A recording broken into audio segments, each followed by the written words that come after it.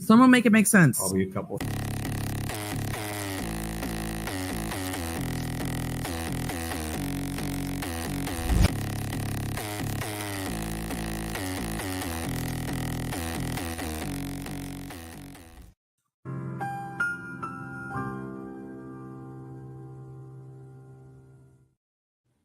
Y'all, I love that so much. One more time, just for Nightbot, because we love him. Someone make it make sense. Probably a couple.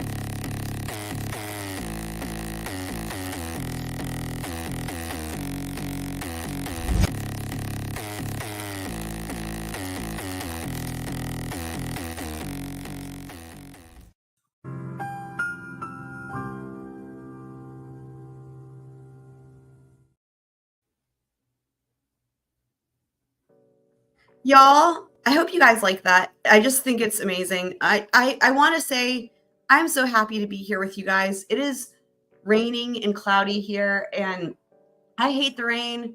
I like the dry, sunny heat, and I don't live somewhere that really supports that. But this is my happy weather, this being here with you guys. I'm so excited. Shout out to my wife. I am not T-Pain. Shout out to Super Planner Girl. Yeah, Shrimp Boy. The day that he learns his new nickname is Shrimp Boy, we can all I don't know what we'll do. It'll be akin to Hidden True Crime reaching their 144,000 or something. Daddy Shortnut says he got a 12 fresh 12 pack of orange Capri Suns for this. Fuck yeah. Hope you enjoy. I actually had, I think it was before you had joined us here at Daddy Shortnuts, but I actually did go buy Capri Suns earlier during this whole series, and I forgot I bought some, and then I don't know, it was maybe like 6 episodes in, I remembered I had them. So there was like one stream where I was like, oh wait, hold on, I have a Capri Sun, and I like went and got it, and then you could probably hear me slurping. But anyway, yes, love Capri Suns. I don't have Capri Suns right now, but I do have, as per usual, my flat water in my favorite water bottle, sparkle water, and of course my homemade cold brew that I make myself from home as per the name. So yeah, we are professionals. WAP, indeed. So I want to say again, thank you guys for being here. We have a small group that chimes in here, but it's really great, and every single voice is heard. And it's funny because I know that I've said previously that like Emily EDB had over 30,000 in her chat during Murdaugh. During this time, like today in trial day, like in real life, when Shrimp Boy takes the stand, she had over 58,000 people in her chat. 58,000. My mind can't even, I've never seen that. I can't even. Hello, Abby. Glad to see you here. We are so happy to see you. Hope you're having a good day today with all the animals, all the paw nerds. Yeah, small but mighty. And that's what she said. Well done, Super Planner Girl, indeed. 58,000 in chat. Like, that's hard to comprehend. But I mean, what I love is like we all know each other, and everybody that's here. I was actually just talking about this the other day to someone, and what I love is that I don't do any monitoring or censoring. What I love is that everyone that shows up here in chat wants to be here and already like doesn't need rules, doesn't need policing, doesn't need any of that. Like, you guys already, like, from the first day, some of you from before this, some of you since during when I first started doing this with Debbie Heard, and some of you even from music, maybe not here right this moment, but perhaps on Rewatch Crew, whatever, anybody that showed up, like at any point in time, y'all just automatically treated each other with respect, and didn't need anyone to tell you to be kind, didn't need anyone to tell you blah, blah, blah. I'm the one that curses, and I say, feel free to do that. Just as a reminder, y'all are more than welcome. That doesn't bother me. But I just really appreciate you guys. And I think it's never, what's the right word? it's never redundant to remind ourselves and each other to, always treat each other with kindness and respect as you guys do. And to, whatever it is, whether it's you guys, if you have a religion, if you pray, or if you, whatever it is that you do your thing and putting out your positive vibes into the world and towards each other. And I just think that it goes such a long way. We never know what each other is going through and who's struggling and what they're struggling with. And I know that y'all have empathy, so much empathy and compassion, and totally know what I mean by that. But I just appreciate you guys. And yeah, so I just wanted to say that, and having a sip of my coffee. So Abby, will be thinking about you. Hopefully you have a smooth day at work, and hopefully the Pawners, hopefully you see a Pawner, it's because a parent overreacted, not because they're actually hurt. Say that much. So okay, so this is a big day. I don't know, I'm really excited. I tell you what, I know I say this every single episode, but like I've just learned even more every time, as I will say, like going through this, I've put together a lot of different things for you guys. What we're going to start with is something that picks up from last time. So probably towards the end of the live stream, I think last time I was probably going a little bit loopy, a little bit nutty, a little bit batty, squirrely rather. And I was talking about mythology, and then I was like thinking out loud as I want to do. And I was thinking like, I wonder what the root of that is, like, because etymology is really interesting. And like, it's something that I've learned, like my Russian teacher, who I really admire and respect, he's fluent in like a bunch of languages, and like he's really into etymology as like a hobby. And so but boy, to learn it's something that you wouldn't think is really all that interesting, but like it actually is. Like when you learn the root word of a certain word and then you see how it connects against different languages, it's really fascinating. And it actually speaks on a cultural level, like to different things. And so anyway, I was thinking to myself, man, like if he was here, he would know. But anyway, I researched it. So I was thinking about mythology.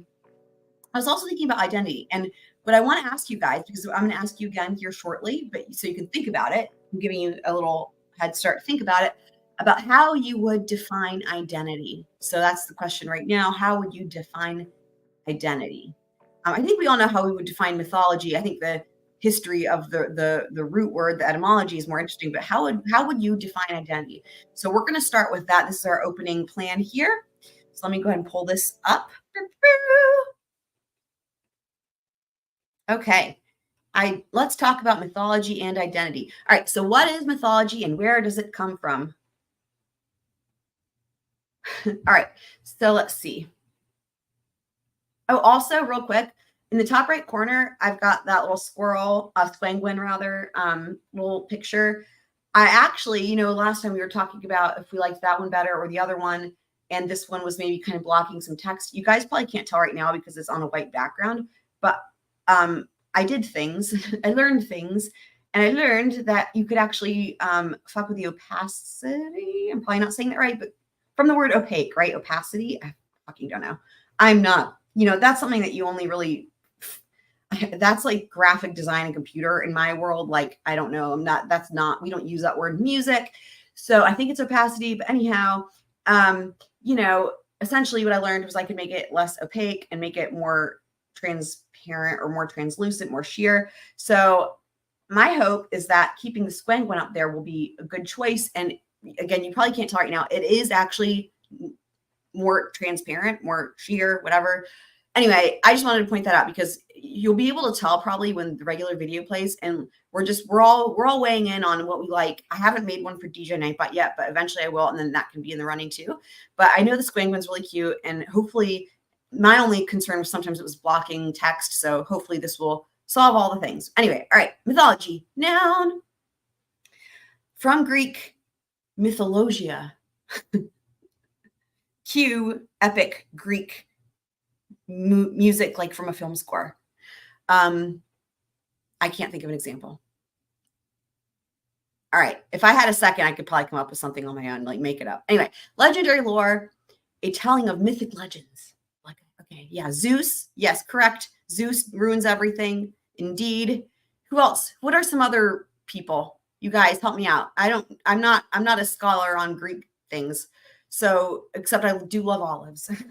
But what else? We got Zeus. Who else do we have? Triton. Is that one? Triton.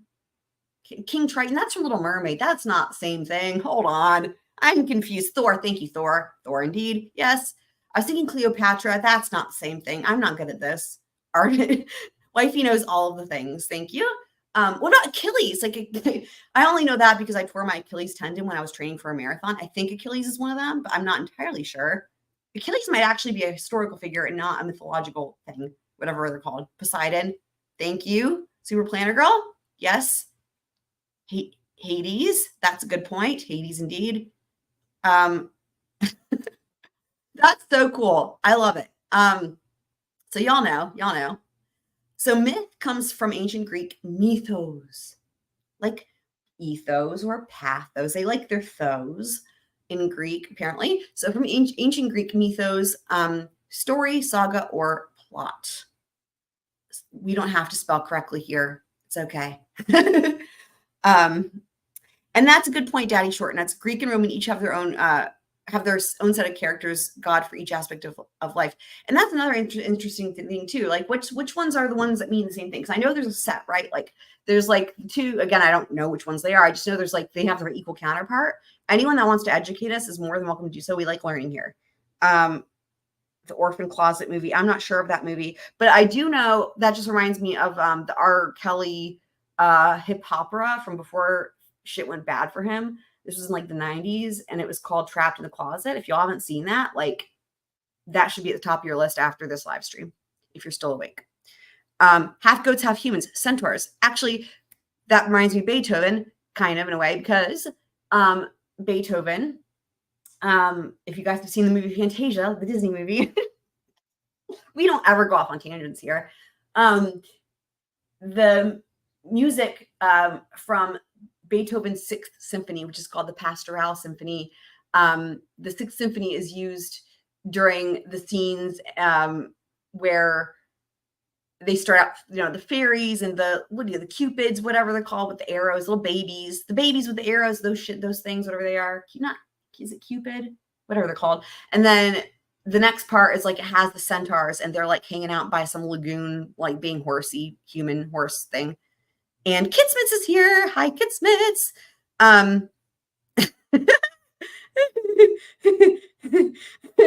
You guys are you cracking me up. Yeah, we're off on a tangent. Shocker. I'm trying to remember the name for the baby that shoots the bow and arrow. Is that Cupid? Is that what that is? And then we were talking about centaurs and like Beethoven and shit. So yes, thank you. Kitsmits knows, of course. Yes. So the Pastoral Symphony. Yes. And because we're talking about mythology, just let's bring it all back to the topic at hand in a way. We're talking about mythology. We're talking about Zeus, Poseidon, Hades, all the peeps. And yes, Cupids. There you go. And so, of course, naturally, Beethoven had to come into the conversation with all this. That's the most exposure I have to anything related to Greek mythology. And this is definitely true, 100%. Daddy Shortnut says all of the major religions today are based off of old pagan god systems. Now they generally have one god, monotheistic rather than many gods. Thank you for educating us, Daddy Shortnuts. We appreciate all the education. Cherubs, that was the other word I was thinking of. So what's the difference between a cherub and a cupid? Anyone that wants to look that up and let me know would be greatly appreciated, because see, this is where I'm like, normally I'd do a squirrel tangent on that. That's interesting. That sounds like an interesting book that I would like. Facts. Everything goes back to Beethoven or Bach or Beethoven, the two B's, double B's. Kitsmits is looking that up, I would imagine. Thank you, Kitsmits. You guys are awesome. Again, anyone that missed what I was saying in the beginning was just how much I love you guys for being here and that y'all are the best. And yes. Okay. Wifey's saying cherub is an angel. Cupid is based off of a pagan god. Okay. Interesting.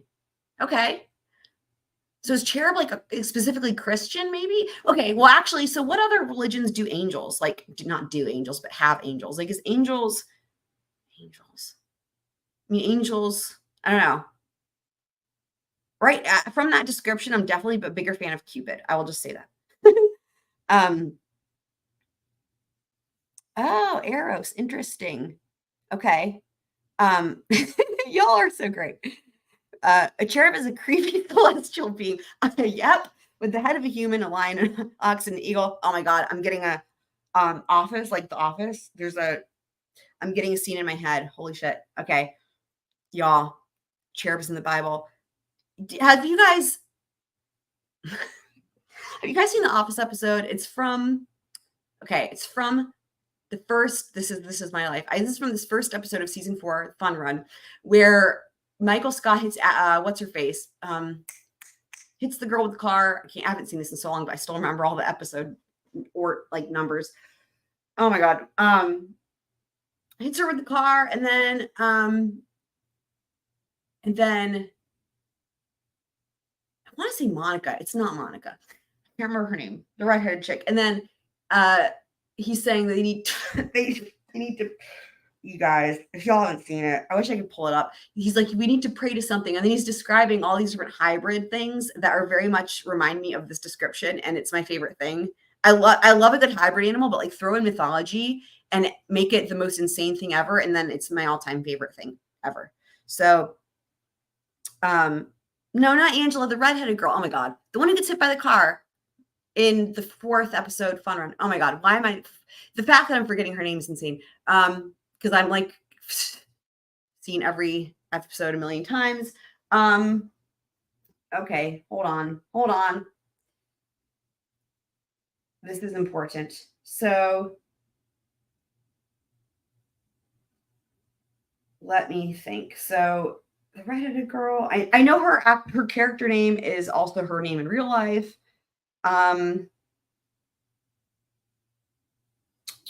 Redheaded girl.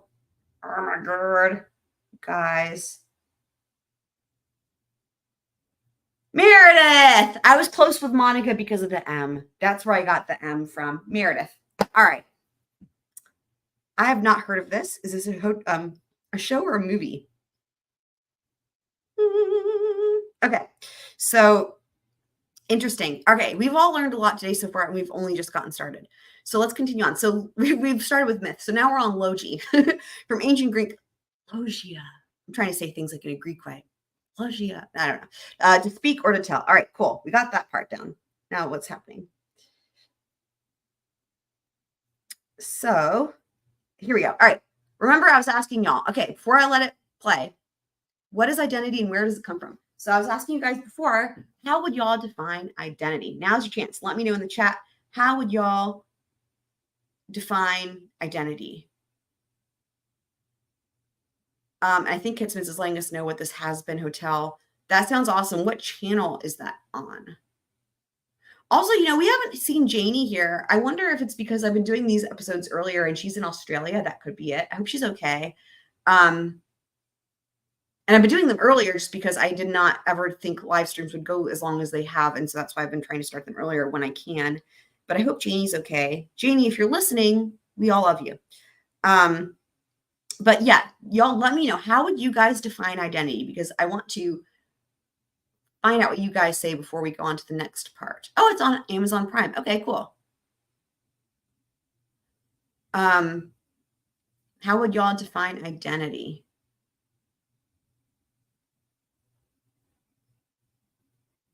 Okay, Daddy Shortnut says the general aspects that differentiate or define a person, how other people see you. Okay, that begs another question, and this is sort of where my philosophy brain comes in. So is it more so how you define yourself or how other people see you? Because that's a whole different ballgame, right? It could be two different things. T-Pain, Wifey, says identity is who we define ourselves as. Okay, so that's clarifying. Thank you, Wifey, for that. Super Planner Girl says that she kind of seems to form her identity based on her relationship to others, which is almost like similarly to the second part of Daddy Shortnuts' comment here. So that's interesting. Wifey's chiming back in how you define yourself. So that's interesting. So you guys have kind of different takes on it. So Kitsmits is saying, I think it's both how we define ourselves and how others see us, but the two aren't always in sync. Okay. So here's what's interesting is that, believe it or not, what I learned when I was doing this is, Super Planner Girl is saying it should be more of what T-Pain says, I think. And also I'm not going to give my own personal opinion yet, but that's what she's saying. So, okay. So what was interesting though, is when I was researching for this, I was really surprised by what I found, by what the modern definition is and where it comes from. Because they mean kind of two different things, kind of like y'all are saying. So in a way, so let's see. All right. So what is identity? This is the modern definition. Okay. Identity, noun, the fact of being who or what a person or thing is. You say it again. The fact of being who or what a person or thing is. And Daddy Shortnuts is saying identity can be under different circumstances. Dad, coach, gay, straight, senior. I agree. Yeah. I think that however you see yourself, even if how you see yourself is a word that might, for example, dad, right? Dad is technically a relation to somebody else. But if you see yourself as a dad, in my opinion, you could still formulate your identity on that because that's how you see yourself. So let me put it this way. So for example, you could see yourself as a dad. Other people may not see you as a dad. So, but if you see yourself as a dad, that could still form your identity, even though it's so that in that situation, it would be who you are in relation to other people, but not based on how they see you, if that makes sense. So, a dictionary reference. Yes, this is I enjoy this. So, okay. So anyway, so we have here the fact of being who or what person or thing is. Okay. Let's find out the origins. Great example, Daddy Shortnuts in the chat there. All right. Identity, noun, circa 1600, a great year. Sameness, oneness, state of being the same.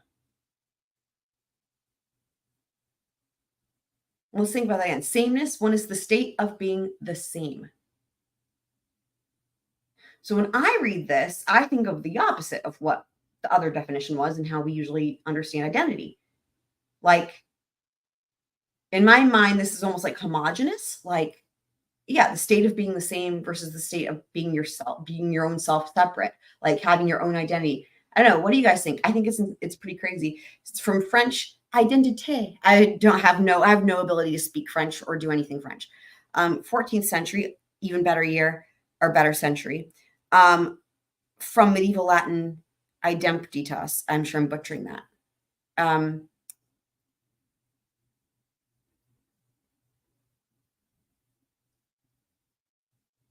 Okay, so Super Planner Girl is saying, I hate definitions like that. Which definition do you hate? Because there's been a lot so far.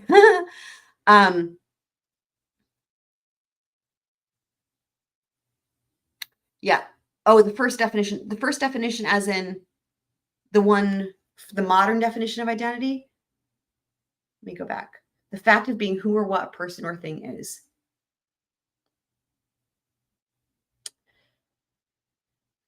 So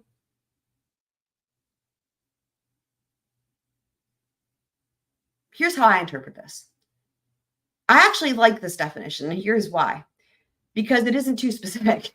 I understand what you're saying, Super Planner Girl, but I think that the fact that it's not very specific allows for the room for people to have their own version, if that makes sense. Like here's the thing. I see this definition almost in a way similar to a noun, person, place, or thing. It just is, right?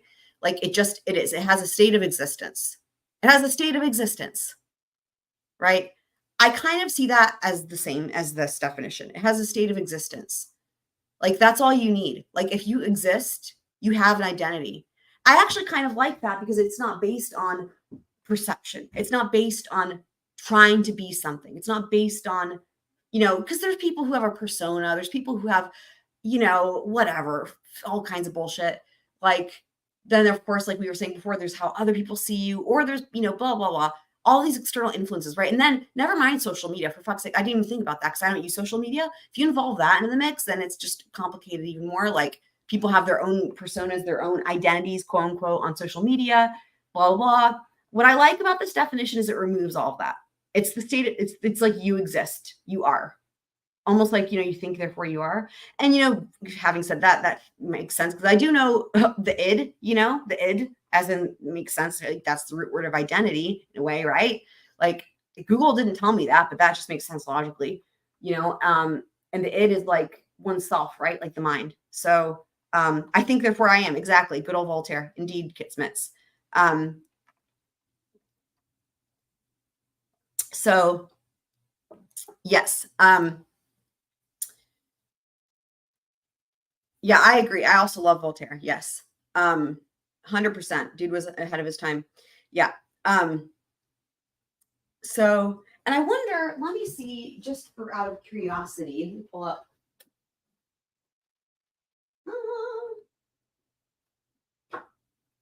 Let's see if there's anything about identity in here. I have a number of books. Let's see.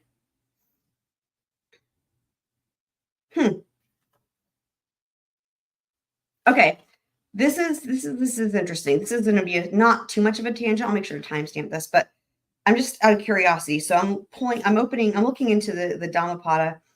I'm like, oh man, all these look so good. So real quick, let's just see what it says about evil. But there's also going to be something in here that kind of deals with identity.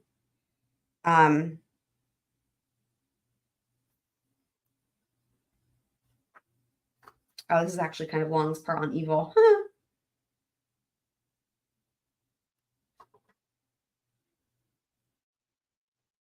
Oh, that's actually interesting. Okay.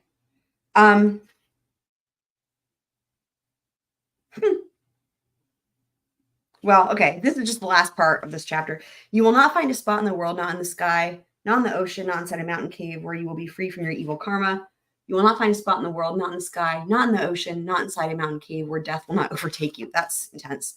Let me find what I was looking for initially, though. Oneself, I think, would be the closest thing to identity in here. So let's see.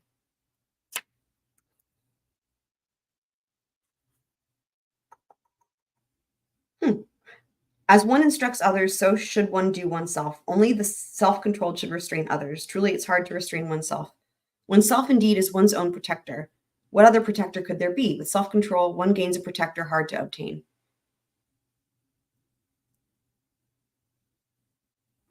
By oneself alone is evil done. Born of oneself, produced by oneself, it grinds down those devoid of wisdom, as a diamond grinds down a gem. They who cover themselves with their own corrupt conduct, like a creeper covers a tree, do to themselves what an enemy wishes for them. It's easy to do what is not good and things that harm oneself. And that's interesting because it's not things that harm others, it's things that harm oneself. But I think that probably, well, they're kind of one and the same, right? And from the standpoint of Buddhism. Anyway, all right, it's easy to do what is not good and things that harm oneself. It is very difficult to do things beneficial and good. I circled this part. Don't give up your own welfare for the sake of others' welfare, however great. Clearly know your own welfare and be intent on the highest good.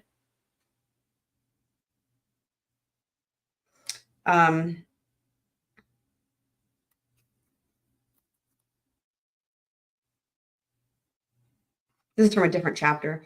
There is no fire like lust, no misfortune like hate, no suffering like the aggregates, and no happiness higher than peace. Okay, anyway, let me grab this other book real quick. Well, where is that?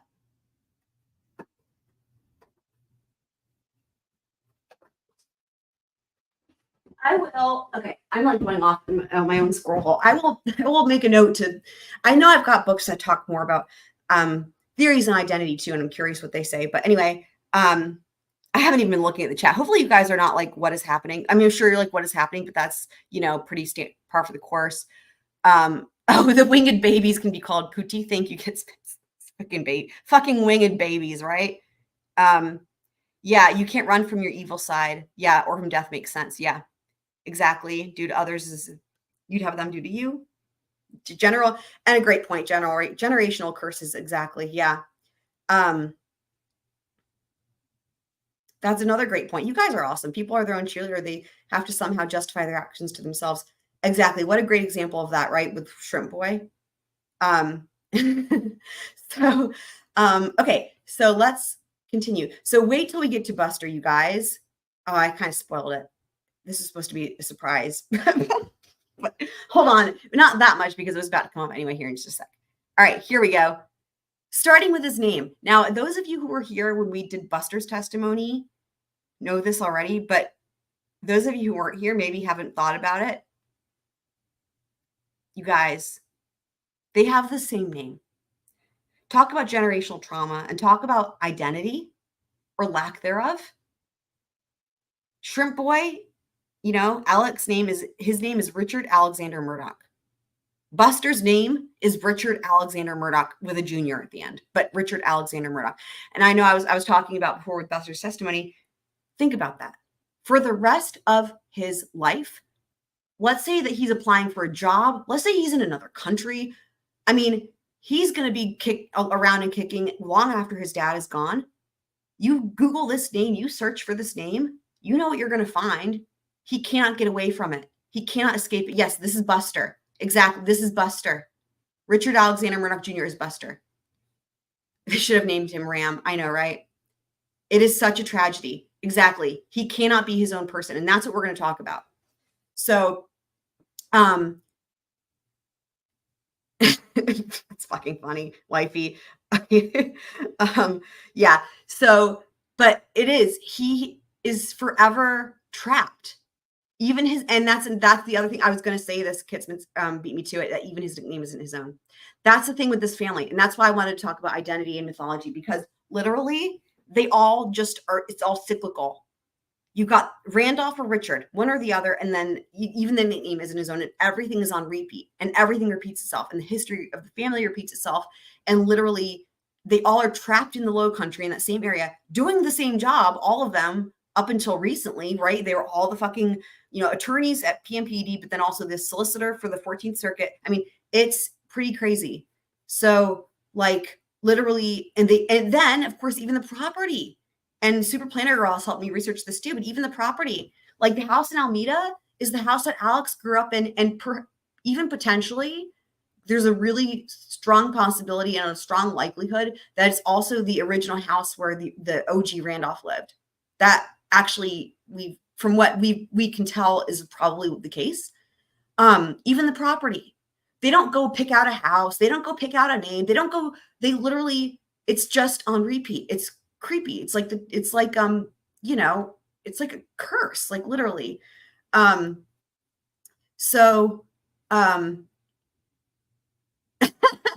Shorts. So I didn't name my son Daddy Shorts Jr. That's fucking funny. So we're going to look at some clips from his testimony that to me are, sorry, I inhaled. Did you guys ever inhale your water? You guys, I'm so bad at drinking water.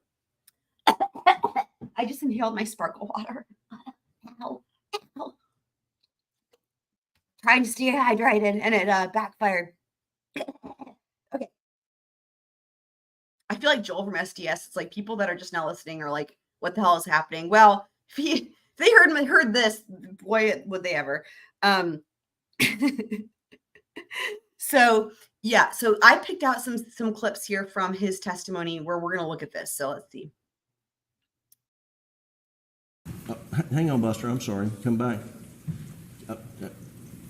What's this structure right here? That's what we call the cook shed. Okay, so I'm going to pause this real quick. So this is a really, his testimony is really hard. I don't really like the way that Jim does the direct questioning. In fact, I think the cross-examination is way better. That was for me a shining moment for Murdaugh's. And when I say it was great in every respect. Like Buster actually seemed way more comfortable on cross-examination with Murdaugh's. Murdaugh's got great information, but also Buster just seemed more at ease. But this part was, I think, a little bit of a respite in a way for Buster.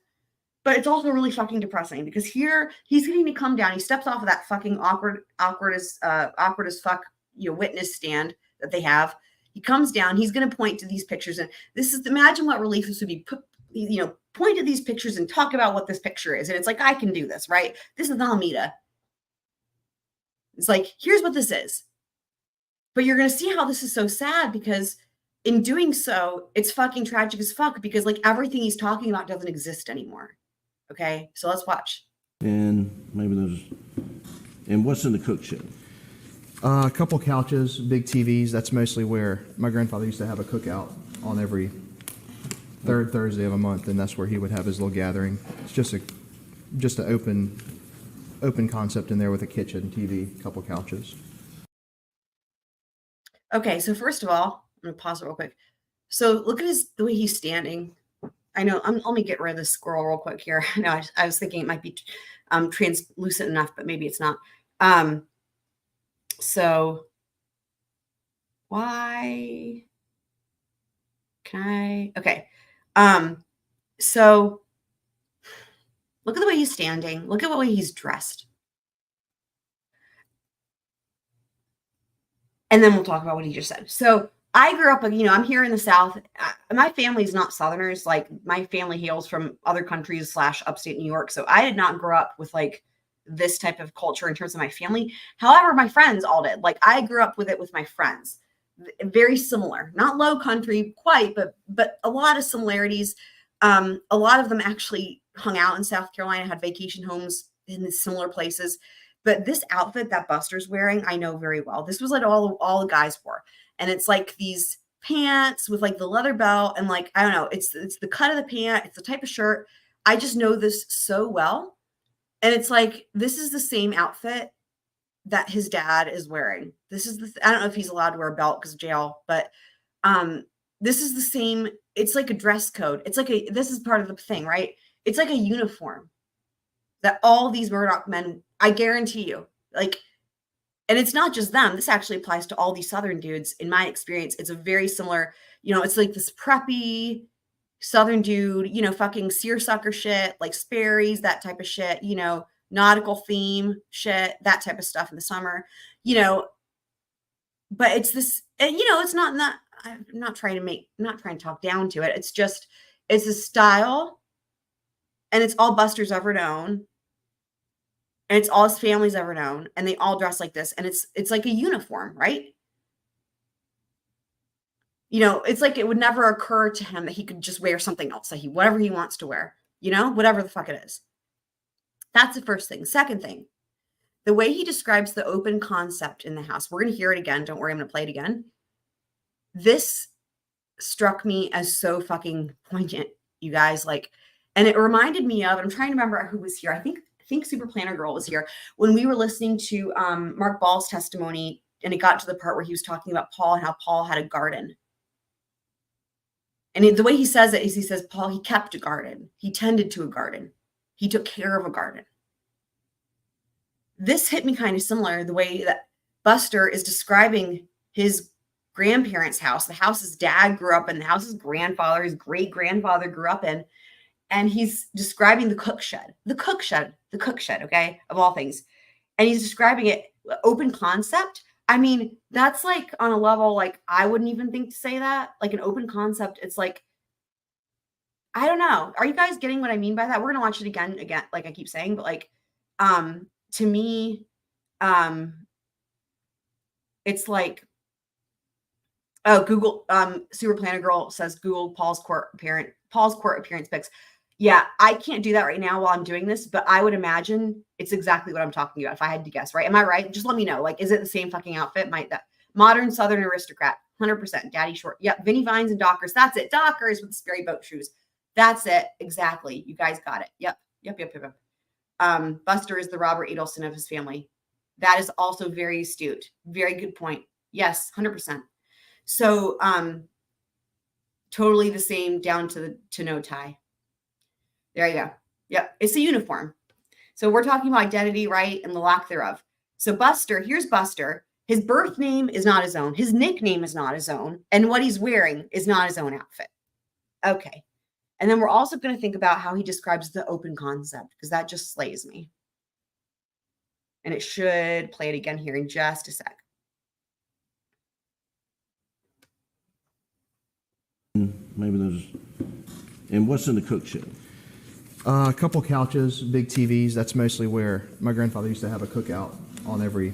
And then again, think about this, how sad this is, right? Like I was saying before, how he's just talking about things he knows, but then there's no way he can talk about what he knows. There's no way Buster can talk about anything that he knows without in some way inadvertently describing everything that he's lost. Great example. Like, look at this. Fuck, all this is gone. That's mostly where my grandfather used to have a cookout. So think about this. Every third Thursday of the month, And this is probably a family tradition that started from the great-grandfather, right? That grandfather passed away on June 10th, 2021. I mean, that tradition is gone. And so he can't even talk about the cook shed and describe it to the jury without thinking about these traditions, because that's all he knows. That was his entire life. Third Thursday of a month, and that's where he would have his little gathering. It's just an open concept in there with a kitchen, TV, a couple couches. I mean, and did you see the way, guys, how he looks at the jury for a second there? It's heartbreaking. Let me rewind it just a sec. The way he looks at the jury, you actually can see him come through for a second there. He's just describing what he knows, right? Like, look, the way he looks at the jury. Let me rewind it just a smidge so y'all can see. Like, there it is. Actually, I paused it. It's right there. But let me rewind it a little bit further so y'all can see. I don't know. I don't know. This really gets me. Open concept in there with a kitchen, TV. But look how he looks at the jury. He's not smiling, but he's just, his face, it's almost smile. It's almost like that's finally who he is when he's not, surrounded by shit in a way, right? Yeah, I 100% agree. No identity of his own, 100%. But in that moment, it's like he felt there was a little bit of like, he was talking about that fucking the TV and the couch and the whatever in the open concept. And All right. Hang on, Doug. Pull up 132. Well, and then look at how guys, the way he's waiting, and it's so awkward. And look, he's looking at his dad. He's looking at his dad. Because Jim's like, hold on, Doug, I gotta find blah, blah, blah, blah. The awkwardness this is for every person for the trial, right? And it doesn't matter who they are, right? When they're waiting, blah, blah. But for Buster and the pain and his dad, and he's looking at his dad. Standing here. And then he's like, what do I do with my hand? I don't know, Buster. This is poor. I hate this for him. I hate this for him. All right, we're gonna watch it again. The pockets. You guys, the way he puts his hands in his pockets, let me pause this. The way he puts his hands in his pockets, this was the moment when I was putting the video together with Buster's testimony. When I saw him put his hands in his pockets, that's when it hit me. And I was like, that's the same way everyone in his family, all the men have put their hands in their pockets, wearing the same outfit, with the same name, with all the same shit. And it was like, I saw flashbacks. I saw like the past and the future of like this fucking family lineage. It was insane. And it was really sad. And it's like not something that would even be conscious. So let's take a look again. Look. I mean, one more time.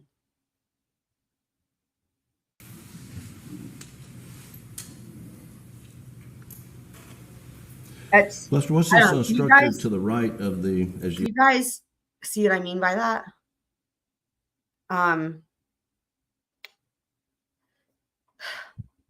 It's really sad to me. You're looking at the cookhouse. That's old shed. Okay. Okay, now these are just some still pictures. So here he is. He's first walking over when Jim asked him to come down from the stand and help with these pictures. And just look at how he's got his hands there. Like, in his position, right? It's like he still cares. Like, to me, it's like he was raised regardless of what his dad fucking did. We know this. We know he was raised to have manners, right? We know he was raised to have like Southern etiquette, Southern gentleman, that type of thing. We know he has manners. There's no doubt about that, right? And like wanting to, not necessarily wanting to look good per se. I don't think it's that, because again, there's no identity and they all look the same. They all dress the same. They all have the same name. It's more about like being presentable, being polite, right? I don't know. Hopefully you guys understand what I mean by that. But I think you can see that he wants to make sure his pants are up high enough, right? Okay, here he is again with Jim. Now look at his hand on the podium thing. He's got his other hand in his pocket. He's looking at whatever Jim is looking for. Jim is looking for an exhibit. He's holding that. There's the good old yardstick, right? And that, by the way, another one of my favorite things about this trial is the fucking yardstick. I mean, they couldn't, not a laser pointer, not nothing, a yardstick. You can even see the measuring on it. I love that so much. Yes, I love it. So then the next picture, there he is smiling at the jury. That's my favorite thing for him. Like, look at that. He had a little moment, you know, and I don't know. And actually I hadn't noticed it before, but it looks like he does have, if you look on his right hand, it looks like he has like a class ring or something there. You know, like those, you know, those thick rings that people have that like, and I wonder too what he's doing, because you know, he got kicked out of law school. I don't know. I wonder what he's doing now, like for work. I really hope, I don't know. I wish the best for him. And I would just wonder I hope his life is okay. But, you know, fuck, again, there's nothing, he can't fucking escape the name. Even if he escapes the Low Country, unless he fucking changes his name. But anyway, I wonder what that ring is from. And then it could be like a, not a hand-me-down, you know, an heirloom. And then what's the next one? And then another picture. And that's just him looking at his dad again, and he's got his hand there for the monocle for you there, Daddy Shorts. I think he's just not sure what to do with that hand. That's kind of my take on it, but I know what you mean with the monocle. Okay, this is the next little portion of this. So what we're going to look at now, real quick. So I have on my computer, I have the full timeline. So if you guys remember from Rudofsky's testimony, there's like a condensed timeline and a full timeline. The condensed timeline, which is what we hear about in trial, the one that they use, the one that they refer to, the one that they go through as an exhibit. The condensed timeline starts like at around 7:00 p.m., I believe, or maybe like 5:30-ish, but in the evening. But the full timeline starts before that. So some of the things from that timeline will be in the upcoming video for the episode, but I just wanted to pull up a couple of these. And if you guys want to, I wanted to throw this out here. If you guys want to, we can go over, you know, either on the next episode or some episode, we can go over that if you guys want, over that timeline with the stuff that we didn't see in court, because y'all haven't seen it. Hi, Candace. Happy to see you here. So just let me know if you want to actually go through, like I can pull up that file and we can like go through that timeline if you guys want, but these are just a couple moments from it, and we'll have some more during the episode, like I said. But I just picked these on purpose for certain reasons. So like here, like this is 11 a.m. ish. Maggie Murdaugh calls her mother-in-law, right? So that's Alex's mom. We have Paul's activity. Paul calls dad. Paul gets a call from his uncle. Maggie calls somebody. Paul receives a call from his mom. And it's just like, you know, this is like a normal morning. And it's just like what Buster was saying, where they're all just like in constant communication with each other as a family. And then here's the next one. So Paul gets a call from his mom. This is around 11:22 still. Paul makes a call to dad. Maggie calls Blanca. Paul gets another call from his uncle. Maggie calls Blanca. Maggie calls her own mom. I mean, it's a lot of phone calls to like, I mean, it's a lot. They really were in a lot of communication with each other. Here, now we're around 12:26 p.m. So Alex gets a call from Corey Fleming. Alex calls Corey Fleming 2 minutes later. Maggie gets a call from Paul. Paul makes a call to mom, etc. Oh God, I did not mean to do that. Sorry, y'all. Hold on. I rewound on the thingy thing.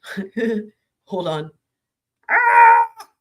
Crisis almost averted. Here we go. All right. Okay, here's the next one. So now, okay. I highlighted this because you guys, this does not come up in the trial because they don't pull this up. So if you guys remember, when Blanca's on the stand and Metters asks her, did Blanca have a saying she used to say to you? Did Maggie have a saying she used to say to you? And Blanca says, yeah, she used to all say no worries. And then Metters like asks her, do you remember the last time she said it? And Blanca says no, which is fair. That's fine. There's a reason he asked that. Because she said that very day. Like, this is so insane. And what's so insane, too, is like this does not come up in the trial because this is not on the condensed timeline. Y'all, there it is. So here we go. We have Maggie receiving a text message from Blanca at 4:12 stating, remember that I have a doctor's appointment in the morning in Beaufort. If I get done early, I'll go to Moselle, I'll let you know. So Blanca talks about this, but we did not get these text messages. And then At 4:21:44, Maggie sends a text message to Blanca stating, quote, "No worries." And that's exactly what Blanca said, the saying, Maggie would always say no worries. And that was what, 4 hours and maybe 30 minutes before she dies. And she says that to Blanca. And actually, I think that's the last text message she ever sends to Blanca. We actually can pull that up if we pull up that full timeline. But I think that might be the last text message. Daddy Shortnut says, during the trial, I tried to get my wife interested by sending her this timeline. Her response, "You want me to read a 45-page PDF?" Yes. The answer is yes. Just kidding. So yeah, so there's that. And then, all right, these are some more pictures of Moselle. So I really enjoy getting on Google Maps and just like kind of puttering around. I don't know if it's just because I suck at like technology, but like every time I do it, I get a different view. I don't know why. Like, it's like, you know, you just click it and like somehow it zooms in a different amount. But anyway, these are just some more pictures of Moselle real quick here that I liked. So there's, again, there's your overview. I don't know. It's just so interesting and just so much perspective too, right? Looking at the land and the color, you know, it's almost like artwork. Here, actually, I had not posted these types of pictures before, but these are the pictures right before you get to the entrance to the kennels. So if you're driving towards Moselle, right, like, not the same direction back and forth, like to work, to Hampton or to Almeda, but coming from the other side, like there's the, like you would pass the kennels on the right and then you'd pass the entrance for the main gate. But you know how they always talk about the little cabin, you know, they mention, and then there's like the little cook shetty thing, the one on Moselle. That's right there. And those are the ones that are right there by the entrance to the kennels. And that's where Alex will talk about him and Paul hanging out a whole bunch that the day of the murders, the night of the murders. So I hadn't actually showed that view before. So we're going to see another view of that here in a sec. So that little cabiny deal is where, you know, Buster, I believe, stayed for one summer and some of his friends. Okay, now that I had not showed before either. That is the entrance to the kennels. Is that creepy or what? I don't know if creepy is the right word. It's just feels eerie to me. But that's the entrance to the kennels.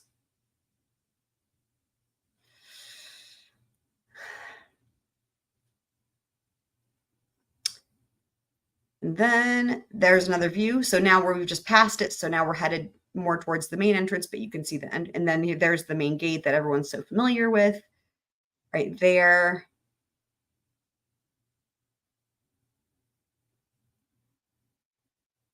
And this actually, I believe, is the picture I used in the thumbnail. Hey, tell me, how many of you guys noticed the guinea fowl in the thumbnail that I did for this episode? Let me know. You know, I always put something kind of goofy in these thumbnails. It's just my style. Goofy, but also relevant. It's not just going to be random. But like, I don't know if you guys noticed, but there's a reason they're there because we're going to meet the guinea fowl today too. But this is the picture I used for the thumbnail. And then I think this is the last one. Yeah. I personally love this picture. I don't know. What do you guys think? I really love this picture. And, you know, again, this is just Google Maps, but it's a different perspective, right?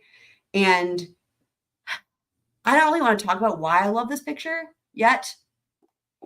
But what I think I will do is I'm thinking I will use this picture for the thumbnail on the very last episode whenever we get to the end of this entire thing. I don't know how many, I have no clue how many episodes this will be by the end of it. We're on 11 now, but I think this will be for the last one. And then maybe we'll talk about why. But I could look at this picture for a really long time. And actually I did when I first took this picture. So yeah, if y'all take a look at the thumbnail, there's a couple little guinea fowl puttering around in between Alex and Squingwin. Of course, the picture of Alex is from when he's talking. It's from, you know, this day on the stand. He's talking about Mags and Paw Paw, and then you got some guinea fowl in there, and they actually see. I try to make it so that they're harder. Like they actually kind of don't stand out because they look kind of. I put them in a place where it looks natural in a way, or I try. I don't know anything about technology or graphic design, you know, whatever. I just try to put things where it looks visually to me like it makes sense, so that they kind of blend in. It's not like, oh, what's that? You know what I mean? So I don't blame people if they don't notice. Like what I will say is you would have to probably, for these thumbnails that I'm making, you'd have to probably be looking for like the little what do they call them? Like Easter eggs, like little special presents. You'd have to be kind of looking for something to see it, I would think, for most people. And then you might see it. Because it's not like it's super well hidden, but like if you're not looking for something extra, you may not see it, because I try to make it look natural. If that makes sense. This is where Alex threw the phone. Yes, it is. Daddy Short, that is, yes, he threw the phone. So if you imagine him pulling out of that big gate there, the main gate, he took a right. That's the way that you would get to Hampton to go to work. That's the way you go to Alameda. Everything that he went to, you took a right out of that main gate, or a right out of the kennel gate or kennel driveway, whichever one. You always took a right. They always took a right on a Moselle. So the phone was just down the road. And actually, there's an episode where we actually, which one was it? It was the timeline episode. We actually did a field trip. We drove. It was pretty epic. We drove the entire route. We followed Alex in his footsteps for the entire timeline that night. We followed his drive to work. We went to work with him as they talked about it on the timeline. We looked at what he looked at. We saw the aerial view. We did the street view. And we did the same thing for Alameda. And we broke down all of the layout of everything to where you probably would have the directions memorized if you were there watching it. So yeah, and you see where his phone is as well on that. So, yeah, I call it a little field trip to South Carolina when we did that, but that was in the episode with the timeline. So Rudolphski and that. So yeah, so if you take a right, and it's about, I want to say if you take a right out of that main gate, it's like, if I had to see, I don't have a way to pull up because I'm just using these video files so that computer doesn't pull up. But like, if I could pull up Google Maps, I could show you exactly where that phone was. I could take you on a fucking tour of this entire area. I know it so well, sadly. But like, if for whatever reason no one wants to learn violin anymore, I guess I could always be like a tour guide for the Low Country and take people on guided tours. I'm fully joking, because A, there will always be people that want to learn violin, but B, yeah. Anyway, so yeah, so I don't know, but I really love this picture. And guys, let me know if you guys want to do some more pictures or some more field trips. Because like I said, even though we did do that one field trip, we didn't do it from every perspective in terms of facing the other way down the road and stuff like that. And also, like I said, every time I click on it, you're going to get a little bit of a different perspective. It kind of just depends on what Google feels like, I think, like Google's mood of the day. So like this picture to me is fucking amazing. I wish I could get all the Google shit off of it, but I love this picture. And it just by happenstance, this is how it generated, So, all right. So, okay, before we move forward, here's what I wanted to say. All right, I have big fucking plans for this. So first of all, as always, we will have timestamps in the description for those on replay, rewatch crew. There will also be, or there should already be, a link to the playlist in the description. As always, we will have the ticker up on the screen, and there may be times when I take it down because of like exhibits and shit, but like I'll always be updating it. As y'all know, it's cumulative. I think you guys all already know about the Discord, but for some reason anyone missed it, let's see if Nightbot will be so kind as to pop that in the chat. Pippity poppy pop, pippity poppy boo. Okay, and then all right, first matters of business. Because I don't want to disrupt when we get into the Alex part. So here's the things that we're going to want to be thinking about as we go into this episode. So my brain got a lot of workout, I will say, for this. So first thing, the quote unquote chicken business. So as we get into Alex's testimony, what we'll see a previously, like I always do like a little recap. But when we get into Alex's testimony here shortly, a couple things. So the chicken business. So I've talked a lot about how, I sort of feel like I've made more sense of what happened that night with like how the shooting happened and what the deal was with the host and the dog collars and the order of things. And you guys have probably heard all of that. We've talked about it at great length, and how I think the dogs were left out and the hose was left out and all that shit. And I felt like I had it pretty well sorted to where this all makes sense, right? Like in other words, I wouldn't say that I'm just like making up theory. Like it's what law is, right? It's like, here's the facts of the evidence, right? And then how you interpret it, right? So what I'm doing is I'm taking all the evidence, right, that we have from the different people on the witness stand and from all the different exhibits and blah, blah, all the evidence. And I'm trying to think it through and like, blah, blah, blah, like, squirrel it, I'm using squirrel as a verb there. and like figure it all out, right? Like what explains it all, right? And so for me, what we've discussed about, him leaving the dogs out, him leaving the hose running, going to Alameda, and then coming back fits in line with everything, including him saying here on the 911 call. But as I was watching his testimony, there was this one little itch that I had inside my brain that was like, I don't feel like I've not closed the loop on this one. What is it that bothers me about this? And it was the chicken business.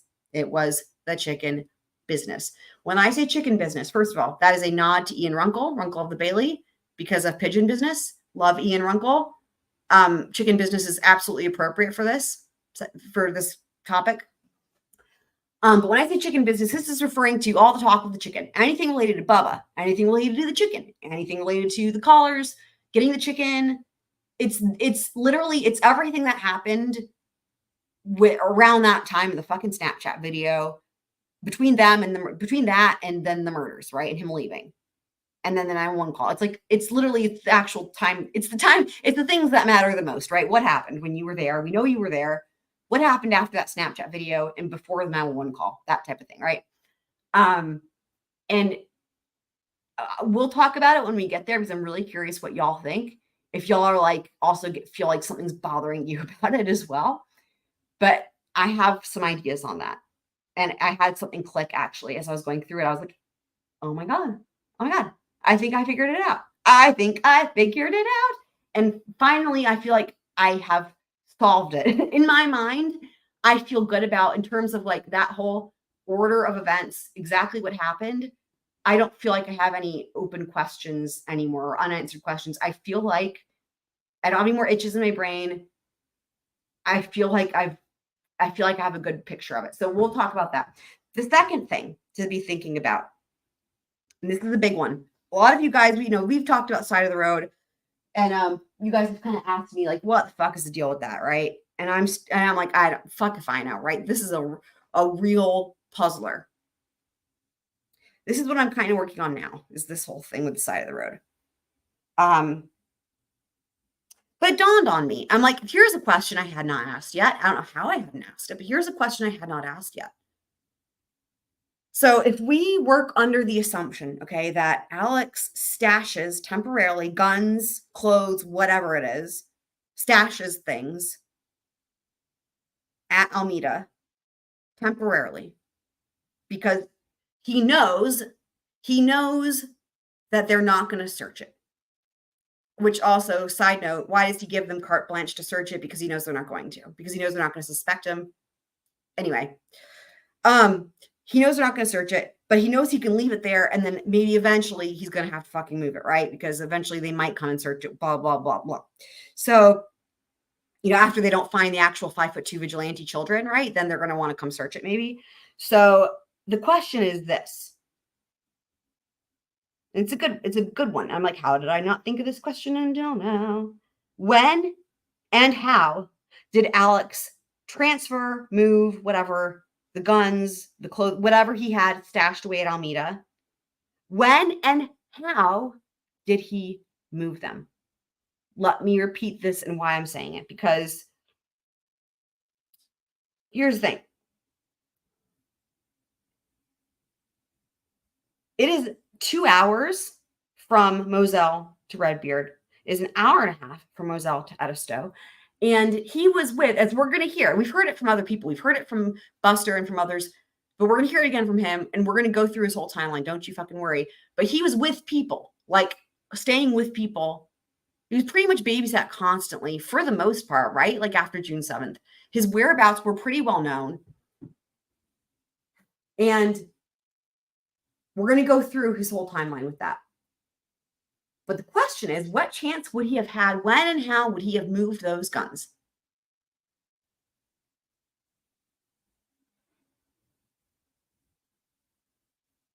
Wifey is saying there's a video of them moving. I don't know of this video. It did not come up at trial, but I don't remember it coming up at trial. So that makes me think that that's not verified. If it didn't come in, either, I don't know. I don't know anything about that. Oh, it's in the Netflix documentary. Well, what I will say is this.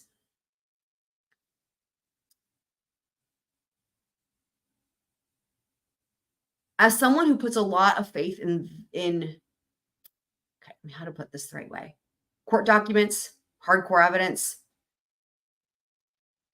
that type of thing, and also who used to watch documentaries such as the Murdaugh since, like that type of shit, and then used to watch documentaries until I started watching live trials, and now can see the big differences.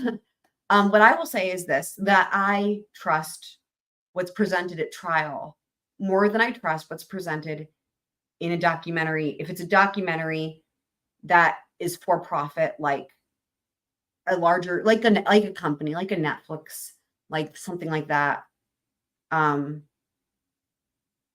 where there's all kinds of editing, there's all kinds of things, you guys know.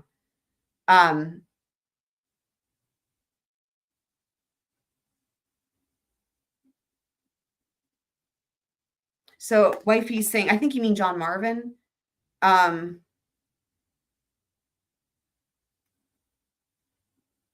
They did have permission to go through. I'm not quite sure what you're referring to, wifey. They had, okay, Alex gave, and I mean, we've talked about it, but they had carte blanche to go search that house. They had carte blanche to search all of the properties. Alex gave them that. He did that on purpose because he knew they weren't going to. Why? They were A, intimidated by all the attorneys, B, power, wealth, privilege, right? C, I've said this before, I don't think they actually thought he was a suspect at the beginning. I 100% don't think they actually thought he did it. Really, like, I think things really changed. It took a while, I think towards that, what was it, the third interview? That's when they had information that really disputed his story, because they didn't have the Snapchat video yet, but they heard from Rogan that they'd had the phone calls, and that Rogan says he heard Alex or whatever, so, and then that third interview is where things changed. And I think they even say that so much, but that's what I noticed, and that's August 11th. So up until August 11th, I don't think they really considered him a suspect. And thank you, Daddy Short. It's literary license. Exactly. 100%. That's exactly right. But they did have permission, but they didn't. And I'll add to that end, right, with the question I was asking about how and when. They did not actually search Alameda until September 16th. And it was because of the tip they got about the tarp raincoat. So I don't know that let me put it this way. I searched and searched and searched. I know they went in the house. I don't know what type of search they did, because if they had a search warrant, it was probably looking for that specific item, the tarp/raincoat thing. But I could not find anything that showed they searched the backyards, the woods, blah, blah, blah, blah, right? But I know that we do know they searched the waterways in between Moselle and Alameda. That was like the best thing that they could do. So, or the biggest thing they did. So, but in my mind, okay, so let's look at it this way. So June 7th, right? They search Alameda September 16th. But beyond that, Alex goes into quote unquote bunny ears quotes detox on September 6th, 2 days after the side of the road incident. So he has his time frame to get rid of that shit, if he has it stashed at Alameda, is between June 8th, right after June 7th, until he goes into detox/rehab bunny ears. Eventually he does go into some sort of facility that looks more to me like maybe a spa in Florida. And then from there he goes to fucking jail. So he had to take care of that shit prior to September 6th. He had from June 8th to September 6th to get rid of the stuff. And then they don't search it until September 16th, right? So,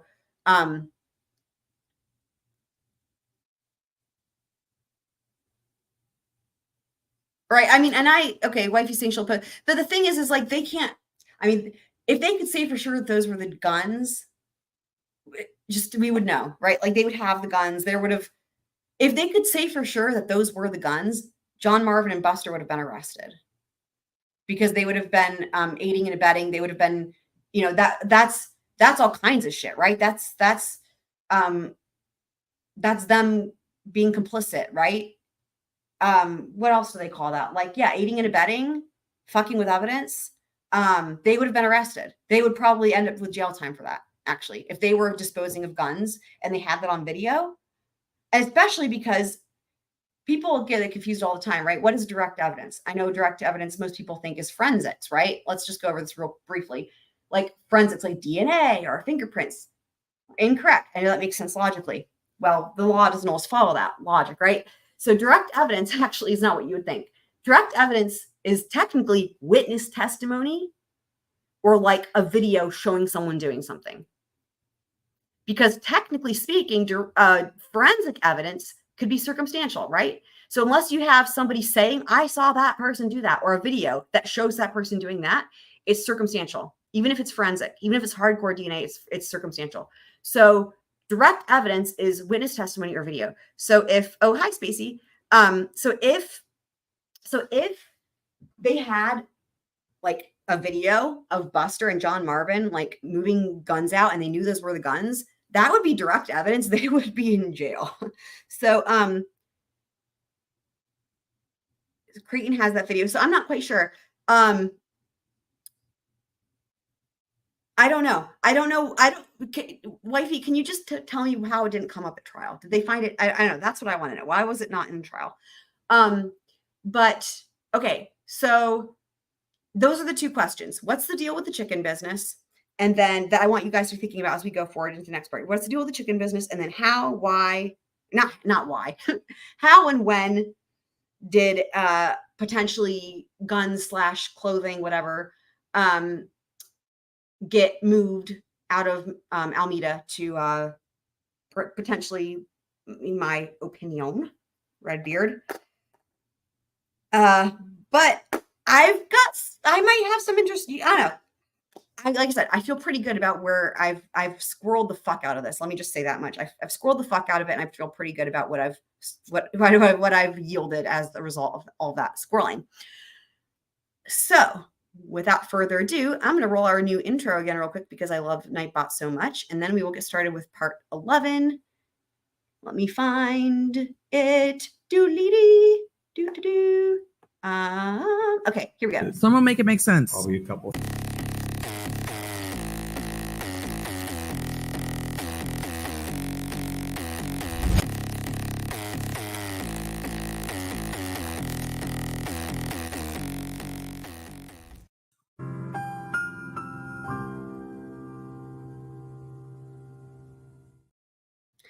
DJ Nightbot is here to make it make sense for everybody. Thank you. So, okay. And the thing is too, I'll just say, Wifey probably already knows this, but like, I can't possibly try to pull up other shit as I'm doing a live stream because I don't want my computer to blow up. So I will check out the video that you're referring to. I'm just curious if anyone knows why it was not presented at trial. In the meantime, and then after the live stream, I will be able to watch it and assess it, etc., etc., etc., etc. That's from some sort of song, isn't it? Anyway, etc. What is that from? Okay, squirreling. Let's get going with part 11.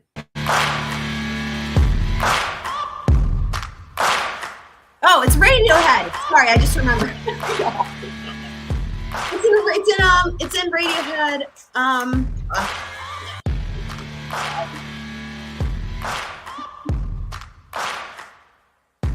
What is it? The one with weird fishes? Oh my god. Anyway. It's from the album In Rainbows, but I'm trying to remember the name of the song. But that's where he says and it is also from The King and I. Yes, it's exactly this one. Also from The King and I. That was actually the first thing I thought of was The King and I.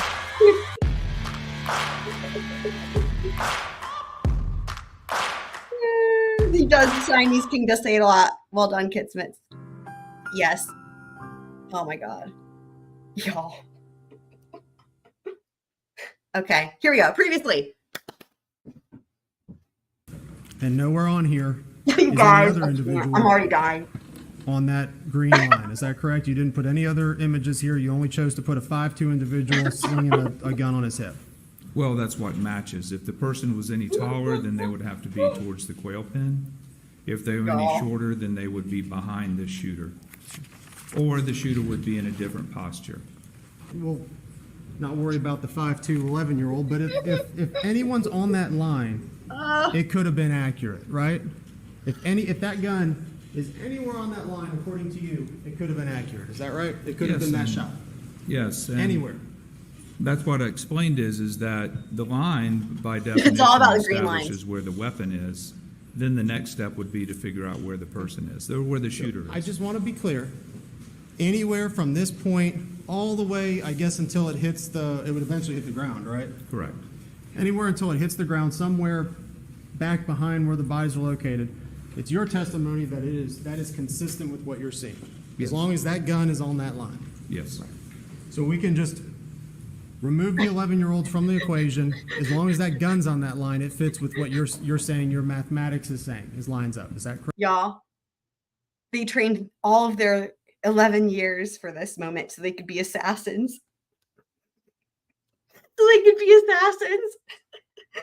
In their dreams, they dream about these neon green lines and silver outfits, like a silver wetsuit. Correct. That is correct. You didn't provide any renders of any other adult-sized human beings, perhaps neither, did you? Repeat that? You didn't do any other renders along these lines of an adult-sized human being kneeling on. And the kids, I know what EDB says. I actually disagree with her when it comes to this part about, and I remember what she was saying. She was not a big fan. I'm a big fan. the ground while shooting, did you? No, what I did do is consider that because, I mean, obviously from your question, you kind of can see that in your mind. Okay. I'm just asking for a yes or no. Well, I did. Yes. I did. Yes. Let me explain. Yes, Daddy. To answer the question. Yes. This was their moment. How far off the ground is that gun Destiny. right there in the 12-year-old? It's like it's like I believe I can fly, right? It's like I believe I can fly, but like for 11-year-old assassins. Which one? He's never said 12-year-old. Objection is overruled. Which shooter? Doesn't matter. There's no record, nothing in the record about a 12-year-old shooting this gun. Objection is overruled. Let's go with the back guy. I'll call him the rear far shooter. 12-year-old. How high is that gun? So he The rear is 12-year-old. 33 feet from the quail pen. That's 3 feet, 3 feet 5.5 inches. Is that right? That is correct. My finger, that look about right? Yes. Mic drop moment. Right there? Come here it up. Yes. Right there. Yes. Do it.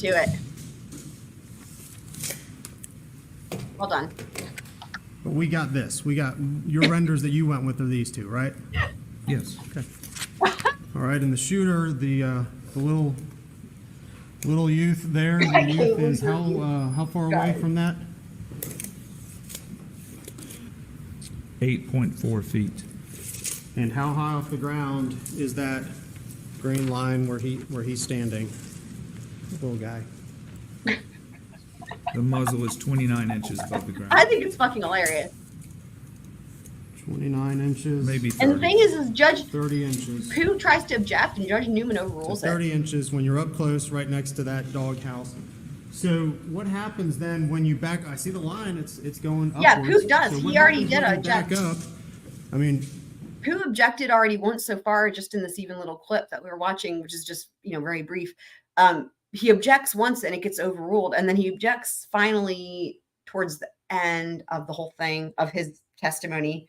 And eventually it does get sustained. But initially when Pooh objects, it gets overruled with the 12-year-old, 11-year-old thing. Judge Newman says overruled. So soon it's going to be over the little guy's head, right? Yes. You weren't there. You have no firearms training. Is that right? Or certifications? Or crime scene training or certifications. Is that right? yeah, it's on recross when Judge Newman sustains it. I was not there. So this is your best guess. Is that what it is? No, that is not a guess. Knowing Alec for Okay. 30 years, do you All right. I made a note to say this real quick for Mark Ball. I meant to say this when we were watching his testimony and I forgot. If we think about the three main things that maybe come to mind, and I'll ask y'all, what did y'all say? That come to mind when you think of what was Alex's plan? Why did he have everyone and their mama show up there at the scene of the crime right after the murders, right? He called fucking everybody. The entire town knew within like 20 minutes. Everybody showed up.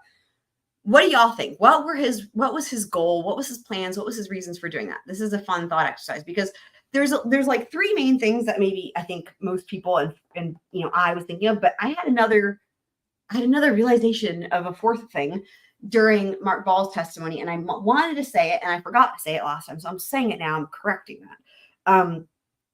So what do you guys think? Put your answers in the chat. We'll start listening to some of his testimony, and I'll let y'all see what you think. Again, I'm asking, so for me, there was initially 3 main reasons why Alex was inviting everybody over.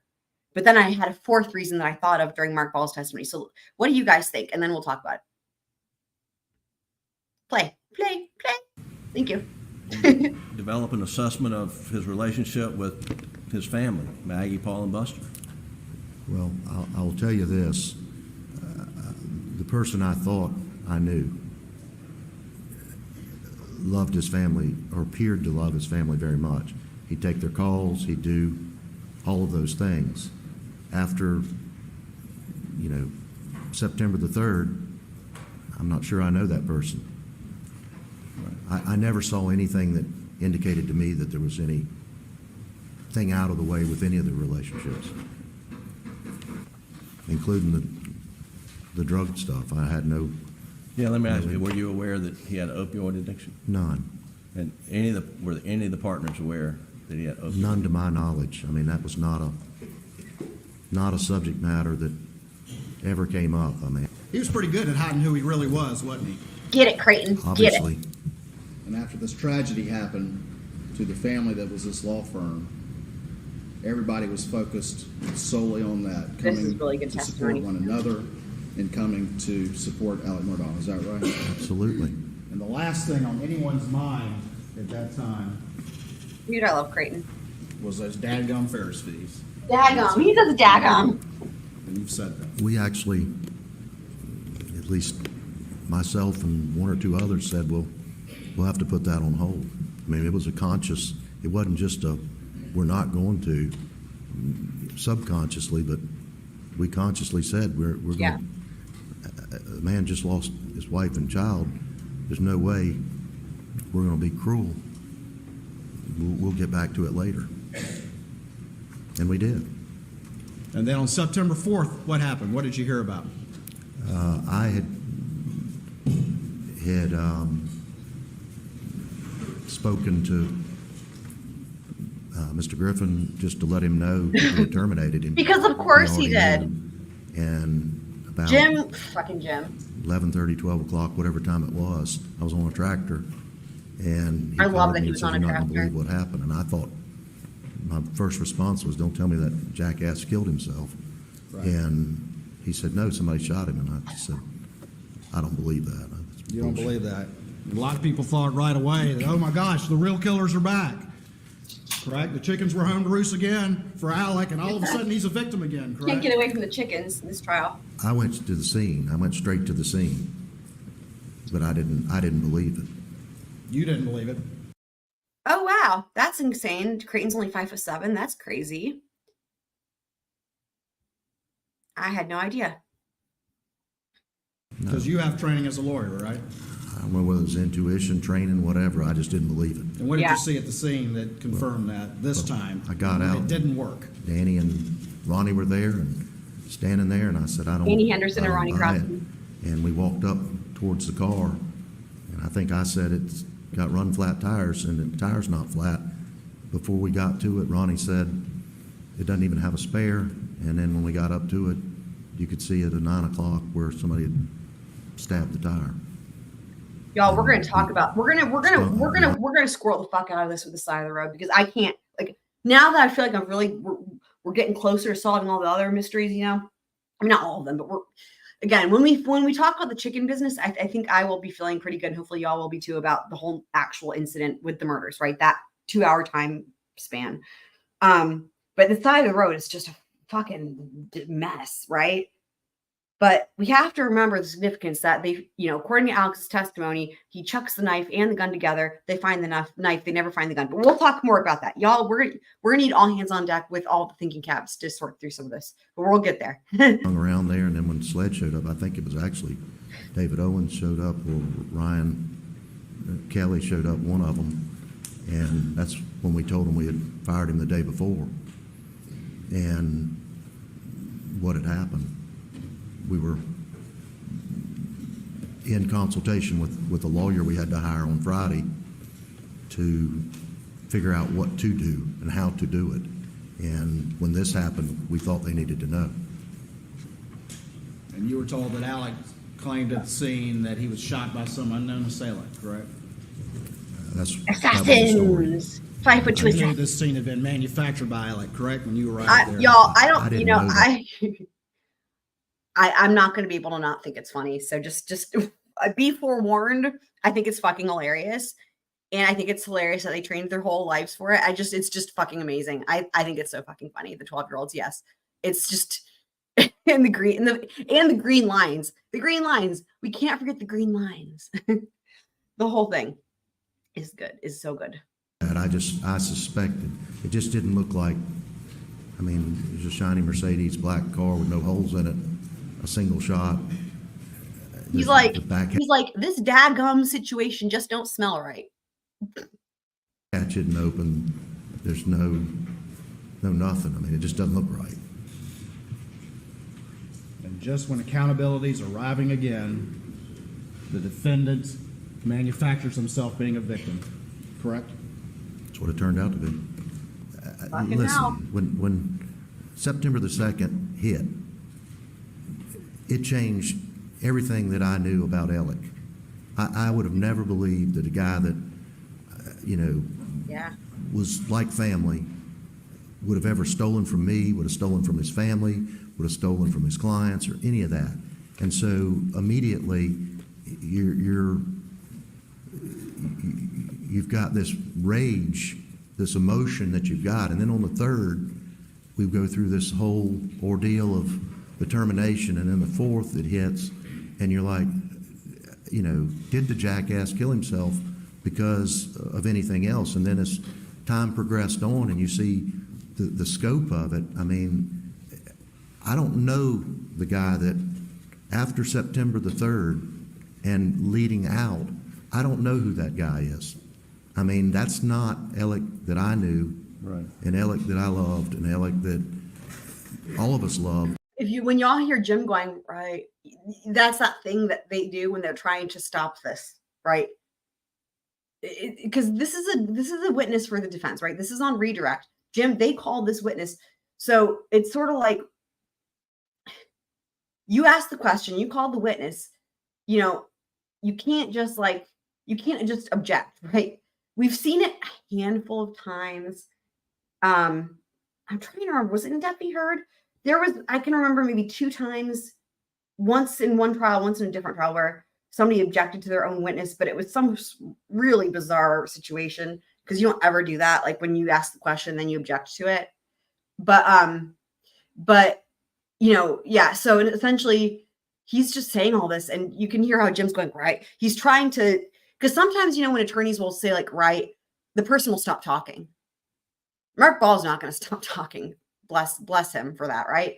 But Jim's like trying to stop this train because it's happening, and like it's not good for them, basically. Yes. Did he have imperfections? You bet. Did he do things that aggravated the hell out of me? You bet. But you don't kick your brother out the door because they snore at night or they've done things that aggravate you. That's such a cute way to You get say past it. it. Sweet. But when they do things that Snoring are at criminal, night. and they do things that affect not only him, but he's torn down an entire legacy, a law firm. I've spent 34 years, or 33 right. years, I guess, in this one place. It's the only law firm that I've ever worked at. His whole I put life. everything in it. It's all my children have known, my family's known, and it's gone. We had to change the name. We've had to do all these things Depressing. because of his acts on this financial stuff. And when it comes God. to that, I'm mad as hell. I mean, you just don't know how mad I am. But on the other hand, I'm not saying that because he did that, he's done what he's accused of. And so that's sort of the bottom line of it.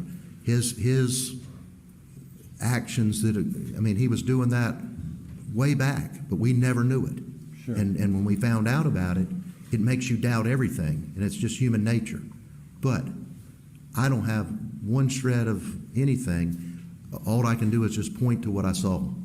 And Are you aware that he had $12 million of life insurance? I didn't know what he had. I assumed he had some life insurance, but no, I mean, I never had that conversation with him, and quite frankly, I'd have to see it to really believe.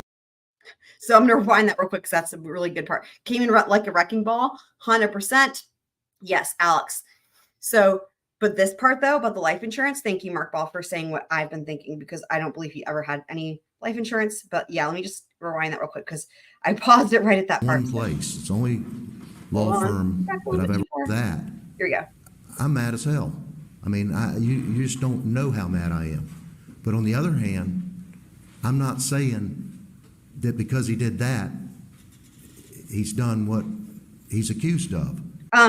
Wifey's asking about the drugs. We talked at great length about my theories and other people's theories on the drugs. I don't think he was using drugs. And actually, if you go back and look at all the evidence from everything, from the text messages from Mackie and Paul, from Alex's own testimony, all we know about the drugs was we know that drugs were found. That's it. There is no testimony, no evidence of anyone ever seeing him take drugs or that he ever acted like he was on drugs. In fact, he was always hyper, like they called him, the Tasmanian devil, blah, blah, came in like a tornado. The opposite of how people act when they're like taking $50,000 a week or whatever, of dollars a week of opiates, which as we know isn't possible for various reasons. But beyond that, right? We know that they found pills like in his computer bag, and that happened on a handful of occasions. No one ever saw him taking them. No one ever, everybody says they were shocked, right?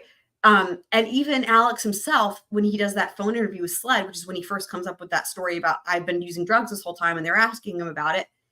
When they talk to him about withdrawals, which he's supposed to be going through at that time, he's supposed to be in detox going through withdrawals. You can listen to that episode where we talk about it, but the way he describes that is really interesting because he says things like, I know previously from previous experiences, and then he describes what he knows from his, it sounds like from clients, his law clients. Like there's no firsthand experience, and he should be experiencing it presently. And there's a whole slew of reasons. But my thought was that I don't think he was fucking taking the drugs. That's just my personal opinion. There's no evidence. The only evidence that we have was that small quantities of drugs were found on him. Anything about large quantities of drugs, large quantity of money spent on drugs, that only comes from one person, and that's Alex's mouth. And we know that the checks he wrote to Curtis Eddie Smith, he was having Eddie cash them. Again, the drugs were an excuse for this, trying to make it look like it was buying drugs. No. Because that to Alex was a better option than the truth. The truth was that Eddie was cashing those checks and bringing the cash back to Alex. So he wasn't paying Eddie for drugs. He was having Eddie cash checks. It was money laundering. He was money laundering. So yeah. I don't recall Jeannie saying that she saw him take pills. I recall her saying she knew about the pills, something like that. But or that he said he took pills, everything. And I fucking paid attention to the hell out of this trial.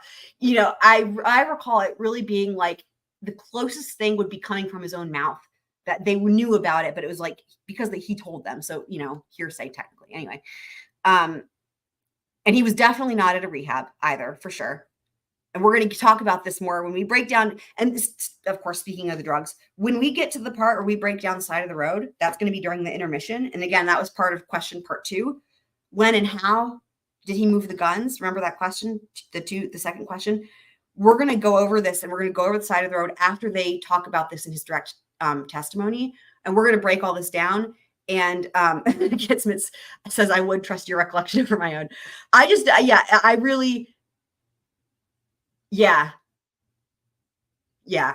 don't remember that. In my memory, if anything that she said would have been based on assuming something he said was true, basically, right? So, so the baseball game, no, was he hungover? We haven't gotten to that part in the trial yet, but the little detective thing, again, finding pills.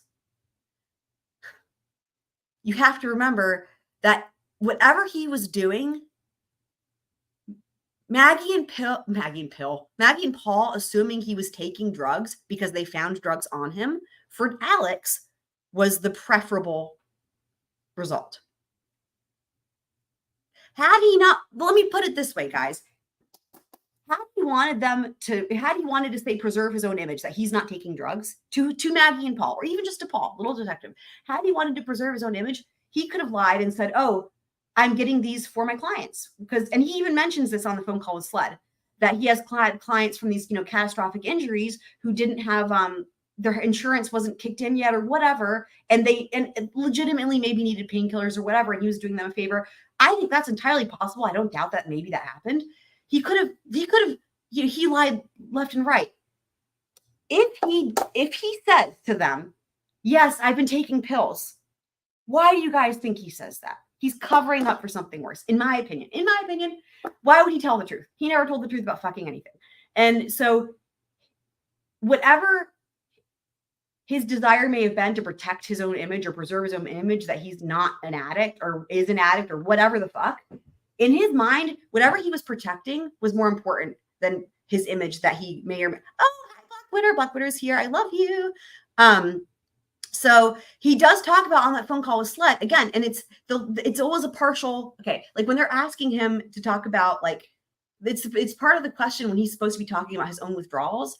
And again, his answer to that on the phone call with Sled, he goes back to experience with clients and their experience with withdrawals. And he's like, I know from when I used to get pills for them. And then that's a part where he sounds like he's being truthful.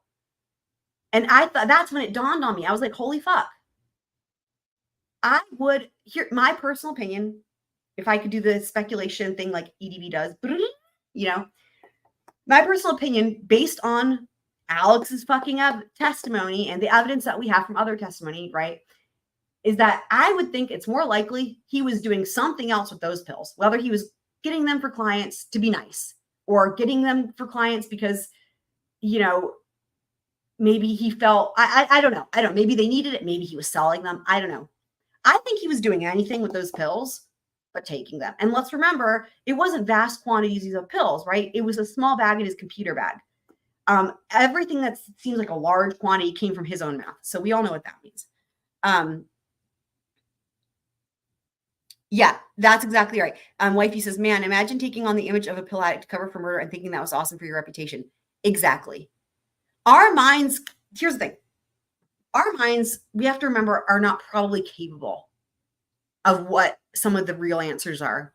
But what we have to remember, the best we can do as regular humans is remember that he was always covering for something else that was worse. So whenever he admits to something, as bad as it may seem, it's hiding something that is worse. We have to remember that, or we're not going to get anywhere. So, yeah. Hopefully that, yeah. No, I don't think anybody does. Yeah. But I want to, I'm really trying to solve this shit. So yeah. But let's continue onward here. And so that's sort of the bottom line of it. His actions he was doing that way back, but we never knew it. Sure. And when we found out about it, it makes you doubt everything, and it's just human nature. But I don't have one shred of anything. All I can do is just point to what I saw. And are you aware that he had $12 million of life insurance? I didn't know what he had. I assumed he had some life insurance, but no. I never had that conversation with him, and quite frankly, I'd have to see it to really believe it. Fuck yeah, Mark Ball. Fuck yeah. Fuck yeah. I think you just said that what you know now about this man who'd been your partner and friend for 34 years entirely possible, Black Widow. Question everything you thought you knew about him. I think anything literally is possible, except that Alex was taking those pills. That's literally the most succinct way I can put it. I think the last thing is that he was taking those pills. Anything fucking else is possible. Isn't that right? It does. All right, here we go, guys.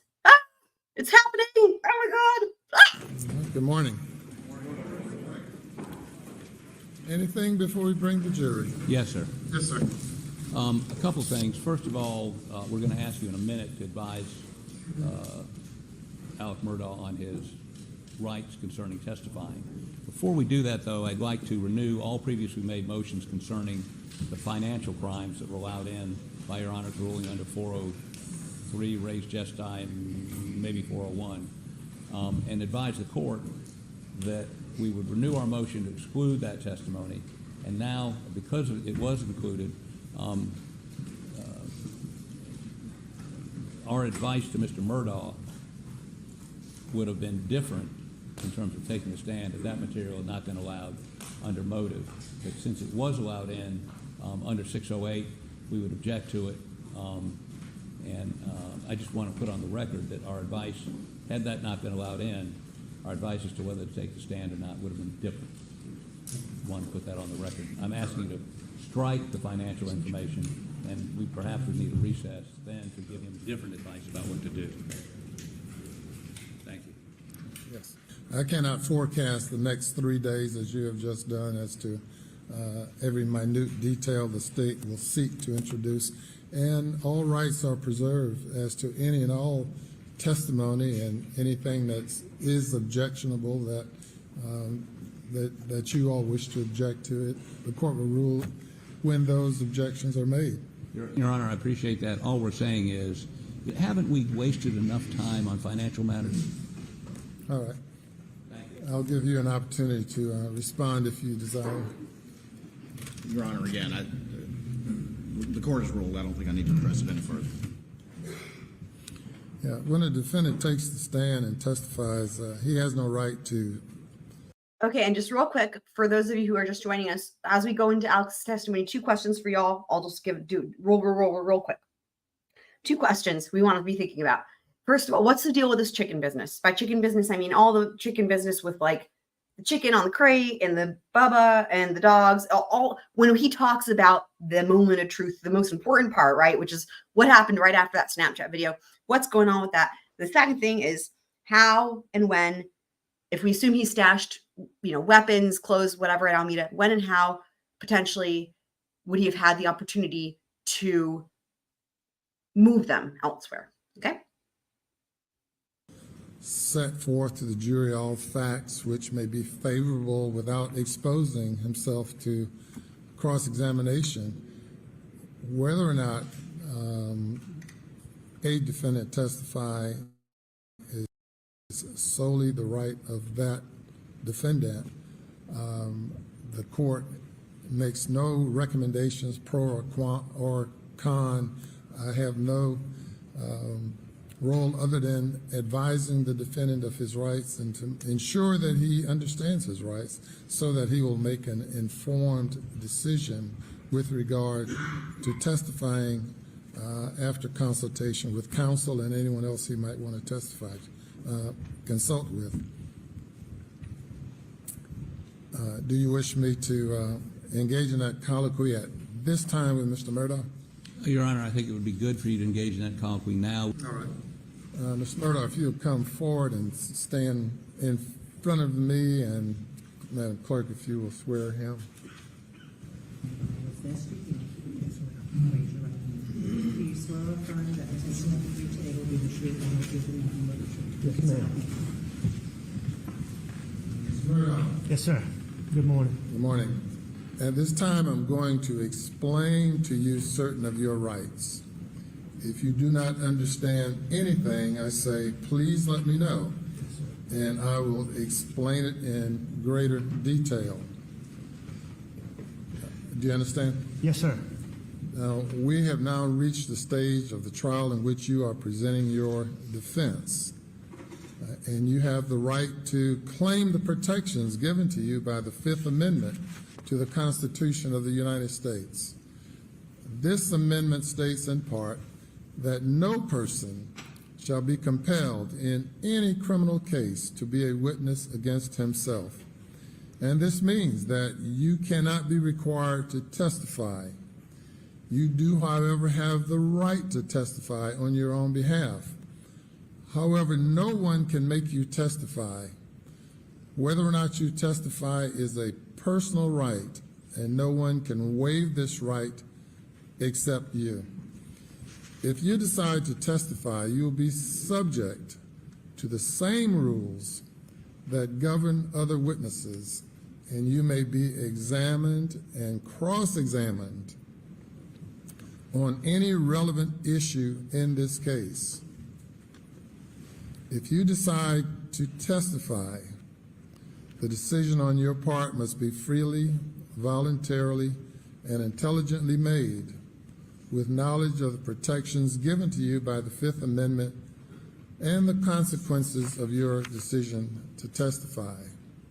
As I understand that you have no convictions involving dishonesty or false statements or for any crimes punishable by more than 1 year imprisonment, but as it relates to any other relevant issue as determined by the court, you may be examined or cross-examined on any relevant issue. Do you understand? I do, yes, sir. If you decide not to testify, I will instruct the jurors that they cannot give the fact that you did not testify any consideration whatsoever, and that there is to be absolutely no prejudice to you because you did not testify. It is left entirely up to you whether or not you testify. You may talk with your attorneys, Mr. Harpootlian, Mr. Griffin, Mr. Barber, Ms. Fox, family, friends, or anyone else, but the final decision will be left entirely up to you. Do you understand what I've explained? Yes, sir, I do. Do you have any questions whatsoever as to what I've explained? No, sir, thank you. Yes, sir. And you've talked with your lawyers about whether or not you've testified. Mr. Harpootlian just suggested advice he's given to you. The court has no comment whatsoever as to whether you should or should not testify. But do you wish to confer with lawyers some more about whether or not you should testify? No, sir, I don't need to talk to them anymore. Have you made a decision as to whether you're going to testify? Yes, sir. All right. And what is your decision? I am going to testify. I want to testify. All right. Very well. Thank you. Thank you. Thank you, Your Honor. You may call your next witness. Thank you, Your Honor. The defendant, Richard Alexander Murdaugh, wishes to take the stand.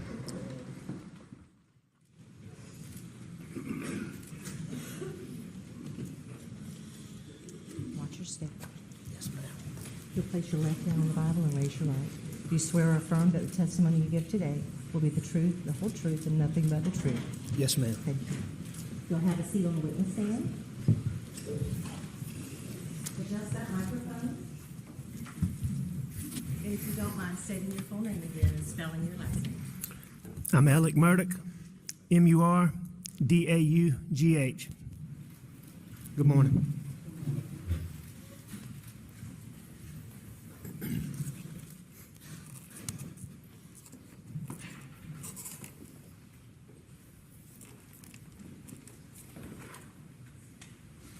Mr. Murdaugh, on June 7th, 2021, did you take this gun or any gun like it and shoot your son Paul in the chest in the feed room at your property off Moselle Road?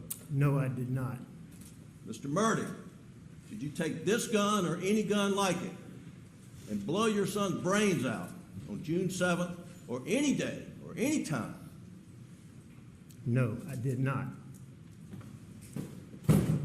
Mr. Murdaugh,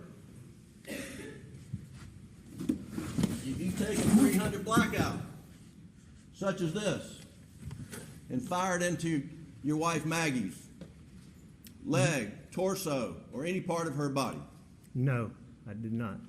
Did you shoot a 300 blackout into her head, causing her death? Mr. Griffin, I didn't shoot my wife or my son anytime. Ever.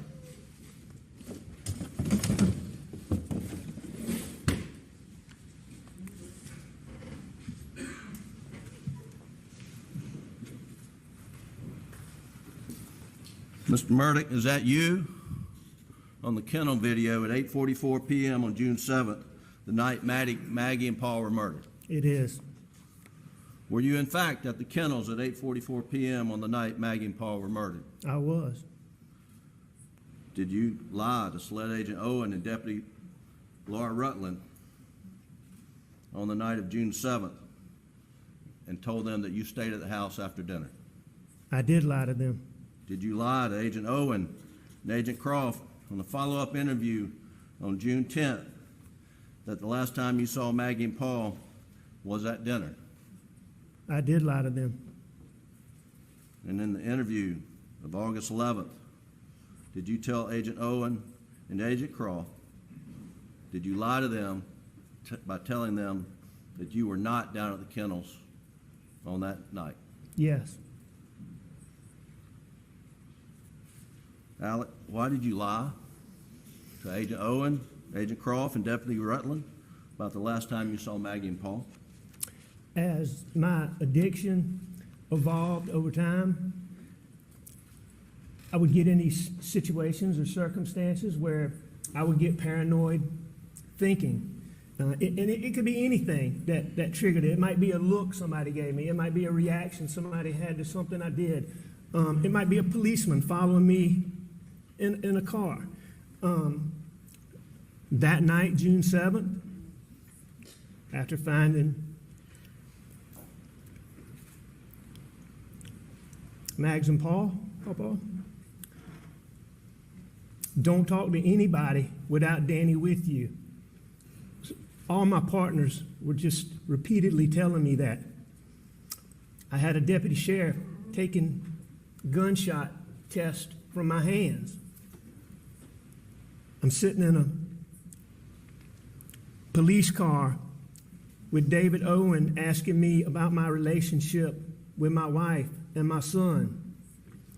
And all those things coupled together after finding them, coupled with my distrust for SLED, caused me to have paranoid thoughts.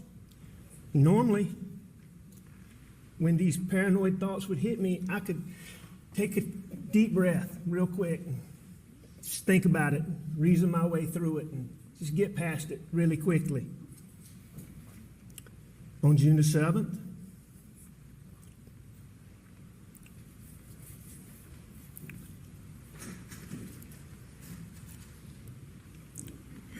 I wasn't thinking clearly. I don't think I was capable of reason. And I lied about being down there. And I'm so sorry that I did.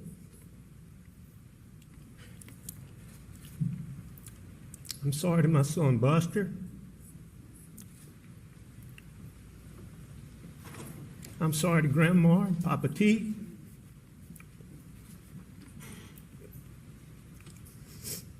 I'm sorry to both of our families.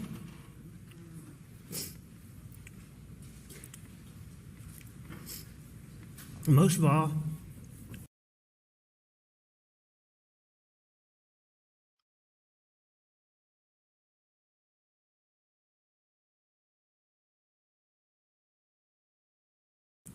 I'm sorry to Mags and Paw Paw. I would never intentionally do anything to hurt either one of them.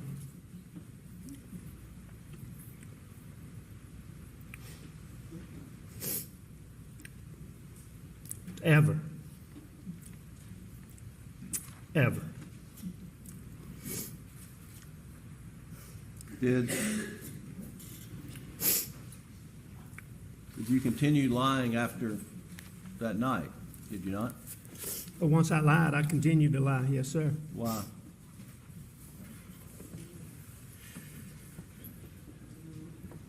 You know, oh, what a tangled web we weave. But once I told a lie, I love that Judge Newman quotes that in his sentencing. I told my family, I had to keep lying.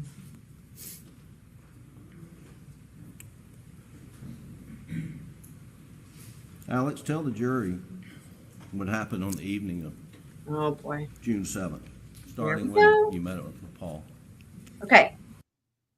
I'm going to post real quick here because I think it's very fascinating what the question was on the screen. So the question was, let me put it in quotes, tell the jury what happened that evening after you met up with Paul. Because I want us to keep the questions in mind so we can appreciate his answers. Tell the jury what happened that evening after you met up with Paul. I'd been at work that day. Non-responsive. Normal day. You mean start in the morning or? He said after you met up with Sure, Paul. start in the morning. Oh my God. It's already just. It was just a regular morning. Maggie was leaving to go. This is insane. Out of town. She was going to a doctor's appointment, and she had some stuff to do at Edisto, where she was This is really having some work done on our house at Edisto. But Maggie was there that morning. She went to leave, and she told me she was doing these things. All right. Let me pause this real quick. So he's trying to tell us and the jury that Maggie was at Moselle. She had been staying at Moselle.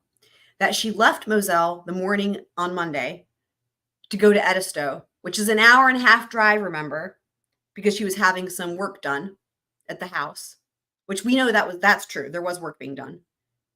And according to him, of course, she's still planning on driving back that same day to go see his dad or whatever, go see his mom. So, and what's interesting is that because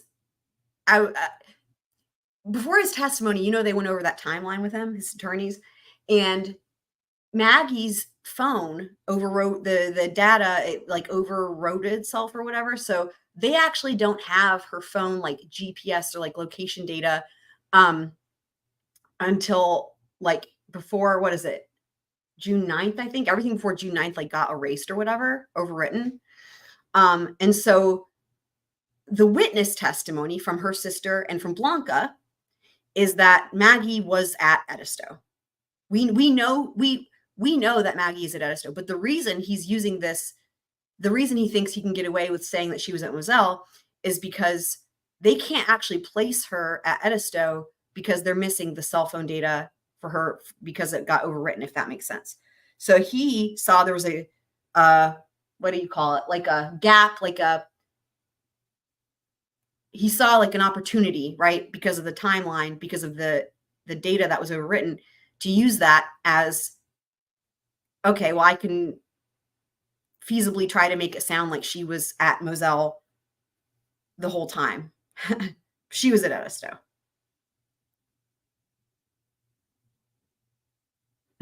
And then I thought this was funny. From 7:51 a.m., text message from Chris Wilson about the Gamecocks, their sports ball numbers. Daddy Schwartz says, PMPED law firm and junior ninja camp. Yes, exactly. That's exactly right. I love it. I fucking love that. LLC. That's fucking amazing.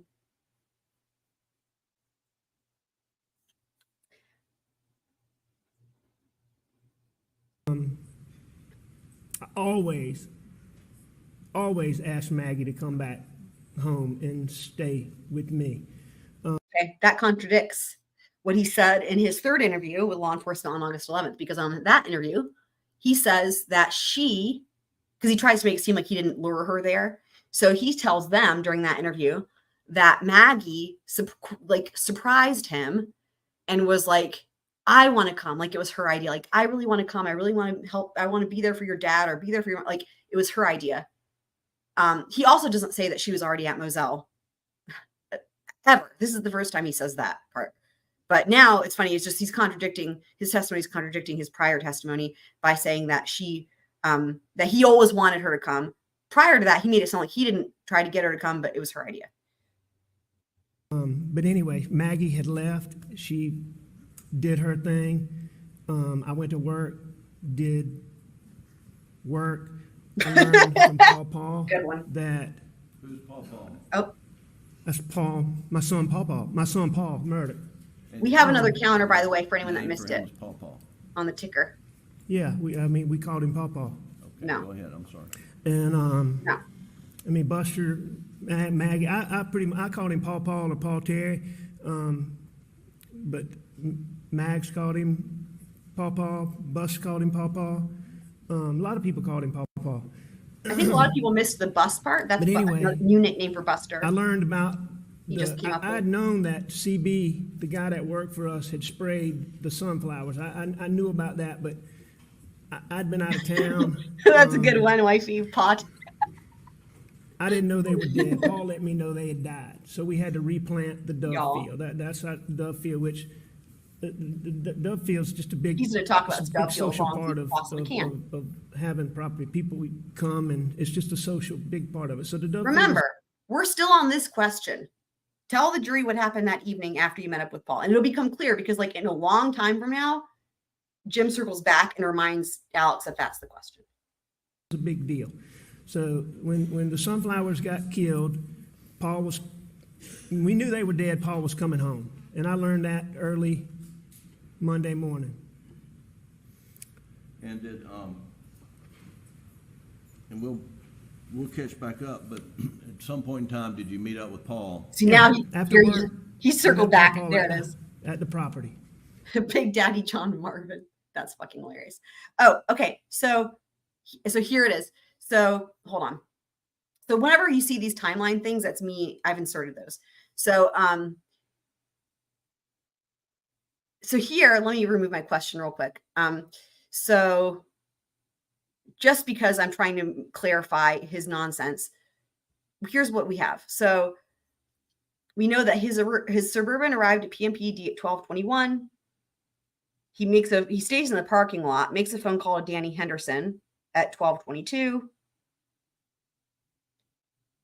Okay, then 12:26 receives a call from Corey Fleming. He still has not entered the building. Calls Corey Fleming at 12:28. Maggie gets a call from Paul at 12:31. He still has not entered the building. So he's in the parking lot. Okay, here. Then at 12:38, he enters through the east door of the PMPED law firm. Note, building access logs are unavailable for when Alex left the PMPED law firm. That's going to become important later. And I think this picture, I pull it back up then later too, when it becomes important again. But yeah, so they have him entering, but not leaving, which is funny because remember, he tries to act like he left way earlier than he did. Like he says that in all of his other interviews to try to make it seem like him and Paul were fucking around with the tree and shit for hours and hours when they weren't. This is interesting because he calls PMPED at 12:54. Again, all of this didn't come in because this is from the full timeline, not the condensed timeline. So a lot of this stuff, there's some interesting stuff. Like I said, we can go over this whole thing if y'all want, maybe on like the next one. But there's some interesting information that we didn't get because they didn't present the full timeline. They just did the condensed. But I think that's interesting because he's at PMPED and he calls PMPED at 12:54. I don't know what that's about, but yeah, anyhow.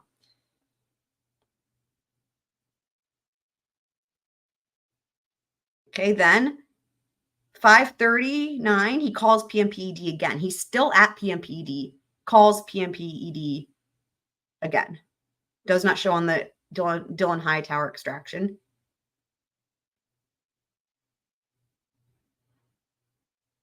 Okay, 6:24, his phone connects to the Suburban, so that would have been from the FBI report.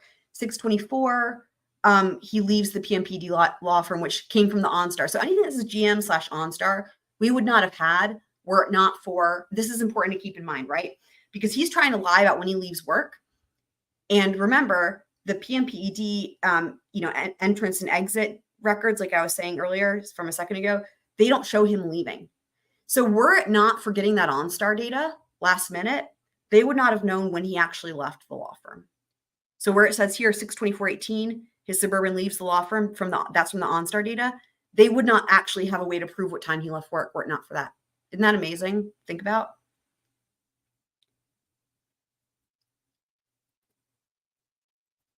And then 6:42, he arrives at Moselle Road. Again, we wouldn't have that were it not for the OnStar data that came in last minute. We would not know what time he left work or what time he got to Moselle. And then at 7:04, that's when Paul arrives at the residence. And of course, as we know from his other testimony, from his other interviews, he says that him and Paul got home much earlier than that. So it's kind of interesting, right? Like they wouldn't have been able to prove him wrong on that if they didn't get that OnStar data. Again, because the PMPD exit log wasn't there either, which is interesting. And we're going to backfill and talk about more of the day, but I just want to focus in on that evening right now. Okay. Oh, I should mention also, if y'all look at the top, I know I usually have the day and then if it's direct or cross and who it is. I had to change it for this direct examination because Jim's questioning jumps all over the place. And so I had to label it at the top what the line of questioning, what the category was for a couple of reasons. A, for myself, so I didn't get confused when I was trying to put this video together. But B, I think it helps if y'all look at that, he's trying to confuse everybody, right? The jury, us, whoever's listening, by jumping around. So whenever it gets to a certain thing that might be, he knows is not going to be good for them, right? He can jump to a different category and then later on he'll revisit, go back to where they were. It makes it really confusing. We're not going to be confused. So I've got labels at the top for what the category is so we can try to follow it. And so also we can see when he's sneakadoodling a switch of the category in when it doesn't make sense. All gets to the property. What do y'all do? First thing we do is we go to the Dove field and we look at the Dove field. And how'd you get to the Dove field? He had come in my brother's. Oh yeah, there's a lot of non-responsive. We got in my son Buster. But you know what? They're not objecting because everything Alex says is bad for him. There's so much non-response. I mean, pretty much every question you get a non-responsive answer, or there's some other objection. I mean, there's a lot of objectionable, but Creighton very rarely. I think he objects maybe twice in this direct, maybe just once. But yeah, because this is not a typical witness where in this case they want him to keep talking because they know from history, right? In history that him talking is bad. It's bad. So let him fucking talk, right? Black pickup truck. We called it naturally black pickup truck. You've heard it naturally, but I call it Buster's truck. Okay. Don't so you mean bus? Bus's truck? You go to the Dove field. Tell the jury what else. Well, that's the first thing we do. We go to the Dove field and we look, and it was clearly it didn't. You could tell they were. I mean, you could tell they'd been sprayed, and you could tell they were dead. I mean, they might have still had a tiny bit of life, but they were dead. So we knew that. So we knew we had to replant the whole field. So that didn't take but a second. But after that, Paw Paw.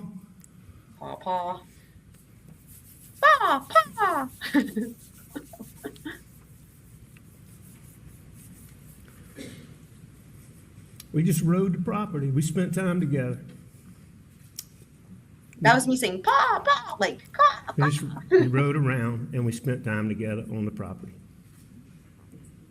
Did you go to the duck pond? Oh yeah, leading as fuck. We went to several food plots. We went to the way that he leads, y'all. Oak stand, we called it, which is across the road. Yes, facts. I know we went to the bridge stand. We went to word lasagna, word salad. We went to absolutely. the duck pond where we stayed for a minute, and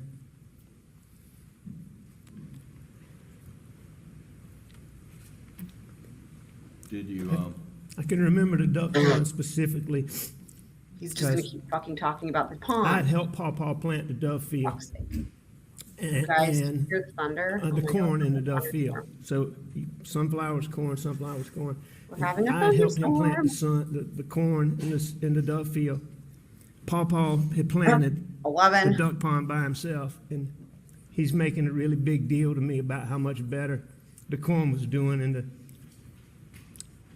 duck pond than it was in the Dove field. We stayed there for a little while. We rode. We were at the cabin for a little while. Black Witter has another new picture. Love it. No, cabin is what? That's it's just a little. So this cabin that he's about to talk about is the very cabin that we saw in the beginning part where I did my little introduction video thing. We looked at some of those pictures. Remember, I was like, oh, I haven't showed this picture before. And I was pointing that cabin out. That's right by the entrance to to the kennels, this is what he's describing. So now hopefully y'all have a good visual for this. You can put the visual to the description. Small, it's truly a cabin. It's a 4-room. It is. We saw that.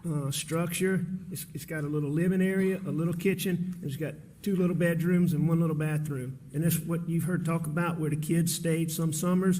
And Is that what the jury's seen, some overhead pictures? It's right there on Moselle Road? yeah, it's right up on Moselle Road. I'm going to pause real quick and pull that up real quick, just for people who didn't see it. Hold on real quick. Let me find the picture of it. Go back. Okay. There we go. All right, there it is. This is what he's talking about, the little cabin. And there's that entrance to the kennels. And then we're going to see the next view of the cabin-y dindle. There it is. Yep, there's the entrance to the kennels, and there's the little cabins from the other side. There we go. To the driveway that goes to the shop and the kennels. Did you spend any time at the shop, you think? Oh, yes.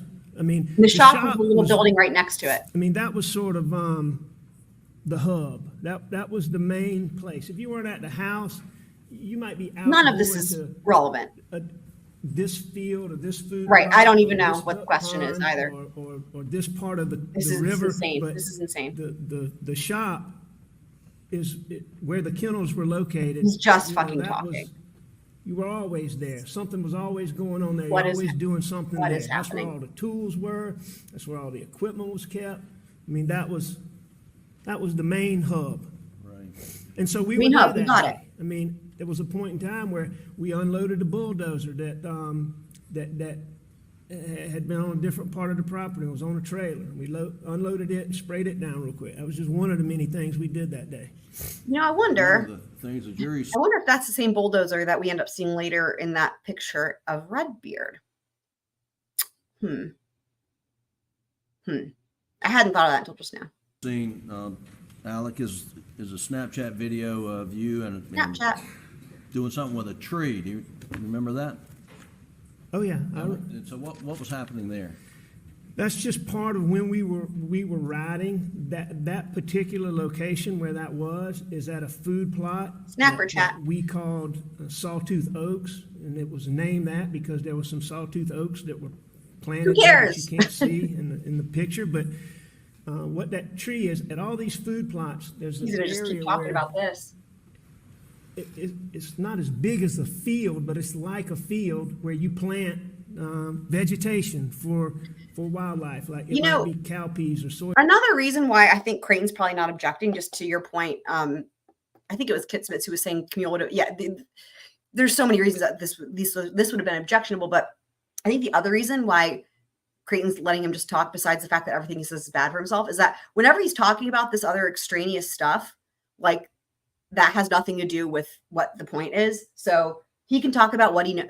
Like it shows the jury an example of when he's not lying, right? Like here he is talking about low stress things like the duck pond, the cabin, whatever the fuck he's talking about now.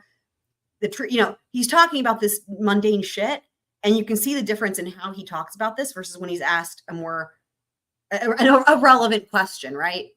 Beans, but you plant, and then there's a feeder to attract deer. Then we planted these little fruit trees on these stands, and what you see me doing is fooling with a fruit tree that I'd been tending to. It had fallen over. I had straps on it. I had strings on it that were holding it up. One of the strings popped. I undid the other string, and it was falling over, and Paw Paw was laughing at me trying to get it back upright. And that was... It's just a fruit tree. If you didn't know what you were listening to, let's say you had no idea what murder, and you just you're an alien from another planet, and you come to planet Earth, and you see a little snippet of this, you would be, how confused would you be? How confused would you be? I've been dealing with for you'd be like, what is really happening? for years, And it wouldn't stand up straight. And were you and Paul having a good time at that point?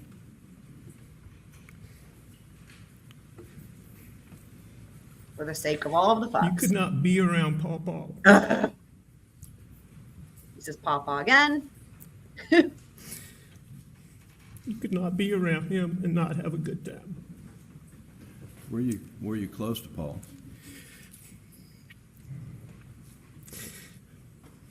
He couldn't be any closer than Paw Paw and I and Buster and I were in awe. Is going to get a lot of counters. He's just wonderful. Wonderful. And it's one of the things you enjoyed doing together was just riding the property? We've I love already doing covered this, anything with dude. Paw Paw. It was an absolute delight. But yeah, one of the things, I mean, Paul's passion. I mean, Paul was passionate about a lot of things, but that property was really a passion of his. I mean, he loved to do. Exactly. He loved Exactly, to work it. Blackwater. He loved to work the fields. He loved to work the food plots. He loved to hunt. Exactly. I mean, Right? he'd work on the roads. I mean, Y'all. he would work on all of it. I mean, he would work on the structure. I mean, he worked on the whole property. Yeah, no head It was shake. his passion. So on the evening of the 7th, I mean, I Now we're back to it. We've been inundated with data from various different sources. But There's Peter just Rudofsky ballpark, on the left. Can you? Let me just pause real quick. There's Peter Rudofsky on the left. Look at his face. Look at his face. Hopefully you guys can see him. Part of his head's cut off, but he's on the left-hand side there. He looks fucking disgusted. And I don't blame him. Dude, his face. Y'all, that is a good one. I mean, knowing, what we know now after viewing everything, but roughly, when do you remember Paul getting there and you getting there and starting to ride the property? So we're still back to Now that I've had the benefit of seeing all of these records, Paw Paw got home. Yes, I Whitey, he believe was a in the little second before row. 7 o'clock. I'll point him out again. And I got home a little bit before him. I think Another the Paw Paw. details had been that I got home around 6:42 or 6:45 or something like that, and Paul got there. We would not have had that were it not for the OnStar. Very quickly thereafter, And then, by 7 o'clock. so you rode the property for a while. Do you remember when Maggie arrived? Yeah, it was later than that. It was 8 or after 8. I think it was after 8 and looking at the records. A little bit after 8. And do you remember? Thank you, Kit Smits. I'll add that. Her arriving or where you were when she arrived? I believe that I was at the shop when she came through. All right. Don't worry, we can go through the timeline. So, all right, 7:55, we have him showing 270 steps traveled. We're going to see, so we're trying to figure out when did him and Paul separate, right? Because he's saying Paul was like still at the fucking shop. So if you look at, I don't have it highlighted, but it's at the very bottom. It says 7:56. Paul Murdaugh's phone at caretaker house on Moselle Road. That's the place he's talking about, right? So here we see before the highlighted entry, we see that Paul's phone shows steps. So here it looks like him and Alex are moving together, right? Around 7:55, they're both walking. And then Paul at 7:56, his phone is at the caretaker house on Moselle Road still, 7:56. Okay, let's go on to the next picture.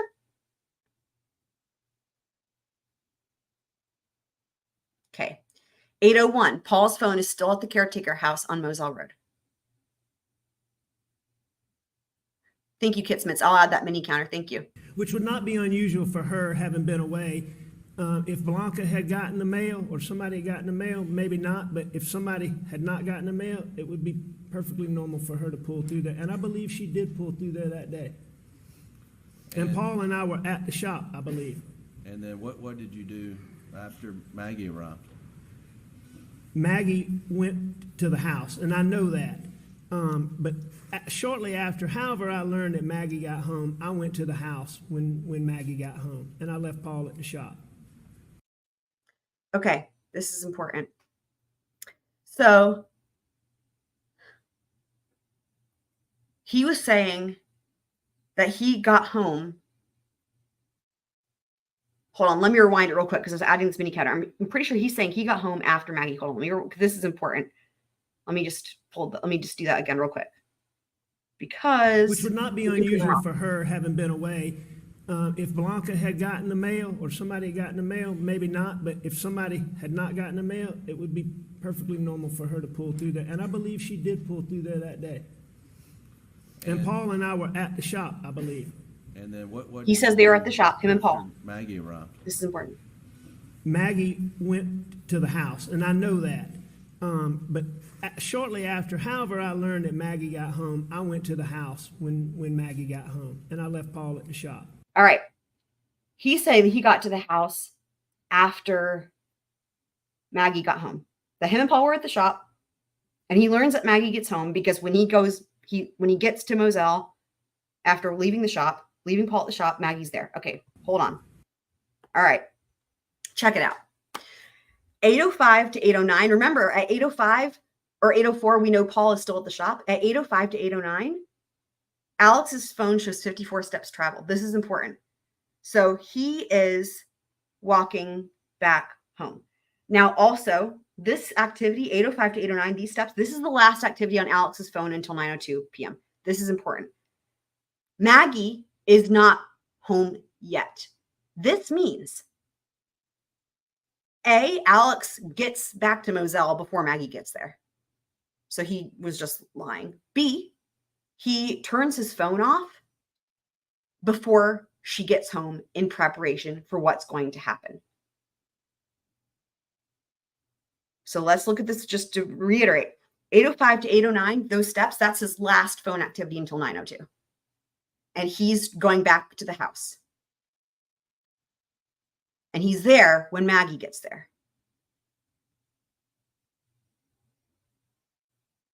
And then there should be, yep, here's the next picture.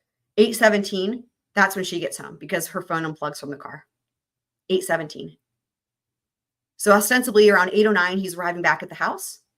So that's what, 8 minutes later, Maggie gets there. His phone's already off, or in airplane mode or off. I can't remember which one it is. I think it's off.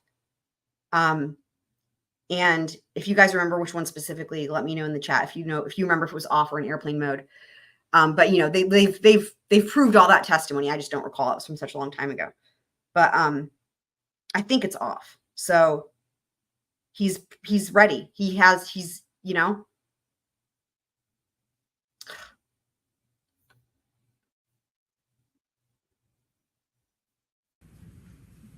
So, and what'd you do when you got to the house? I saw Mags, talked to Mags, and I took a shower. The clothes that we saw in that Snapchat video was that the clothes you had at work that day? Yes, those are the clothes I had on at work that day. And the jury's seen you in those clothes and what's on June 7th. How tall were you and how much did you weigh?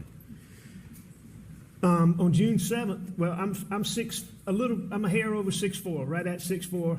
Glad we can June finally 7th, get that I was answer. Fucking hell. 265 pounds. The expert measuring him couldn't figure that out. And this was in June 7th. Yes, sir. When you're outside, Yes, Jim. riding around and do you get hot and sweaty? Absolutely. I mean, Paul and I had done some things. We unloaded the bulldozer, cleaned the bulldozer. We'd fooled around. Yeah, I mean, You got that. Sweated. I was heavy and He almost forgot. taking See? prescription pills also Y'all. makes you Did sweat. you see? That's how long he went for what? This entire time? We haven't heard about the drugs since the very beginning of him getting on the stand. He forgot about it. And see here, this is my point. If you were really an addict, your relationship to drugs would be woven into every one of these questions because it's what you would be thinking about. It's what you would be doing, right? Like imagine a regular, I would imagine knows someone who's an addict or wasn't, whatever. Imagine that testimony would be something like, yeah, I was riding around and the whole time I was thinking about where are my pills, right? Something like that, right? He fucking forgot. And then he's like, oh, wait, shit, hold on. And then he catches himself and adds that in last minute. Sweat worse, or at least taking oxycodone makes you sweat. Exactly. More than you normally do. Yep, exactly. So Oh, was yeah. it unusual for you to take a shower when you got back to the house? Exactly, all. guys. And Afterthought. After you took a shower, what did you change into? I changed into the clothes It's hard to remember all of the Yeah. different lies, right? you've seen in this trial, shorts and the shirt. Okay. When you got out of the shower, and changed clothes, what'd you do next? I'm just pausing. Oh shit! I was gonna try to point out Peter Rudofsky. Hold on.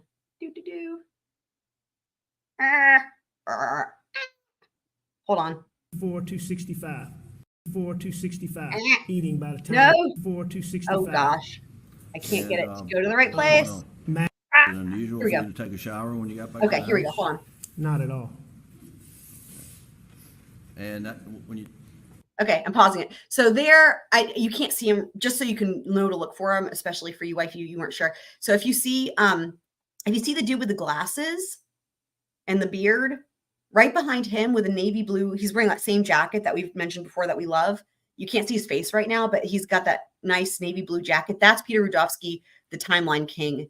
So just so you can know, because I'm sure at some point we'll see more of his face.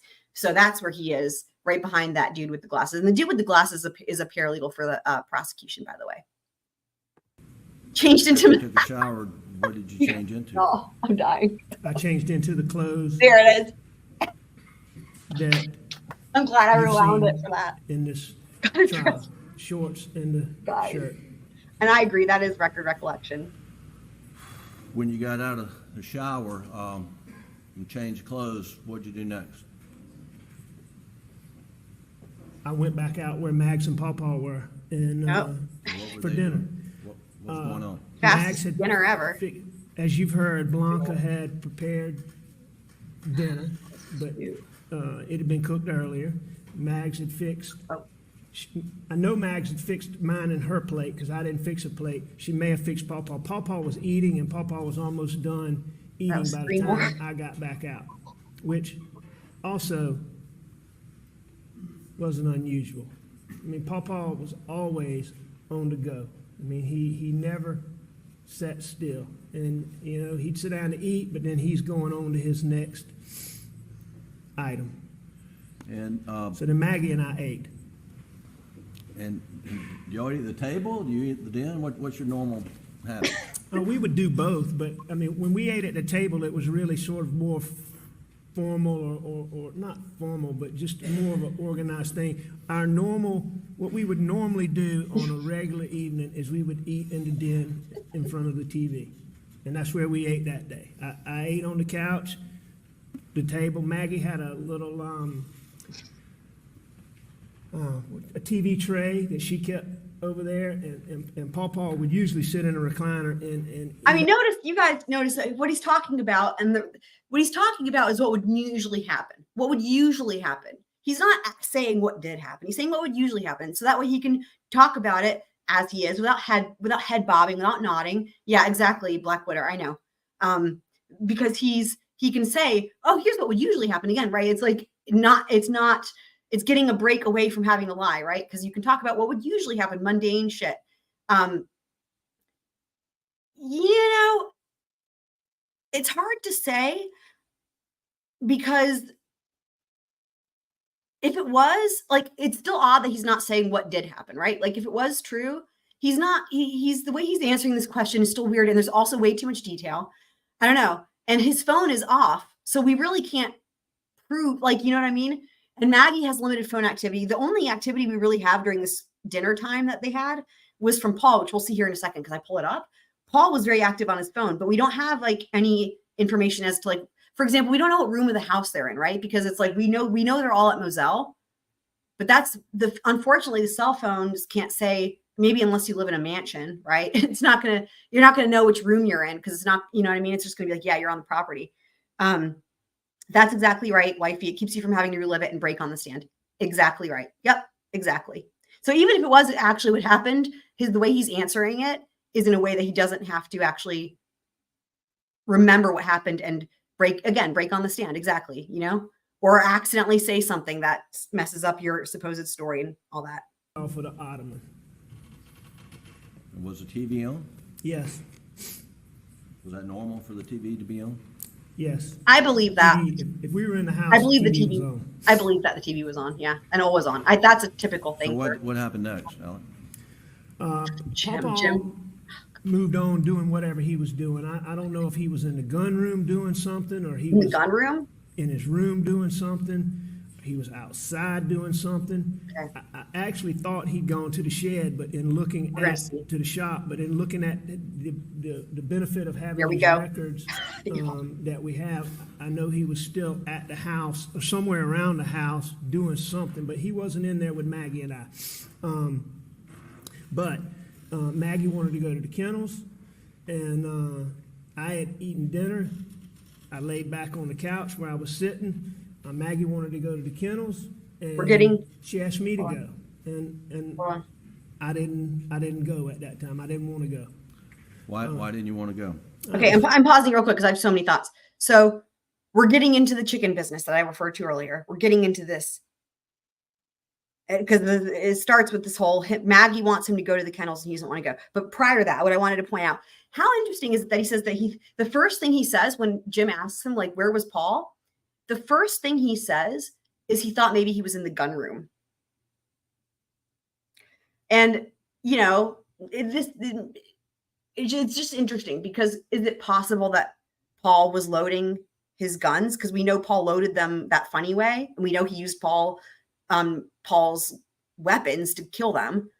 And he had that funny way of loading the shotgun. Was that why was that like a, you know, maybe like a slip up? Like, did he know Paul was in the gun room? I don't know. That's just something I was thinking of. And then he's like, you know, I thought maybe he was at the shed. And then he's like, well, but maybe he was at the house, blah, blah, blah. Anyway, we're going to look at what Paul was doing here in a second, but we're getting into the chicken business. Again, like I was saying at the beginning, how I feel really confident in the ideas that I have given the evidence about what happened with the dogs and the hose and the order of things and how the shots happened and blah, blah, blah. But regarding the chicken business, this is where I was still like, something's not sitting right with me. And I can't figure out what it is. And we're going to talk about it because I think I figured out what it is, but we'll get there. Hot. I want y'all to think. I just had a shower. I knew I'd end up doing more work, sweating more, and the dogs is always a chaotic scene, and I just didn't want to go. Okay. Daddy Shortruns is asking, yes, the it's a chicken. That counter, good question. Very good question. The it's a chicken counter is specifically for it's a chicken, which is Paul saying it in the Snapchat video, because we heard that a million times earlier on in the earlier parts of the trial. When literally it's a chicken, you know, because they've kept playing that for witnesses. So yeah, so that's not about, that's not related to what we're about here. Good question though. I'm gonna rewind it a smidge because he says some other bullshit stuff here that is important to note. Not surprising. These records that we have, I know he was still at the house or somewhere around the house doing something, but he wasn't in there with Maggie and I. Correct, Kid Smith. But Maggie wanted to go to the kennels, and I had eaten dinner. I laid back on the couch where I was sitting. Maggie wanted to go to the kennels, and she asked me to go, and I didn't go at that time. I didn't want to go. Why didn't you want to go? It was hot. I just had a shower. I knew I'd end up doing more work. Okay. I'm going to ask you guys a question. This is related to the chicken business. Blackwater says, I must put sweat more on my to-do list. So let me ask you this question. So we're going to look at his testimony. He says Maggie wanted him to go to the kennels. Logical question to y'all in the chat. Why do you think she would want him to go to the kennels? Why? What are maybe some reasons why she would want him to go to the kennels? And then he says he knows he would end up doing work if he goes. He didn't want to go because he had just taken a shower. He'd already been sweating, blah, blah, sweaty business. He knows he would end up doing more work. And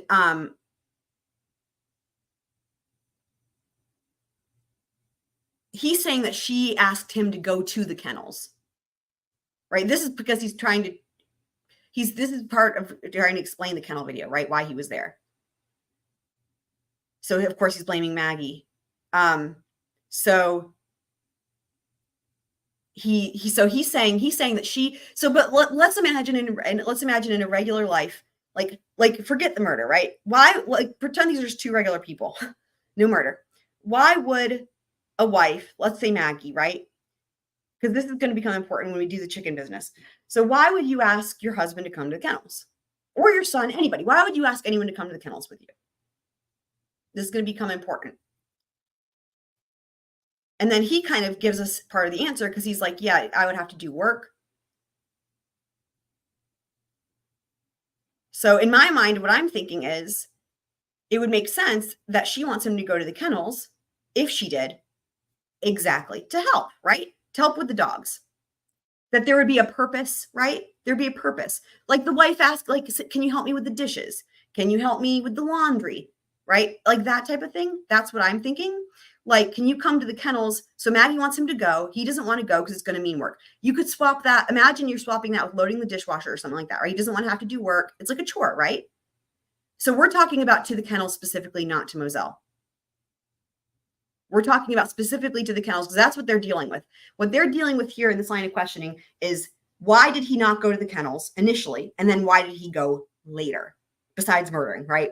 Because this is his testimony, right? This is, we are finding all the plot holes in his story. So we're talking about to the kennels specifically here in this moment after dinner. After dinner, Maggie and Paul are going to the kennels. He's saying Maggie asked him to go. He says, I don't want to go. I just took a shower. I don't want to do work. And he's going to give more reasons. So in my mind, I'm thinking, okay, what would be the regular purpose for a wife? She would ask him to go because she wants help, right? With the dogs, because it's chores, right?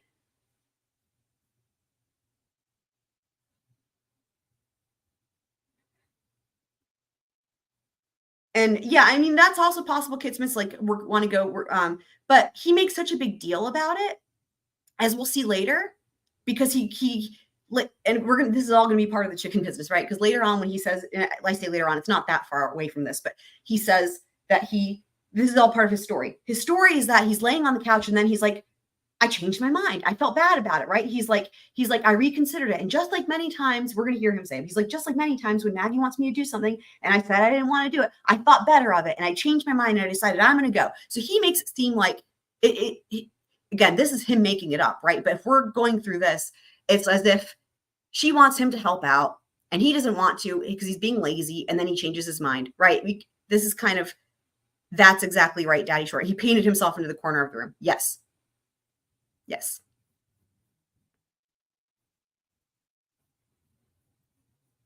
Yeah. Exactly. Yeah. He specifically says she asked him and that's why he went. 100%. That's exactly right. Yep. Sweating more and the dogs is always a chaotic scene. And blaming the dogs. You didn't want to go right then. Chaotic scene. Okay. So now let me pause this and pull down this banner. So, all right. So this is what I was saying about this. This is this time period. I'm pulling these up during the time in his testimony, the time frame, right? So we're looking at it. So this is this time frame right before the kennels. So remember, we were like, he's saying he doesn't know where Paul is, blah, blah. So here's what's going on. Of course, Alex's phone, remember, is still off. Alex's phone is off. Maggie, I would assume, is eating and is not using her phone during eating because she has manners. Paul is texting everybody and their mama, basically. That's what I pulled this up for. So we don't know where he is, but he's texting a lot. That's what's happening. He's doing all this.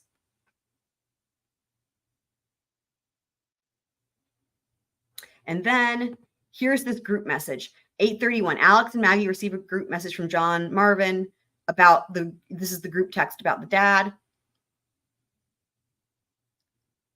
And here, 8:32 to 8:42, Paul's Murdaugh. This is at the very bottom of the screen for y'all to look at. It's in green. 8:32 to 8:42. Paul's phone shows 283 steps traveled. So this would be him. I mean, from what we can tell, they took a golf cart over right to the kennels. So I would imagine this is him walking around at the kennels. That would kind of make sense versus walking to the kennels.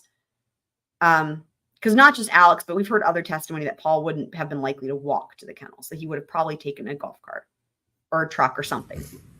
Let me ask you, what had you done the previous days, like Friday and Saturday and Sunday? So now, this is what I was pointing out. Y'all, did you catch that? Here we are. We are at the time frame of 8:40-ish, right? What does Jim do?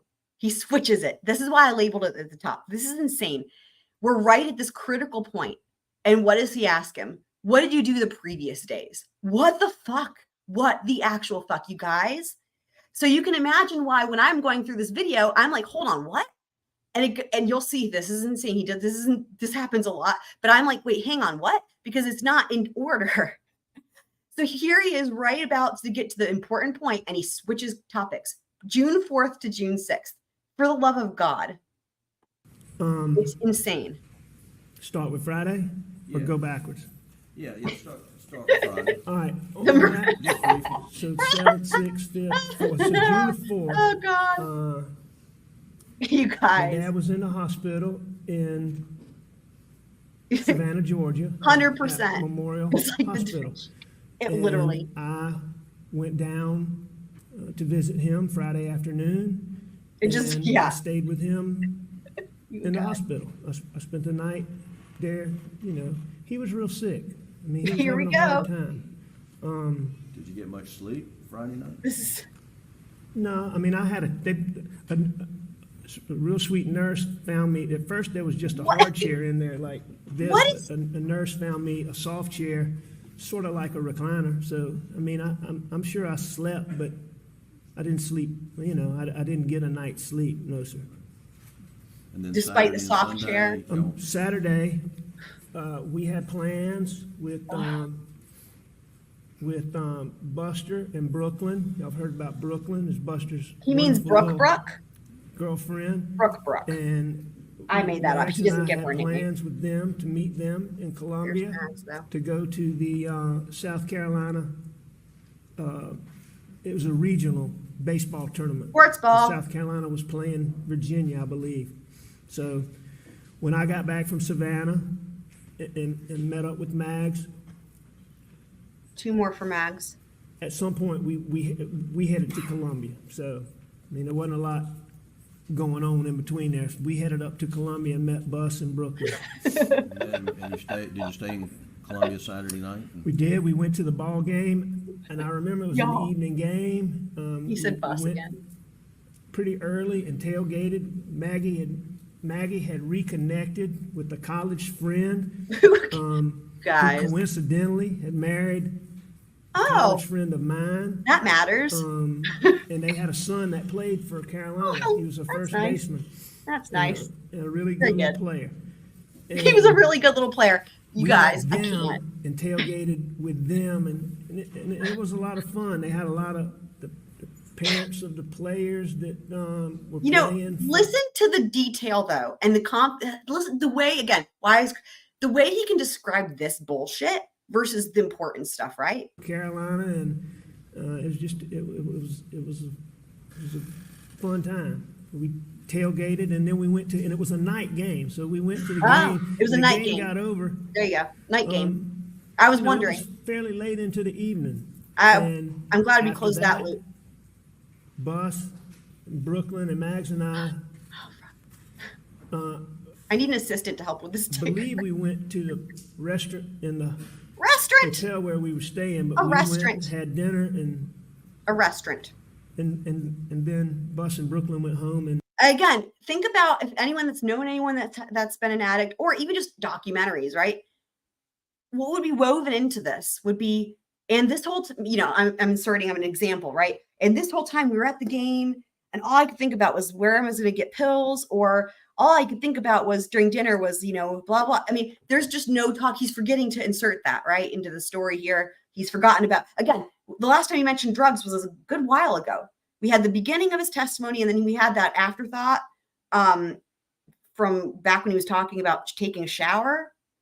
And then he's forgotten the drugs again for this entire last while. of course Maggie and I went to our room. And then get up the next day, and was there another game? Another game the next day. That's right. And then after that, you head back to Moselle with Maggie. yeah, we went to the game. That's right. Mags and I go back to This part, you guys. Moselle. Okay. Hold on. Okay, it's paused. So let me pull down the banner. So this part, you guys, of all of the leading, remember what I was saying before, how we know Maggie was not fucking staying at Moselle. She was staying at Edisto, but right where he has that little loophole because we're missing that GPS data. Check this. I paused it. It's going to replay it again in a sec. This is insane. And then Jim has to even remind him the name for Moselle. Check it out. This is insane. This is, and I don't remember anyone even noticing this. This is incredible. Here we go. And then after that, you head back to Moselle with Maggie. Yeah, we went to the game. That's right. Mags and I go back to Moselle. So he has to remind him. So again, the reason that's important is because this is Sunday night, right? He had already said earlier on, his story was that that Maggie was staying at Moselle, right? And so she was already there. He fucking forgot. I'm gonna rewind that one more time because this is insane. And I want to see it again. And Jim literally fucking feeds him the story. And then after that, you head back to Moselle with Maggie. Yeah, we went to the game. He couldn't even remember his own lie. Jim had to That's give right. it. Mags and I go back to Fucking hell. to Moselle. Fucking hell, you guys. Making his harass, talking about you bringing Krispy Kreme. Insanity. That's insane. Dad. Maggie loved her. It's on another level. She If I was on that jury. spoiled my dad, and always taking him something. My dad loved sweets, and she and I picked up donuts and took Krispy Kreme donuts to him. And then y'all both spent the night together at Moselle on Sunday night. Did you both spend the night at Moselle on Sunday night? Yes. Again, And then trying to really. So to answer Abby's question, was asking about the animals because she knows that I had a hard time like in the last episode when there was some bad news about some of the animals because she's at the emergency vet clinic. So I am super busy with this between all the tickers on here that I'm not. In other words, if there's bad news about the animals, it's entirely possible I will miss it, especially because there's also a lot going on to talk about and stuff. So really, I will leave it up to you guys in the chat.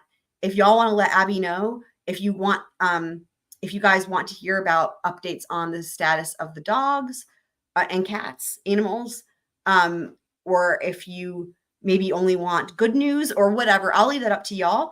I appreciate Abby being so kind and compassionate to ask that question.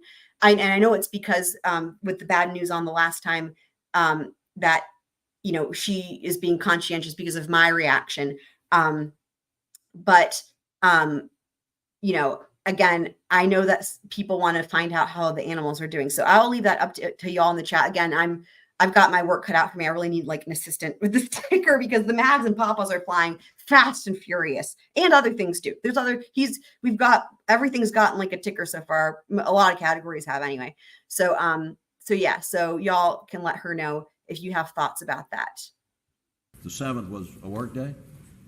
That's right. It was a Monday, June the 7th. Hang on. Good God. Oh, I'm sorry. Was Monday the 7th a work day for you?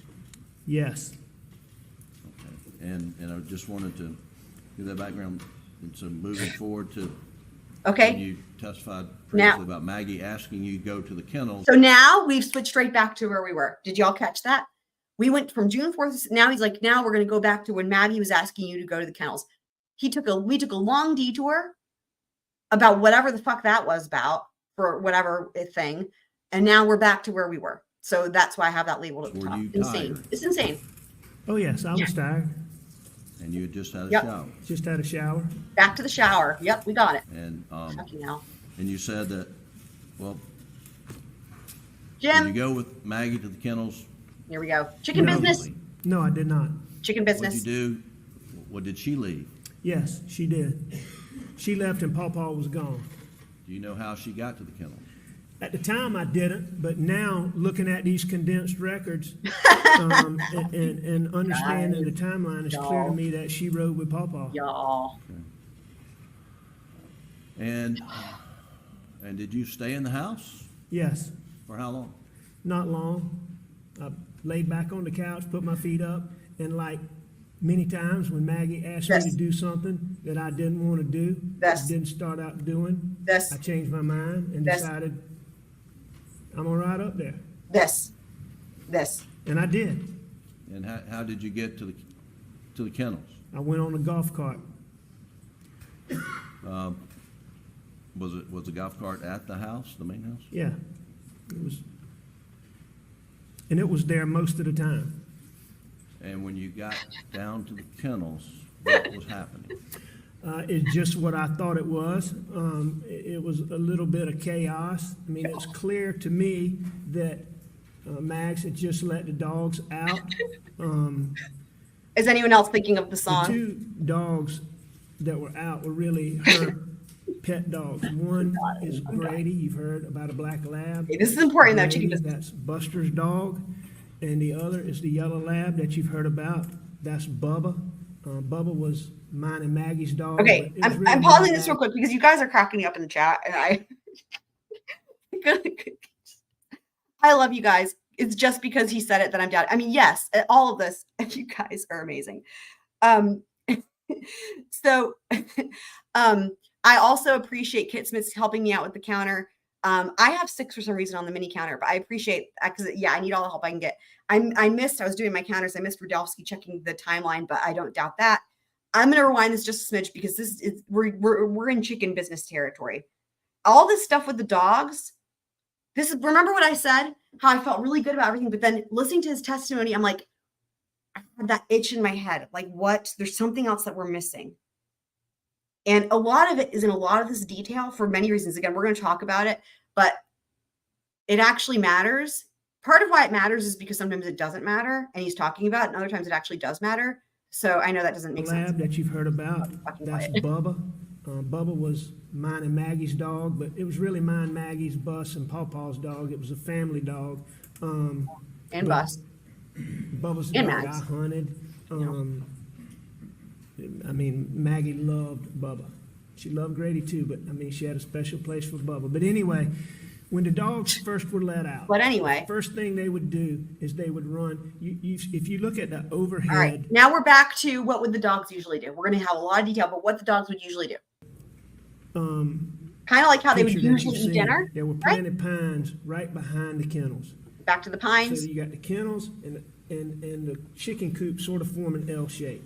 And in that L was some planted pines. First thing the dogs would do is go 100% out Blackwater. in that, Yep. kennel, and Bubba and Grady, I think, learned this from Bubba, but Grady would do it too. But Bubba had to mark every tree. I mean, he would go and We are in hardcore chicken business territory. At this point, when I was going through his testimony, I'm like, okay, so first of all, I've got the whole thing about Maggie really wants him to go, and he makes a big fuss about that. He changed his thought, but I thought I changed my mind, decided to go. Now we have all this. I'm like, what the fuck is happening? Why? He does these detours at certain times, okay? he'd do a little number on this tree and that tree. You know how dogs do, and just marking his territory. And so that was the first thing those dogs did when they came out.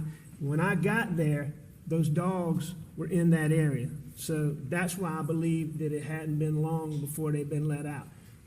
Grady was chasing guineas, which was a normal thing to do. What are guineas? Guinea fowl is a guinea fowl is like it's like a chicken. It's a domestic bird that we had them. Alrighty. They make a lot of racket. It's We're like I know this sounds silly, but it's like a guard bird. Because anytime they just make a lot of racket anytime anything unusual is going on. If anything unusual disturbs them, it could be a person, it could be somebody driving up, whatever. They fucking himself there with that testimony. Here we go. We're meeting the guinea fowl, you guys.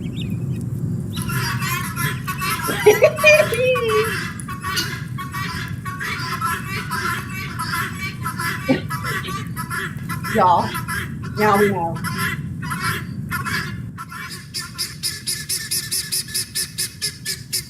So these two right here are the ones that I put in the thumbnail.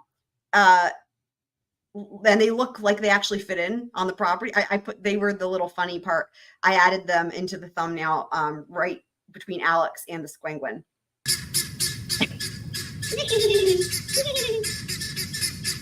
So Grady's chasing the guineas. Paul's fooling with Rogan's dog Cash.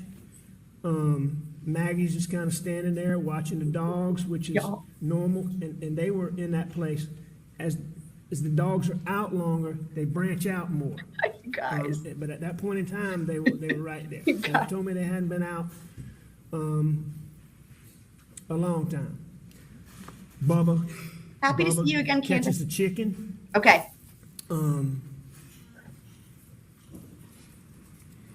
I'm talking to Maggie for just, That was a long. Okay. a short time before. I'm gonna rewind it again. That was a long fucking pause. Let me rewind that again a second. This is yeah. Hold on, that was probably too far. Let me see. I take the chicken. Nope, back. Here we go. Rogan's dog Cash. Okay. Maggie's just kind of standing there watching the dogs, which is This is when he arrives. and they were in that place. This is important. As the dogs are out longer, they branch out more. Okay, But at that that's point in important. time, they were right there. So that told me they hadn't been out a long time. Bubba catches the chicken.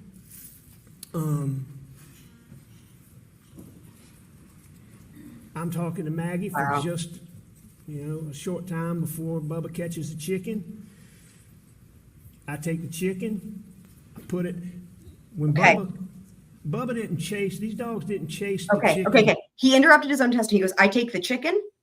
He doesn't finish that sentence, and now he interrupts it.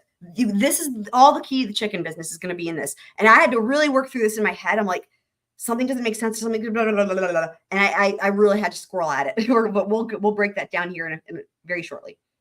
To kill them. And they didn't normally kill them. They did kill them sometimes, but it was about the chase with those dogs. And they He were gives us all the proud answers. when they caught one. You could just tell by the way Bubba would prance to you when he brought the chicken to you. He was proud that he had caught it, but he wasn't trying to kill it. And so most times the I think the Bubba prancing part is part of what's key here. We'll get to it. chicken wasn't dead, and that chicken wasn't dead.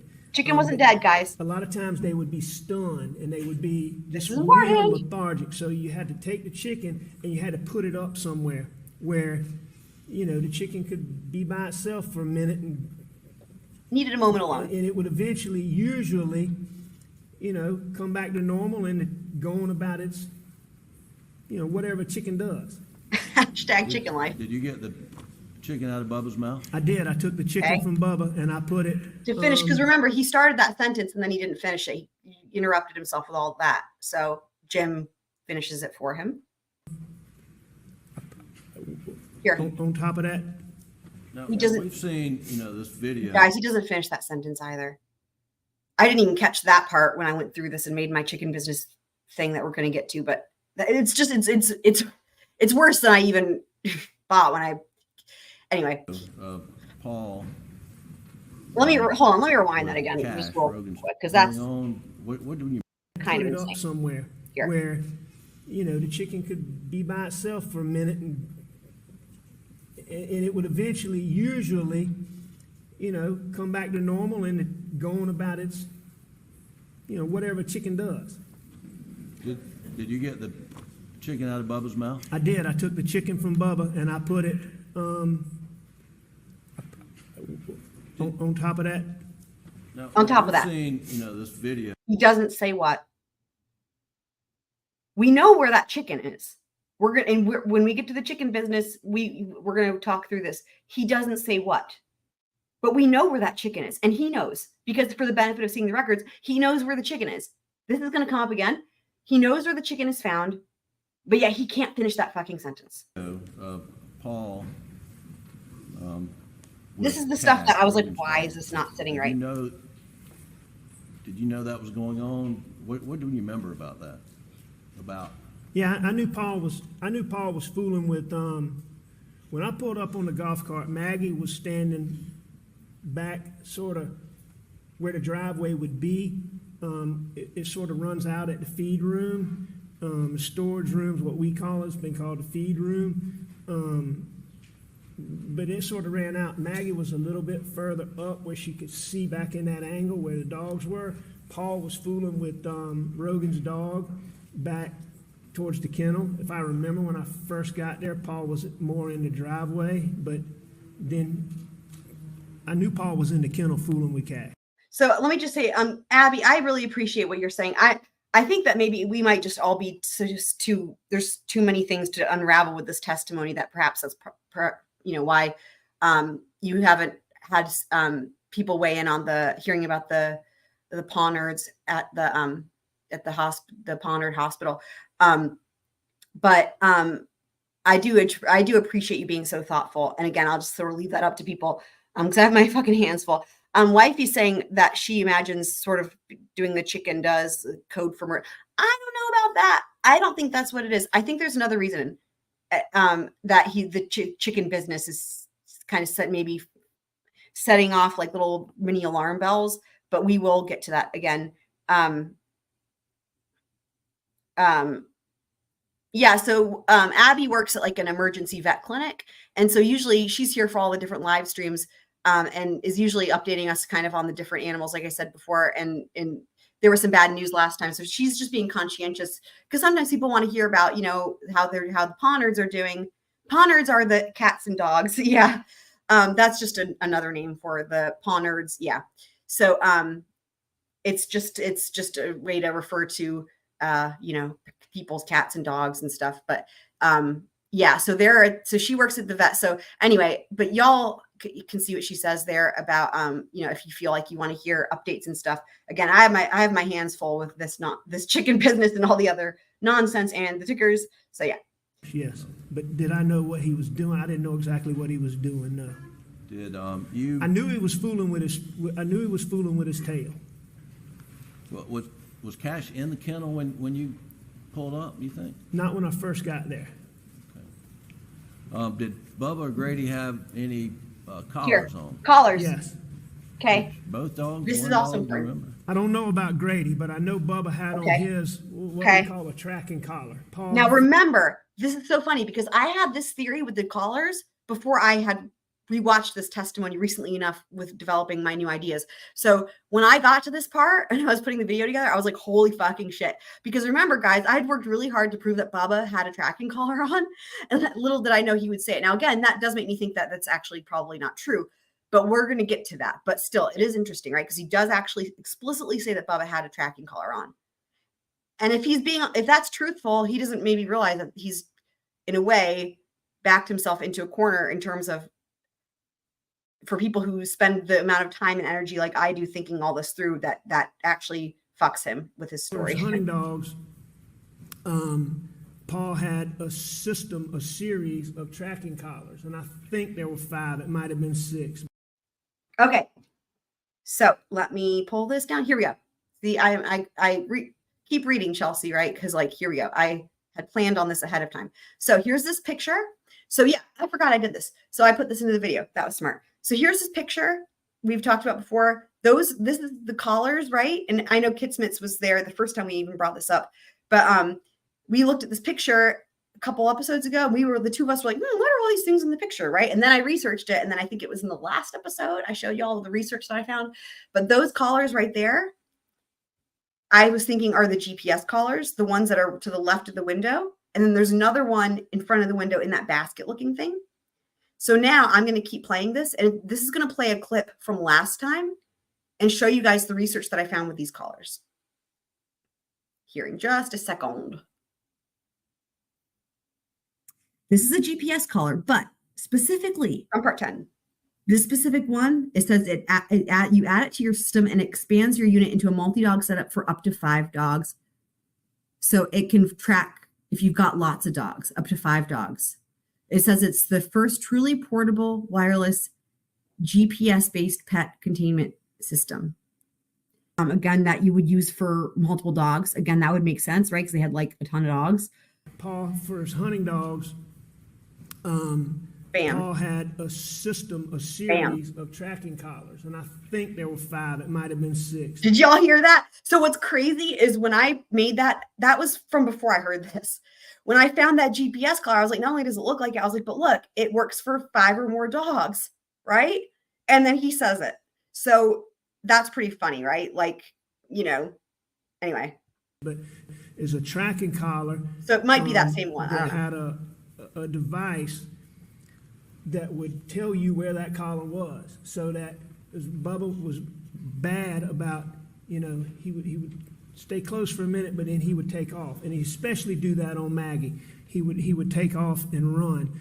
And so he had on a tracking collar that if he did that, you could, you could know, okay, he's, a half a mile down here. It's not going to follow him but so far, but it would follow a good long distance. So you could go get the dog. Okay, that's key. If he right? ran off, which Bubba frequently He doesn't would do, understand. especially when it was just Mags and Bubba. All right. I don't think he realizes that this really, like, this, what he's saying right now is basically what I was starting to put together before I had rewatched this testimony since I started figuring this out. But what he's saying is confirming everything that we've talked about, as if y'all know, of all of my theories of this entire fucking thing. It confirms all of it. Now, here's this picture, okay? This is from the night of the crime scene. You can see there's even blood there.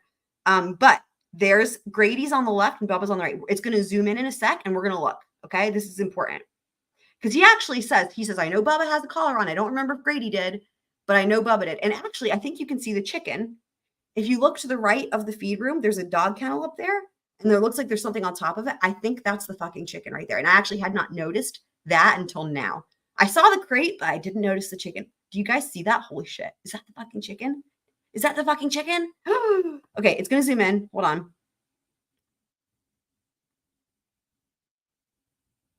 There. You can see, I wish I'd zoomed in on the fucking chicken, but you can see, again, Grady's on the left. You can see Grady has a collar on. You can see the collar. Bubba, it's kind of hard to tell. It looks like he might have a collar on too, but you can see Grady's collar. Do you guys see that? And it's that same collar like I was showing in the picture, the black one. That's it. You can see the collar. So we know Grady has the collar. And maybe Bubba. It's kind of hard to tell. What do you guys think? Do you think Bubba has the collar on too? But man, that chicken. Let me back it up again so we can take another look. I think that's the fucking chicken right there on that crate.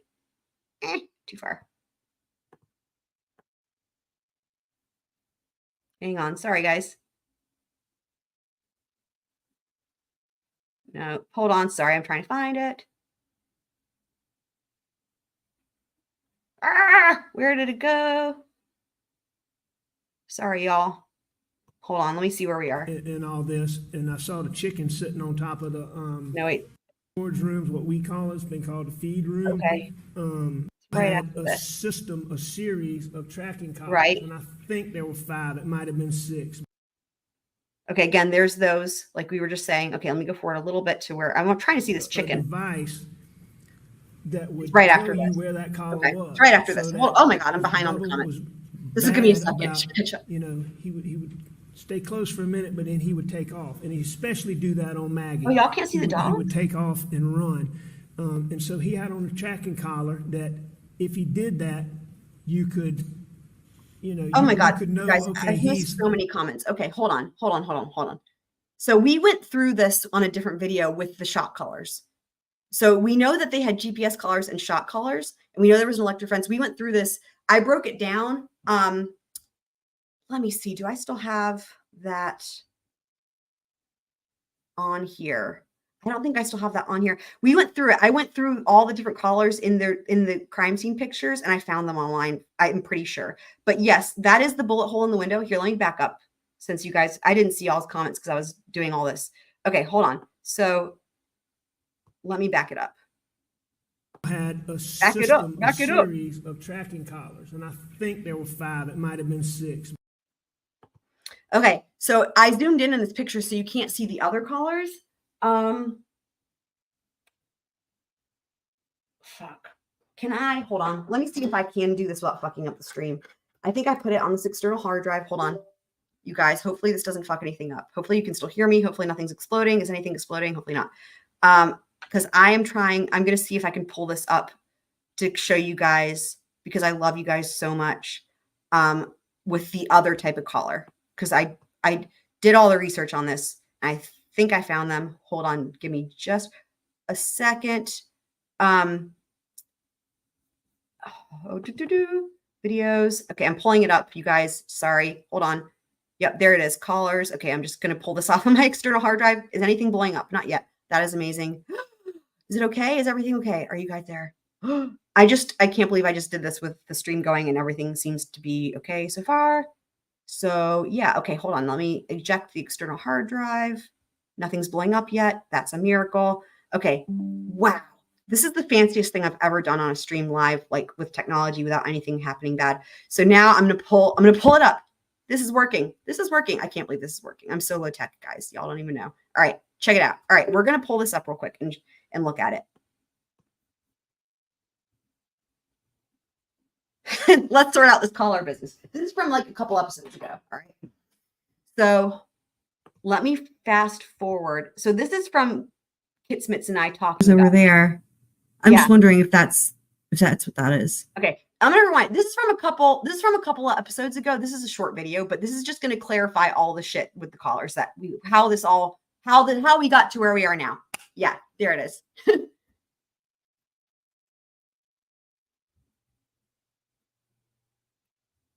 I wonder if what are those things, y'all? See where the black Rubbermaid bin thingy is? And then underneath that, there's red and white things. Look like they have straps. I'm wondering, do you think those are the dog GPS collars? Or what do you think those are? I can't really tell. Looks like there's some other collars over there. I'm just wondering if that's what that is. I mean, wow, one could actually look at this picture and try to figure out what everything is, and then that would be like a whole day. Well spent. Just kidding. But I am curious because of the electric fence and all that. That's what I'm saying. I wonder if those are the shock collars. They kind of look like that to me because it looks like there's regular collars up there on the left hanging up. Yeah. So, and I guess they actually they talk about the electric fence and they talk about like the GPS collar. It sounds like they had like GPS collars and shock collars. And actually, there's something, if you look back behind or look where the window is and to the left, I wonder if those are like the GPS collars because they have like a larger thingy. And then I wonder if the red ones are shock collars. But either way, it would mean that Alex would have been able to leave the dogs out, leave Bubba out and leave, right? Because the shock collar would have meant he couldn't cross wherever the electric fence is, right? So the perimeter, wherever they have it, he would be on the property. And then the GPS collar would mean they could find him. He could find him. So yeah, I do think it's two different collars, but I think either way, it still would have essentially served the same purpose in terms of him being able to leave the dog out. Yeah, I think that's probably accurate with the larger. Yeah. Okay. Here's what Buster said. Had a gun dog shock collar that we would put on him sometimes, and when he had that on, he was, on his P's and Q's. All right. So remember all this is me pausing it now in real time. Remember all this was done before we got to this part in Alex's testimony. Okay. So now this is going to break down these collars for y'all. Divide out a slidwium. Okay, so there's that picture again, and it's going to zoom in here in just a second to the other collars, because this is what Wifey was referring to. So gun dog shock collars help in training the dog to follow commands and prevent them from chasing after unwanted game. Hunting shock collars are essential tools in the process of how to train hunting dogs. They're not meant to harm the dog, but to act as a deterrent from unwanted behavior. And this is in reference to a gun dog collar, as Buster calls it, right? So now, see how it just zoomed in those red things? That's the first collar I was investigating. See how, what do you guys think? It's going to show a better picture here in a second. But the reason I saw this collar does two things. It does both electric fence and it does gun dog. So if you look at this picture, here, I'll zoom in. There. See how there's like a walkie-talkie thing beside the red collar? That walkie-talkie looking device is the gun dog part, where if you're hunting with the dog and you don't want it to chase after something, you manually hit that thing and then it does the thing, right? But see how there's that green spool in the background? That's the electric fence. So this has two modes. You can put it on electric fence mode, or you can put it on like the gun dog mode where you have a device that you do yourself. So that looks like the red things, and it's going to show it again here, another picture. I'm circling that with my cursor. And actually, and I remember it was a pretty good deal too for this bundle. There, check it out. And then in a second, it's going to go back to the picture from the crime scene. So that's that red. See if you think it's the same thing. So this would be for the electric fence and for the gun dog bit. Shock collar. That. What do you guys think? Whereas the other ones to the left of the window would be the GPS. It's going to go to show that now. There. Those ones I think are the GPS. And again, that's the one that I found that does 5+ dogs. What do you guys think? Am I insane? I haven't even been looking at the comments because I'm just like cracked out on like solving this whole thing. Guys. Are you guys like, what's happening? Find 4 turtles. I know, right? You guys, that picture though, for reals, is like, oh my God, there's so much stuff in there, you know?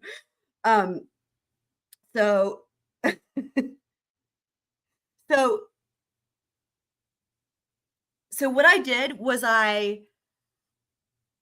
outdoor dog supply. What I was thinking was I was like, you know, they're probably not looking for stuff on Amazon, right? They're probably looking at a place where they can also get their fucking hunting gear.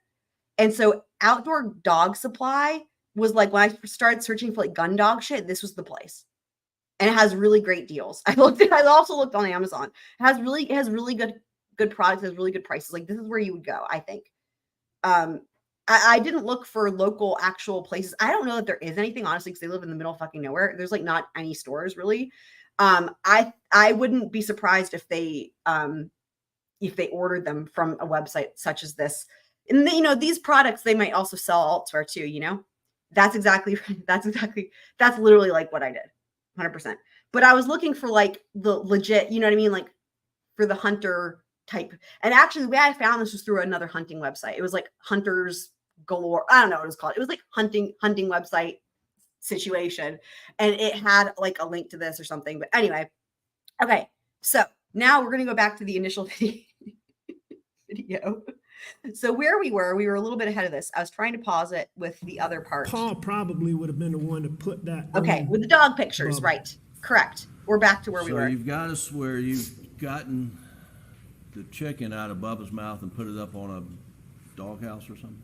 I believe what I put it on, and I don't remember this, but I've seen pictures in all this, and I saw the chicken sitting on top of the what looks to me like a portable dog crate. Wherever it was sitting on is where I would have put it up there.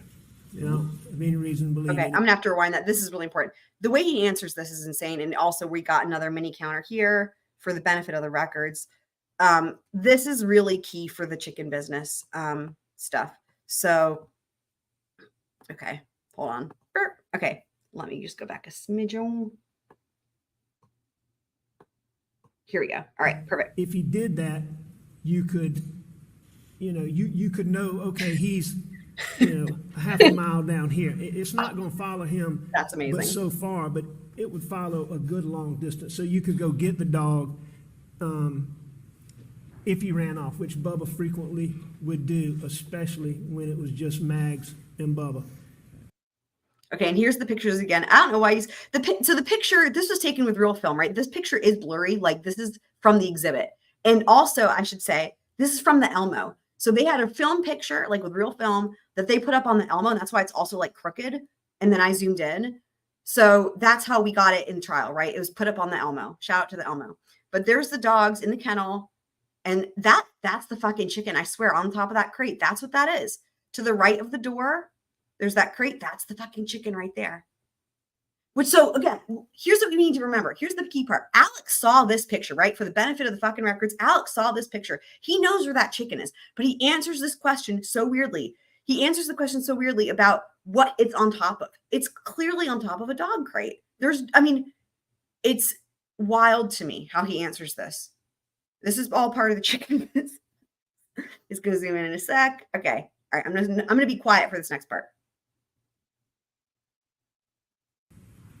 And so Paul probably would have been the one to put that on Bubba. So you've got to swear you've gotten the chicken out of Bubba's mouth and put it up on a doghouse or something? I believe what I put it on, and I don't remember this. I believe. We've seen the picture, man. But I've seen pictures and all this, and I saw the chicken sitting on top of the what looks to me like a portable dog crate. Wherever it was sitting on there is where I would have put it up there. Guys, You know, have any reason to believe anybody else moved that chicken, and it ultimately, that chicken did die. that part, that for me was the icing in my mind. As I'm like, what are the things that don't sit right about this? All these things are out, and then that part, I'm like, hold on, the chicken died. This is how all the chicken business in my mind got started. What'd you do after you got the chicken out of Bubba's mouth? I got out of there. Got the fuck out of there. I left. I went back to the house. All right. Well, look, before we do that, we've seen the dog kennel video with Cash and Mr. Davis. We're getting to the chicken business We part. slowed it down for him. Did Just you a sec. see the water hose in that Hose. video? This is the part of the chicken Brown? business. You remember seeing that? Yes, I do. Was the water hose out? And Obviously, We saw it in the video, fucking video. but can, Yeah. I don't specifically remember that, but I can look in that video and see it. Can you? But that's You not have something eyes. that I noticed. Fucking hell. so, but you've seen it in the video here. Yes, sir. Oops. And then the two dogs were out, Absolutely. Bubba and Grady. and then you Fucking hell. head back. How did you get back to the house? Same route. I mean, the same route I'd come on. I came down the driveway, made a left on. You saw my route in the car. I drove that same route. My question was Great. obviously Good wasn't for you. clear enough. Were you in a vehicle? You walked? Fucking hell. What mode of transportation did you use to get back to the house? Same way I came. I went back in the golf cart. And I know, it was right? The golf cart. Definitely. If you remember that Mark Ball testified that he saw where we normally would park it, you pull up, pull along the Normally. entrance, and either you'd come in from the left and you'd go just past it and be on the right, or you'd come in from the right and you'd be just past it on the left. And that's where I got in it, and that's where I put it back. Did you do anything else before leaving after you took the chicken out of Bubba's mouth? No. We've heard about Bubba being stubborn. How long did it take you to get chicken out of Bubba's mouth? More. Bubba could be stubborn. Here we go but Bubba again. would listen to me. Guys. And another thing, when Bubba had on that collar, one of the other features of that collar was What did Bubba have on the collar, or was it Grady? You guys, had on what the is collar. happening?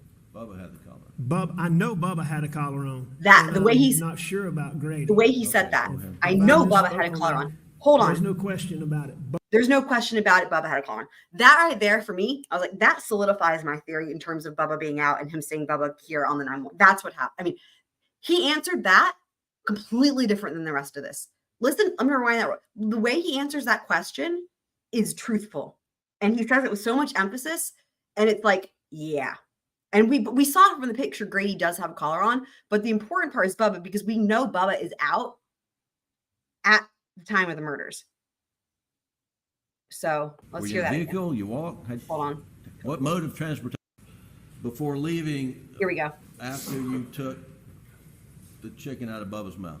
The way he says this No. about Bubba with the collar. We've heard about Bubba being stubborn. How long did it take you to get chicken out of Bubba's mouth? Well, Bubba could be stubborn, but Bubba would listen to me. And another thing, when Bubba had on that collar, one of the other features of that collar was What did Bubba have on the collar, or was it Grady?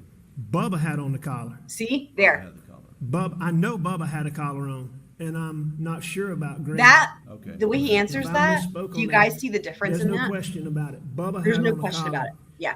I assume Grady did too, but I didn't. I didn't. Even though I saw Grady, I didn't notice for a fact. that Blackwater Grady makes had on the logical collar. points that But he are irrelevant when probably it did. comes to Alex, because there is no logic. Makes sense to me that he did. Of course. How long did it take course. to get the chickens out of No. chicken out of Bubba's mouth? It didn't I mean, take- between the dogs and then, of course, the guinea fowl would have been making a ruckus because he's already testified that their guard birds, they sound the alarm. Between the dog, if a stranger, the dogs would bark, the guinea, who would be louder, the dogs or the guinea fowl? That's really the only question with that.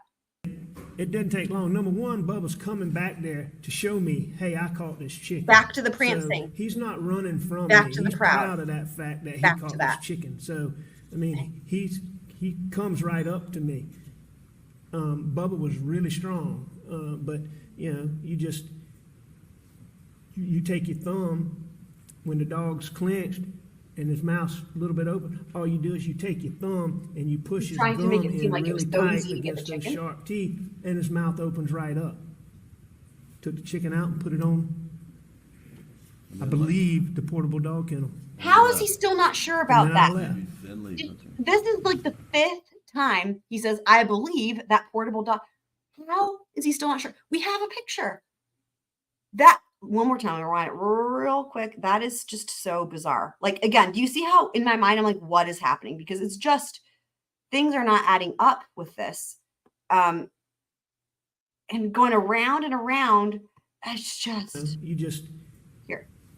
you take your thumb when the dog's clenched and his mouth's a little bit open. All you do is you take your thumb and you push his gum in really tight against those sharp teeth, and his mouth opens right up.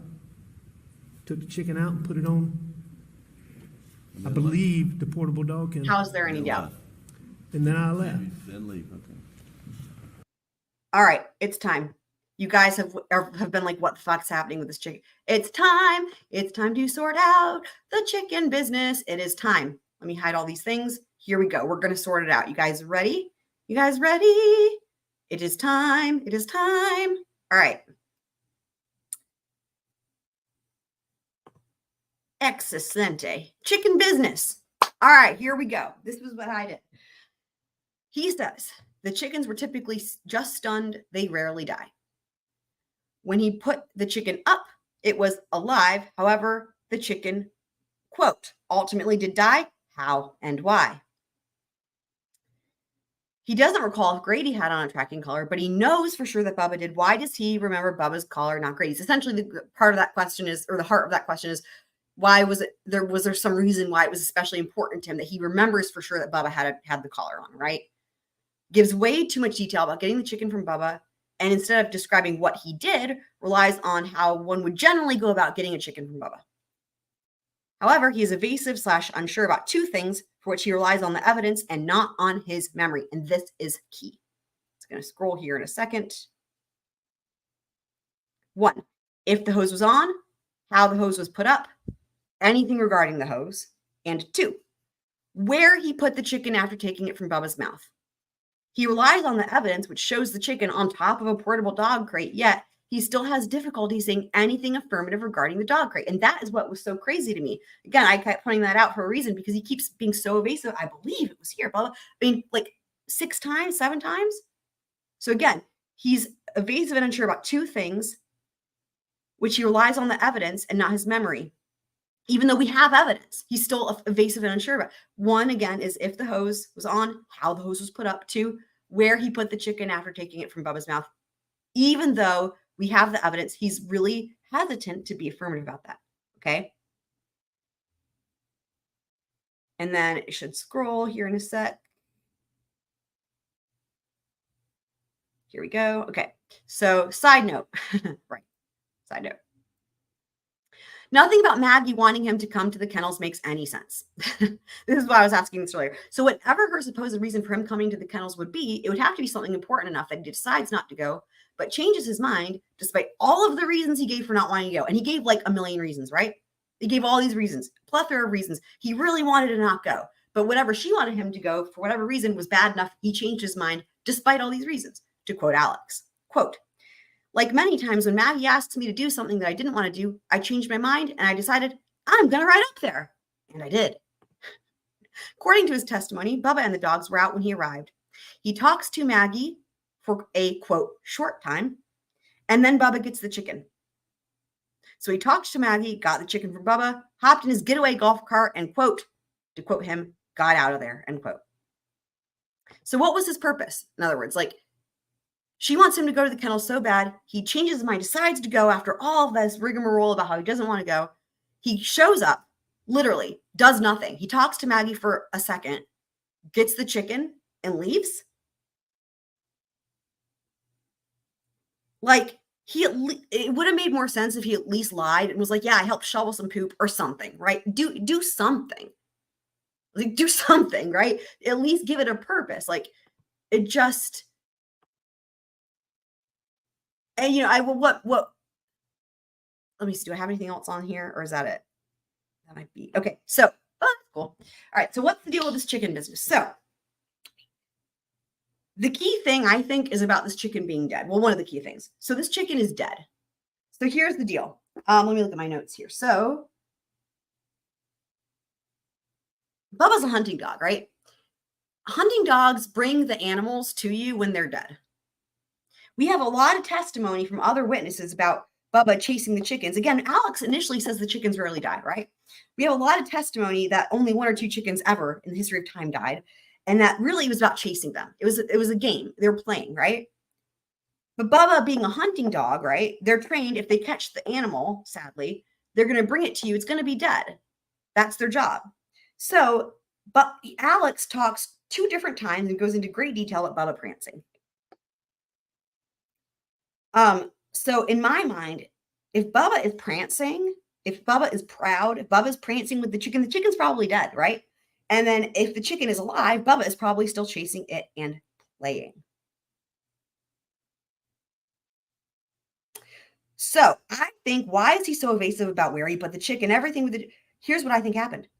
I think, oh God, I dropped my pen. I get so excited. You guys, okay, so this is where I'm like, I have to throw out this chicken. So I think what happened was, and why, because remember, again, it's the 2 things. He's like the hose and like the fucking chicken. He's real evasive about. So we go from what I was working on earlier, so he's there, the Snapchat video is happening, we know the hose is on, we hear, come here, Bubba has the chicken. Initially, what I thought, I think what everyone else sort of thought, because it makes sense, is that, and no one really maybe questioned it, is that when he says, come here, Bubba comes over with the chicken, and he puts the chicken up. I don't think that's what happened. And I would never have questioned it, except he made me because of all of his bullshit. Like him going around and around and being and thinking about all the details with the chicken being dead and all this. He says the chickens were usually alive, and he changes it, right? He says he puts the chicken up, and that makes no sense. He says he puts the chicken up and the chicken was alive. And then ultimately the chicken did die. That question about that chicken, how did that chicken die? That was the thing that really made me go into this, right? So I think what happened, and this actually matters, because this is the timeline down to the second. I think he shot Paul literally a split second after he says, come here, Bubba. I don't think he got the chicken then. And here's why. Because I think not only was Bubba still out, Bubba still had that chicken. And because Bubba was left out with that chicken and Alex fucking left for Alameda, the chicken dies. And then when Alex gets home from Alameda and he's on the 911 call and he says, here, we hear him say here. And it sounds like he's not having to yell it. It's because Bubba's prancing over to him proud, like he describes, with the dead chicken and comes to him.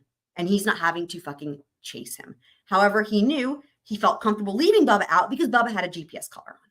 But Bubba still had the chicken. Now, why does this fucking matter at all? You're probably like, this is insane. Here's why it matters. Because Alex has to make it seem the last thing that we know of him, because his phone was off, was that he says he's here on that Snapchat video. He says, here, Bubba. That's the last thing we know of him. His job is to get himself out of there immediately, to distance himself from the murders. So he has to complete, because we hear him talking to Bubba, it wouldn't make any sense for a regular person under any circumstances. Like, let's say he wasn't planning on killing them. Let's say he was there to help, right? Maggie wants him to help. He would actually have gotten the chicken from Bubba. They say he's got a bird in his mouth. He'd just gotten that bird. That bird was probably still alive. I don't doubt that. I think that bird, during the Snapchat video, the chicken was still alive. He would have gotten that chicken then, right? To help out or whatever. But then that's putting him there even later, right? Like, to say that he didn't get the chicken when we heard him recognizing the chicken situation, there's only one reason for that, right? Like, I don't know if I'm making any sense. My brain can understand it. I don't know if I'm explaining it well, but like, in other words, he didn't complete that action because the action was interrupted by him killing them. Because we know the time of that Snapchat video and the phone unlocking immediately after. He couldn't have got that chicken so quickly. But that's why he goes into so much detail about how easy it was to get the chicken, right? That's why he's also evasive and about the chicken. And he says the chicken was alive, but then it was dead. Where he put it, even though we know where he put it. So his job is to make it seem like he completed that action, because there's no good reason to not complete that action apart from murdering them, basically, right?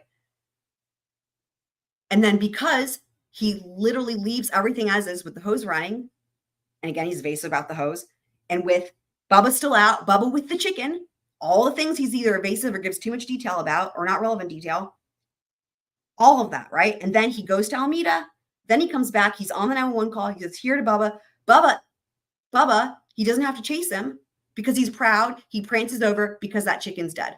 And again, being a hunting dog, that's what he would be trained to do. And then he puts the chicken up while he's on the 911 call, and the chicken's dead. But he has to lie and say the chicken was alive. Am I making any fucking sense? I mean, you guys are probably like, I don't even know what y'all are doing, but I thank you for your input. Based on this video, he knew he had to account for certain chicken-related circumstances in his story. Exactly. That's exactly right. That's a very concise way to say it. 100%. Paul was in the feed room. That's correct. But I mean, we're talking, it was a split second, right? I mean, looking at when the phone locked and shit. Okay. Thank you guys. I'm glad that this is making sense. And thank you, wifey, for this. The chicken is tied to so much of this story. Yes, that Alex is trying his best to hide whatever he can from the chicken story to make sense for the Snapchat video. That's exactly it. I'm so glad that this is making sense to you guys, because this to me was the last part of the picture, right? Because in my mind, again, I had assumed, yep, he puts the chicken up, right? Blah, blah, at that time. But then again, as I was going through it, and I'm like, but why does the chicken ultimately die? I'm like, he couldn't leave well enough alone, right? Like, God damn it, Alex, and so then I'm like, this is fucking me, so that's where this chicken business came in. So in my mind, I can picture this, and hopefully you guys can too, of how this all went down, where he literally, I think, if anything, he rolls up there. He was planning on just immediately shooting them, right? And being there as little time as possible. I think what happened was Bubba got that chicken, and it almost in a way disrupted, you know what I mean? Because then they're like, Maggie's like, hey, he's got a bird. Maybe she was running over to him. I don't really know. But like, he wasn't planning on doing anything with these dogs, right? And I think he says, like, come here, Bubba, and then Paul, Paul's phone locks. I mean, the kennels and the feed room are right next to each other, as we've seen from these pictures. Like where the dogs are in the feed, they're, so, and we know, given the timeline, that where the phones lock, it couldn't have been long at all. I mean, he literally must have just finished that Snapchat, he might've still been trying to send it, right? Because remember, there was the problem with the signal and Rogan never got it. He might've still been trying to send it as he walked into that feed room. And I think that would make sense. So, okay. Hopefully you guys, that if you guys have any other questions, were there any chickens in Alex's original story? I mean, no. His original story was that he never went to the kennel, right? He was at home taking a nap. So, okay, let's carry on. Now that we've got that out of the way. And did you go back to the house? I went. Cash. Okay, Cash is the dog in the Snapchat video, the black dog, and that's Rogan's dog, who was a puppy, who didn't really live there. He was just staying there temporarily. Bubba is the yellow lab. Grady's the white lab. So, yeah. Straight back to the house, to the air conditioner. And what'd you do when you got back to the house? I lay down on the couch. And then what? Well, was TV on when you went back? We've already covered this with the TV. Yeah, the TV never got cut off. So you went back to the house, you laid down on the couch, and then what happened next? I'm not positive. I dozed off for I a agree, minute. Candace. Didn't doze off for a minute, but I got up. I agree. Off of the couch, I know. And It's awful. I made up my mind I was going to visit my mom. And what was Made your up my mind. understanding of your mother's condition on late on the afternoon of Great. So now we're going to take a detour into his mom's the condition. 7th? She was agitated, which she got agitated when my dad, we were putting my dad in the Yes. hospital. Yes. I mean, he had a lot. Again, it disrupted his plans. He did not expect it. It is exactly his downfall because it got him to speak. It was not planned. It was the little. It had it not been. Like, let's say that Paul still took the Snapchat video, but let's say that Bubba didn't get that chicken. Alex would have had no reason to speak, and there would have been no way to put him there at the time of the murders. The fact that he says, "Come here, Bubba," is the whole thing, 100%. 18 months, 2 years. I mean, my dad was in the hospital. He was in the hospital a lot, and my mom. I believe my mom knew when my dad wasn't there because, she would get agitated. I mean, that's just the only term you can think of. She'd get agitated. She'd cry a lot. She'd be fussy when she normally wouldn't be fussy. I know Alzheimer's patients are unpredictable, but I'm convinced she knew because it happened frequently. And Barbara Ann told me, your mom's agitated. You need to check on her. I gave her medicine. She's resting. So it wasn't anything urgent, but she's resting. So what Barbara would do, and Barbara could handle her better than, my mama. We all love Barbara. My mama loved Barbara. Barbara could get my mom to do things that nobody else.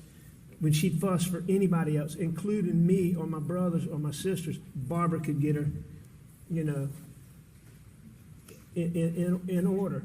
And but Barbara had given her medicine and to settle her down and calm her down, and that would sometimes make her go to sleep for a little while. But then she'd be agitated when she woke. I feel bad because Barbara's probably taking this loss of his mom's passing just a few days ago. Barbara's probably taking this really hard. I feel bad for her. Up. So did you go check on your mom? I did.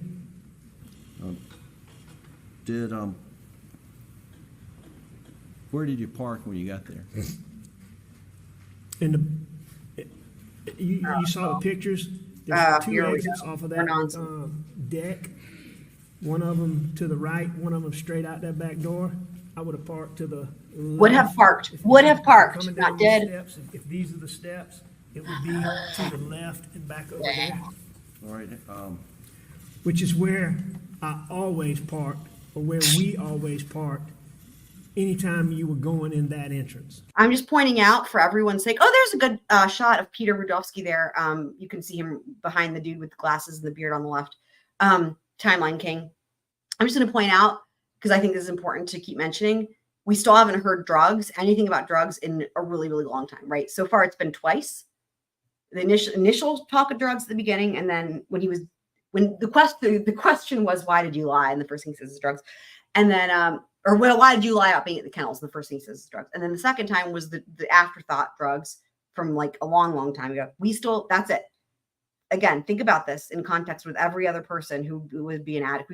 He's just forgotten about it, that part, right? Can you see this the slide with those dots? Yes, sir. Alex? I can. And Get ready, the guys. red We're dots gonna here at the pictures. seem to be joined. Where is that in relation to your parents' house? Where the arrow is?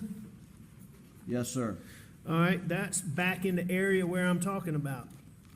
All right, so No, if you look it's in this not. picture, all right, you see the you see the open area with the green grass? That's the front door. Okay, yeah, right. I'm pausing this real quick. So for you guys who weren't there for our tour of South Carolina, we did our little field trip. If you see where there's the roads, right? You've got your two roads that are parallel. There's one that has the red dots on it, right? Going to the house. And then you see how there's another thing beside it running parallel. That's the train tracks. And that is the very same train tracks that OG Murdaugh did the fake suicide for the insurance payout that started this entire fucking thing. And that likely even happened literally here, because their driveway crosses these train tracks and he was coming home. And I've done a lot of research and I've had some other people help me. And it's hard to confirm for sure. But if it wasn't actually there, it was close by. But again, their driveway, as you can see where those red dots are, crosses those train tracks. And we've done lots of pictures of that. But of course, that's significant because when Alex is leaving Alameda, he pauses right there on those same train tracks for 1 minute. During that minute, there's no activity on his phone. There's no activity at all. He just stops for a minute on those train tracks. And then he pulls out of the train tracks and goes before he turns on to the main highway to go back home. Then he calls Maggie's phone or whatever. But I wanted to just point out that and for those of you who wouldn't recognize it if you didn't see that other portion, I wanted to point out that's the railroad tracks right there, and that is that same fucking railroad system, which by the way is now owned by CSX, who has been involved in a lot of lawsuits with PMPD, and also who Mike Sutton, the defense's expert with the 5'2" people, also has been an expert for it, and everything is just all combobulated. Where that circle is, that's the front door. If you look closely at the house, you can see a big dormer right in the middle of the roof. That's right over the front door. The white thing to the left of the house, that's like a parking pad. Yeah, I did know about the pink shoes. He actually had, they actually collected a pair of shoes from him. I believe it was the shoes he's actually wearing the night of the murders by the time law enforcement shows up. He's actually wearing, I don't know if they're Nikes, but they're like pinkish, orangish tennis shoes. So I think that might be his favorite color. That might be what was going on there. And so he tried to replace them. But I know they would have cost a fucking arm and a leg with prison prices. Where the driveway ends. And there's a parking pad. So you go, if you follow the driveway all the way to the house, you're going to run straight into a carport. All right? By the carport door. Just to the left, before you get to the carport, is this area that you can see here. That's part driveway, mainly parking pad.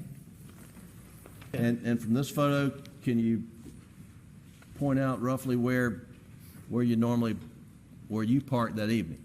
All right, this is the entrance to the right that I'm talking about. There's an exit and an entrance right in front of that door that you see there. So if you came down those steps, walk to your left, would be down there would be where I parked. Oh, would you have parked on the grass? You get on the edge of the grass back there. There's some grass there for sure. We're gonna look at this here in a sec. It's not the area up here by the house where it's sodded and Sure. this grass that you can really see in this picture. So it may be on the edge of the grass. Yes. In relation to the satellite dish, are you looking at this photo? Are you to the right of that? Yeah, you'd be to the right of that satellite dish. That makes no sense from what you just said. That's the opposite of what you just said. I believe that satellite dish is right on the edge of the. What you're saying isn't making any sense. You know, there's a hedge, and like you're a hedge. I don't know what you call it, a border, like a border where the grass ends and the flower bed or whatever it is starts. Right. I think you can't see it, but I think that satellite's probably close to that border. All right. Well, let's So it'd be to the right of that in this picture. Okay, so here we go. So we've looked at some of these before, but this is an overhead. So if you look at the bottom of the picture where there's that circle, I've circled those stairs that go off to the side that they keep showing in that picture. If you keep seeing they show that picture a million times. They showed it with Buster's testimony where you see those stairs coming off to the corner. Just as the reference, I circled those because you can see those really well in that aerial picture. Okay. That X is where his GPS, y'all just wait. This is going to get good. Where his GPS data was from the OnStar data.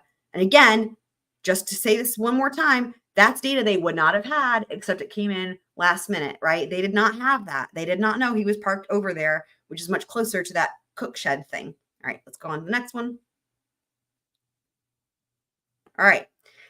this is from Buster's testimony. There you can see I've labeled the stairs. Where I've highlighted it there in red, that's where Buster describes when Buster's on the stand and they're asking him, where would you usually park? That's where Buster describes it. He describes it right near those stairs in that area. Of course, we talked about how there's no lines in the grass. It doesn't look like anybody's ever parked there, but whatever. That doesn't matter right now. What matters, that's where Buster says.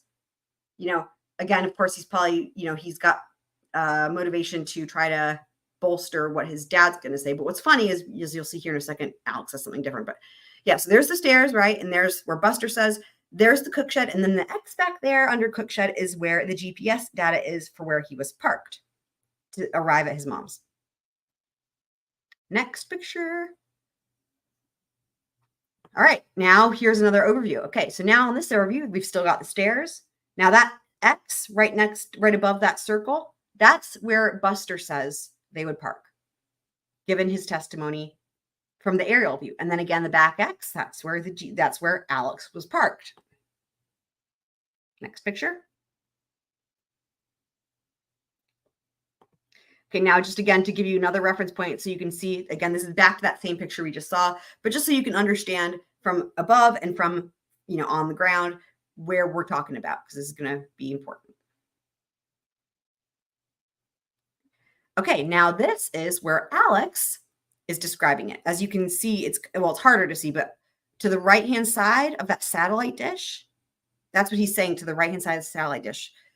I've highlighted it there in red. That's where Alex is describing it. He described it on the corner of the house, and he described it to the right, if you're facing the satellite dish to the right of that, and he described it right on that hedge. That's exactly where I like that porch too, wifey. That's exactly where he describes parking, is right there from his testimony. And now back again. So this is the aerial view. This time we still have the stairs circled, but this X is the aerial view of where Alex describes parking. And then the back X there is, of course, where he was parked. And now the piece de resistance, if you will. We have the stairs. So we have that X there, they're labeled, is where Buster says they would park. You guys, this to me, I wish they could do something like this in trial. Like, this is awesome. Like, this is like, hey, let's call it everyone's bullshit. You guys can't even get your story straight. So there's where Buster says they would park. Then we have where Alex says they would park. And then we have where Alex parked. And of course, again, we have the stairs as a reference point because they talk a whole lot, in a lot of detail about they wanted to go in that door. None of that fucking, who cares? Like, no one's disputing where the stairs are, you guys. Like, the problem is how far apart these X's are from each other. That's your problem. So hopefully that makes sense with the overview, because we did it from the ground and now from above, and you guys can see where Buster described it. And again, we went through that in thorough detail during Buster's testimony, and then where Alex is describing it at the corner, and then where the car was actually parked. And T-Pain says he ran really fast. But the problem is it's the car GPS data. So where he is actually doesn't matter. We're talking about where the car is. Like, technically, he could be on Mars, right? The question is, where did he leave the car?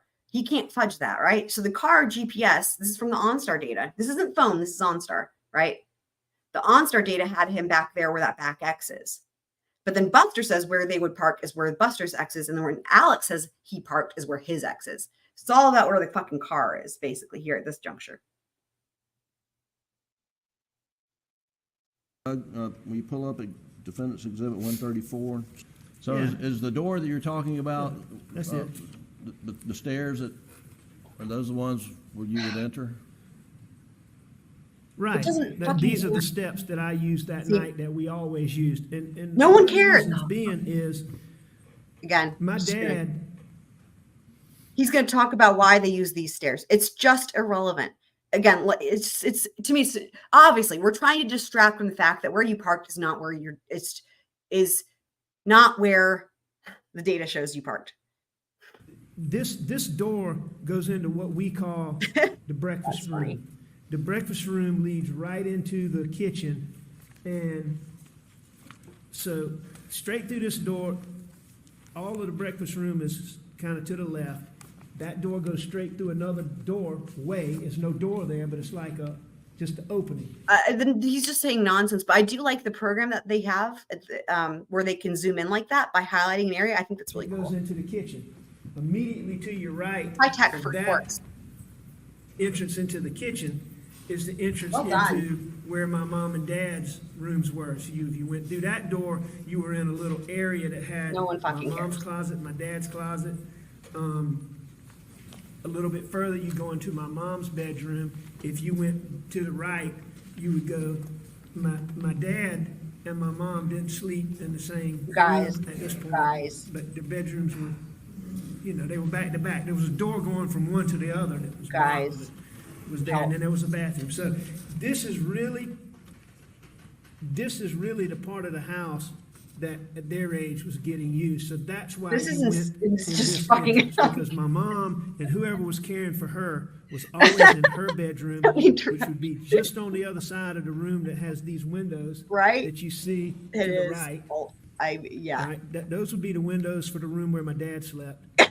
And then my mom's right on the other side. The Guys. kitchen's right there. This is the part of the house they were always in. What? And are you the only one that would pull up in the back I'm like that? dying. No.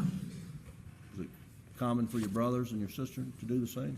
Oh, we all did it. I mean, we all parked in the same way. If you knew you were going to the front of the house, or if you knew there was a crowd there, or for whatever.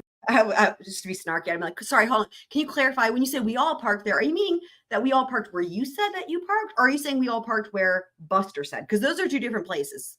You may park on the driveway, but if you knew, under normal circumstances, my dad always stayed in the breakfast room where he had a recliner. This is so. His dad wasn't even fucking there. I mean, the irrelevance of this. It was already irrelevant, but his dad wasn't even there. The TV. That's where In the my hospital. dad always was. Ugh. My dad never. You would never go catch him sitting in the den up front, or Oh my in God. in a I'm gonna stab my eyes room. out. He just wasn't up there. He was in this room. He wasn't there at all. watching He was in the TV, hospital. Or either he was Ah. on this back deck. Help.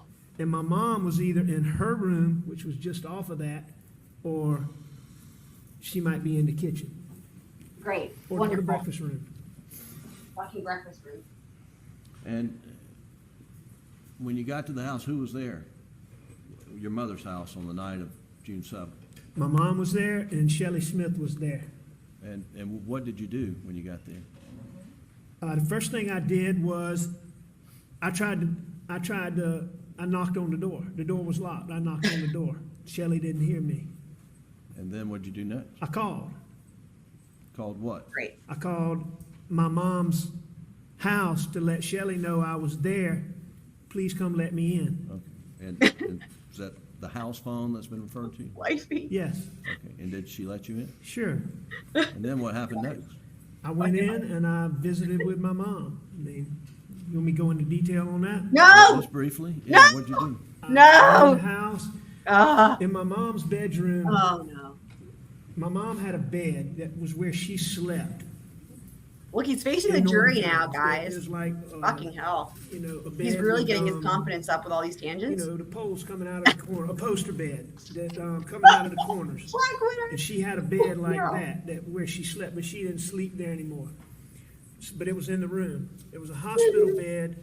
So when you walked in the room, her bed was to the right. Against the wall to the left was a hospital bed, like a single bed, but a hospital bed, and a TV. And then there was a recliner where whoever was helping Oh her my God. Why? would usually sit. We So I already went know in, all this. And I sat down on my mom's No, don't. hospital I bed. love And Black Widow. I'll I just love talk that to you're. her for a minute. My mom was This is awake. worth pausing for. Black Widow. I love that you said you were drawing, but also I love it. I would like. I don't want you to not draw, but also I would rather if I had my druthers, as they say, I would rather you be in the chat because I love you and you're amazing. And I know and she was proud, just slayed me. I just can't. Not a hospital double. The dogs. Oh my God, I know. It's And I held her hand, and kind of condition was she in? She was, her condition was not good at any time, but given. Especially given she was in Bubba's condition, mouth. She seemed to be doing pretty well. She wasn't She was agitated. first for the wear. Like I thought she would be. But I put her on top of the dog So crate, and she she wasn't agitated. sorry, but I put her on top of the dog crate, and she would be fine. You just have to give her a second to herself. Just give her a second to herself. Yeah, I was gonna say, but ultimately she did die, but that's a little bit too morbid considering that's what actually happened. And I just talked to her. Anytime we talked to my mom, we always tried to be real positive and upbeat and just and I just talked to her. I just talked to her, made sure she was okay. Did you stay seated on the side of her hospital style bed, or did you move around? They love talking I about stayed there for a few hospital minutes. style bed. I stayed there and I talked to her Don't even more know. than just a few seconds, and then, but I didn't stay there. She did look tired. Well, of course she was tired. You woke her the fuck I got up. and You I woke went her and up. I think I sat on my mom's bed for a minute to start with, and then I laid down on my mom's bed, which is, that's what I normally did when I went in there. There wasn't like a lot of chairs to sit in, and I just laid back on the bed. Now, when you Talked to talk, Shelley, and we watched TV. now when you're talking about your mom's bed, are you referring to her regular bed? That's right. Not her hospital bed, not the bed she was in, but her bed, the one I was talking Why about is with it- like posts. Right.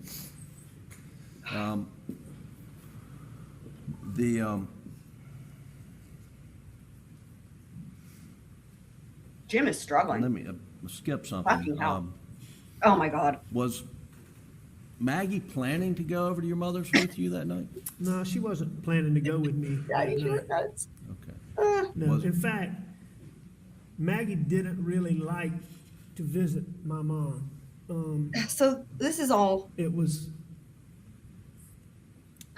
she loved to visit my dad, and she loved to There's. spend time with my dad, and she spent a lot of time. I mean, with my, I don't think it really matters because we all understand this, but just for the sake of saying so, like obviously there's contradictions here from what he has said in prior interviews, as we know. my mom when my mom was healthy, but by this point, my mom, she was a shell.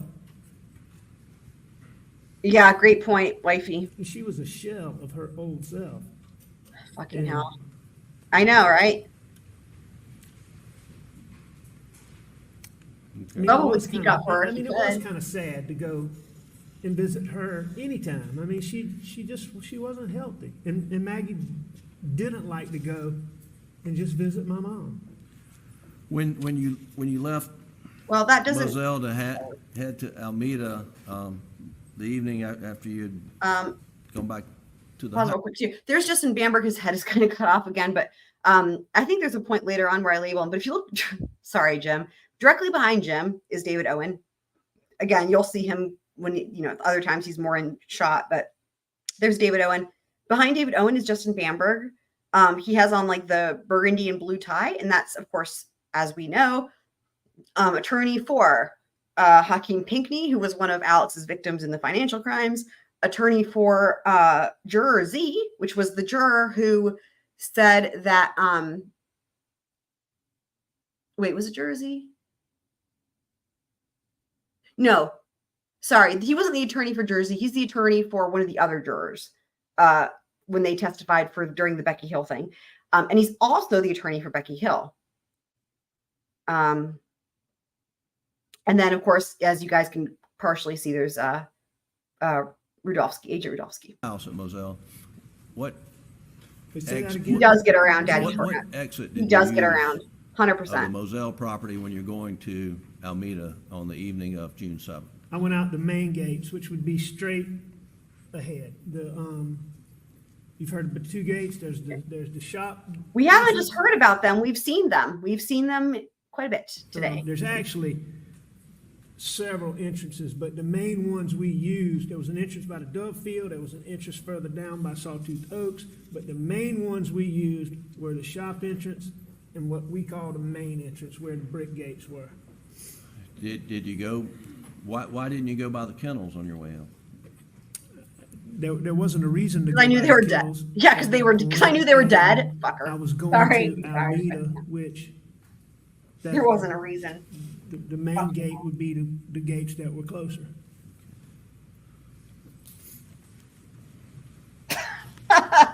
Did you Great notify job Maggie, lying on that. Not. in some form that you were leaving to go to see your mom? I tried to call her. And did she answer? No. And Because what'd she you was do dead. after that? I think I tried to call her again. Fucking hell. And did she answer? No, she didn't answer. And at some point, I texted her after that. Well, the fact that she didn't answer on 2 times, did that concern you? At that time, Right.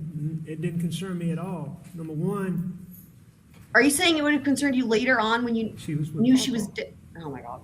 Yeah. Paw Paw. I forgot. I've not even been paying attention to the So- ticker.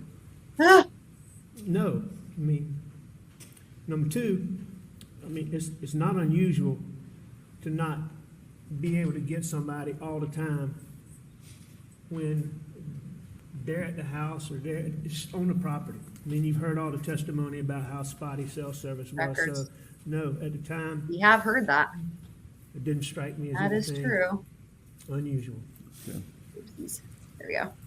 Now, moving back to Alameda, you spent time with your mother, and then you left to head back to Moselle, is that correct? That's correct. Did you drive straight back to Moselle? I You did. guys are awesome.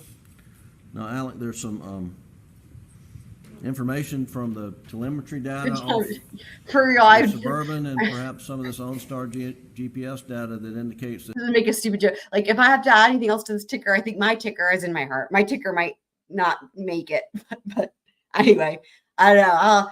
Yeah, man, the number of times that we've had that already for the series, I don't even know. It might even rival Boat Case. at some point in time in your mother's driveway, you stopped for about a minute. Do you recall? Okay, hold on. This is important. Let me pull this down because you know I'm all about this business with the railroad. All right, let me just rewind that for just a second. Okay. For that, I think I tried to call her again. and did she answer? Because this is No, so she didn't interesting. answer. And at This is some so point, I interesting. Texted her after that. Well, the fact that she didn't answer on 2 times, did that concern you? At that time, Right. it didn't concern me at all. Number one, she was with Paw Paw.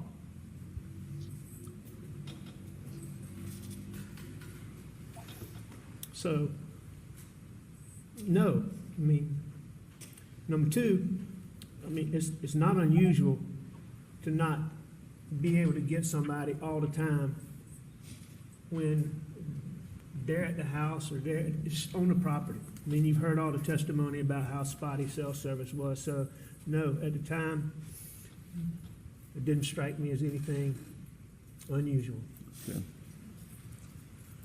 Now, moving back to Alameda, you spent time with your mother, and then you left to head back to Moselle, is that correct? That's correct. Did you drive straight back to Moselle? I did. Now, Alec, there's some information from the telemetry data off your Suburban and perhaps some of this OnStar GPS data that OnStar. indicates that at some point in time in your mother's driveway, you stopped for about a minute. This. He says in your mother's driveway, you stopped for it, does not mention that it was on the railroad tracks. Dude, y'all. Do you recall seeing that data? I did. What were you doing when you stopped? I Do you was recall? getting my phone. Yeah. That my phone had gotten. There was a console in the middle of my car, and my phone had gotten down in the console, between the console and the seat, where you couldn't get to it. Were you, during that minute or however long it was, were you disposing of murder weapons, Alex? No. Were you disposing of bloody clothes? No. So, I don't think that's the case because the problem is that Daddy Shortness has the phone in the crack trick. We know that the real thing is the fact that he was stopped initially, right, at the tree line in Alameda for a minute. But I did look it up. I have my own theories. We've talked a lot about the railroad tracks, but I did look it up. It looks like most things, if you were to say lay debris, like say clothing, guns, weapons in front of a freight train, in most cases, it would be fine. Like, in other words, the train wouldn't fuck up. The train wouldn't know. Let me put it that way. The train wouldn't know. They have these sensors that do sense debris, but usually it's for things like trees being down. I did research this. So in other words, like let's say if that's what he was doing, would the train have known? No. Could the train have ran over it and obliterated it? Yes, it's possible. However, that's not what my thought is. But I do think it's funny that Jim does not acknowledge that it was on train tracks. He just says, were you hiding? Blah, blah. And he also doesn't ask them that same question. Like, Jim does not ask him that same question when it matters, which is when he first gets there and parks by the trees. Jim does not ask him that question. Jim asks him that question when it doesn't matter, which is after he's leaving, and also doesn't bother to even add to the fact that it was on railroad tracks. So what a mess. What a fucking mess. Yeah. And your ride back right? to Yes, Blackwater. Yes. Yes. Moselle, was it were you driving faster than normal? I was driving however I drive. Normally, That means nothing. We don't know how you drive. We don't know how you drive. Sprint boy.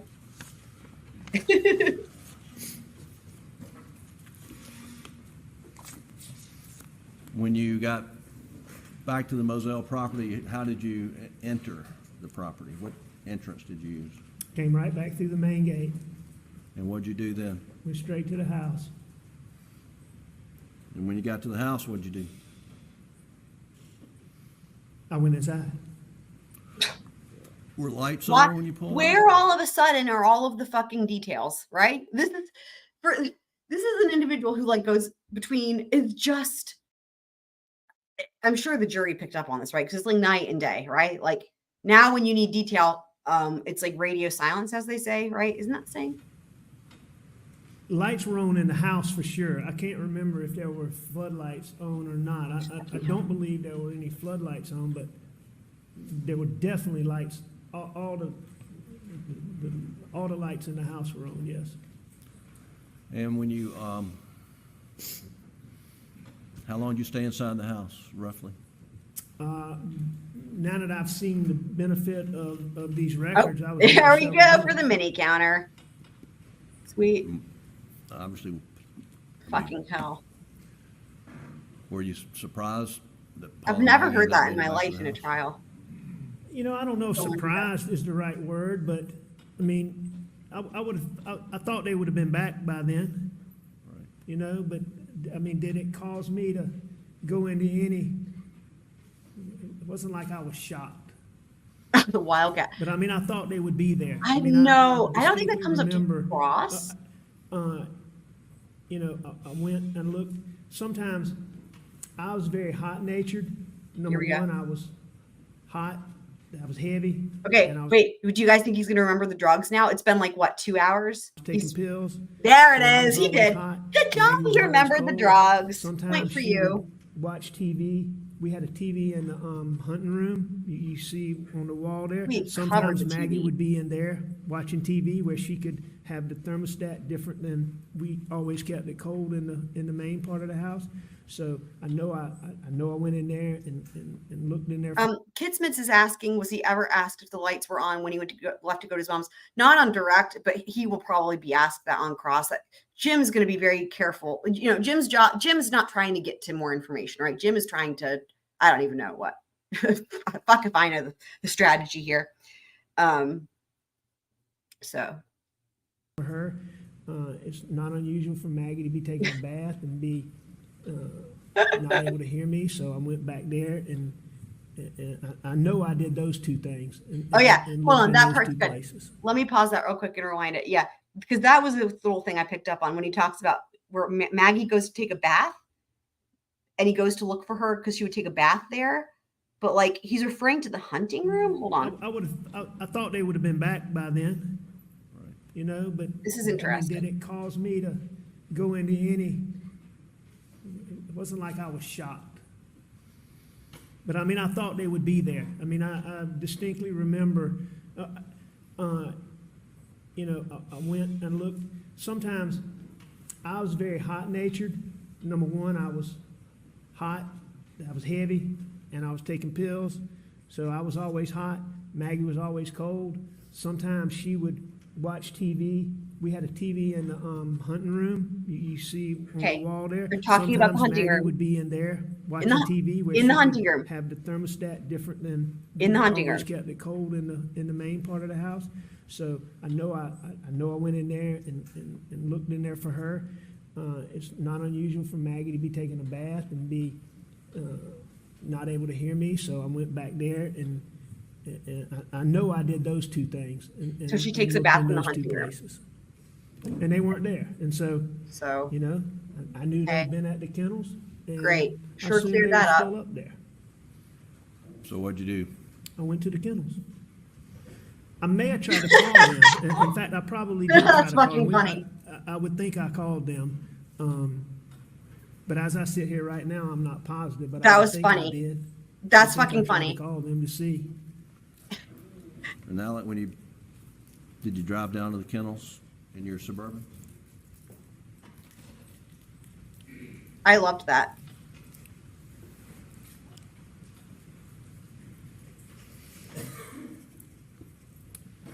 I did. What'd you see? Oh boy.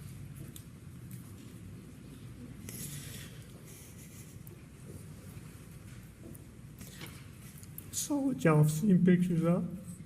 That does not answer the question.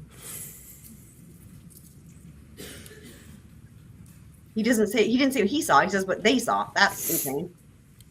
It's not how you answer a question. Correctly, anyway. So bad. For fuck's sake.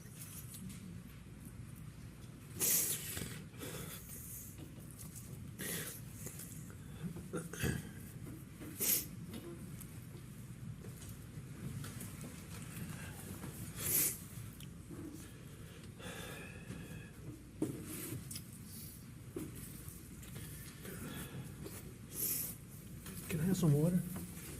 No. Yeah, I went to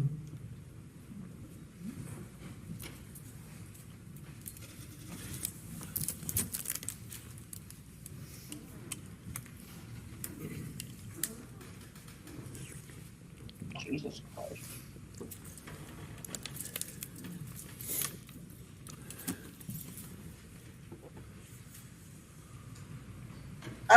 Hello?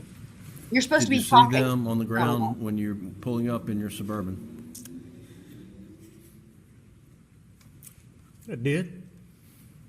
And what'd you do when you came to a stop, Alec? I think I jumped out of my car. Y'all, I gotta let my dog out Exactly real quick. sure what I did. Keep No, it. I got out of my car. Let me pause real quick.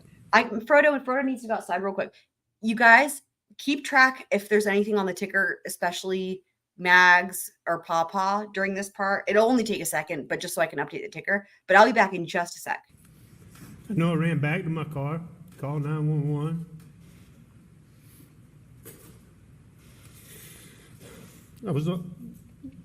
I called 911. I was on the phone with 911. And I was trying to tend to Paw Paw. I was trying to tend to Maggie. And I just went back and forth between them. Were you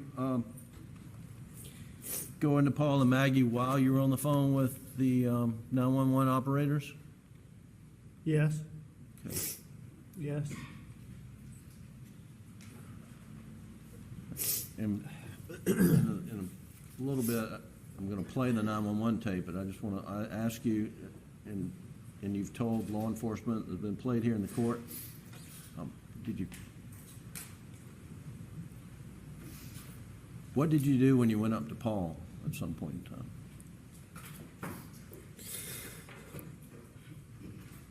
Hey, Paul.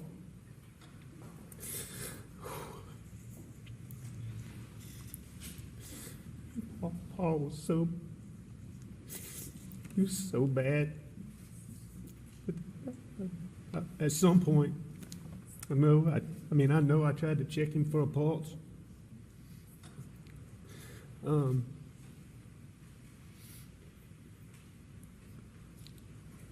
I know I tried to turn him over. When you say you tried to turn him over, why were you trying to turn him over? I don't know. I don't know why I tried to turn him over. Me and my boys laying face down. And he's done the way he's done. His head was the way his head was. I could see his brain laying on the sidewalk. I didn't know what to do. I mean, I tried to turn him over. I grabbed him by the belt loop and tried to turn him over. And when I did, his phone popped out. His phone popped out. And I just picked it up and I put it right back there. Do you have any idea how it popped out? I mean, I know it came out of his pocket when I pulled on his belt loop. When I pulled him to turn him over. And it just popped out. And I mean, it popped right beside him. It sat right beside him. Were you able to turn Paul at all? I mean, I didn't. I don't know if I was able to. I didn't turn him over, no. What side of the on what side of Paul were you when you were doing this? I was on the side that was. Okay, y'all, I'm back. Oh my God, I'm so. Oh my God, I was trying to pause it. Holy shit! Sorry. Hold on. Okay, let me find where we were, and you guys let me know. Oh my God, I have so many comments. Okay, hold on. Shit, let me see where we were, and then I will see if I missed if from the ticker. Had been taken, and I knew. Hold on, sorry guys. In my Suburban. Okay, hold on. Let me find where we were. Police officer, I think it was Mr. Green, got there. I put it against my car. And I think no. Okay, since I was letting Frodo out, you guys, did we get to this part yet with Officer Green? I don't think so. Let me see. Let me go back a little bit further. Sorry, guys. I tried to pause it, and instead I scrolled back. Can you differentiate, whether it was Maggie or Paul? I think we're probably around here. Let me know if this is correct, guys. And let me see what y'all are saying in the chat. Sorry. Frodo was like, I want to grab Mommy. What? Oh, were we around the pop part? Turns out there was a drop of blood on the steering wheel of the Suburban. Do you know how that got there? I mean, if it was fresh, I put it there. If it was not fresh, I mean, Maggie drove my car all the time. Okay, you guys, let me know. I was just letting Frodo outside. Let me know did I go too far back or too far forward? I know I didn't hear this part yet, but I don't know. I'm assuming maybe I went too far forward because I would have probably heard it. It got there from me touching Maggie. Let me go back a little bit further and see. I'm not doing a Google search for any Whaley's. No, I think this is too far forward, right, guys? This is too far forward? I think that's yeah. Either me trying to call him and hit this is gotta be too hard. Okay, sorry. Hold on. He was probably still crying. I think he was still crying, right? Hang on. Well, that second clip starts at. Yeah, no, this is. Is it much further than that? I mean, as you. Yeah, I don't think we were that. There were some other guns. I think that gun was. Sorry, guys. It wasn't long after I took the chicken from him that I left. And then you called 911. The records of that, but do you remember roughly 9:07 or right before 9:07? Wait, why is he talking about the chicken again? Okay, holy shit. What? What okay, thank you, Daddy. Did you understand Paul was receiving? Okay, thank you, Daddy Shortens. That helps me a And lot. what did you mean when you said here? Okay. Now, and it's bad, what are you referring to? I'm talking about what I saw was what y'all saw pictures of. And I mean, it was bad. It was terrible. And when I first got there, I know I got out of the car. This is probably about right, correct? Let me know, guys. Thank you. That helped me. That helped me, Daddy Shortens. Thank you. This is probably around where it was. I know it didn't take long to let Frodo out, but I feel like I know I got out of the car. I mean, I knew. this has got to be where it was. But let me know if I'm wrong.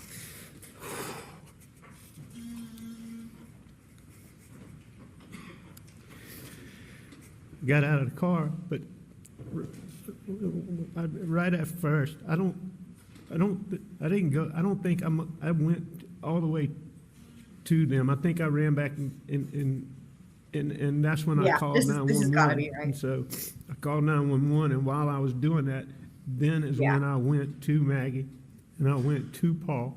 No. And so that's what I think I'm talking about. Okay. No. Keep going, please. Oh, no. Hell no. Do it now. It's fast. Okay. How do they shoot? Do they shoot themselves? Oh, no. Hell no. Okay, and are they breathing? No, ma'am. Okay, and you said it's your wife and your son? My wife and my son. Are they in a vehicle? No, ma'am. They're on the ground out at my kennel.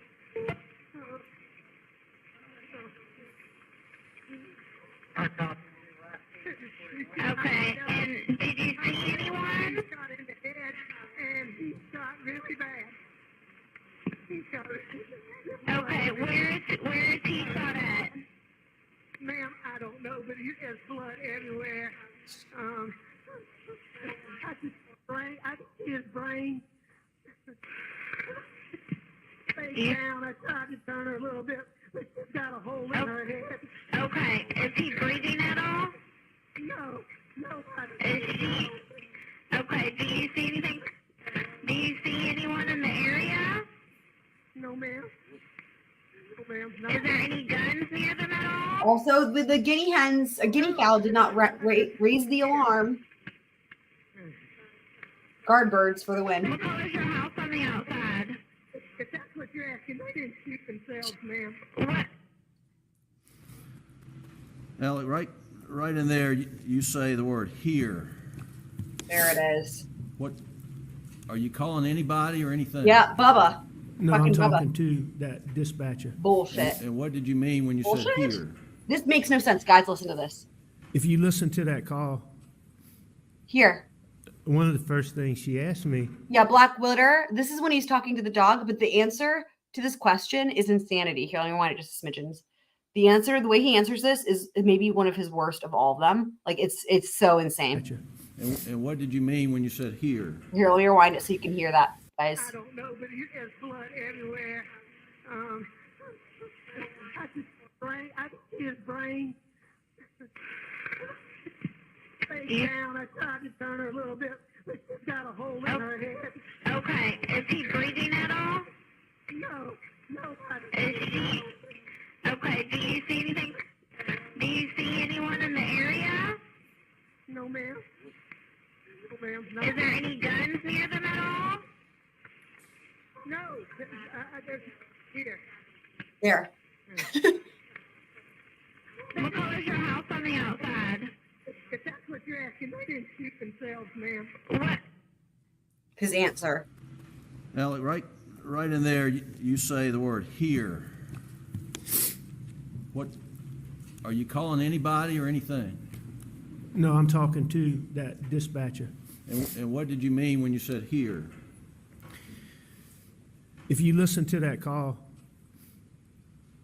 one of the first things she asked me, This is when he gets the chicken too, guys, right? Now we know. Now we know. one of the first things she asked me was, did they shoot business. themselves? And I knew there's no way. I mean, I knew they didn't shoot themselves. It wasn't a gun. They didn't shoot themselves. And she'd asked me that. And then she asked me another question, something about that. And you hear me say here, and then you hear the thing talking. I'm telling her here, and then I say something, and then you hear me say, if that's what you're asking. No, none of this I'm happened. letting her know they didn't shoot themselves. I'm saying here, and then I give her an explanation, which you can't hear on that No, phone, but none it's of this is obvious to true. me what I'm doing. And I say, if that's what you're asking me. That's absolute fucking utter nonsense. We might need to listen to it again. Abby, we love you. We love Loyal Hose. I love that you're here. Thank you. Wifey, I think that we probably have few enough people where if you don't tag people, you can probably just use their name and not tag them fully, etc. That's totally cool. We love everybody here. We are having a great time. We are all miserable listening to his testimony together. Yeah, 100%. Yep. I picture this really, we love that, Abby. Thank you so much. Picture it differently now that I picture Bubba trotting over with that, proud with that chicken, right? Like he described, like you fucking described. Yeah, 100%. Yes. But his explanation, this is a real talk about word salad, word lasagna. Those don't even honestly do it justice for this answer to this question about why he said that. It's insane. And I knew there's no way. I mean, I knew they didn't shoot themselves. It wasn't a gun. No. They didn't shoot themselves. And she'd asked me that. And then she asked me another question, something about that. No. And you hear me say here, and then you hear the thing talking. I'm telling her here, no. And then I say something, and then you hear me say, no. If that's what you're asking. No. I'm letting her know they didn't shoot themselves. I'm saying here, and then I give her an explanation, which you can't hear on that phone, but it's obvious to me what I'm doing. Oh, okay. And I say, if that's what you're asking me. You guys. Wow. Yeah. So, like David Owens asked me on August 11th, did I call a dog or was I talking to somebody? There was no dog that was out, and there was nobody there. Well, let's talk about that briefly. Well, when you got, saw Maggie and Paul, where were they? You know what's interesting is we're going to actually see it. I believe they play it. David Owen does not ask him about a dog. I don't think David Owen thinks that. I think it was a genuine question. David Owen asks him, "We hear you say here. Who are you talking to?" And at first, Alex is like, "I don't know, blah blah." And then Alex suggests it. He goes, "Oh, like I'm talking to a dog or something." And then David Owen says, I could like quote this. I've watched it so many times. He's like, "Well, I don't know who it is. That's why I'm asking." And then Alex goes off about saying, "I wasn't talking to a dog, blah, blah, blah." It was all his fucking suggestion. It was not David Owen's suggestion. Yeah. The dogs. The dogs were in the kennels. Dogs were in the kennels. They were wherever they were when law enforcement got there. And you've seen pictures, and they called Bill Davis to the stand and talk about the hose rolled up. Did you roll the hose up? No. Did you do anything down there at the kennels when you got there other than call 911 and attend to Maggie and Paul? No, I do know that I was trying to find a flashlight. I was trying to find a gun. That's the first time we've ever heard about a flashlight that I recall. Other than those things, no, I didn't do anything at the kennel. I didn't do anything with any hose. I didn't do anything with any dogs. Was there anybody with you? No. All right, keep going, please. It's white. You can't see it from the road. Okay, is it a house or a mobile home? It's a house. Is it Alex? What's your name? I can't. My name is Alex Murdaugh. Okay, did you hear anything, or did you come home and find out? I've been gone. I just came back. I just came back. You guys. Okay, and was anyone else supposed to be at your house? No, ma'am.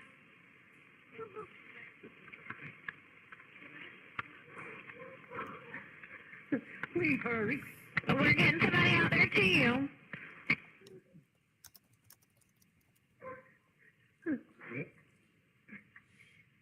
Oh, man. Oh, should have known. Poor dogs. Alec, we just heard you say, I should have known. What are you referring to? I said, Paw Paw, I should have known. There was no Paw Paw. There was no fucking. What were you referring fucking to? fuck. I was referring to Paw Paw got so many Yeah. threats. Ugh. I need to update my ticker. Didn't take serious. Think twice about. You know what? Telling him, Paw Paw, I should have known. Oh, you just said it again. As this ticker, okay, let me just say something real quick as I'm updating this again. We're gonna appreciate this for a moment because this is kind of fucking glorious, but I mean in a horrible way. Like it's an atrocity, this Paw Paw. So okay. And I'm sure I have missed some. I have no doubt in my mind that I have missed Mags, Paw Paw, Bus, Roro, but especially Mags or Paw Paw. I'm sure I've missed some. But let's remember this is cumulative over the whole trial. I'm going to start reading from the bottom. Snapchat, 39. Side of the road, roadside incident, 104. Forge, fake forge, 78. Remember, this is for the entire trial. PMPED, pimped, 33. Sorry. Creighton purchase on the jury box, 8. I think I've actually missed some of those. USD/Gamecocks, 40. Go Gamecocks. Shout out to Sports Ball. Beg the court's indulgence, 20. I've probably missed some of those. There's so many. Sirens, 12. Dick throws a tantrum, 9.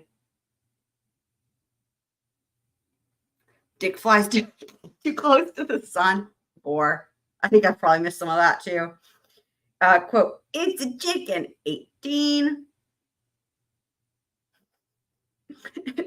I love this ticker. Expert witness uses a yardstick, 17. Guys, Creighton crawls around on the floor, 4. I've probably missed 1 or 2 of those. And then from this episode only, this was my point, from today only, Mags, Papa, Bus, or Rower have 41. And also the mini counter for the benefit of seeing all these records has 12. I wanted to put that into perspective. And again, I'm sure I've missed some of the Mags and Papa, but from today only, and it's going to, like, this is insane when you compare. Look, SLED has 79 for the entire trial. And the winner, the lead so far, of course, is the boat case, has 147. But it's already past Snapchat for the entire trial. Like, that's insane, right? Anyway, okay, let's keep going.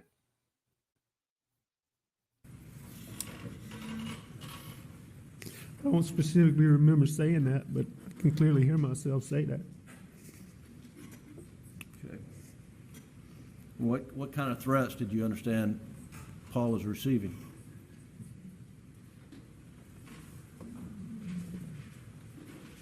I mean, Paul got the most vile threats.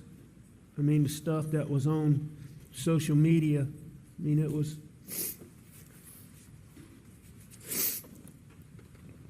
I mean, you couldn't believe it.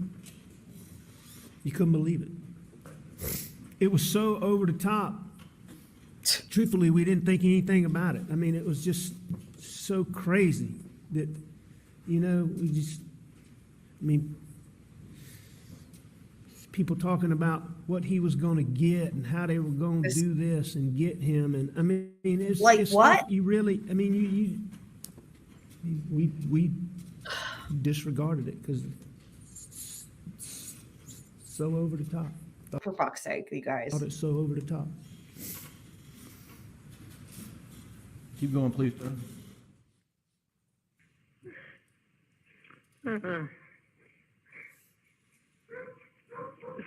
Okay, what is her name? He's like saying the threats were so severe, we just disregarded it. Maggie is Maggie is her name? Yes, ma'am. Okay. When's the last time you talked to Maggie? Hour and a half half ago, probably 2 hours ago. What? This shark guys. I know you were talking about that earlier, T-Pain. Two black guys. They're shark guys. They're shark guys. Okay, you said about 2 hours ago you talked I've never about? seen human eyes like it. Approximately, yes, ma'am, approximately.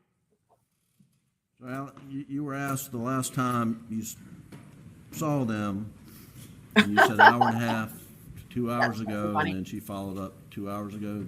You just heard that? I did hear that. And I said approximately to her question. We heard. When was the last time you saw them, Maggie and Paul? Right after I took the chicken from Bubba. There's the chicken again. Almost with the And, chicken. The video we've seen is timestamp 8:44 p.m. Is that correct? That's right. So was it shortly after 8:44? It was. And It wasn't long after that because you can hear when Bubba gets the chicken, and it wasn't long after. Yeah, I we took heard the when- chicken from him that I left. And then you called 911. The records of that, but do you remember roughly 9:07 or right before 9:07? I mean, I've seen the records and seen the. Fuck these records, man. I transcript, yeah. can't. This is so insane. And then I've this never is- heard anything like this in a and trial where they record refer of to the this, But records. this is some minutes into the conversation with 911 operators, correct? That's right. Like, Knowing It's everything we great know that there's now, records, but like, was it roughly an hour and a half the last time you saw them? it was. That would, with the time of however long it took to get to this point, however many minutes that is 10, however many, you can look exactly and see what point this is and know what time it is, but it's between 10 and 10:15. And so I've seen them around God. 8:45, a little bit after.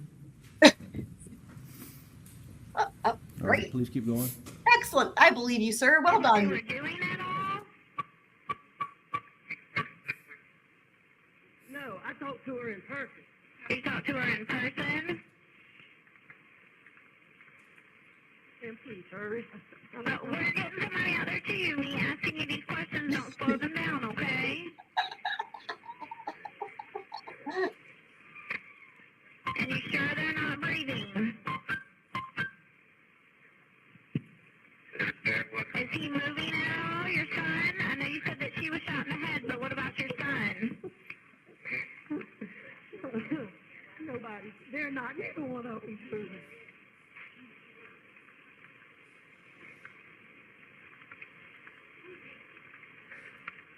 What is your telephone number?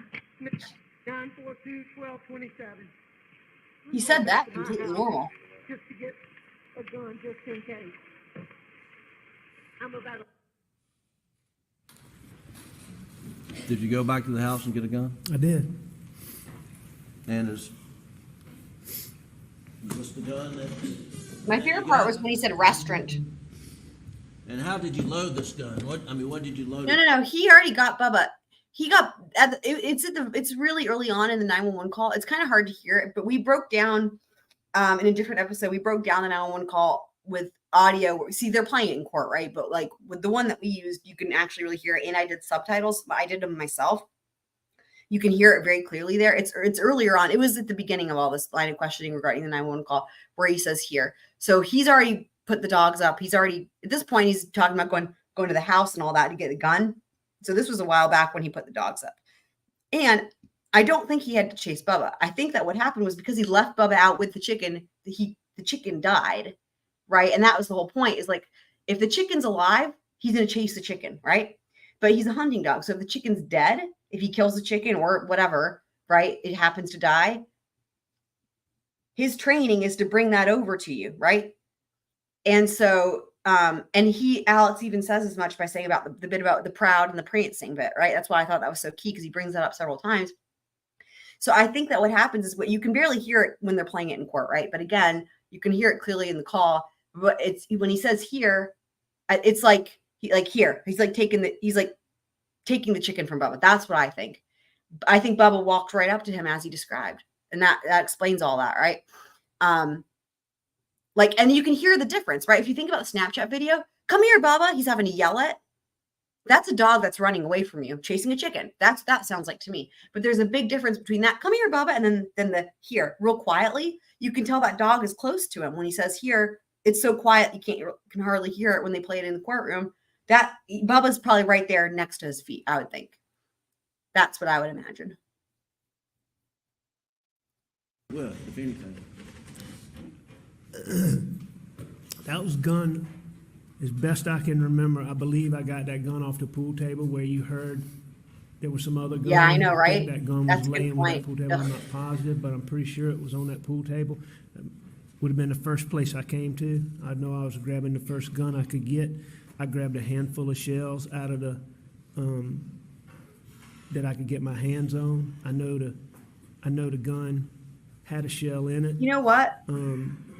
That I loaded, and Hang on. I know I had a few shells. So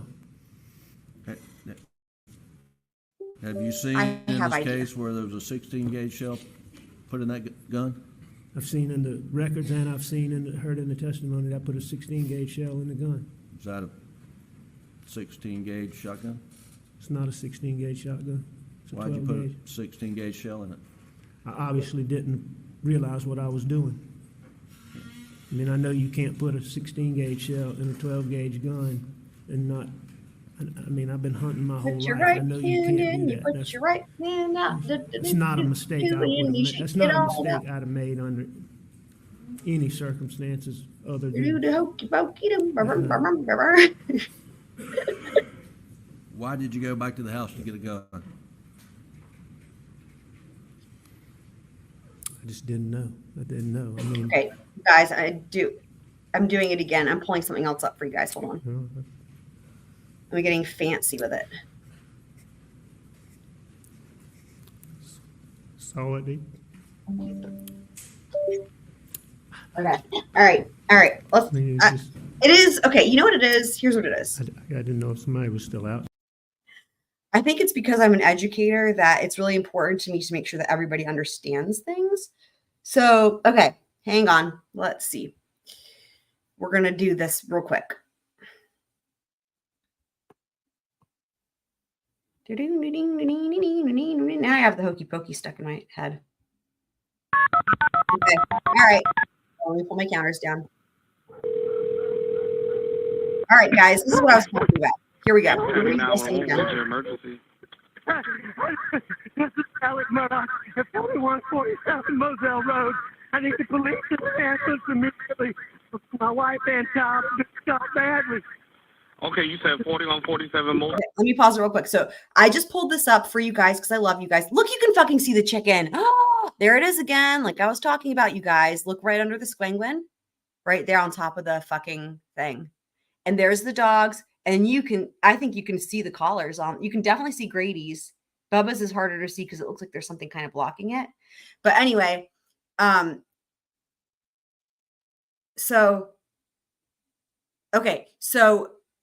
what I want y'all to do is we're going to listen for when he says here, because now we have this other context with the chicken business. Road in Allison.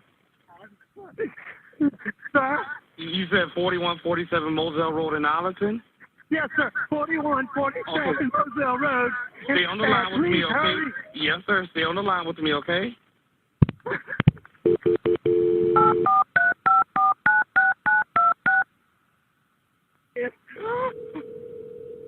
All that water. Hello? I'm still here. Stay on the line. I'm still here, okay?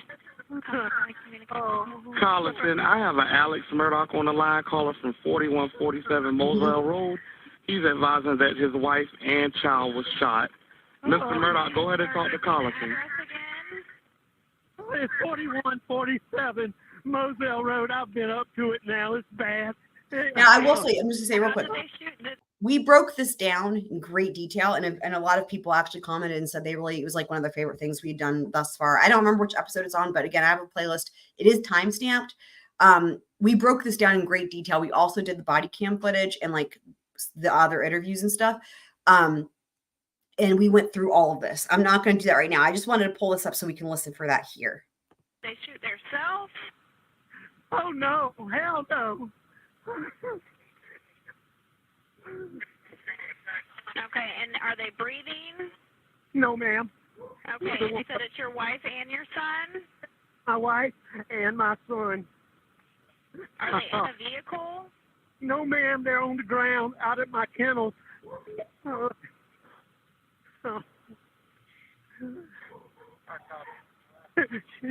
can tell that. And did I you can see tell that anyone? he shot in the head, and he shot really bad. He shot really bad. Okay, where is he shot at? Ma'am, I don't know, but there's blood everywhere. I can see his brain.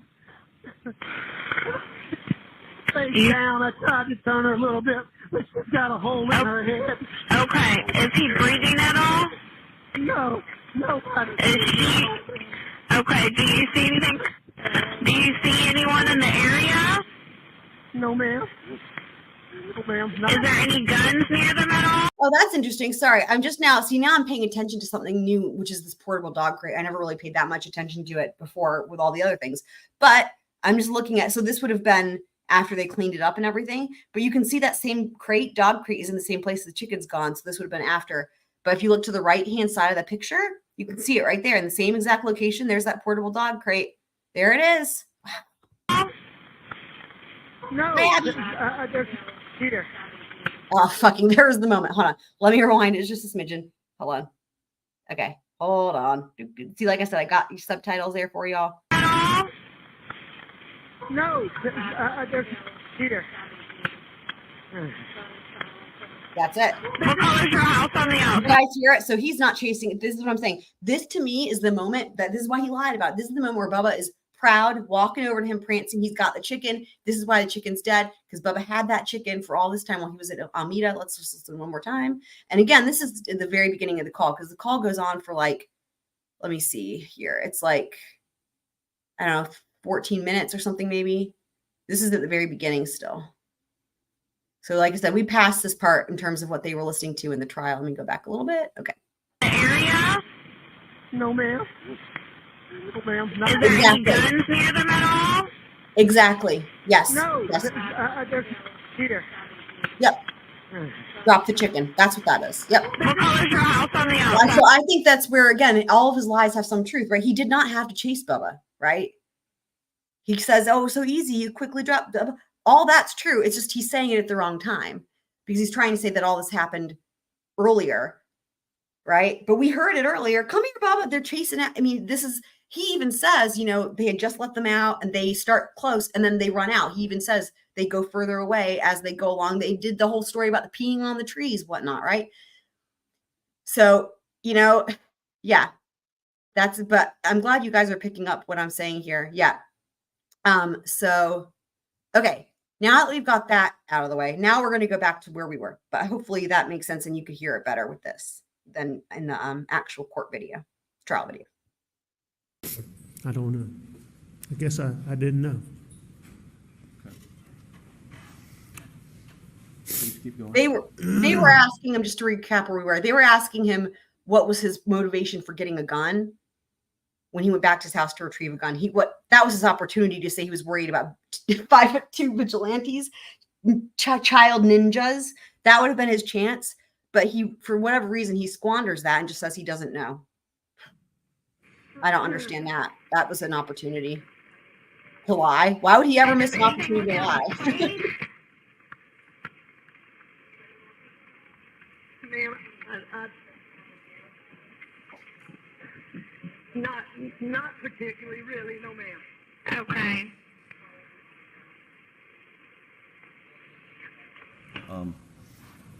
Go back to where he said he's going to my house to get a gun, just a few seconds back, 10 seconds maybe. I know you're upset, Mr. Murdaugh, but I don't want you to get a gun and have a gun out whenever my officers get there, okay? Back up some more. Back up some more, please. Back it up. Back it up. Just to get a gun, just in Back it up is the twerk command. What is your telephone number? 942-1227. I'm going back to my house just to get. I'm going back to my house. I'm about 100 yards from my house. His face. Wow. Alec, you said you're about 100 yards from the house? That's what I said. Is it much further than that? I mean, as you've heard in the testimony, it's 1,100 and something feet, but Okay. I said I was 100 yards. I have a thought about this. Here's what I have a thought on. So I have absolutely no fucking idea what he's like. I would not know. I don't know. I cannot estimate yards. I can't estimate feet. I'm actually better off estimating miles because of running. But I would not know like what that question just was. I'm someone who, and maybe there's other people who would have no idea. However, the reason I think it's interesting that he got that wrong is because of this. And I was thinking about this literally last night. I was like in my kitchen and I was like, oh, I have a thought. I have a squirrel thought. My thought was this. Because while you could say, like, what they're trying to say is, oh, I just got it wrong, blah, blah, blah. Benefit of the doubt. Okay, for an average layperson, maybe that, like, again, I'm someone who would not know. But having said that, for him, here's what my thought was from last night, was that he's a hunter.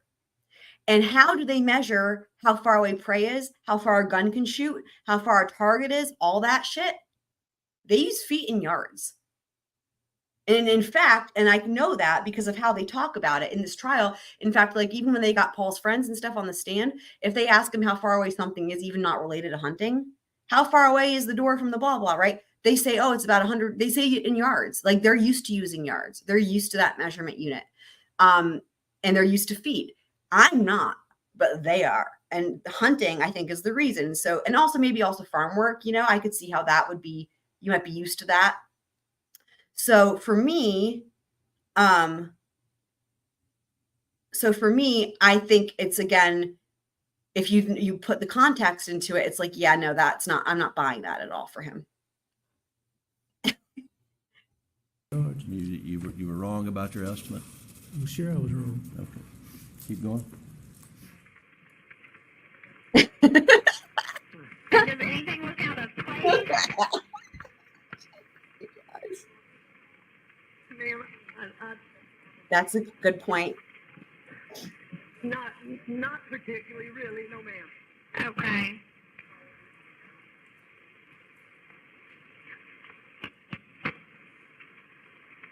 I think that's possible. We were planning. I know you're upset, Mr. Murdaugh, but I don't want you to get a gun and have a gun out whenever my officers get there, okay? I will not do that. He's been being threatened by, my son had a boat wreck. He's been being threatened for months and months and months. You guys. He's been hit several times and should finally quit. Do you know who was threatening your son? It's too many. There we go. I combined y'all's two quotes. One second. And you don't know the name of who was threatening him at all? My son knows. My son knows. Your son knows who was threatening him? I have another son now. Okay. You guys. What I love is like when Buster gets on the stand, he doesn't have shit to say about the threat. Like he has no, like there's Alex fucking threw Buster under the bus way ahead of time on this in the 911 call. Like, yeah, just ask Buster. Buster doesn't fucking know, dude. Buster will prove it now. He also relies on Buster to give the bullshit story about where they parked at Almeda, and poor Buster. Again, I just fucking pressure on him, right? Yeah, exactly, right? Buster did his best to lie for his dad and describe where they parked, and yeah, God. Yeah. And then the way he looked at his dad during the, like that stuff we watched earlier, the way he looked at his dad, you know, am I doing good, Dad? God, I'm just going to cry thinking about it. All right, I'm going back Fucked down up. there. Bus. Yeah.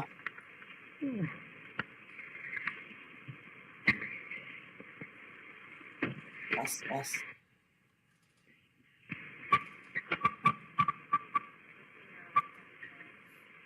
Yeah, he is turtling. All right, roll to the the next tape of the same call. 2021, 22 hours, 13 minutes, 58 seconds.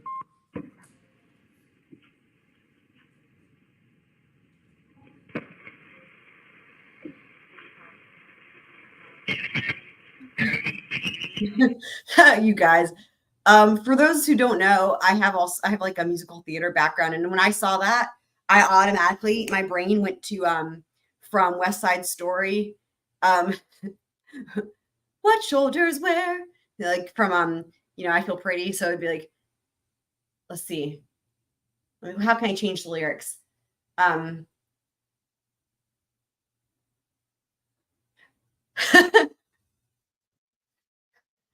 Let's see that turtle there in the mirror there, what mirror where? But like then you switch it up to shoulders. I'm thinking turtles, shoulders,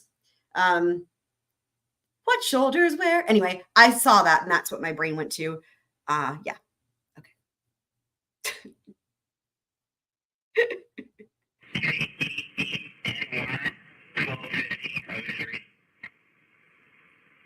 Oh, they're close, ma'am. Yeah, they've been around with you ever since you got on the phone with me. I have multiple people coming out there to you. I feel shrimpy. Oh, so shrimpy. now I have to come up with it.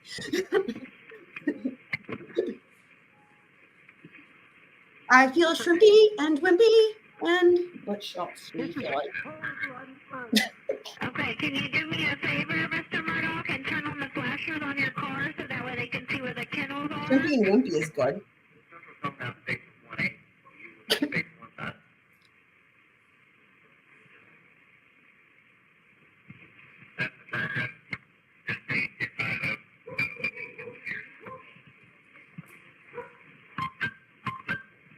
Do you have your flashers Oh yeah, on for me?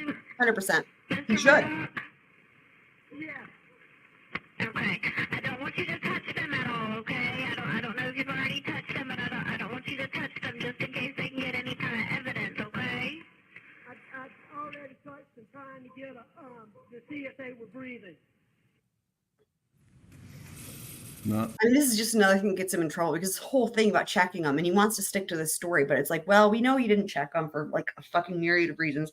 One thing I will say too is like, as I'm making the thumbnails and shit, like, I always make the thumbnail with footage from that same episode. So like when I was making the thumbnail, whenever it was this morning, last night, I don't even remember, for this next episode, for this current episode, right? And I have that picture of Alex in with the background of the Moselle gate.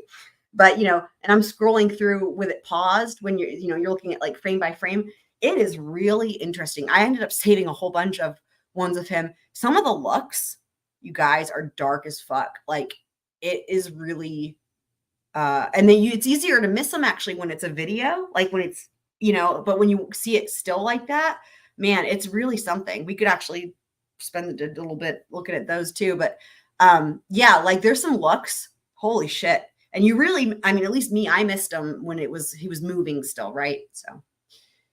Well, that Yeah, right. I know. clip starts at 22:13, 10:13, 58, and you're asked, you're told don't touch them. Had you touched them by then? Yes.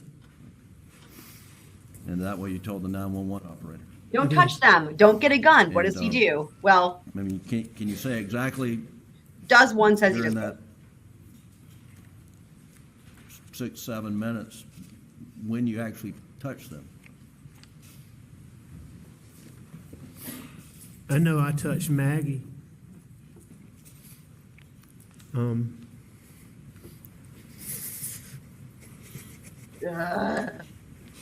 touched Maggie several times, but I mean, How do you even have time? Never mind the blood.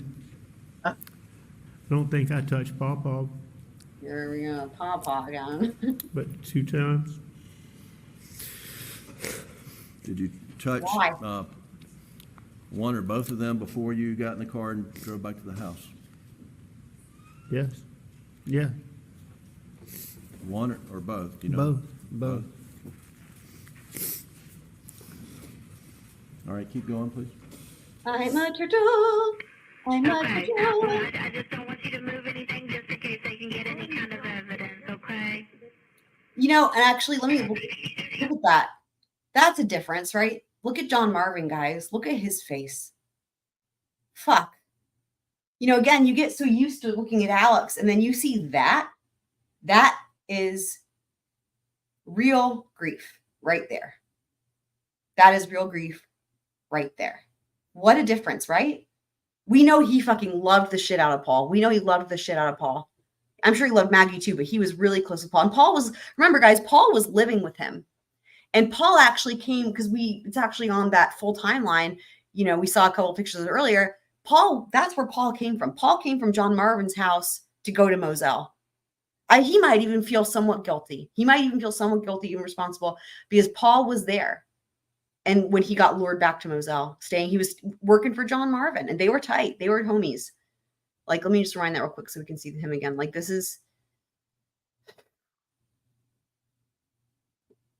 a great example of what I'm talking about, right? As I'm scrolling and it just stops right there. Look at that face. Wow. It is.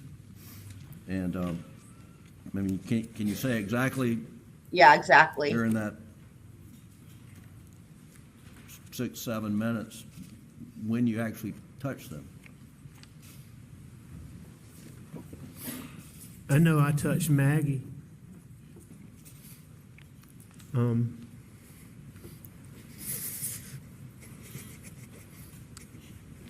I touched Maggie several times, but I mean, I think I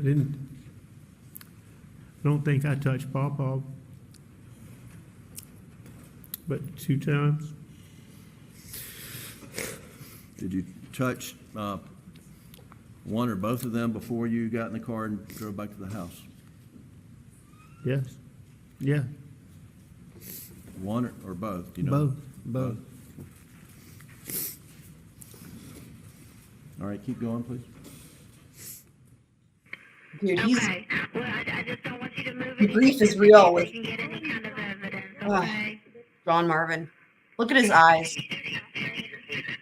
Oh my God, y'all. Wow. And then look at that.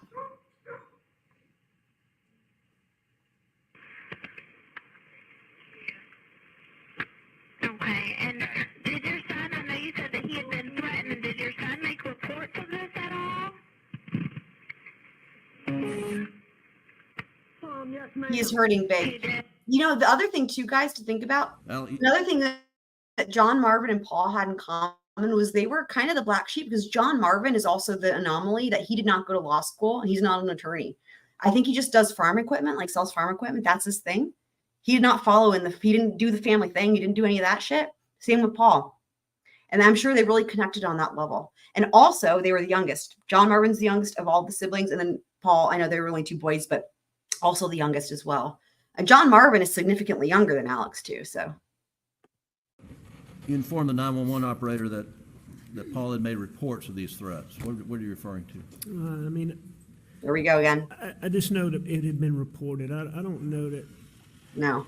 I mean, I don't believe there was any like formal police reports. Okay. Again, I was thinking about this last night in my kitchen still around the same time as the other thing I was thinking about.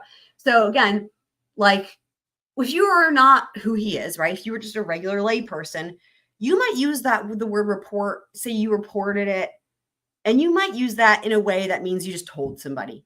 However, he's an attorney and he knows that the way he says it was reported, he knows exactly what they're asking. He knows exactly what that means as an attorney, that means specific formal report to law enforcement. Like there's no way around that, but he's going to try to find a way around that. It's not going to work. Or that type of thing. But I mean, it had been reported, and I mean, it was well known. Okay. So were you saying he had filed some official report when you said yes? No, I never thought there was a police report or some formal report. No, well, we know you didn't think that, but you said that. Like, you didn't. And the other thing, too, is I will say this. Here's where I think all this came from. I think this came from just like a lot of this other stuff where there's a truth and then he turns it into a lie, right? So there's always some foundation to it. We know that this is a common thing that people do, these liars, right? And so what I mean by this, here's what we do know. We do know that after the boat case, there was an attitude. I believe that Maggie felt the brunt of that more than Paul, because why? Maggie was still in the area, right? Like, and that's one of the reasons she kind of started living more at Edisto, but Paul was off in other places. As we know, he was in Charleston, and then he was in Columbia and different places, you know, but the boat crash happened there locally. And that's where Maggie was the one. I totally can picture her getting the dirty looks at the grocery store, and that would really hurt her. I can totally picture that. I can totally picture the women gossiping. The other women, the other moms gossiping in the checkout line or at the nail salon. And she would think they were talking about her. Maybe they were, maybe they weren't, but I could see all this. Paul, he was still out partying. You know what I mean? Like, but what I think is this, I think that he took it. That's where he got this whole idea of the threats, right? I think he took it as like, there was this general tone, maybe around Hampton, which again is not where Paul lived, but around that area, Hampton, Walterboro, this general tone of like, blah, blah, blah, towards them with the boat case, you know, and then he took that a step further and elaborated on it with the threats. And we're going to see another reason why I think this here in a second when it comes to Paul, here in just a sec. Like that, no. Do you know whether or not he made some type of report on campus? Here. Oh, I know he did. What do you know? I mean, I know that there was a time. So it's okay. So now we're getting somewhere, right? Paul made a report on campus. Okay, it was great. We should have that somewhere, right? Campus, they would have if he makes a report on campus, there would be a record of that. This is knowable. We can get that record. We can bring that person in from the school, and we can, this is knowable, right? When he was asked to come meet with, God, I can't even remember the gentleman's name now. Guys. Oh, all of a sudden. I appreciated it so much, and I never thought I'd forget it, but. All of a sudden, oh, wait, hold on. This opportunity to learn information, oh, wait, now it's fading away, right? I mean, insane. Is it part of student counseling services? Yeah, he was the dean of students. But anyway, he reached out to Paw Paw and wanted to talk to him. And I mean, at first we were concerned, you know, why they want to talk to him? Why would they want to talk to him? I mean, even I believe I had Paul come talk to you about that because we were concerned. What do they want to talk to him about? But when Paul and Jim got there, it turns out that it was really just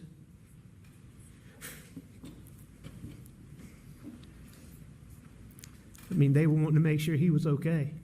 Okay. Here again. This is the same thing. So I think, here's what I think. I think it's possible, just because his lies are always based on some sort of truth to a certain extent, right? When it comes to events, I think that if this happened at all, and Jim, it sounds like Jim maybe was there. If this happened at all, here's what I think it was. I think that what potentially happened is they wanted to make sure he's okay. So he's saying something that is truthful, right? They wanted to make sure he was okay. But I think that could easily mean, because it was clear that he had a drinking issue, right? Underage drinking. And at least where I went to school, if you got a ticket for underage drinking, it actually was a problem with the university and they could kick you out where I went to school. So like kids that were like freshmen in college and stuff like that, if they got an underage drinking ticket off campus, I don't know how this worked, but like the school would find out and like they could kick you out of school. And they had a whole system for that. Like, I don't know if you got so many times or whatever it was, but there's that. But also it could have just been they were worried because of the drinking, or just worried because this was a big deal. He was in a boat crash case, you know, blah, blah. Maybe they were checking on his mental well-being, maybe blah, blah. Again, it could have been something more like disciplinary because of the underage drinking. But you could see how in Alex's wormy brain, he would take that. They wanted to make sure he was okay, right? But now he's going to try to make it seem like he says that, but you're assuming he means because of the threats, right? Does that make sense, you guys, where it's under this context? So either he doesn't even have to suggest it, or he might even actually suggest it. Let's see. I think he does end up actually suggesting it. But even if he didn't, if you weren't really thinking about it, you would assume, oh yeah, they're asking if he was okay, and that's what he means. It's almost like he's tricking you into doing the lie for him. Does that make sense, you guys? Like he's tricking the listener into like let's say if he didn't actually go further and say anything further about threats, would be tricking you into doing the lie, doing his work, doing the lie for him. And if someone were to check him and go back and like pull up the transcript, he could say, oh no, look, I just said that they were asking if he was okay. Right? But like, it's all about the context. So I don't know if that makes sense, but yeah, it's yeah. But you know, just make sure he was okay. And Here it is again. You know, they were aware of the threats. So now he's actually or some saying level of threats, and so yeah, I mean, some level of threats. It had already been reported to them. See, he got. Keep going, though. He would have been better off not even throwing that in there if you know, because again, the fact checking. But he really wants to hammer that lie home. Good night, wifey. I love you. Thank you for being here. I'm gonna call. I need to call some of my family. Okay. Well, do me a favor for me. Whenever you see the officer or the medics, because they're all coming to you, can you put your gun in Wow, your his vehicle face for looks me? weird again. Wow. Okay. Well, we have them No coming worries, down Abby. We'll always have on your vehicle timestamps, as so you they know. can see you, okay? You got the flashers on for me? Okay. All right. Just, whenever you see them, put your gun up for me, okay? Okay. How old is your son? 22. Okay. All right. We're getting them out there to you, okay? All right. So, Alec, did you call family after you got off the call with the operator? Yes. Who'd you call? I know I called my brother Randy. I know I called my brother John, and I know I tried to call Roro. Well, Roro's not family, but I called Randy and John. And I called Randy and John. And then you just mentioned Rodo? You mean? Rogan. We call him Roro. I called him Roro. Dude, you guys, the way Jim says that, it's like Jim. Obviously, it wasn't a real nickname because Jim would seem to be caught off guard. He goes, Rodo? Like Jim wasn't even able to guess on that one. The way he could guess Paw Paw was Paul, but he's like, Rodo? Who? Oh my God. Why did you try to call Rogan? And he calls him Rogan. I mean, Rogan's house was like, I don't know, as the crow flies, maybe 2.5 miles, 3 miles. I mean, Rogan was like family. Did you think he was the closest person? Yeah, I just wanted somebody. I wanted somebody to be out there. Wanting more victims to the Had you seen vigilante children. Rogan's name on Paul's Ninja phone in assassin. any way that night? No.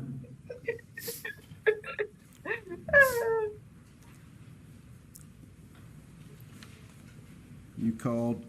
Too dead isn't enough. Did Rogan answer? No. Did you try him multiple times? Looking at these records, I believe that I did, but I believe some of those are like the FaceTime calls that are to Rogan. I mean, I'm trying to call him, but I don't believe that was me, actually. Oh, you guys, are you all ready? I didn't FaceTime. I forgot this part coming up. You guys know the whole thing with like Mike Gunn and the weird pictures about bringing the heat from Miami. We're gonna get to y'all are gonna get some information on that here in a sec. I didn't FaceTime people, so I think that's either me trying to call him and hitting FaceTime, or that's me hitting buttons or hitting the phone. In the State's Exhibit 519, which is the condensed timeline done by Agent Rudofsky, there's an indication, Alec, that at 10:22:09, you opened a group text message from Michael Gunn stating, "She brought the heat for Miami boys." Were you reading text messages from Michael Gunn right after you got off with the 911 operator? I heard them ask that question. I can promise you I wasn't reading any text messages. I don't believe that part. Here's why. Okay, pause. remove things. All right, here we go, guys. You're welcome. Again, this is from the full timeline. So we didn't get this in trial. This makes a lot more sense now. Look, so check it out. At 4:02:50 p.m., Alex receives a group text message from Michael Gunn stating Lena in the middle. And there's a picture. So this is before the text they were just referring to. Okay, so now things are making a little bit more sense. So this is 4, same day, right? 4:02:50 p.m. Let's see what happens. I've got another picture here. Y'all are gonna love this. Alex messages back to the group chat and says, "You old dog," it's right at the bottom, highlighted. "You old dog, where is Lena now? You old dog." Oh my God, you guys. But in other words, he wasn't like, who's Lena? What's this? He was texting back and fucking forth. You guys, like, you see what I mean? He was actually texting back and forth about this. So it's not like this was a random thing, blah, blah, blah. But this gets left out because they only do the condensed timeline. So I don't know. I thought that was interesting and actually just makes a lot more sense. And then "you old dog" is classic. Love it so much.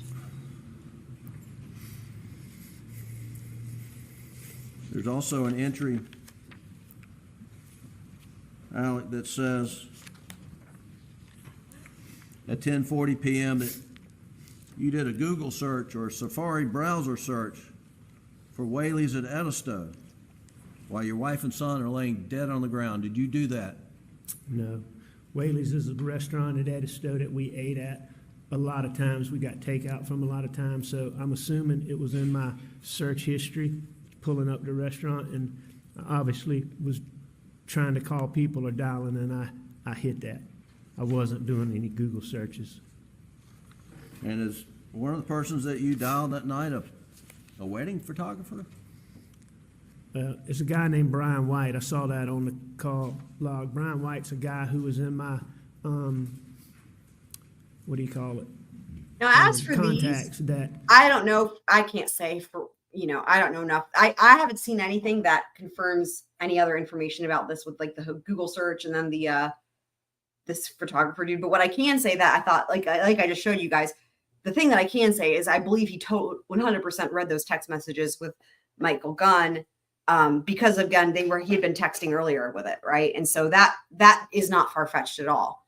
In fact, it's consistent. So plus, I hate that restaurant. A videographer that I've used in cases. I haven't used him in 2 years. Oh God! And he's a good guy, but we're not personal friends, so I certainly wasn't calling him. So were you? What does that indicate to you that those actions on your phone? How do you account for that? Obviously they're unintentional. I mean, I'm doing something with my phone trying to call people, but I'm not trying to call those people.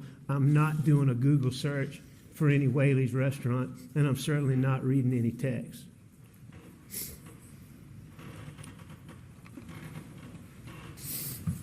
Alec, you've talked about going to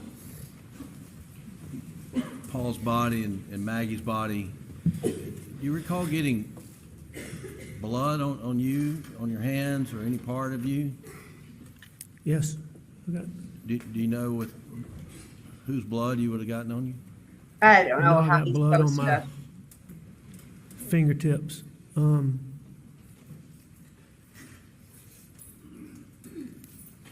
you differentiate whether it was Maggie or Paul? It's probably both. So where did the blood go? I mean, There was so much blood. But There, turns out there was a drop of blood on the steering wheel of the Suburban. Do you know how that got there? I mean, if it was fresh, I put it there. If it was not fresh, I mean, Maggie drove my car all the time, but I assume it got there from me touching Maggie and then touching the steering wheel that night. So And then they tried, guys, they tried to minimize this drop of blood whenever, I forget whoever it was that was, getting that into evidence on the stand, whoever it was, they really minimized that drop of blood. But it sounds like what they're trying to convince us right now is that, like Alex just said, there was so much blood. So he got like blood on him, you know, potentially a significant amount of blood. And I think what they're trying to do is convince us that somehow, with all this blood he got on him, he magically cleaned all of the blood off of his hands before law enforcement arrived by, I guess, it being transferred onto other items. Is that the whole thing? Like they're trying to, because they need to explain how come there was no blood, right? He didn't have any blood under his fingernails. He was completely clean. There was no blood. So are they trying to suggest that, like he just said, right, the blood could have come from him? So like you had got all this blood on you and you touched the steering wheel, but hang on, I thought it was just a drop of blood, right? Like, so you see what I mean? Like, it's just, they're trying to have it both ways, blah, blah, blah, blah, blah. I think maybe there's possibly blood on this gun, maybe not. I mean, do you know if you got transferred blood on anything else that night? If Maggie's blood's on that gun, then I put it there. I mean, Maggie didn't really fool with guns other than to put them up. There's, did you submit to a GSR examination that night? Yeah, that's what I was talking about earlier. And conveniently, you'd just been handling a gun, as we know from when they arrived. Your hands were swabbed? That's right. And then your clothes were collected by, So convenient. I don't know if it's Agent Owen or someone else. That's correct. And turns out there's some GSR on your shirt and on your shorts. And did you handle this gun? This is Yes. this is item 22 that. Yes, I basically had that gun with me until I put it up against my car. When the police officer, I think it was Mr. Green, got there, I put it against my car. And I think Nolan had testified that this is, one of the shotguns Paul liked to use. It is. Was he meticulous about cleaning his guns? Paw Paw? Yeah. No. Now, when he cleaned it, he was meticulous about it, but it was far and few between when he actually cleaned them.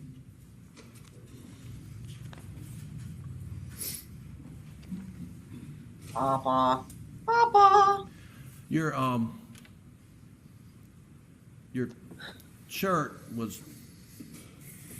went through testing and analysis, and you were part of this case, provided results of that. All right, so here's where they're going to try to bait the prosecution into getting in. Oh, there's a good shot of Rudowski right there.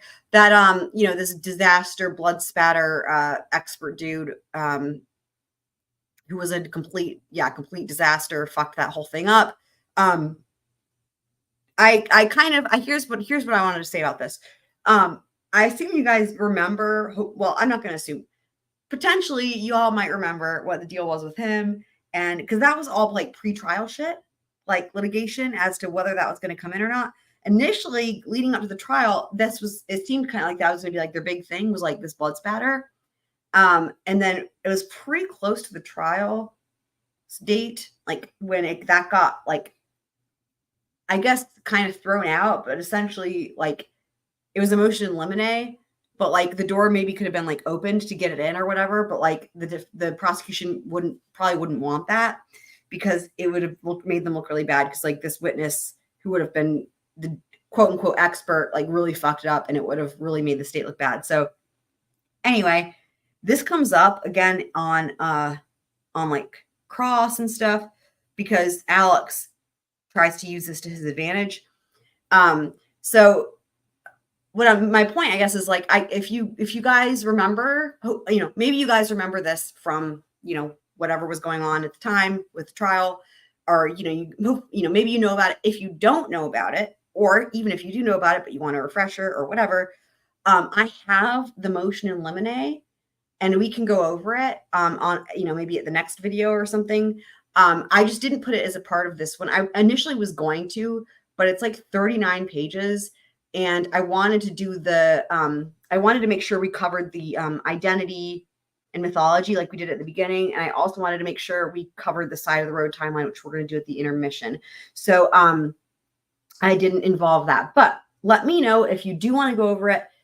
And if you're watching this on Rewatch Crew, Replay Crew, shout out to you guys. You guys can also leave a comment. Of course, if you use the Discord, you can also put it in there if you are interested. And just while I'm thinking about it, there were two things that you guys can let me know if you want more of. One is the full timeline. So like before like 7:00 p.m. on June 7th, if you want to see more of that. Two would be more, actually there's three things. So two would be more like field trip footage, like going on Google Maps, visiting, going around Moselle Road and sightseeing the area.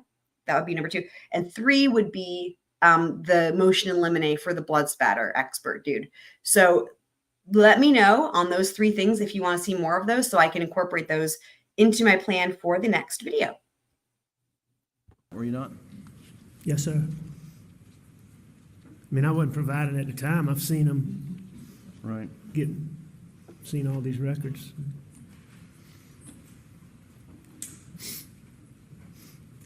You, well, just let me ask you, did you get on your shirt high velocity blood spatter from being within a distance of a shooting Maggie or Paul? There's no way that I had high velocity blood spatter on me. Had you seen reports that said that at one point in time? I have seen reports that said that. Just to be clear, were you anywhere in the vicinity when Paul and Maggie were shot? I was nowhere near Paul and Maggie when they got shot. Oh, that's a good one. Here's why that's a good one. I say good one sarcastically. Because if he didn't know who shot them or where they were shot or when, he couldn't answer that question. How do you know? Like, you guys, like, think about this way. So, like, in an imaginary world where he didn't do it and he has no idea what actually happened, for all he knows, he could have been leaving Moselle to go visit his mom when the two children assassins, ninja assassins, who were hiding in the shrubbery, sneak out of the bushes with their weapons and, shoot Maggie and Paul while he is still on the property, leaving to go visit his mom, for example, or whatever, right? There's no way. Thank you, Kitsmits. I'll update that. There's no way. Let's listen to that again. There's no way. There's no way he can answer that question unless he actually fucking knows. Guys, I can't. Like, it's not like, even I know that. Like, hello. Common sense. I mean, I wasn't provided at the time. I've seen them Right. Yeah, anywhere near. It's fraud.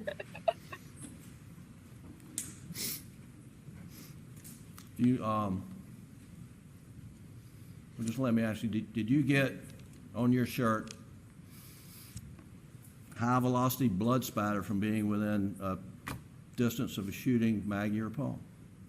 There's no way that I had high velocity blood spatter on me.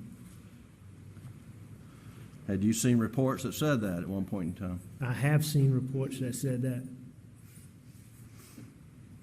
Just to be clear, were you anywhere in the vicinity when Paul and Maggie were shot? Anywhere in the I vicinity. was nowhere near Paul and Maggie. He says nowhere when they got near. shot. Vicinity is a greater area, in my opinion.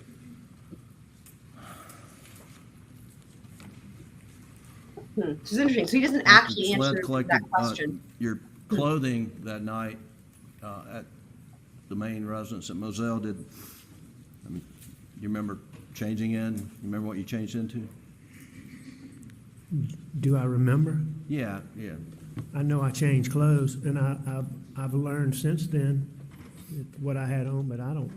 You don't remember? Okay. I don't remember that at all. But I understand I had on athletic shorts and a T-shirt. Sure. That's from the records. And other people have talked about this. I'm not going to repeat it. But where did you spend the night, or where'd you go to after leaving Moselle? We already covered this, didn't we? When you left for the evening? We went to Alameda too. We went to my mom and dad's house, and we stayed I there. updated you. And who went with you? I believe that Bus in Brooklyn Bus. and I rode together. Brooke. Just kidding. He just John Marvin might have been with us. I know John Marvin stayed at Alameda with us. I just don't know if he rode in the same car we rode in. but I know I rode with Buster in Brooklyn. I know that for a fact. And the next morning, what'd you do? And we're talking about daylight hours on June the 8th. What did you do? And we basically got up and came back to Moselle. Do you remember roughly what time you got to Moselle? I don't remember. No, I don't remember what time. There's things I remember about that morning, but I don't remember exactly what time we left. And Alec, we'll get to this in more detail, but during that period of time, is it hard to remember times, what time things start? I'm trying to think here. Is Jim trying to remind him that he's supposed to be talking about drugs being a factor in his life? Because, like, again, we haven't heard about drugs in I don't even know how long, really long time. I mean, I keep forgetting about it. So I'm actually reminding myself that I'm supposed to be thinking about the fact that he's not talking about it.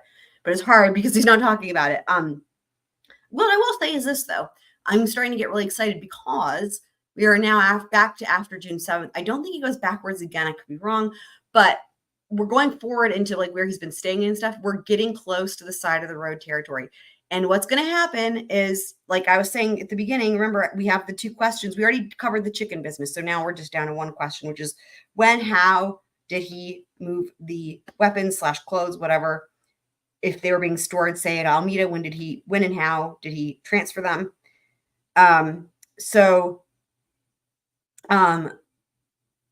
We are going to break that down in the side of the road portion coming up here shortly. Once we get his testimony about the side of the road, that's when we'll take our little intermission. The intermission at this point is actually happening, not usually they're earlier, but it's later at this point because I wanted to take it on purpose so we could do it. Anyway, but I have a whole timeline. We're going to go through it and we're going to break down this whole side of the road thing and try to see if we can make some more sense of that nonsense. And stop and how long things took? I mean, it's definitely hard to remember. I thought of that because of the fact that he's not mentioning drugs, just to explain where that I was going with that. Looking at these timelines and all these records. Oh, here we go with the records. It sure helps, but what would you do without these records? I don't even know. Just do it off the top of my head is very difficult. Okay, we'll get to more of that.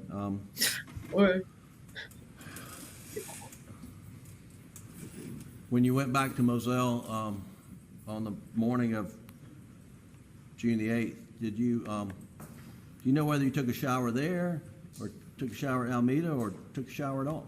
No, I know we took a shower at Moselle. Definitely more showers. Lots of showers. Did not take a shower before I left Alameda. Shower all the time. We basically got up and went to Moselle. Maggie's mom and dad.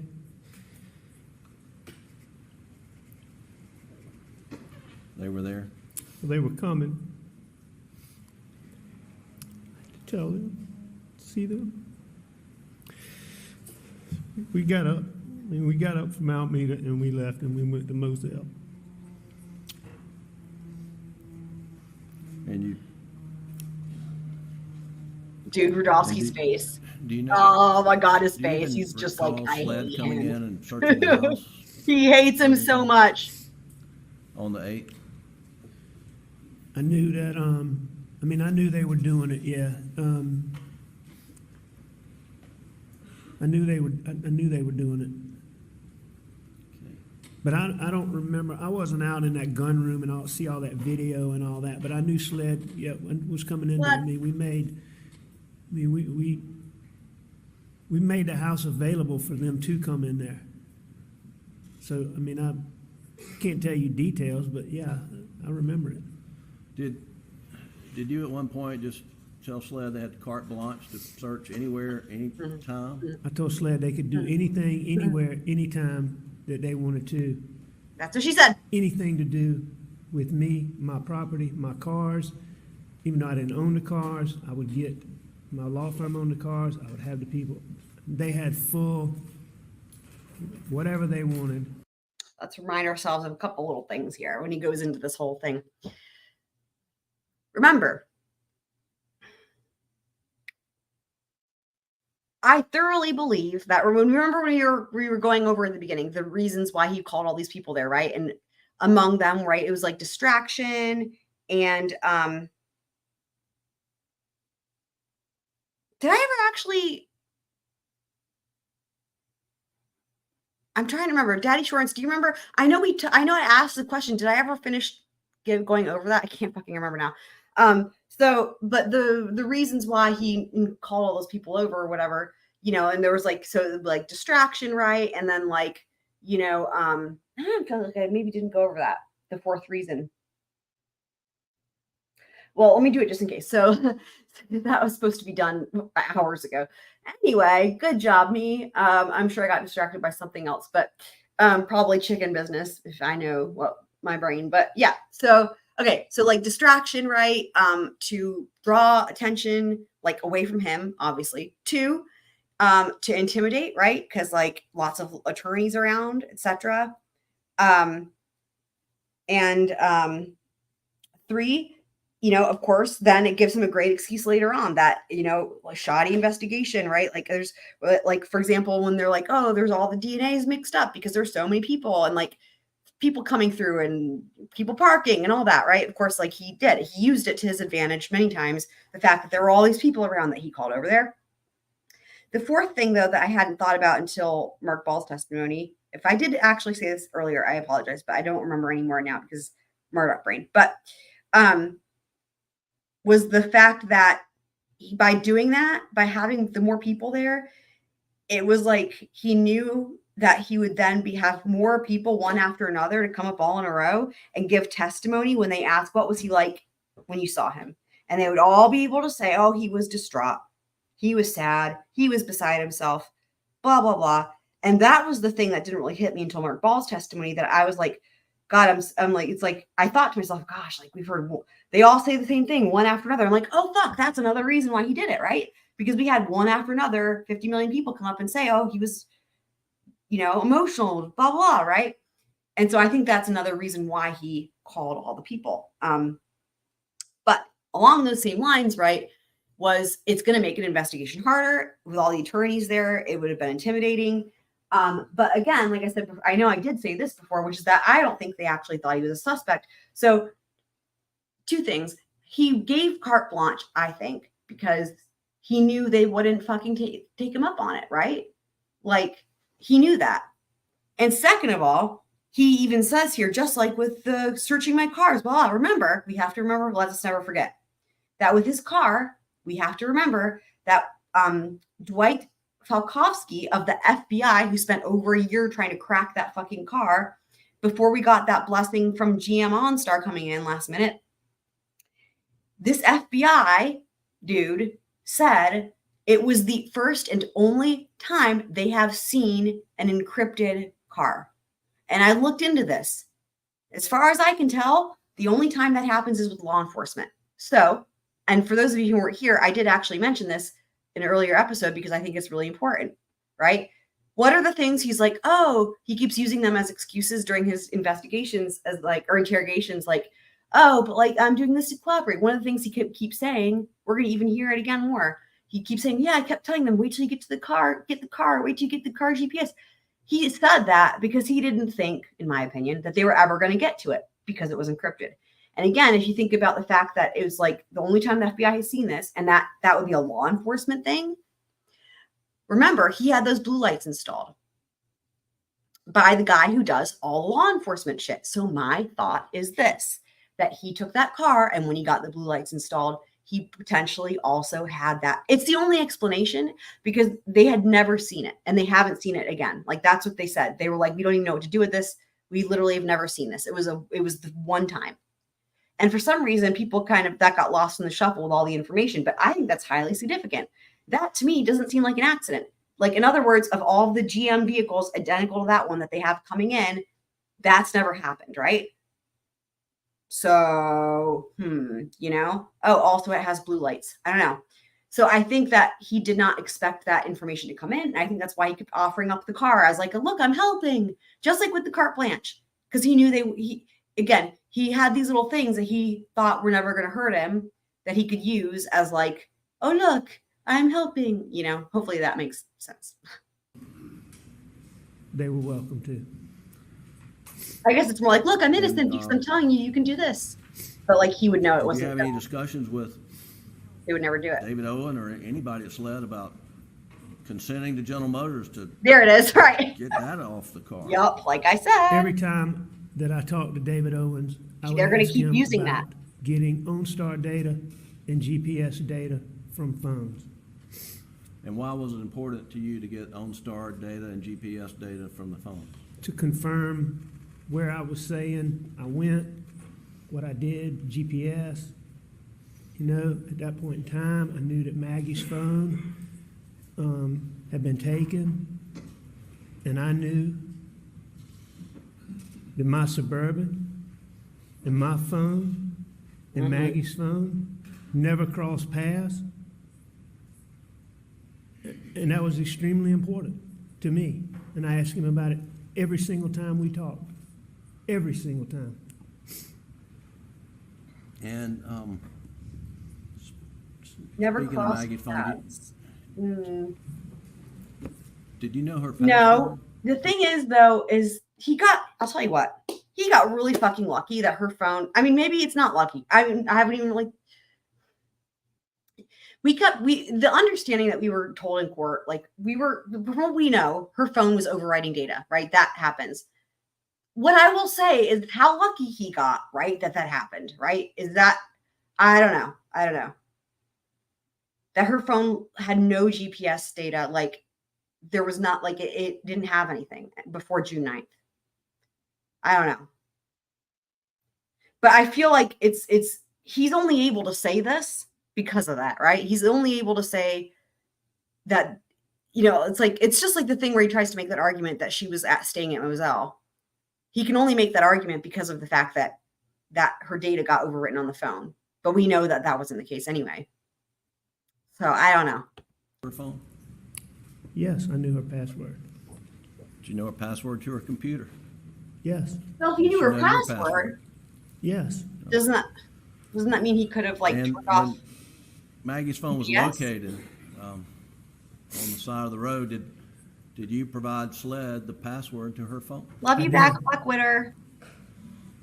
Roger that, Daddy. I think I actually provided it to John Marvin, who provided it to SLED, but I'm the one who gave it to him. Right. Sled.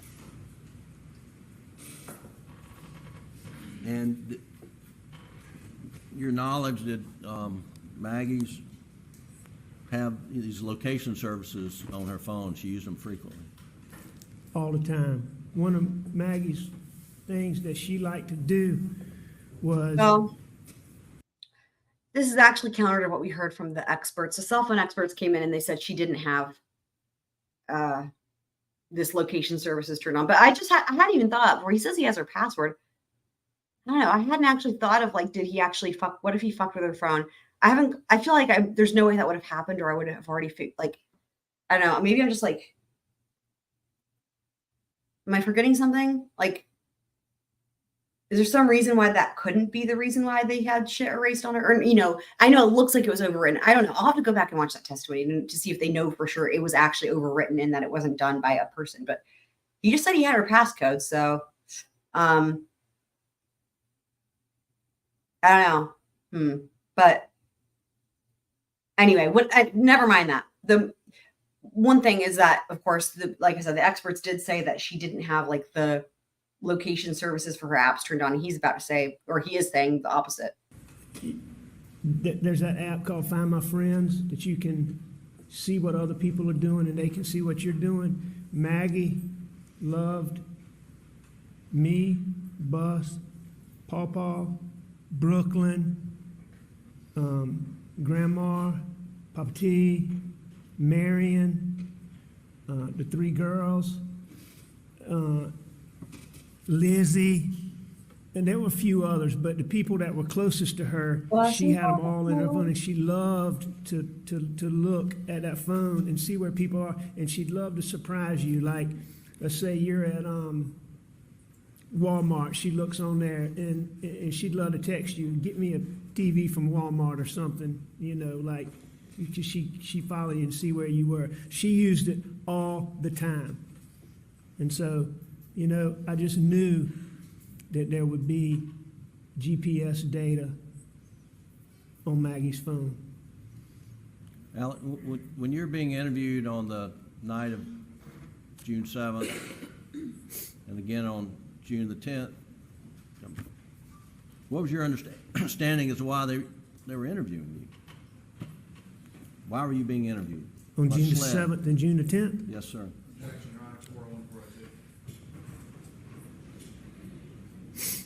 What's the question again? What is his understanding of why SLED was interviewing him on the night of June the 7th and again on June the 10th? And the basis for the objection? 401 and 402, Your Honor. What do you mean? So Relevance, Your Honor. His understanding is the 401 is relevance and 402 is admissibility of relevance. So the test for whether or not something can come in is, first of all, it has to be relevant. And second of all, if it's relevant, it has to be admissible. So that's 401 is relevance and 402 is admissibility of relevance. is not important. What he said is important, Your Honor. Response.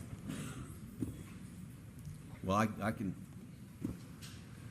it goes to his State of mind? his Mental state of mind? Oh, no. It goes to his state of mind. I mean, that's what it goes to. Objection sustained. Did why wasn't it? You can get it important to in you another way. being That's able what to she get said. Data from the Suburban, data from your phone, and data from Maggie's phone.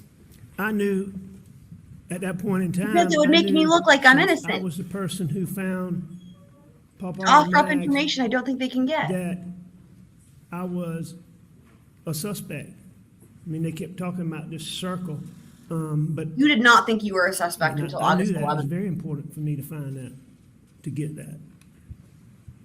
And what was your belief as to that information? What would it have done for you? There's no question in there that it would demonstrate that I couldn't have done this. And when was the data from General Motors off that Suburban finally obtained?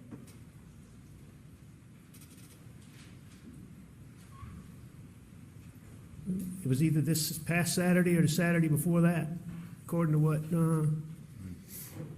was said in this courtroom. During this trial. Absolutely. And to your knowledge, was GPS data ever able to be located off Maggie's phone? No, I mean, not just to my knowledge, it was not able to be gotten. And, you know, the testimony was in here that it couldn't be gotten. It only went back to June the 9th. Everything before that was erased on Maggie's phone. Now, when starting June the 8th, when that No, that's not, you guys. Moselle, I yeah, don't know. Do there are y'all other remember? people, That's just not sitting right with me now. support. Like, did they look into that? Did they look into whether or not he possibly could have erased that? Like, I know they were saying it was overwritten, but like now I just fucking can't remember, and I'm gonna have to go back and look. But if y'all remember, let me know because it just seems far too convenient. You know? you be with you on June the 8th, On June the 8th, Yes, like sir. the next day. right? Yes, sir. A lot of people. And you mentioned your Maggie's parents and family came as well. Yes, sir. From that moment, June 8th, when folks, family came and to Moselle and you met with them, were you left alone by any of your family members the rest of that week?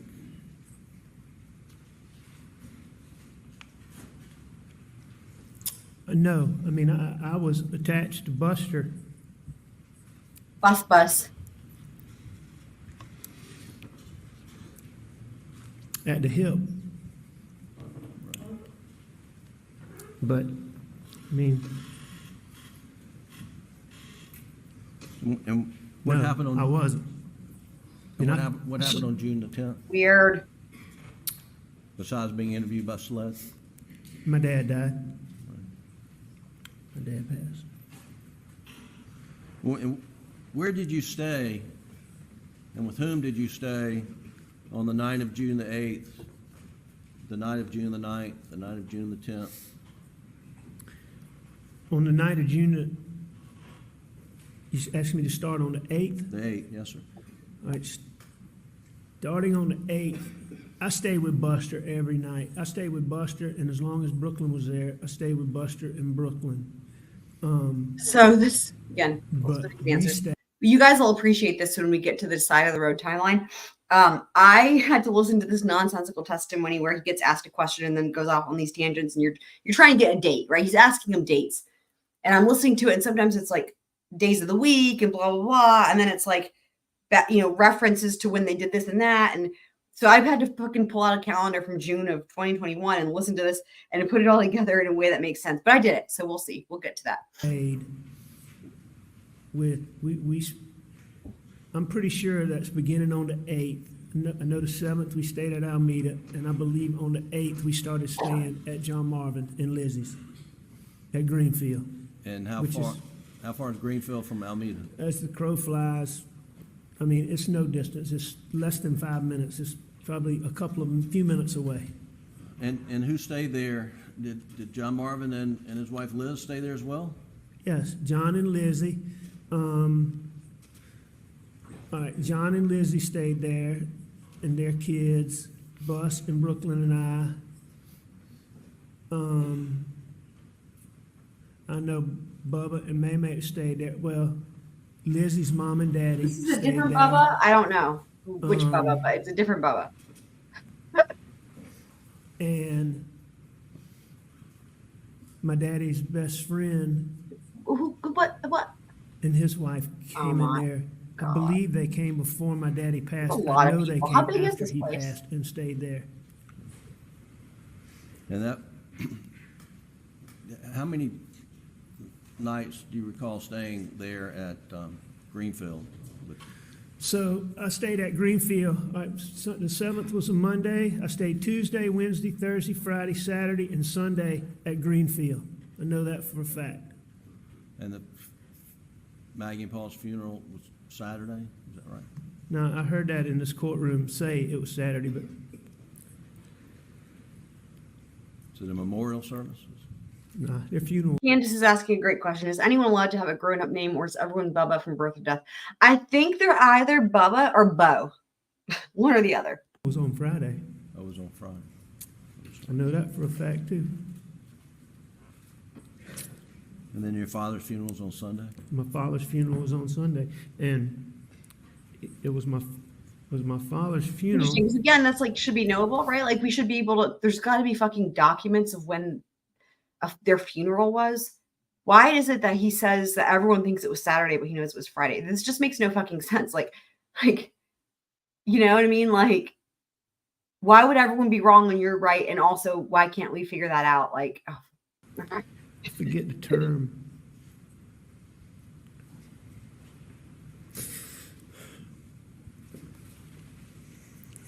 But Sunday.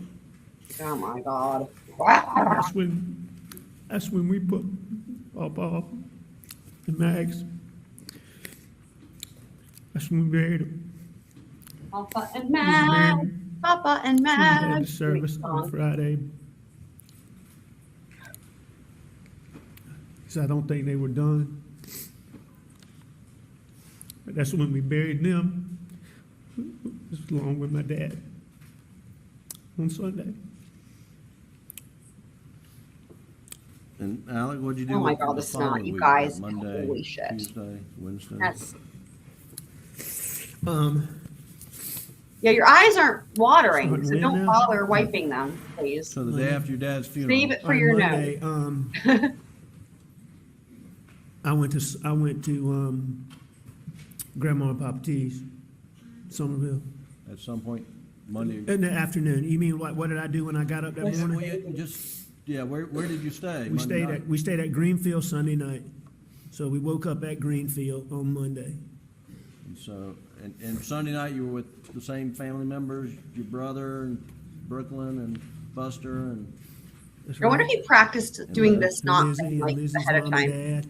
Can you imagine, Donnie. guys? Can you imagine him like sitting in his prison cell, or I guess at the time it would have been jail, but sitting in his cell, and like, you know, the other inmates walk by, and like, what's that guy doing? And it's like, oh, he's just practicing his Paw Paw face. I'm making this like that's fucking funny. His Paw Paw face, you know, oh, this Paw Paw face. Well, it's the thing when he wants to look like he's crying, and all of a sudden he makes snot come out of his nose, like in copious amounts of snot, and then tries to convince people he's crying. So we need to get the low down low, whatever. So we need to get the scoop. If anybody knows anyone in prison, let's see if we can get the deets on that. And Paula was still there, but I can't remember when they left. And then you went to Somerville with whom? I believe I went to Somerville by myself, but I know Buster in the car by myself. I can't remember if Buster and I rode together, but I think we might have had separate cars. We probably did ride together that first day. I don't remember, but I know. Yeah, just say you don't remember that. And Buster was in Somerville with me, with Grandma and Papa T. And Somerville is where Maggie's parents live? That's right. That's Maggie's mom and dad. Maggie's mom is Grandma. Maggie's dad's Papa T. And did you stay with them for a few days in Somerville? I stayed with them longer. In Somerville, yeah, I stayed with them. We stayed in Somerville Monday night, Tuesday night, Wednesday night, and then we went to Greenville. Okay. Kidsmits, if you're still here, but for anybody, but just because I remember specifically talking to Kidsmits about this when it was happening, but there's going to be a part coming up that, again, throwing Buster under the bus. I think it's coming up, pretty sure. But I know we were talking about how, you know, where Buster was staying, right? Like because he was working at Wild Wings, and then he was like, you know, staying at his girlfriend's parents' house. And it was weird because like, then there was mention of like staying in a hotel and like the main thing, it sounded like the main thing according to Buster was like staying at his girlfriend's parents' house and then staying in hotels. And anyway, I was just remembering how here, I think it's pretty soon, Alex is going to talk about where Buster is staying, and says something completely different from what Buster said, which is odd because he heard Buster's testimony. So I don't know what that is about, but it'll be interesting to see what you guys think. And what was in Greenville?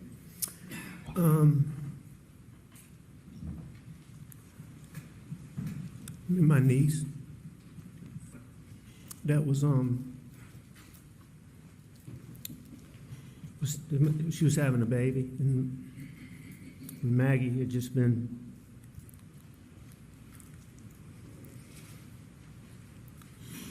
so excited. So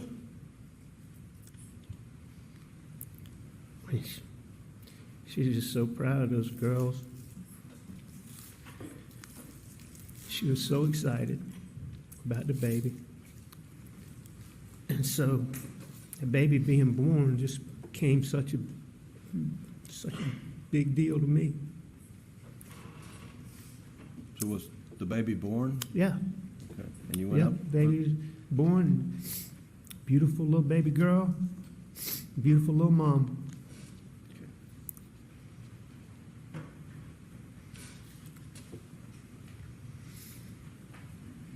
And then did you go up to the lake after that? We did. Well, I mean, we stayed this lake, Kiowee, that y'all heard about, is really close to Greenville. And so when I say we went to Greenville, we really went to Lake Kiowee. But we went up there because, you know, and when she had the baby, I want to say the baby might have gotten born shortly after we got there, like Thursday, but I think it was Saturday before we could go and see them and see my niece and see the baby. So, you know, I mean, that's where we went, was to Lake Kiowee. All right. But they live in Greenville.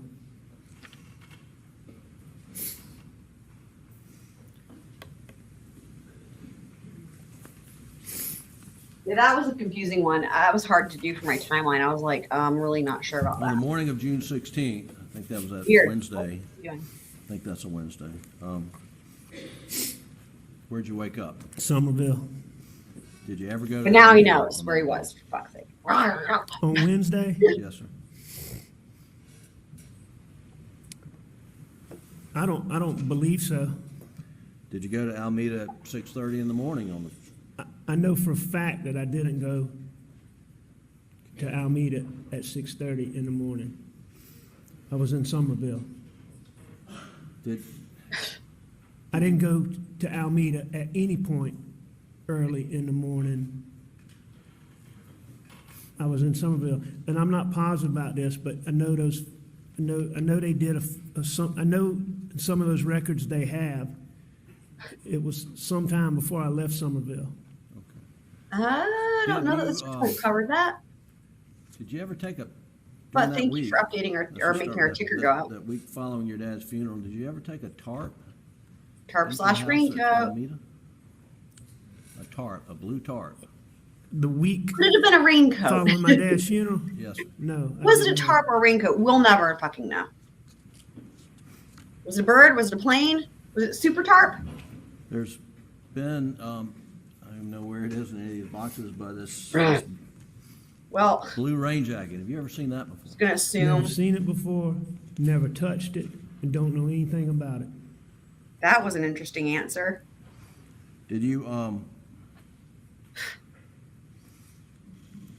Look at Rudowski. did you ever? Look at David remember Owens. taking a tarp at any point in time over the house at Alameda? No, I don't remember it. I don't remember taking a tarp over there, but, you know, I mean, Shelley's got I something know, right? in her mind about that, and there may have been Throwing something, Shelley under the bus but again. I certainly don't remember it. And it Glad you're back, certainly Daddy. wasn't anytime around my dad's funeral or the weeks following.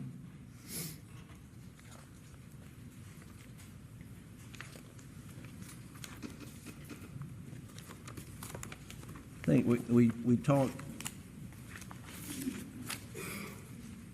briefly about, Oh boy.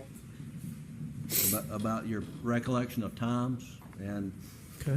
and I just By wanna the way, say, guys, I have this. Some people know that I have this thing with Star Wars, where like I Oh, that's right. Kidsmith is going to be in South Carolina soon. How fitting. If you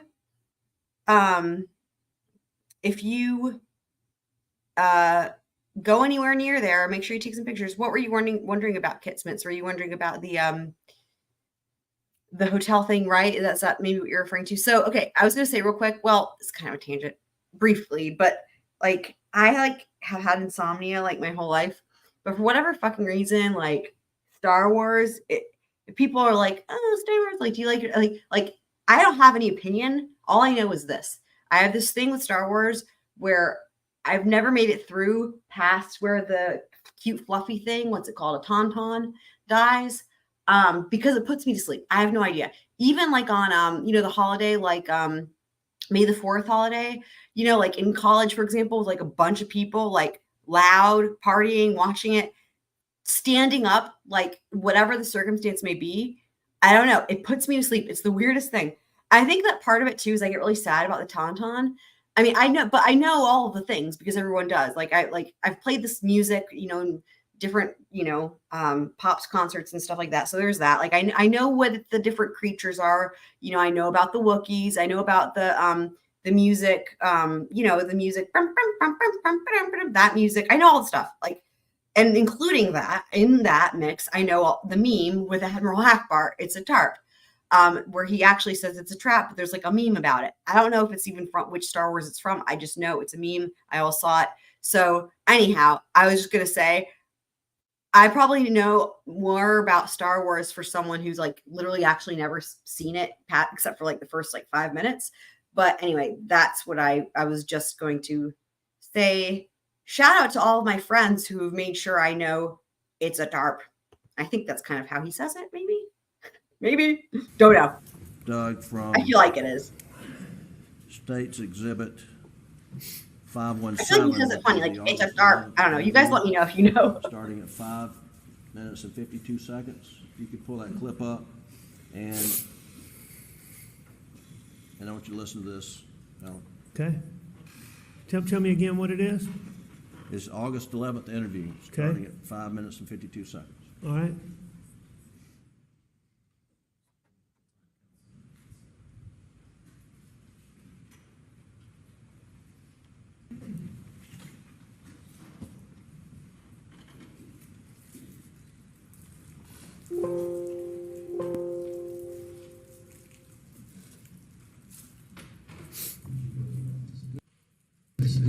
Who was at your house when you left, and what time did you go to the office? We had been to a ball game that weekend. I don't remember exactly what time. It would have been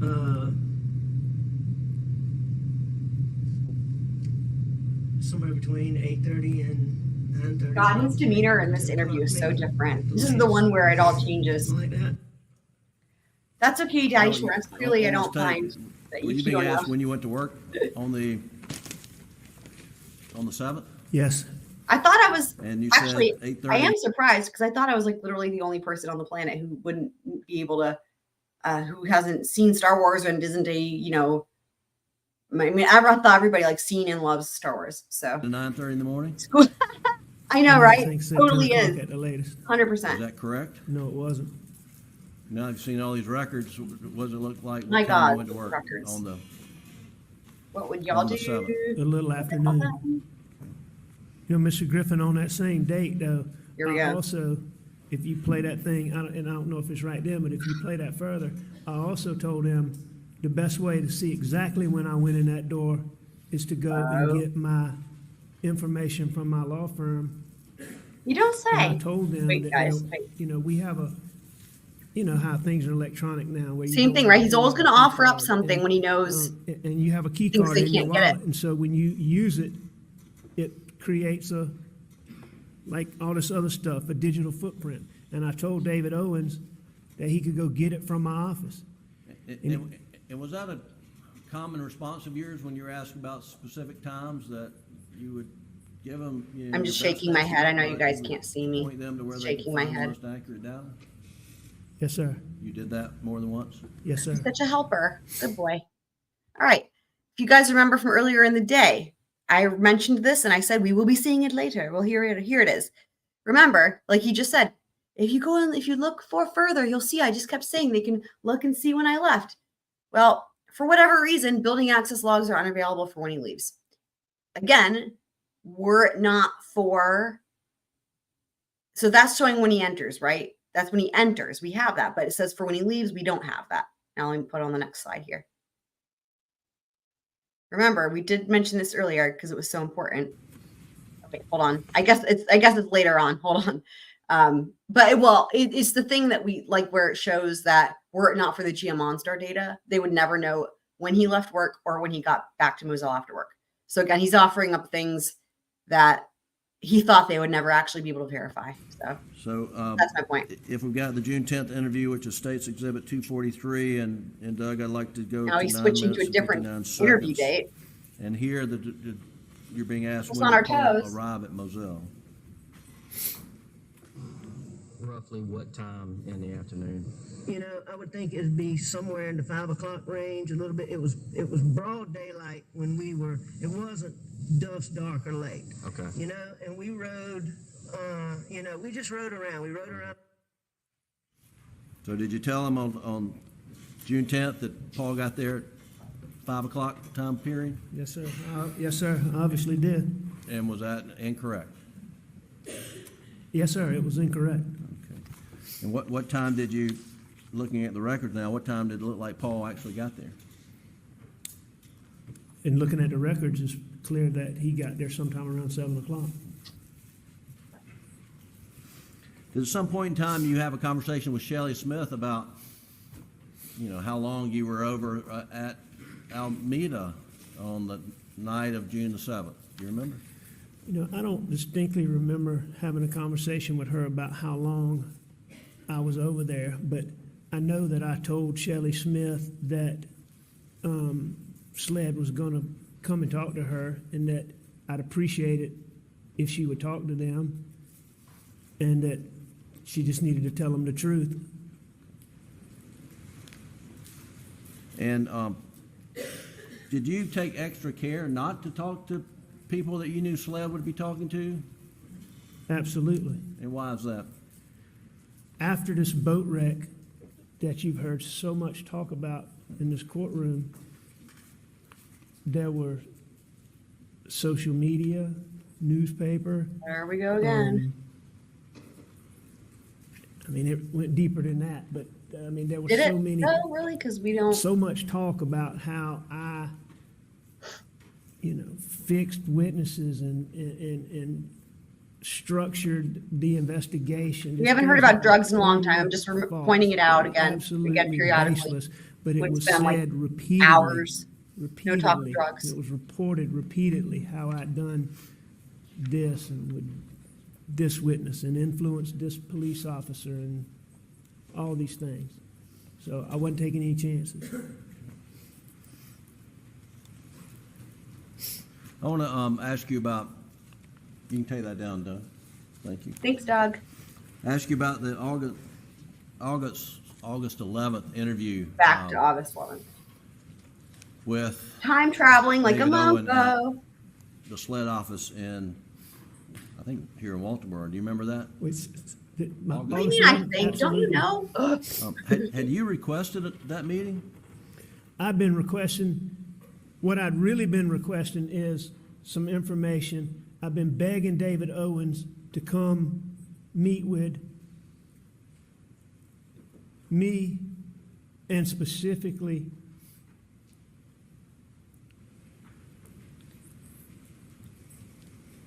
I wanted Y'all, Grandma, Papa T. Of all the things, he does so much that's awful and things that make people mad, me mad.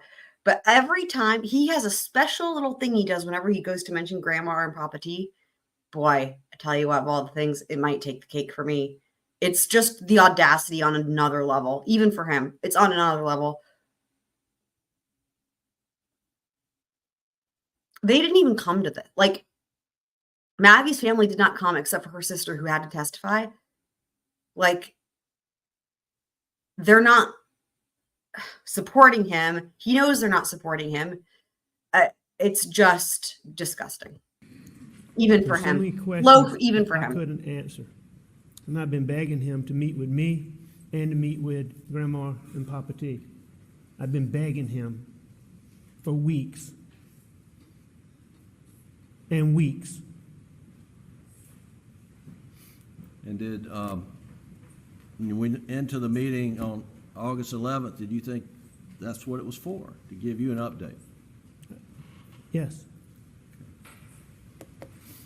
And at the conclusion of the meeting, they let you know that you're their prime suspect.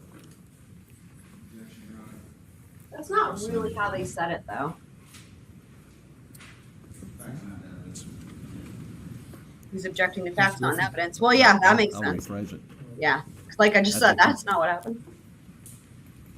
By the conclusion of the meeting, did they make it known to you that you were suspect? A suspect. Oh, there's no question about that. Absolutely.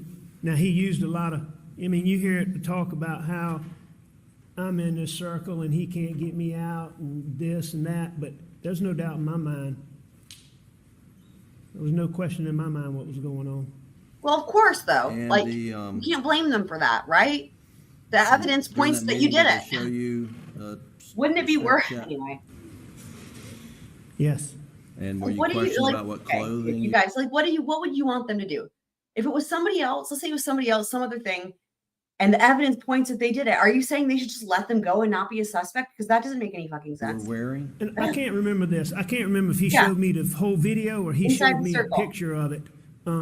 But I was definitely showed that information. I was definitely shown those clothes in that meeting on August the 11th.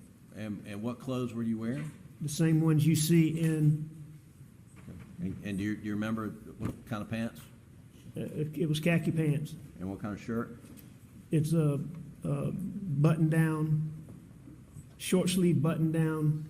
I call it a dress shirt, but a short sleeve button down dress shirt. Like a shirt you got there, but just short Just like sleeve. this, but short sleeve, and it was colored. And it was, what color was it? Blue. Blue with some blue stripes. And were you questioned about when you changed out of those clothes? I was. I will say, I'm not trying to compliment And, him. Believe me, and I don't know if it was just because of the phone or I don't use social media, so I don't know how Snapchat works if it like does stuff in a picture.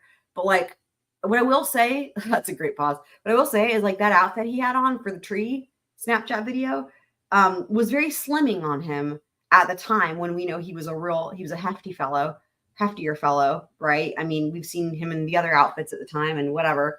But, you know, when he's wearing, you know, that tree video, he's got the pants on and that shirt.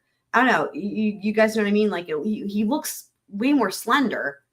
I mean, he looks a solid, I don't know, 50 pounds more slender than in the other outfit with the shorts and the t-shirt. I don't know. Just, I was just thinking about that outfit. And I'm like, that was his best outfit, you know, like, unless it's something like a Snapchat makes it look different. I really don't know. But I also recall feeling like the shirt had kind of like an ombre type of effect going on, which would be kind of surprising given, you know, the Low Country. I don't know that they have, you know, I don't know if like Dockers sells shit like that. Stripes, as he describes, makes more sense. But I feel like that's kind of how it looked. Anyway, just commenting on the outfit for no reason. Not important. Did you have a follow-up? Did you have a conversation after that meeting with SLED with Blanca about what you were wearing that day? Absolutely. And what was the purpose of the conversation with Blanca? Well, they made an issue about that in that meeting, and I asked Blanca about those clothes that I had on earlier that day. Did you ask her specifically about the blue shirt? I asked her specifically about all the clothes. Okay. What I asked Blanca about specifically was, did she remember getting my clothes? Blood's getting a lot of counts after today. she came back, when she came back to Moselle, did she remember getting my clothes? Is specifically what I asked her. I see. And why were you asking her those questions? Because on August the 11th, they had made an issue about me still wearing those clothes, not having changed clothes when I was in that Snapchat video. So that's why I No, but also you didn't tell them you changed though. Like you're just leaving that out conveniently. You didn't tell them you changed. You didn't tell them you took a shower. The clothes. Did they ask you that? No, they didn't. Have they ever asked you for those clothes? No. As far as my understanding goes, my clothes were never an issue in this case until y'all figured out, as my lawyers figured out, that there was no blood spatter on me. Yeah. Sir? Is that objection, Your Honor? Reasons for the objection. 401, 402, and beyond in speculation, Your Honor. Mr. Griffin. It's a matter of public record. There's that same matter of objection, public 401, What 402. is? The issues with the shirt and the blood test It's a matter of public record. filed in this case, yes, ma'am. He's right. I mean, The objection's overruled. I've never heard that before as like a response to an objection, but he is right because I have that document. It's a motion in limine. And I know, I totally agree, Misty Creighton. Same here. It was so nice to hear his voice, wasn't it? But yeah, I've never heard that as a response. I didn't know that could be. I don't know. But he's right. It is a public record because it was a motion in limine. And so and for anyone that missed it, that was one of the things I was saying. Let me know if you guys do want to go over that motion in limine regarding this blood spatter expert, because I do have that document and we can go over it.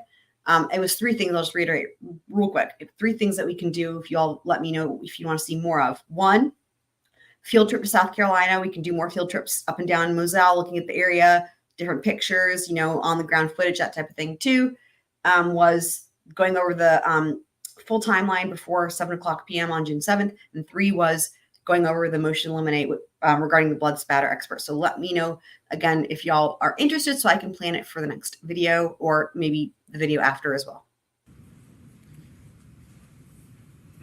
I'm well aware that my clothes never became an issue in this case until my lawyers proved that this blood spatter that they said I had on my shirt from my wife and my son was a lie. And So that this- there was no That's factually inaccurate. And so that's why I'm saying if for anyone that doesn't know about this, let me know and we can go over it. But that's not accurate. blood on my shirt. Not at all. And once they filed the documents and they proved that that was a lie, all of a sudden, This is completely the clothes I not- was wearing back on that day became an issue. He knows he can say this because he's trying to bait them. He knows they're not going to be able to bring that in, and they're not going to want to bring that expert in, like I was saying before, because he was a disaster. And so he's just going to say this, but like this is not accurate.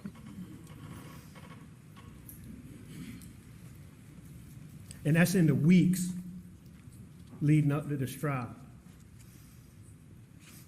No. Alex, after the Maggie and Paul were murdered on June 7th and 8th, where did you stay and where did you keep clothes? Right. Say that again, please. Where were you staying overnight? Well, let me ask you this. Did you ever spend another night at Moselle after June 7th? I never spent another night at Moselle. Why not?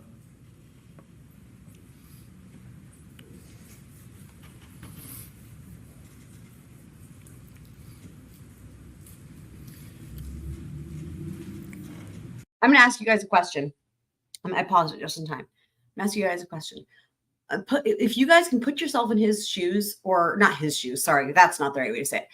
Put yourself into the shoes, or maybe your own shoes, or any shoes, and imagine, you have okay, let's say your wife and son or your family members have been murdered and you didn't do it, right? Okay. You don't know who did it, but you didn't do it, and they were murdered at your home, and you chose to never spend another night there again. Completely understandable. I have a genuine question. If someone said, why didn't you ever spend another night there? What would you say? I'm really curious what you guys would say if someone asked you that question. If they said, your family's been murdered, you say you never spent another night there. Why didn't you spend another night there? I'm going to give you guys a second because I'm really curious. I'll back this up just a tiny bit. Give you guys a second to hopefully chime in because I'm really curious what you would say as a normal person. No. Alex, after the Maggie and Paul were murdered on June 7th and 8th, where did you stay and where did you keep clothes? Right. Say that again, please. Where were you staying overnight? Well, let me ask you this. Did you ever spend another night at Moselle after June 7th? I never spent another night at Moselle. Why not? Y'all, I'd love to hear what y'all think before he answers. I'm really curious. Do you guys have any thoughts? What would you say? Shall I just make up a song in the meantime? Because I think it will really help us appreciate his answer. He's a turtle. He's a turtle. Okay, thank you. We have one. Thank you, Daddy. Too many memories. That's a great answer. Very good. Yep, I can see that. That seems very, very reasonable. Very, really realistic. Anyone else? Have you guys fallen asleep? Probably. Wouldn't blame you. We go hard in the paint, as they say, to do a sports ball saying. Hard in the paint. I think it's a sports ball. We go hard in the paint here with the Squirrel Crew. So, yeah, we are going to finish out this day no matter what. Abby, question for you while you're here. Hopefully you can hear me because I know sometimes you can't hear, you're only watching. But let me know if you can't hear me. Yay, Blackwater. Excellent. You guys, love to know the answer to this question for you guys. We've only had Daddy weigh in so far. So if, let's say that you're a regular person, you come home and your family's been murdered. You didn't do it, right? Whether it's your, husband, wife, kid, your family's been murdered. You can't ever spend another night there. That seems very like normal, right? But what would you say if someone asked you, why can't you spend another night there? What would you say?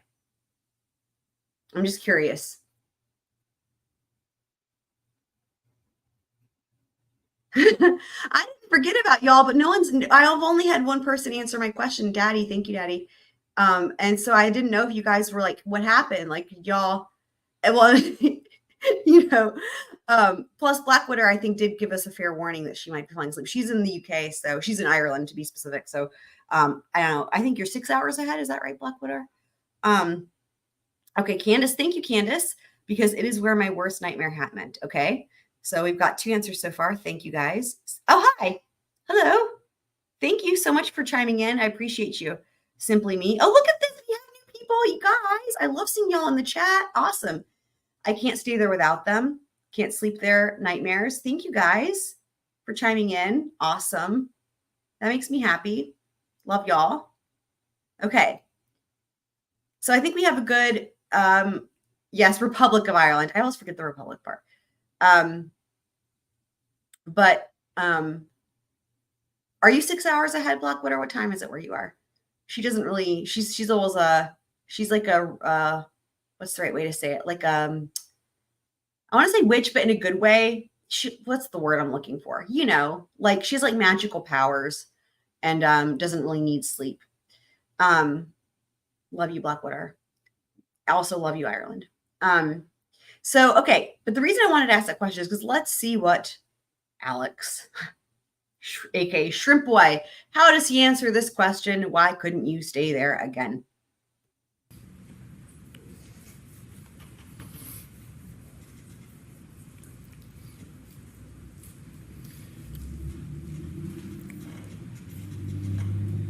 Couldn't. After that long of a pause, I can barely make it out, but he's like, I couldn't. But like, that's it. And that was a long pause. It makes me wonder, was he not prepared for that question? Like, did he not think about that ahead of time? It wouldn't surprise me because he's said it a lot that he maybe just thought it wouldn't even come up because like we've heard it's come up a lot already in the trial. He maybe wasn't expecting Jim to ask him that. Oh, it's only 3:52 a.m. there in Ireland. So you're only doing math. It's only 4 hours ahead. Wow. That's crazy. For some reason, I was thinking it was 6 hours ahead. Blackwater is saying it was 3:52. So yeah, that's 4 hours, I think. Yeah, but anyway, it's a long pause. I think he was not prepared for this and he couldn't come up with anything really. What do you guys think? I'm curious. That's why I asked the question, because I'm like, what would a normal person say? Like, how would a normal person answer that? Right? Didn't want to. Okay. Let me rewind it again real quick because that's actually, I forgot it says that too.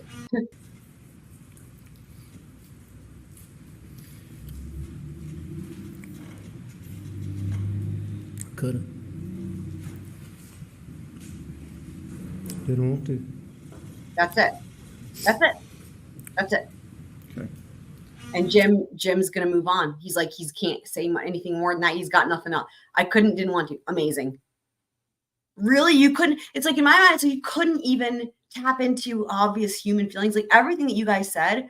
If you're like a lying liar who lies and you're trying to like convince people, if you can tap. Here's my point. Like if you have the ability to tap into any type of empathy or compassion, right? You should be able to, if you're like, let's say you're trying to be a lying like person like him, like I'm not recommending it, obviously, but what I'm saying is this, like, I think it speaks to his inability perhaps to empathize, because if he could, even to a certain extent, he could probably imagine what it would be like if he didn't kill them for a normal person and give a better answer, right? Like what you guys said, it makes sense. Like everything y'all said is like normal. Nightmares, your worst nightmare happened, memories, all this. And he can't even come up with something like that. To me, it just speaks to like, he couldn't even relate to what a normal person would say. That's my point. It took me a long while to get there, but that's what I'm saying. Like, couldn't even relate to what a normal person would say, I think.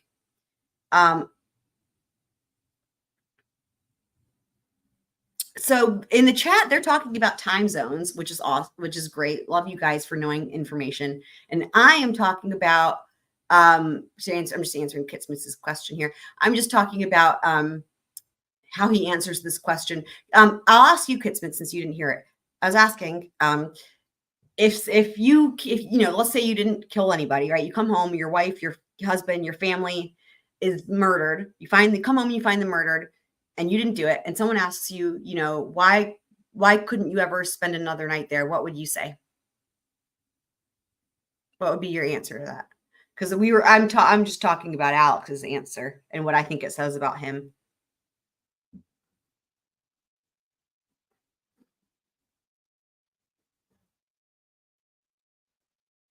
So if you feel so inclined, Kitsmits, feel free to answer that question. What would you say if somebody asked you, and anyone else, if you haven't already answered it, you know, what would you say if somebody asked you why you couldn't stay there again another night? Yeah, I'd be traumatized.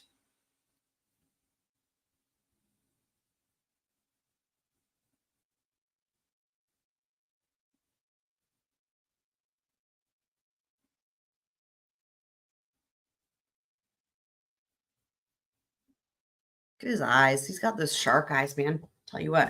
Where were you staying?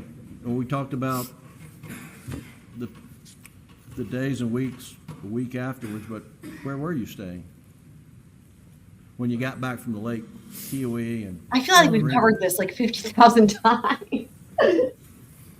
I stayed. All right, so when I got back from Greenville. So I don't mean we, I mean them. Sorry. I feel like they've covered this 50 million times. So the first week, I've been doing my dad's funeral. Then, all right, so that'd be the second week. All right, so after I know Bus and I stayed with Grandma and Papa T as much as I could. Oh, here comes the part where he throws Buster under the bus. Bust under the bus. Oh, God. About the hotel shit. Where Buster stayed with, I stayed with my brother Randy a lot. I stayed with my brother John a lot. Bus and I stayed at Edisto a little bit. But at the beginning, I really stayed with either my brother Randy and his wife Christy, or I stayed with my brother John and his wife Lizzie. And basically at that time, Buster was here we go, Kit Smith. Buster worked for Wild Wing at that time, and they had been so kind to him and they let him be off just a ridiculous amount of time. They were so good to him. So we talked. Stayed with me. I hope you're listening, Kit Smith, because we talked about this during the episode when this happened, and she was just in the chat, and we were. If any of y'all were also listening or watched it on Replay Crew, then you guys might remember. But like, Buster talks about how he was working at Buffalo Wild Wings, right? Which was like, you know, I think it was in Charlotte. And then the whole thing was like, because where he was staying with Brooklyn's family, it was really close to Charlotte, right? And that was part of the reason he was staying there. Alex is about to completely fucking contradict that by saying that they gave him a bunch of time off and he's not working. So like, what? I hope you have a safe flight, Kit Smits. Oh, Abby still has everything on mute, you guys. I appreciate y'all being here despite all the different life circumstances that are happening. Yeah, so this is just interesting because he's saying that Buster wasn't really working because they gave him time off. It's a lot of this is going to contradict what we heard from Buster. So he would stay at my brother John and Lizzie's because it was close. So he's saying Buster wasn't working very much because they gave him time off work from Wild Wings. And then he stayed at John and Lizzie's because it was close. Buster says he was working and he stayed at Brooklyn's parents' house because it was close to work. So I would stay with Randy and Christy in Hampton. When Buster was there, I would almost always go to John and Lizzie's when Buster was there. I mean, Buster never says he stays there at all. I'm so confused. And then there's the hotels, but Johnny Parker, one of my partners, had a guest house his mother-in-law had lived in when she was sick. That's really, it's right at the foot of Randy's drive. It's 100 yards, 70 yards from Randy's house. And I was going to move into that house until we figured out where I He could says live. was going to, but he doesn't say he does it. So I don't So even know. I had clothes there. I had clothes at Randy's. Clothes here, there, and everywhere. I had clothes at John Marvin's. I had clothes at Chichesi, which is, I think you heard Buster talk about Chichesi's, like where we Yeah, we did. went to the river. And I had clothes there. I had clothes in Somerville. I mean, where didn't you have clothes, really? And I still had clothes at Moselle. Were your clothes spread out? Really, though, do we even need to ask that question Yes. at this juncture? Mr. Murdaugh, I want to go to June the 7th, 2021, in your meeting with Gene Seckinger. Okay. Do you remember meeting Ms. Seckinger? Hang on. I do. And what was Black Widow, are you eating all these things together? Peanut butter, cheddar, cherry, tomatoes? Wait, peanut butter, cheddar, cherry, tomatoes, pita? It's like, oh, baby. Is that it all together? I'm really curious. I mean, I don't eat cheese, but I'm just still, but yeah, it's like,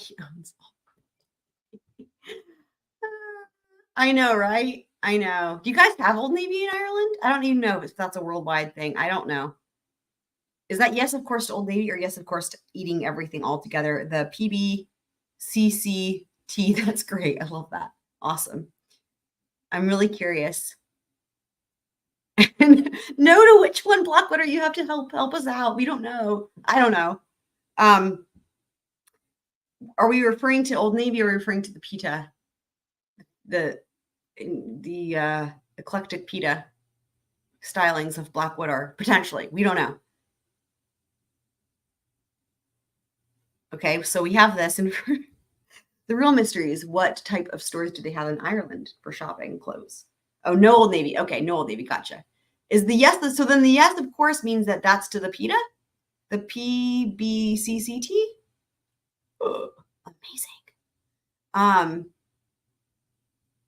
I'm trying to think if there's like some other weird food combinations that's really good. I can't think of anything though.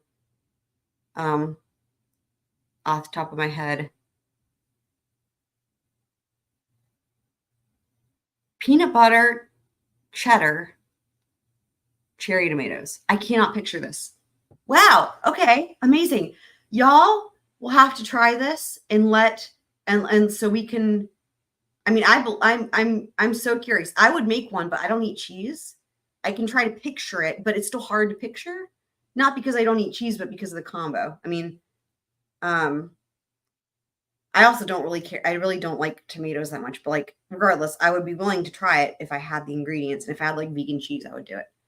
I love peanut butter. I fucking love peanut butter. I mean, honestly, when I think of it that way, like, is there something you put peanut butter on where peanut butter doesn't enhance it? I don't really know. I can't think of anything. Kit Smiths, do you have the ingredients? Can you, okay, let me clarify. I like some tomatoes and not all tomatoes, and it depends on the circumstance. Like, I don't like tomatoes the way other people like tomatoes. I guess cherry tomatoes, I'm trying to remember. I guess they're okay. Like cherry or grape tomatoes, but I don't like the regular tomatoes that people like slice.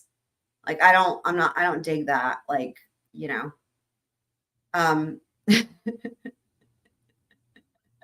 You know, what are those? Like Roma tomatoes. I will say though, the first time I ever actually enjoyed tomatoes was in Asheville, North Carolina, at a place called Karate, which is a pretty well-known, like kind of famous, like tapas. It's like I don't want to say fancy. It's like nice. It's like for foodies. It's a tapas place. And they have a female lead chef, and she's been like on like Food Network and all kinds of stuff. She has a lot of awards, and it's a really, really, really fucking cool place. And they have a lot of vegan food, as does pretty much anywhere in Asheville. But Daddy Short Nuts, yes, with the Alanis Morissette. I've got one hand in my pocket, and the other one's holding a PBCCT. That is my favorite thing. Oh my god, that is amazing. I love that so much. Salt on the tomatoes, yes. So that's where I was kind of going with that. That would help, in my opinion, for my personal taste. But like, yeah. So this place, Karate, it's really authentic, like Spanish tapas, but they do a lot of it vegan, and everything that they have there is all like locally, like farm sourced and all that, like every single thing.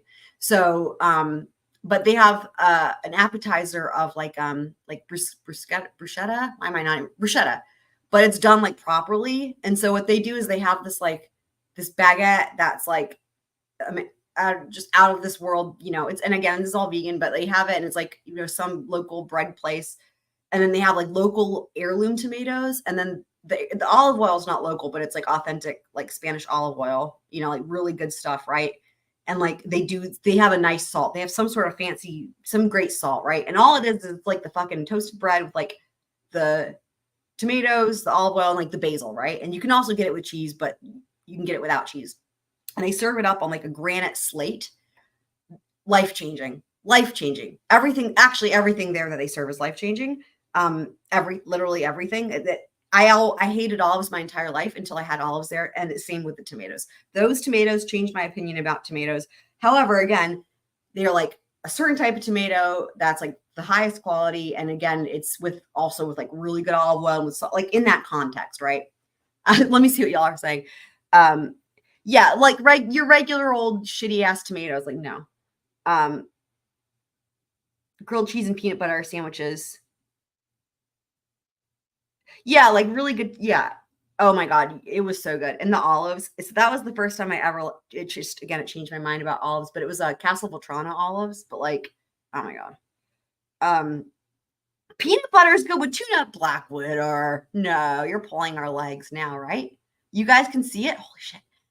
Peanut butter with tuna. I can see peanut butter with cheese. I can see that.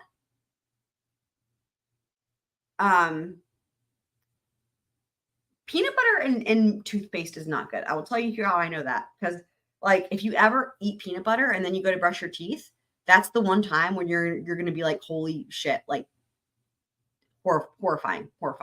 Have you guys ever done that? It's awful. It's a little, and I love peanut butter, and I also love brushing my teeth. So like that's just something I have to really make sure I avoid. Because it literally, it will ruin both of those things for you. Like it'll ruin toothpaste and it'll ruin the peanut butter. We do not want that to happen at all. So, but yeah, like, yeah, that Kurate is amazing. Everything there is so good. And it's a really great ambiance. Like that's probably like the coolest place. Like, I really loved it. But yeah, you know, Kisman's makes a point that if you think about Thai food, they do use peanut butter salt like in their sauces, or like peanuts, and they do combine it with seafood. So that, you guys want a good story here. Catherine, thank you. Never brush your teeth after OJ. You guys, one time, y'all, when I was a kid, okay, when I was a kid, I'm glad you also love brushing your teeth, Blackwater. When I was a kid, I never really ate like breakfast and lunch all that much, but like there was this one time, it was like before the first day of like school, and I think I was in like first grade, and I don't know, for some reason, I guess I was excited and I was like up, and like I decided to eat cereal with my family for some reason. And my parent, like they had like honey bunches of oats. I don't know if you guys ever have that.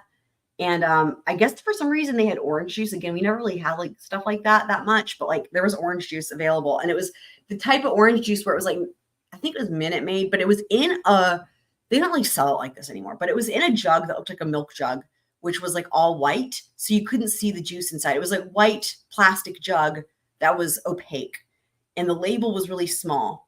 And I got the honey bunches of oats in the bowl, and I thought I was putting milk. In our case, it would have probably been soy milk, but same idea.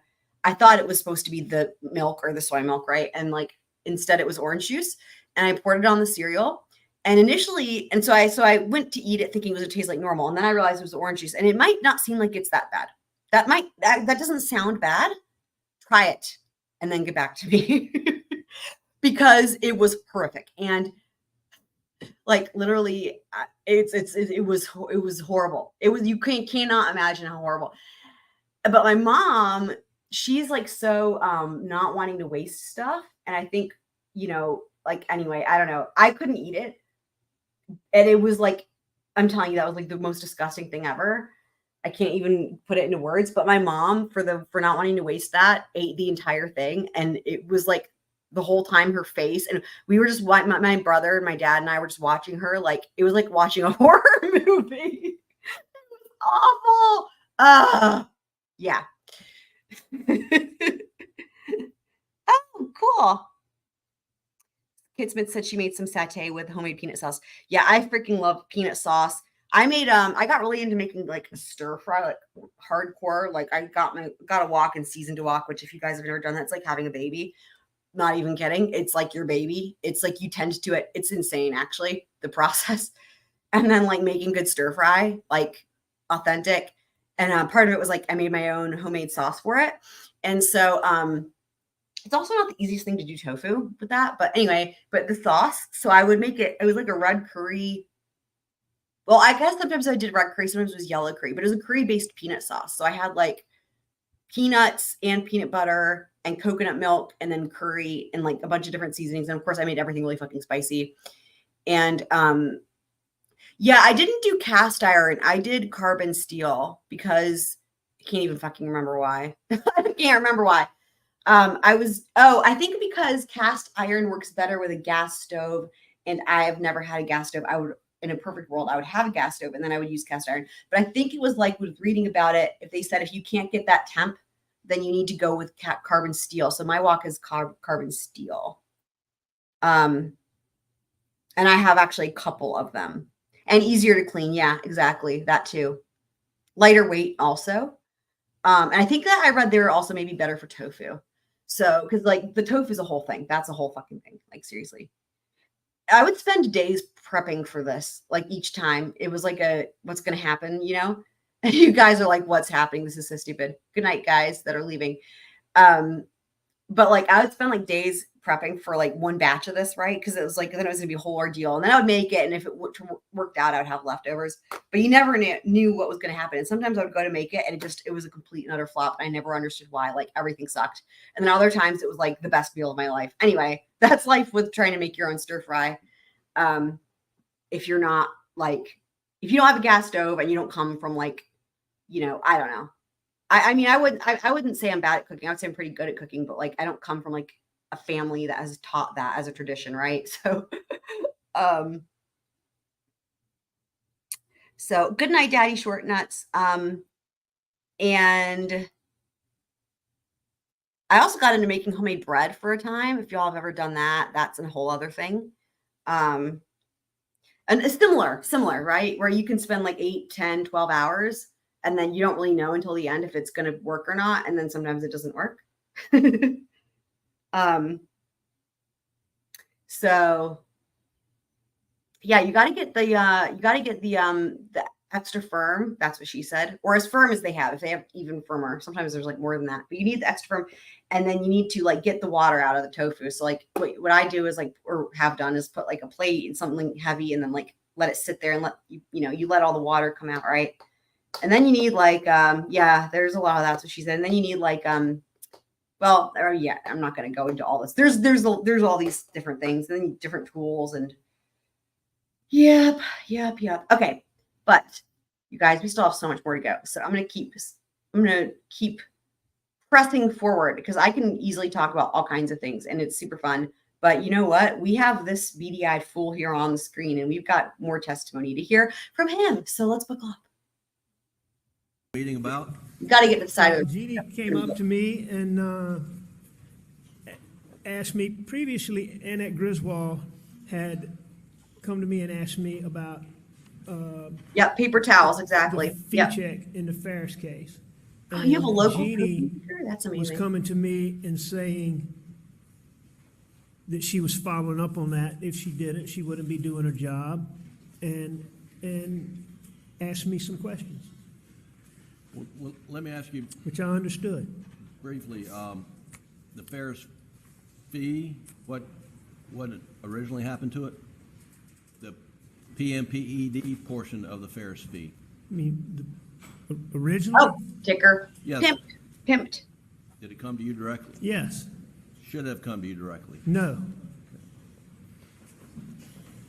Did when Ms. Seconder asked you about where the fee was, what'd you tell her? I can't remember exactly what I told her. The conversation got interrupted very quickly, but I told Jeannie that the funds were in Chris Wilson's account and nothing to worry about. I didn't know where the mix-up came from.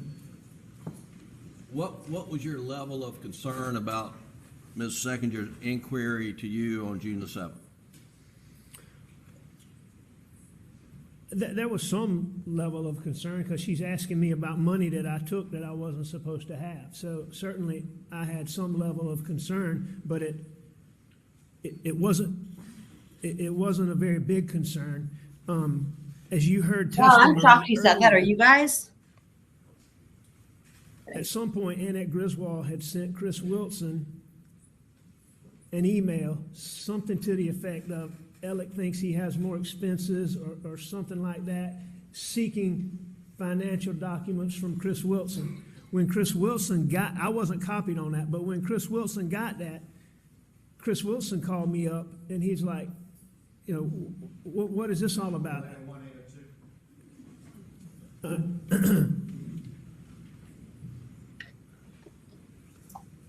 You said 801, 802? I said objection rules 801 and 802. Response?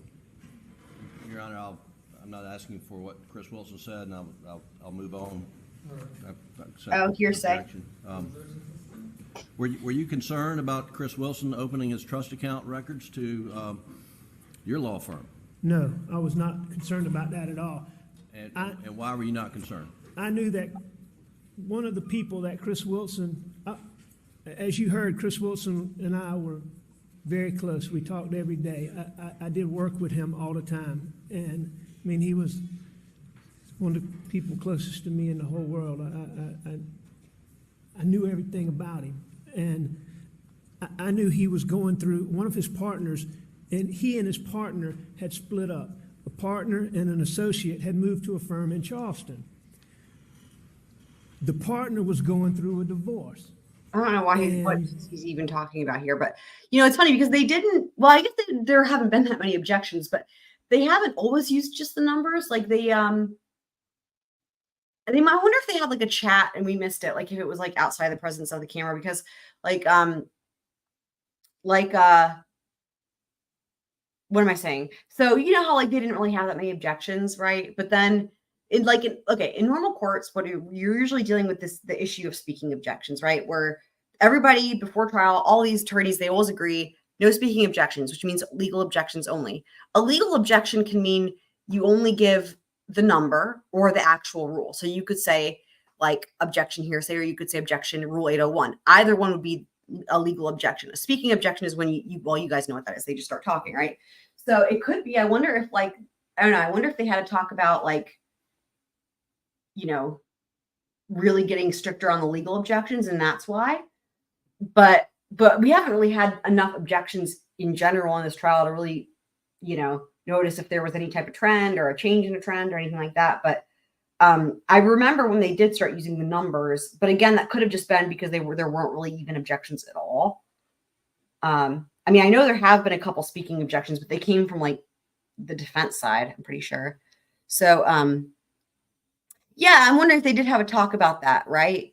Again, in this trial, there's been very few objections in general, but I mean, I know there had been previously, like on other days, there had been some back and forth between, like, for example, Metters and Pooh. I don't know if you remember that. There was some sparring going on with a couple different witnesses, and they were kind of getting in trouble, not getting in trouble. I don't know. I wonder if that has something to do with it, you know? Like I know some of that happened with that defense witness, the dude who was great, who I really liked. But I don't know, that could be part of it. But yeah, but technically the number is a legal objection. That's actually like the most correct way to do it. But it is, you know, we just, you know, unless we know the rule, we don't know. But so, but it is different because we don't usually hear that. But it is better. It is way better than a speaking objection. I mean, speaking objections are not supposed to be happening. So. Yeah, exactly. But like, exactly. But this is every trial. This is every trial. Like, it's up to the other side to object. In every trial, they all say no speaking objections, but you always hear them. And in some, they just, it's just the norm, right? And in others, they try to crack down. So, but really, it's actually really the more correct way to do it, right? Just to give the rule, like with the rule number, like that's, you know, there's no, you can't get in trouble with that. Like that's definitely the most proper way, I would say. The wife of the partner was trying to get Chris Wilson's trust documents in that case to find out money her husband got. It didn't have anything to do with Chris and I or anything. It Love you, Black Widow. But I knew that Chris Wilson was Abby, not does this mean you going can hear to us now? send any financial documents to my law firm, at least at that time, and at least not anytime soon. So while I'm sure it registered with me that I got to deal with this, at that particular time, it wasn't anything that was a big deal. Was there an immediate? Black Widow, I don't know why I'm situation blanking on your on partner's June the name. I'm 7th? sure I'll think of No. it. Let me pause real quick. I'm sure I'll think of it when I'm not trying to. Fuck. But anyway, hugs to him and hi to him as well. I'm sure I'll think of his name when I'm not trying to. But yeah. And I believe there's Ms. Seconder testified about. Actually, I think I just remembered, but I don't want to say anyway, just in case. So, you know, for privacy and stuff. Your conversation with her, you learned that your dad was going back in the hospital. That's correct. There was a text. I can't remember if that text came from my brother Randy or my brother John, but they were the ones that were taking my dad back to the hospital that day. And whichever one was with him, I believe it was John was with him at the hospital, but I know Randy was with him at some treatments. It's in those documents. But bottom line is, we got a text saying, we knew my dad was really sick. He had cancer and he couldn't breathe. And there was a big issue about whether his inability to breathe was coming from an obstruction caused by the cancer, which was the worst case scenario, and that's what it ended up being ultimately, and that's what he died from. But this particular text was saying, okay, we're putting him back in the hospital. The doctor thinks it's pneumonia, and which was, you know, I mean, pneumonia is never a good thing, but when compared to cancer, at that time, pneumonia, that was a good thing to learn that. So on the 7th, where the information you had, were you believe at that time that the prognosis was pretty positive for your father? Well, it was better than the alternative. I'm not going to say it was good, but it was better than the alternative and what we had previously thought it was. It didn't stay good very long, but it definitely was better. Do you know whether or not you told Ms. Seconder that that your dad's condition was terminal on the 7th? Do you remember whether you said that or not? No, I wouldn't have said that at that time. And what Jeannie, as soon as the thing comes through that my dad's going in the hospital, Jeannie and I, as you heard, I mean, she stopped the meeting. We stopped it. It lasted a couple minutes. Now, my dad's going in the hospital, and the very next day, we learned that he's terminal. And I'm just sure that a year or the amount of time that's gone by, Jeannie assumed she was terminal. He was terminal. Speculation, Your Honor. Objections overruled. Mr. Murdaugh, Mr. Murdaugh. on June the 7th, did you believe that your financial house of cards was about to crumble? On June the 7th? Yes, sir. Absolutely not. Had you had, and I think there's documented evidence, state introduced, had you had reached out to Russell Lafitte at Palmetto State Bank about extending a line of credit on the Moselle property? Yeah, I had reached out to him. I can't remember the date of that text, but it was fairly recently. I had reached out to Russell.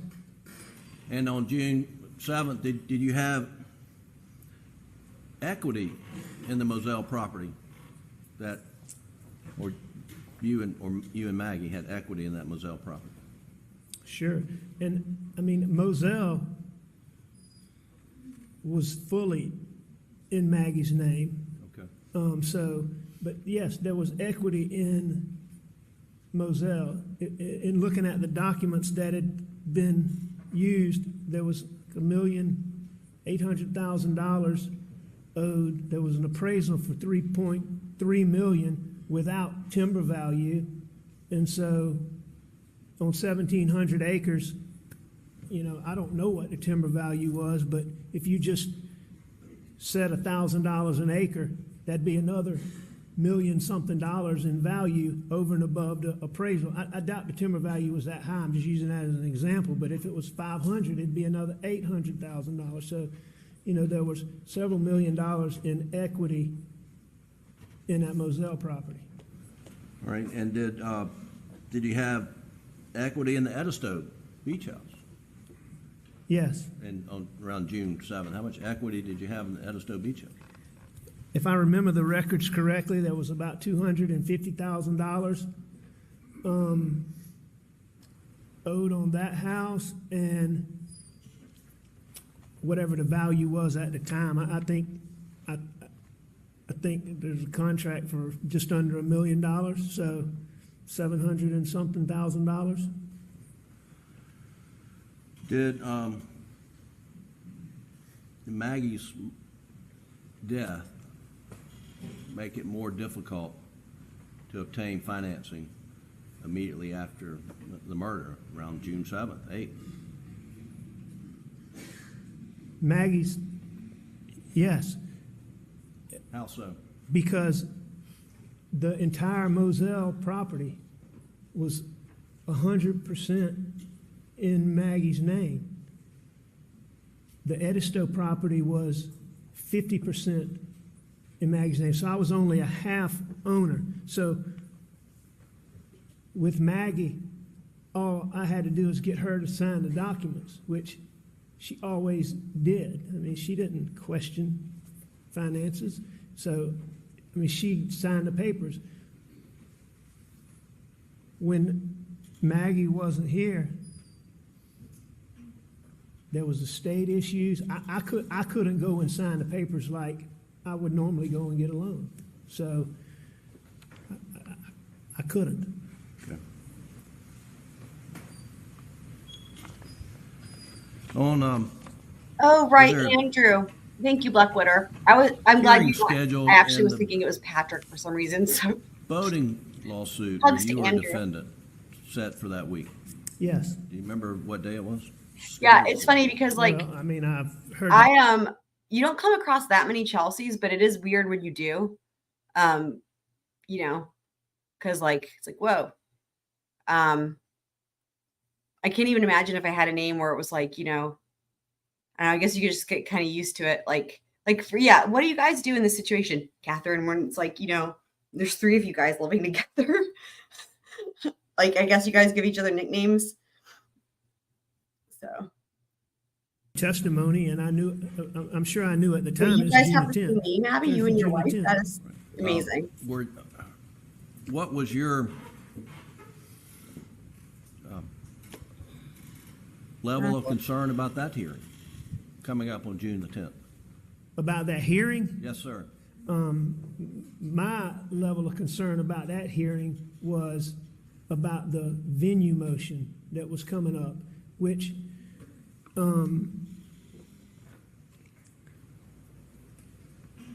what do you mean by venue? the venue motion is where a civil lawsuit is pending. And so there's laws and rules that govern where you can bring a case. There's laws and rules that govern how.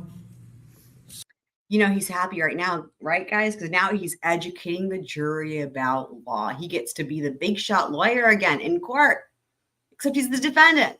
But just like similarly to his freaking financial trial where he was like, they're like, do you want to say a few words? And he's like, if I may, how many hours do you have? I can't, I'm not even gonna go there.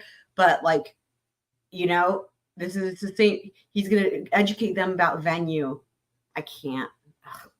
Certain parties, a defendant or a plaintiff, can go about trying to move it from one place to another.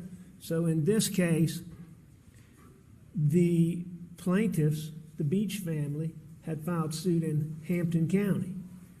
Parker's was trying to move venue to Beaufort County. And I wanted the case to stay in Hampton County. And we all know why.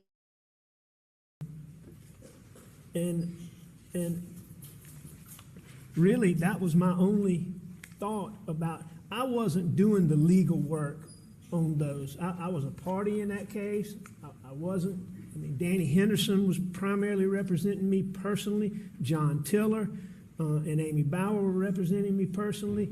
And Dawes Cook was representing me personally. And those were the guys that were doing the legal work. So, you know, I wasn't actually doing that work. But what I was concerned about was the venue motion. I had already done what I had to do for the financial motion. And Danny Henderson was on me about getting him a financial statement because... Well, let's stop. So there was a motion to compel and seek a lot of financial records from you. Was that correct? Absolutely.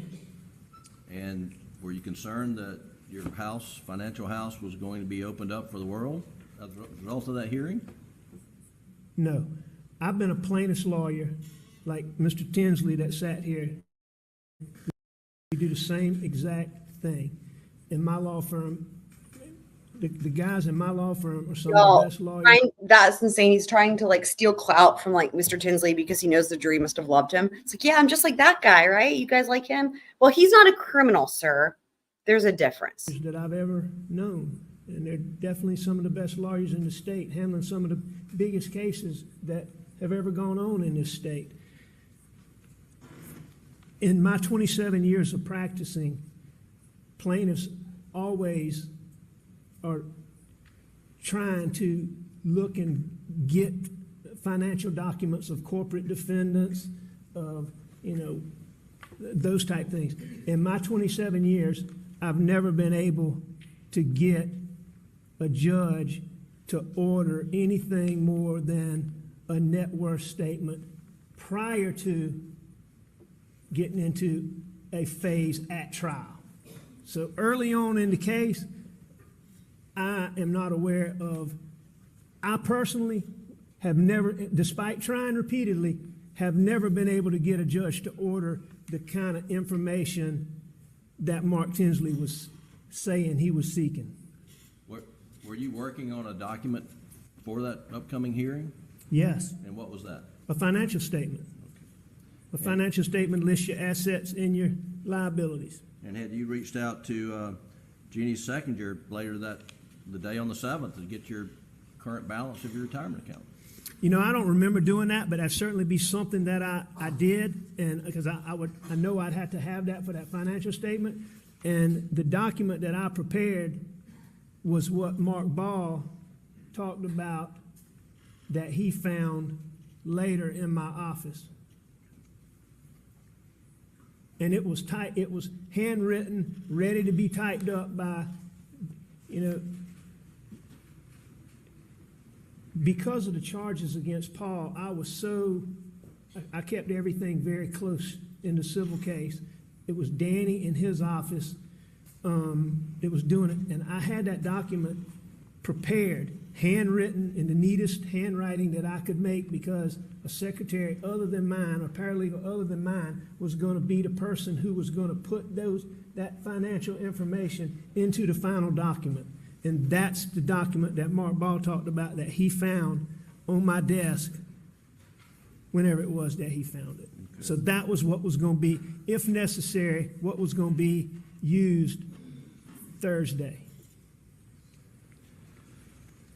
Alex, jury's heard about testimony of you stealing client funds. Did you do that? I did. Did you steal or divert that Ferris fee away from the law firm? I did.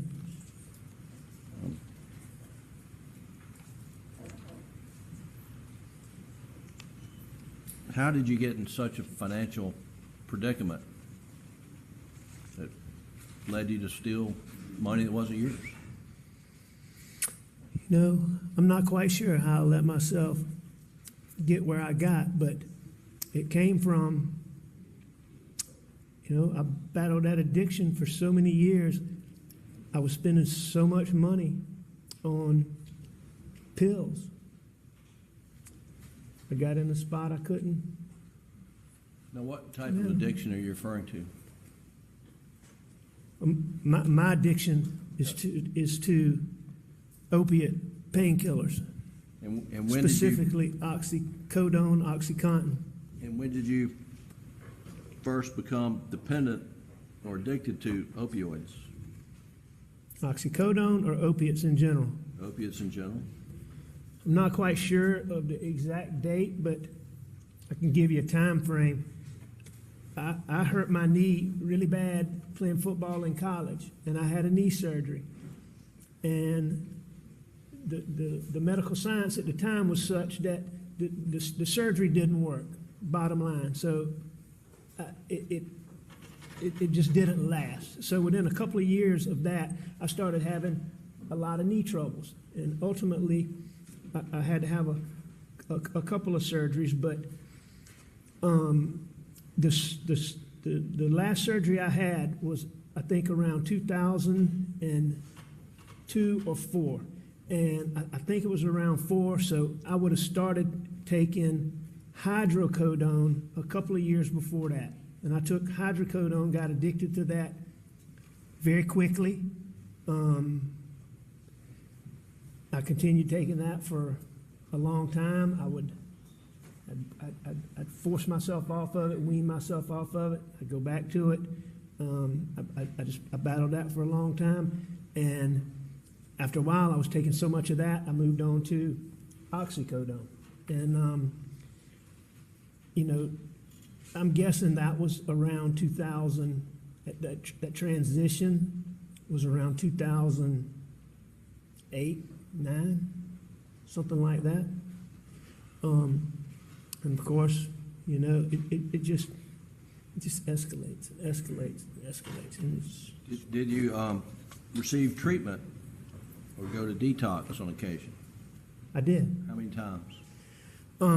That I went to detox or that I detoxed? Well, let's start with going to a detox facility. I've been to a detox facility 3 times. And when was the first time?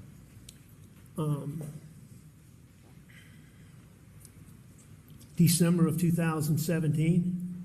Okay. And before December 2017, had you tried to detox at home? I tried to detox every way I could.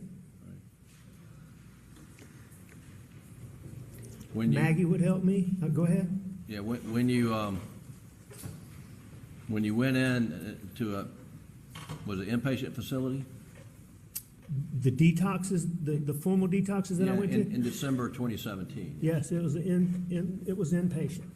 And all 3 formal detoxes that I've done have been at the same facility called Sunrise Detox in Atlanta, Georgia. And very good facility. Jury's heard an audio tape of a telephone conference with SLED agents. Was that where you were during that meeting with Mr. Harpootli and I? That's correct. The first time you went to the detox in Atlanta, how long of a stay is that? Did you stay? 7 days is the opiate detox program. And is there a difference between detox and... So did y'all notice that? He asked him how long he stays there, and he didn't say how long he stayed. He just said 7 days is the program. Rehab? Yes. What's the difference?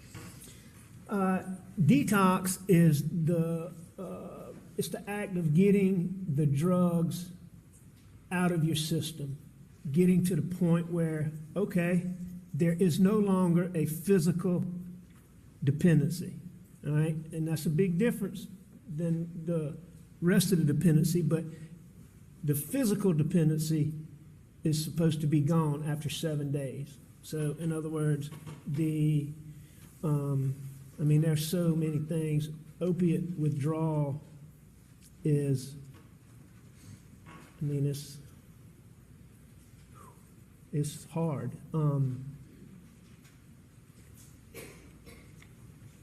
But supposedly at the end of 7 days, you don't have those physical symptoms like, I don't want to be too graphic, but you're sick, you throw up, You have terrible diarrhea. You sweat like you're running a marathon.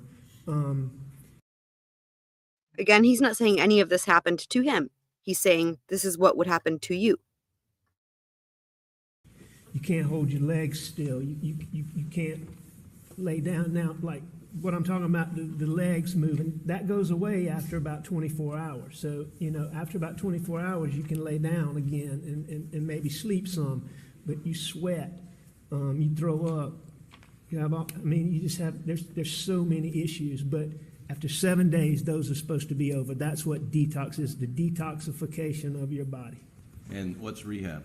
Rehab is the period that you go to learn how to stay off.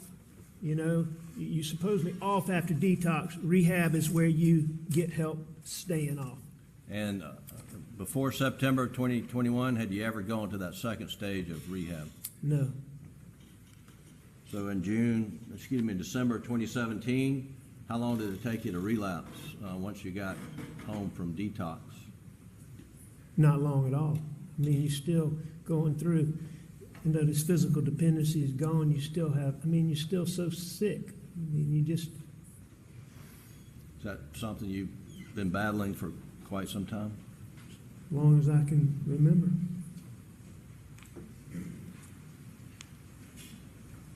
How long have you been drug-free, opioid-free? 535 days, and I'm very proud of that.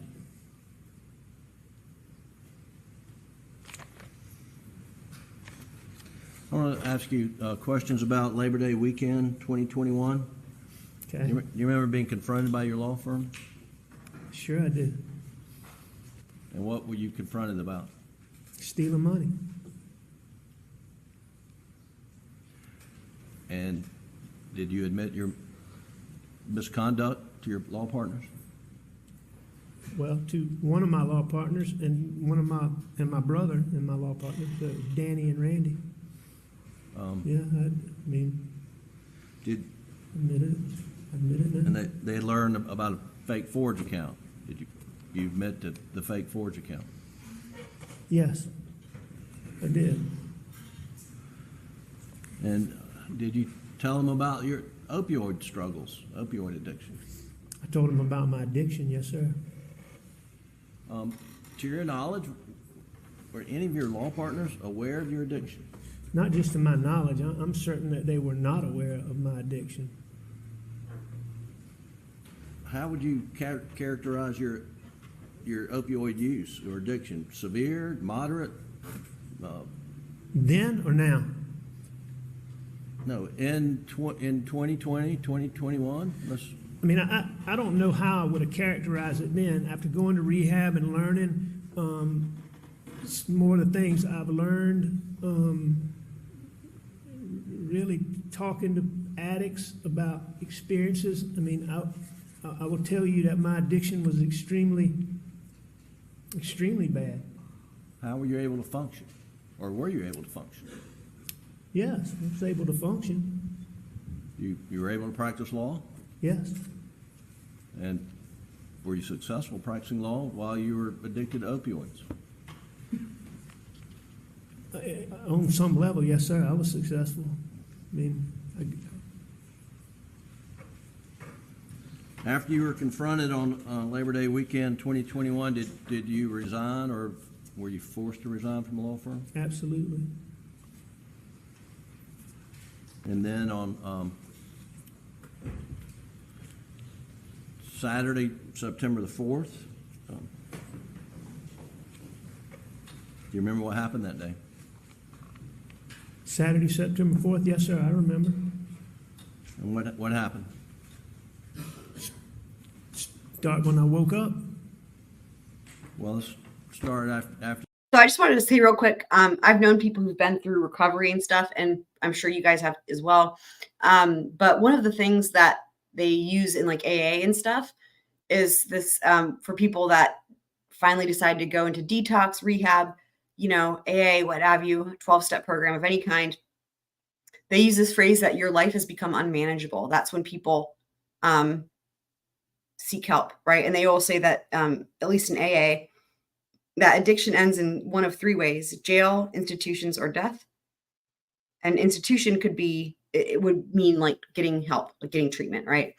And so, and if you ever, again, have heard anybody, know anybody, the main characteristic, regardless of whatever the drug of choice is, or if it's alcohol, whatever it is, or it could be gambling, anything, right? Anything that is an addiction, the commonality of all of those is that their life is unmanageable and they can't function. Their ability to function has been completely obliterated. So again, that's why I said it makes no sense. It makes no sense. You met with Chris Wilson. Did you meet with Chris Wilson? I met with Chris Wilson at my mom's and dad's house in Alameda. And did you lay it out for Chris Wilson, your opioid addiction and your misconduct? I definitely laid out my addiction. I definitely gave him some details about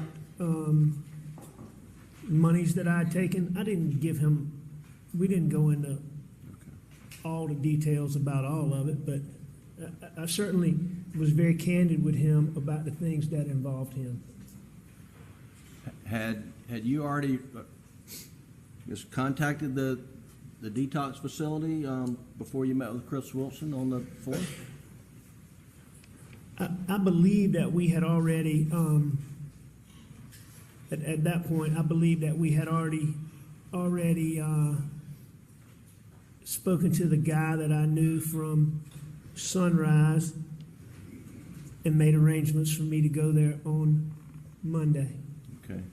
And I know we had arrangements for me to go there on Monday, and I'm sure we had to have had it by then because I went to the hospital shortly after that. So yes. And did you reach out to Blanca to get your insurance information? I did. And for what purpose? Because I was going to use my insurance at detox and rehab to help pay for it.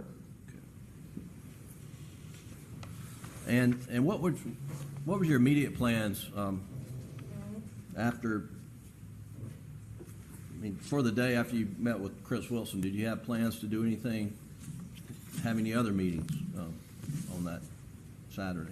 I wanted to go and meet with Corey Fleming, who was another lawyer who was affected by the things I did. Okay. And did you? And a good friend. Did you go meet with Corey Fleming? No. What'd you do instead? I'd given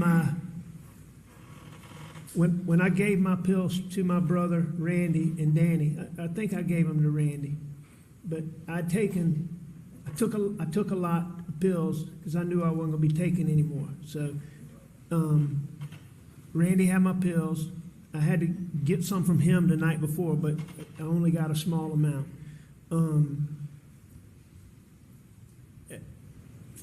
I could tell, I wasn't taking anything near like what I had been taking, so I knew it was coming. And I called someone to bring me more pills. And before I met with Chris Wilson.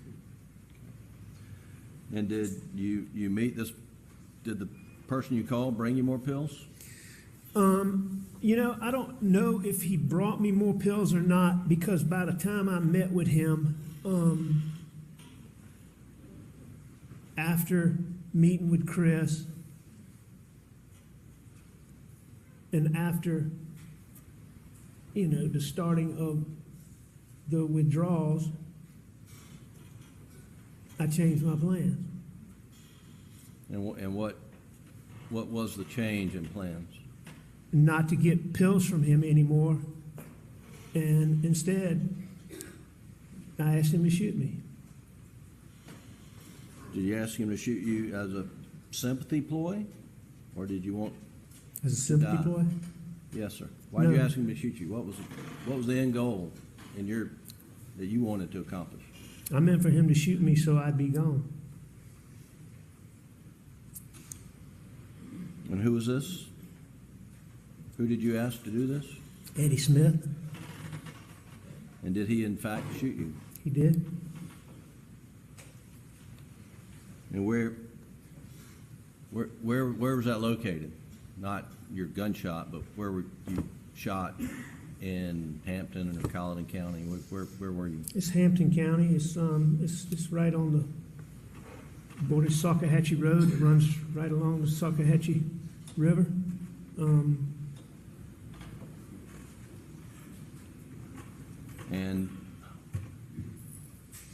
And why did you want to be gone? I mean, I knew all this was coming to a head. I knew how humiliating it was going to be for my son. You guys, that doesn't make any sense, right? Like, he knows how humiliating it's going to be for Buster. Why would you killing yourself stop that from happening? If anything, it would be, you know, how humiliating it's going to be for you. Like, in fact, you killing yourself, if that had happened, would only add potentially to any humiliation or whatever for Buster, right? How would you killing yourself prevent Buster from being humiliated? That makes absolutely no sense. I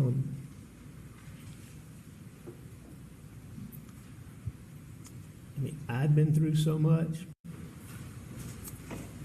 At the time, in the bad place that I was, it seemed like the better thing to do. I don't think that way now, thankfully, but Right. I did at the time. Did you have life insurance on you?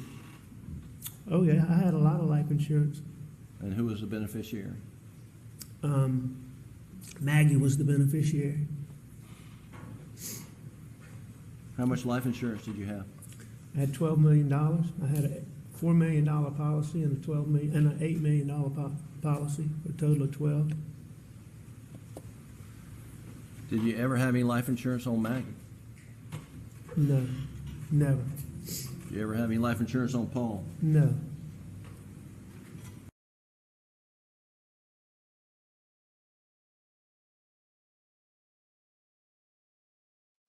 Okay, guys, here is the time. Let me get rid of this ticker. Okay, so let me find it. We're going to now go through our side of the road timeline. As I mentioned before, and I've referred to it, we're going to break this down. I hope y'all are still having a good time. For those of you guys who are here, I know some of you guys might be asleep or falling asleep, but I'm happy that y'all are here. And also for those on Rewatch Crew, glad to have y'all. Okay, so we're going to go through this. Let me pull it up. All right. Side of the road. All right, so this is the question I was asking from earlier. You know, there were the two questions, and this was the second one. When and how did Alex move the guns, etc., etc.? I mean, you know, maybe the clothes, whatever else, right? Anything out of Alameda. Again, this is with working under the assumption that he was stashing them, storing them there temporarily. Okay, we're gonna go through it. Okay, so drive between Edisto and Moselle is 90 minutes. I said this earlier too. The drive between Moselle and Redbeard is 2 hours. And so we know that they've gone through this whole timeline. He was always around people, blah, blah, blah. So this is sort of when it's like, okay, so this is the question I was asking myself. When and how, right? Would he have done this? So, because again, side of the road is September 4th. He goes into quote unquote, I mean, doesn't go, but ostensibly detox, right? September 6th. And then we know that September 16th is the first time they search Alameda. And we don't know where they search, but that's when they go. But either way, he would have had to take care of it before he eventually gets arrested, which is when he does end up at a facility in Florida. Okay, so looking at this, so we have June 7th, Alex, Buster, and Brooklyn spend the night at Alameda. Then June 8th, he says, we basically got up and came back to Moselle, doesn't remember what time, took a shower, goes to stay at John Marvin's place in Greenfield, which is a few minutes away from Moselle. Thursday, June 10th, his dad dies. Friday, June 11th, Maggie and Paul's funeral, according to Alex. And the reason I say that is because Saturday, June 12th is Maggie and Paul's funeral, according to everybody else, for whatever reason. Okay, so this is just zooming in here. You can see that easier, hopefully. Okay, so, and I have brackets there for state at Greenfield and then state at Somerville on that timeline. So then Sunday, June 13th is Alex's dad's funeral. Monday, June 14th, wakes up at Greenfield, goes to Somerville to stay with Maggie's parents until June 17th. And then Wednesday, June 16th, Miss Shelley sees Alex show up at Almeda with the tarp raincoat situation. Alex claims he was never there, including on the witness stand. Thursday, June 17th is when he goes to Greenville, South Carolina / Lake Keowee. Okay, post June 17th. Unclear where he stays, but he goes on tangent about Buster working at Wild Wings. We heard all this. Eventually talks about moving into Johnny Parker's guest house, but he doesn't give a date or ever confirm living there. So that's when he says, and I pointed that out at the time, he says, I was going to, right? So he does confirm he had clothes there at Johnny Parker's guest house. We know he had a lot of places he was staying all over the Low Country. However, he never stayed at Almeda except the night of June 7th. And according to cell phone records and witness testimony, the last time Alex was at Almeda until September 4th was around the time of the funerals, which was June 11th through 13th, except for the dispute over June 16th and the tarp raincoat situation. So potentially was there on June 16th, depending on who you're listening to. But other than that, he was only, the last time he was there was around the time of the funerals up until September 4th. Okay. So again, we're thinking, when would he have got the weapons / clothes, whatever the case may be, out of Almeda and somewhere else, potentially Redbeard, right? That's sort of what we were talking about with the ditches. Okay, and remember, with the ditches, the whole thing is he's having cousin Eddie, right, go up there and dig ditches at Redbeard. Okay, August 11th, we have the third interview with David Owen Sled. Unknown date. As we just heard, Alex speaks to, quote, guy from Sunrise, unquote, detox facility to make arrangements for, quote, unquote, detox that will begin on Monday, September 6th. So 2 days after the side of the road. Okay, September 3rd, 2021. Randy has Alex's pills. Alex has to, quote, get some from him, but only gets, quote, a small amount. So this is supposed to explain why Alex contacts Randy from the hospital and also why he needs to contact someone again the next day for more pills. That'll be important again here in a sec. So September 4th, Alex asks Blanca to send pictures of the health insurance cards sometime that morning. Okay, then, still September 4th here, according to Chris Wilson's testimony, Alex calls him and says to meet him at Almeda instead of Oakety. Chris meets him at, so initially it sounds like he was supposed to be meeting him in Oakety, right? But then he says to meet him in Almeda, because that's where Alex is going to be. And again, he hadn't been Almeda either since the funerals around June 11th through 13th, or if you believe Miss Shelley's testimony, he was there on June 16th, and that would have been the last time he was there that we know of, right? So Chris meets him in Almeda at approximately 11 a.m., as Chris Wilson puts it, quote, sometime before lunch on the front porch. And I took all this literally from the testimony. I typed it up exactly as Chris says it. So Chris confronts him and says, what is going on? Alex's response, according to Chris Wilson, he breaks down crying, says he can't talk, walks inside and grabs, quote, a handful of paper towels, end quote, comes back outside and tells Chris the drug story. According to Alex's testimony, he meets with Chris at Almeda. Alex needs more pills and calls cousin Eddie instead of his brother before he meets with Chris. And he actually said, he thinks in parentheses because that's what he says. He says he thinks that's what happened. Okay.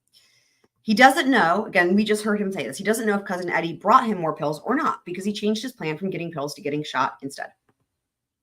So this is supposed to explain why he contacts cousin Eddie and makes plans to meet with him that are consistent with his, quote, plans, end quote, to, quote, go into detox, end quote, in 2 days. However, it does not explain why he calls cousin Eddie instead of Randy, who has Alex's pills, right? We just heard him say that. Randy has Alex's pills. he gets a small amount from Randy, which would mean that Randy still has some, right? But instead of calling Randy again for more pills, he calls cousin Eddie. Okay. Also, having a plan to, quote, be gone would significantly disrupt his plans, quote, to go to detox. Okay. So if we look at it this way, plan A / goal A is to go to detox, right? Plan A, that should say plan B. Plan B / goal B would be to be dead. That's a typo. Should be plan A, goal A, and plan B, goal B, to be dead.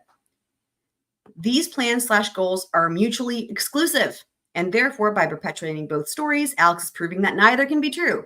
Does that make sense to you guys logically? He's trying to peddle both stories, but they can't both be true, so then neither can be true. They're mutually exclusive. You can't go to detox if you're dead. Additionally, even if Alex was using / addicted to pills, contacting cousin Eddie, who he hadn't met with between June 7th, 2021 and September 4th, according to all testimony, including Alex's, to get more pills instead of his brother, who has Alex's pills and brought him the night before, doesn't make any sense. So let me just say that again in another way. Like, essentially, he hadn't seen cousin Eddie, he hadn't met with cousin Eddie since before the murders. And now, all of a sudden, on September 4th, he decides he needs to meet cousin Eddie to get more pills instead of his brother, who he met with the night before, who has Alex's pills. So that doesn't really make any sense. It would make it seem like maybe there's another reason he wants to meet with cousin Eddie, and it's not to get pills, right? Again, he would, if any of this was true, he would be getting them likely from Randy. Therefore, Alex did not make plans to meet cousin Eddie to get more drugs. And because detox and being dead, plan A and plan B, are mutually exclusive and thus neither are true,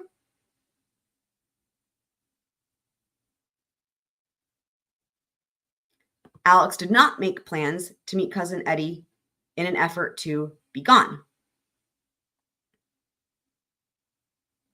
So the question then we have is, if he didn't actually meet cousin Eddie with an intention to be gone, and he didn't meet cousin Eddie to get drugs, what was the real reason he met with cousin Eddie? So Abby, you should be eating. Okay. So yeah, please go eat something. It's been 36 hours. That's insane. Please go eat something. And if you need a recommendation, Blackwater highly recommends a peanut butter, PCCB, peanut butter, cheddar cheese, or PC, what was it? PCCT. Okay, peanut butter, PBCCT, peanut butter, cheddar cheese, cherry tomatoes, and pita sandwich. Highly recommended from Black Widow. And a couple of people in the chat echoed they thought it might be tasty. And the tea was, cherry tomatoes. I said that. Okay. So, okay. So did that make sense to you guys? Like, the question is, then why did he want to meet? What was the real reason, right? What was the real reason? It couldn't have been for either of the things he says. September 6, 2021, Alex supposedly goes into detox in Atlanta, Georgia. Not surprisingly, there is some discrepancy here, as Poot refers to the detox being, quote, outside of Atlanta. This is during that phone call interview, right? He says outside of Atlanta, and then other times he says Augusta, Georgia, during the phone call with Sled. However, Alex says it's in Atlanta, Georgia. Okay, September 13th, phone call with Sled. All right. Alex tells Agent, and this is that same phone call, right? Alex tells Agent Kelly that cousin Eddie has been digging ditches at Red Beer for the past couple of months. Alex tells Agent Kelly that he got a gun from his mom's house. I think this is actually pretty key. Got a gun from his mom's house to give to cousin Eddie, and that this gun was tossed on the side of the road alongside the knife. The knife is recovered. The gun is not. So key things happening, right? Alex is initially supposed to be meeting Chris Wilson at Okatee, changes his plans. He says, I'm going to Alameda. Meet me there. Remember what we keep saying? His lies there's some facet of truth built into them, right? And I think it's significant, and so does the prosecution, that that gun is never recovered when the knife is. And Alex says he tosses them both together. We know he wasn't shot. So what if the part that was true was the part about getting a gun from Almeida? And that's what got me thinking. Well, two things.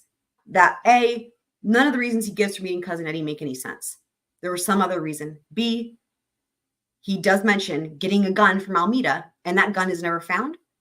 And then C, the question of when and how did he get rid of these guns? And if there was clothes or whatever, when and how did they get to Redbeard? Because Alex isn't available to go to Redbeard. And we know people were with him. People knew where his movements were. However, there's one person that we do know is going back and forth between Hampton and Redbeard to dig ditches. And that person happens to be Cousin Eddie, who Alex hadn't seen since before the murders. And then all of a sudden sees him on September 4th. Almost like he's planning on the fact that he may not be available to do this himself. Maybe he knew what was kind of coming down the pike, right? Everything was really, he at this point knew he was a suspect, right? And then he had all the financial crimes and then, so are you guys understanding? Am I making sense here? Like, essentially, my thought is that this whole thing was about, this was him meeting up with Cousin Eddie, potentially, right? To give him the things he had stashed away at Almeida, right? Because he does say he got a gun from Almeida, from his mom's house, and gave it to Cousin Eddie. And there's all this issues with that, right? Because even the type of gun he says it is doesn't match with like the potential bullet or the wound or whatever, right? Like none of it makes any fucking sense. And he says it's a shotgun, but that's not possible. And then there's talk of a pistol. And even when they press him for details about the gun, he can't give them anything. So it makes me wonder if, again, I don't know. Are you guys seeing what I mean? So, and it really kind of is the only thing that makes sense because I don't know when else Alex would have had the opportunity. But the reason this matters is because the side of the road is, the thing that makes the least sense, right? In terms of what the hell happened. But this could really, if this is the case, this could explain it, right? If that was the real purpose, this was his opportunity to meet with Cousin Eddie, get rid of the shit, have Cousin Eddie take it to Redbeard where he's been digging ditches.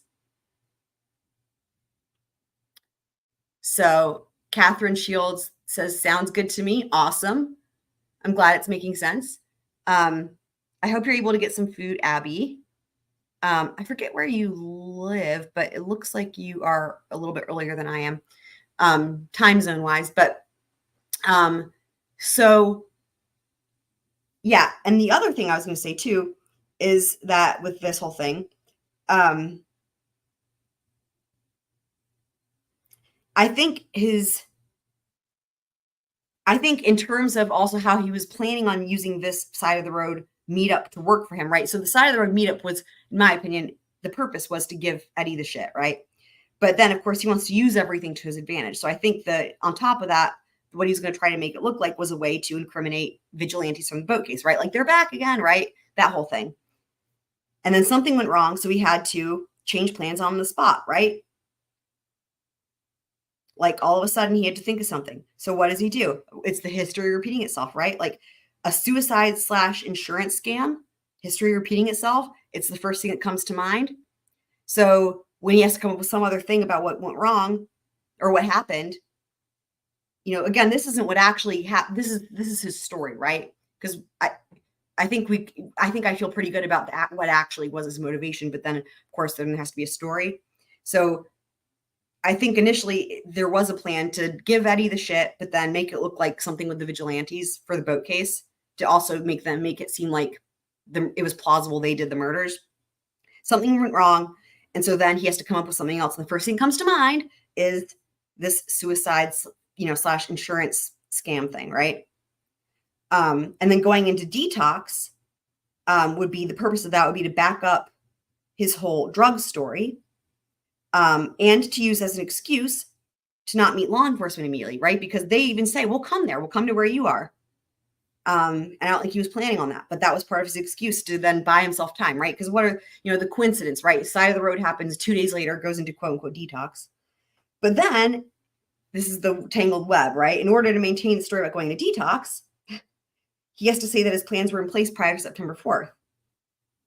And then he can also, and this also is a way that he can use the insurance cards to give an excuse. He can use it as an excuse to ask for the insurance cards. Like he says, right? The whole, oh, it's because I'm going in a detox.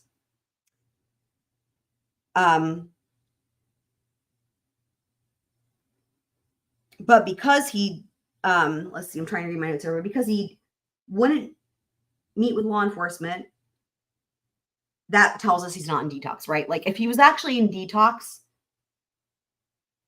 then I would imagine he would be, they would, like, it was so fishy the way he was like, nah, you guys can't come meet me here, right? Because he's not there. So there, we know he's not in detox. So therefore, he had a different actual plan for asking for the health insurance cards, right?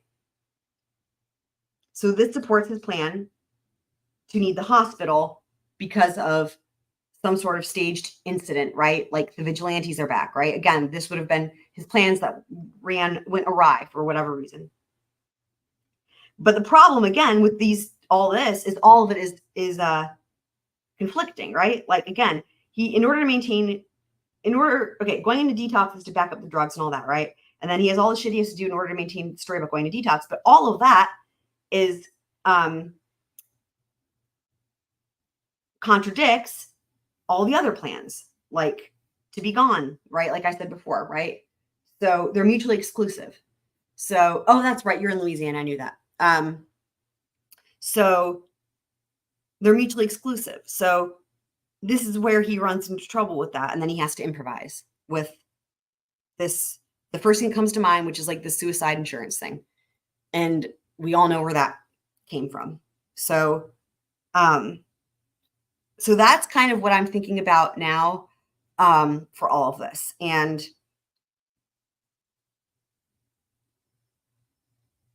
what I'm really curious about is how he was able to get, like the place where they ended up picking him up in Florida, it looked like a facility that maybe was one of those things where it's like a mental health facility where like maybe they also do like addiction, but like, you know how sometimes like in Florida, they have those things that are like, and first of all, I think there's, why did he go to Florida, right? First of all, why did he go all the way to Florida? He had to find a place that would take him. My guess is he probably didn't qualify, right? For somewhere like, you don't have to go all the way to Florida to find rehab. Like there's rehab everywhere. But maybe he needed a rehab that would take you if you're not an addict, for example. And I know in Florida, they have those like high dollar, high priced facilities where it's like a rest and recharge type thing, right? That might also say offer services for like addiction or whatever, but it's like more kind of like a vacation. And they're like kind of fancy and like you just sort of relax. I know those exist. I've seen like documentaries and stuff on them. I think my guess is he was at somewhere like that to try to like, again, perpetuate this story and give it credibility. And that's where they picked him up. But again, my thought is like, so what was the deal? I would love to know, like, how did he get in there? I'd love to know the exact place so I could research it. And maybe I haven't actually tried. Maybe it's possible to find that out. But the other thing that works in his favor when it comes to like addiction services is that on purpose, they make it anonymous, right? So that stuff is going to be potentially harder to find out, for good reason. Usually that's a good thing, right? In this case, it's like, well, it would be nice to know. But anyway, okay, so I'm sure we will talk more about that, but that's the timeline that I have for this in terms of where he was at and all this stuff regarding this question of when and how he would have gotten rid of the weapons and shit. And then what was his motivations for this entire debacle, as it were. So, okay, back to part 11. Alex, we are almost done with direct examination. And then we have a little bit of cross. It's the entire day. So I was surprised, I remember at the time, and again, doing this, that like they actually do start cross, because Creighton doesn't have a whole lot of time, but they do start cross. It kind of felt like maybe they would start the next day, but there's a little bit of cross after we finish direct, but we're almost finished with direct here. Tell this jury about Maggie and your relationship with her.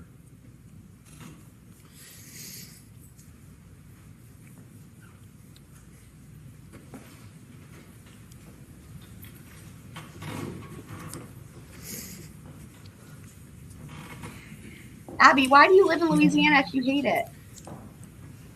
Y'all saw a picture. She was just as beautiful inside This is so as gross. she was outside. And Gross. I mean, she was so adventurous. I mean, you couldn't tell her something was good or bad. I mean, she wanted to find out for herself. She wanted to do it, see it, experience it on her own and form her own opinion. She was devoted. Those two boys, Buster, Paul, me. I mean, No, I mean, why do you live there if you hate it, Abby? Why don't you live somewhere else? she made sure we didn't want for anything ever. I mean, I'm not surprised you hate Louisiana. It's not, I think from what I know, I've never been there, but I imagine it's humid, muggy, mosquitoes. Yeah, I would hate it. So I'm wondering why you don't live somewhere else. Fun, playful. I mean, she had a laugh that, you didn't even have to know what was funny. If you heard her laugh, you would And laugh. sorry, Abby, just to clarify, I said LOL because I was thinking that you were saying that's the reason you live there. And I was thinking of, I guess, like Mardi Gras, maybe. I thought, but I think you misunderstood and thought I was asking why you hate it there. So, but I was asking why. I just so you know, that's why I said LOL. Oh yeah, moving definitely is expensive. That's for sure.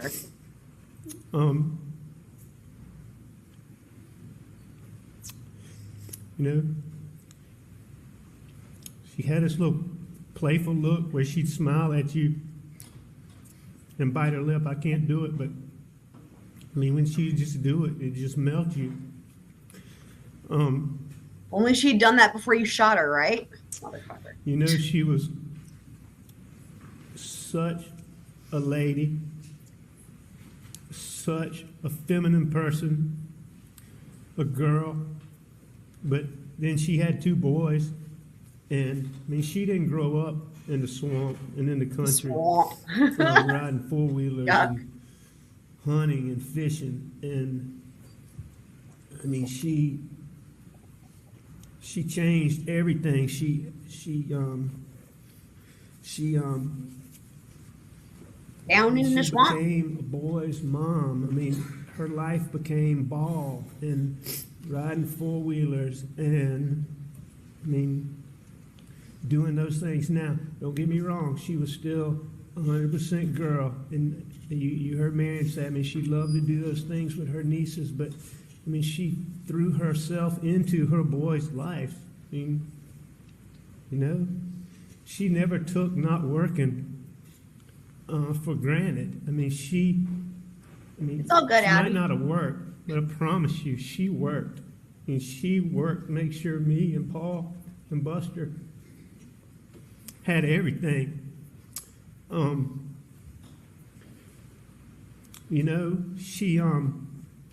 She wanted a big family, and pregnancy just didn't suit her. Her pregnancies were so hard. I would leave her in the mornings and she'd be sick. I'd come home and check on her and she'd be sick. I'd come back at the end of the day and she'd be sick. I mean, she was so sick all the time with both those boys. And when we had Paw Paw, Maggie got in trouble. Paw And Paw Paw got in trouble. And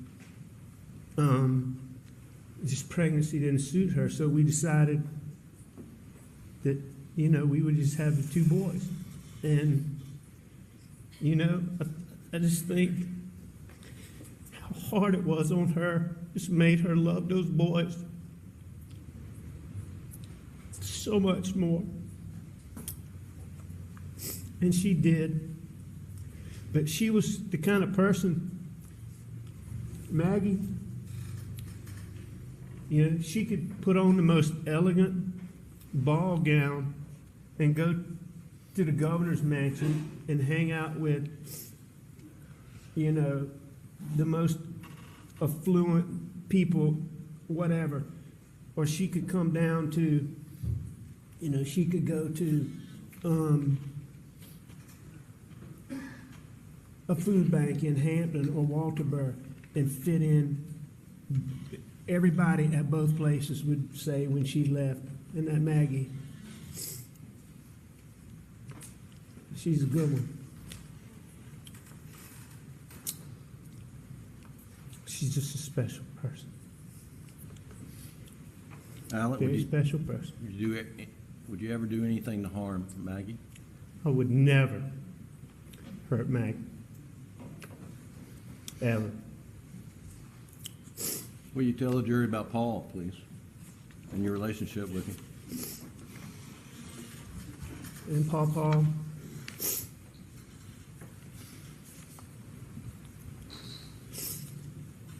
I mean, Paw Paw was just the brightest.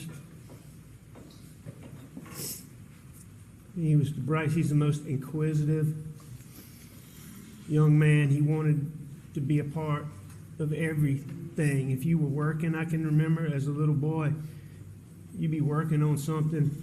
It didn't matter what it was. His little head was going to come in there, his nose in there to see what you were doing. He was a man's man. He was 100% country boy. He was tough. I mean, he could hunt anything. He could catch any fish. He could run any piece of equipment. He could use any tool. I mean, he could do anything. At 22 years old, he could do so many things. I mean, he took care. Abby, that is great news. I hope also you got some food. So tough. Please let us know when you get some food and like that you're eating. On the other hand, he had a side to him that was just so sweet. I mean, he wouldn't come home, but he wouldn't go check on his grandparents. He wouldn't go near Somerville where he wouldn't go out of his way, check on his grandparents. You know, to be such a tough person, he would get all of his buddies and get on a boat and go watch a sunset. How many 22-year-old people you know do stuff like that? I mean, he was such a special boy. He cared about people. He was fiercely loyal. He was so misrepresented in the media. I mean, never an accurate story told about what he was. And I would challenge you right now. I would challenge everybody in this room to go find somebody that knew Paw Paw, who really knew him, that did not have an ulterior motive, that would say something negative about him. And I challenge everybody who can hear me now to do that. I mean, Paul was that kind of person. If you knew him, he would help you. And he would be glad to help you. You know, I thought Mark Ball made a good point when he said, you know, Paw Paw might not have quite found his place yet. Paul was ADHD, and so he would jump around from thing to thing a lot. But there's absolutely no question in my mind whatsoever that Paw Paw would have found whatever that thing was that he was going to do. And whatever that ended up being, he was going to be one of the best at it that you've ever known. And I'll tell you one more thing. Okay. And I didn't even know this when Paul was alive.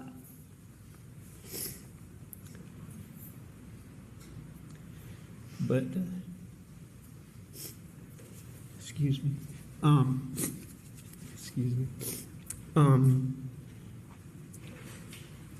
when they were doing his eulogy, I gave the names of some of his friends, and he had a real cute friend that they were just friends, but a cute little girl that Maggie adored. I didn't know her very well, but Maggie did. Maggie adored her, but they talked to her, and Paw Paw, we learned this from her, Julianne. And at 22 years old, I learned, Paw Paw would tell his friends,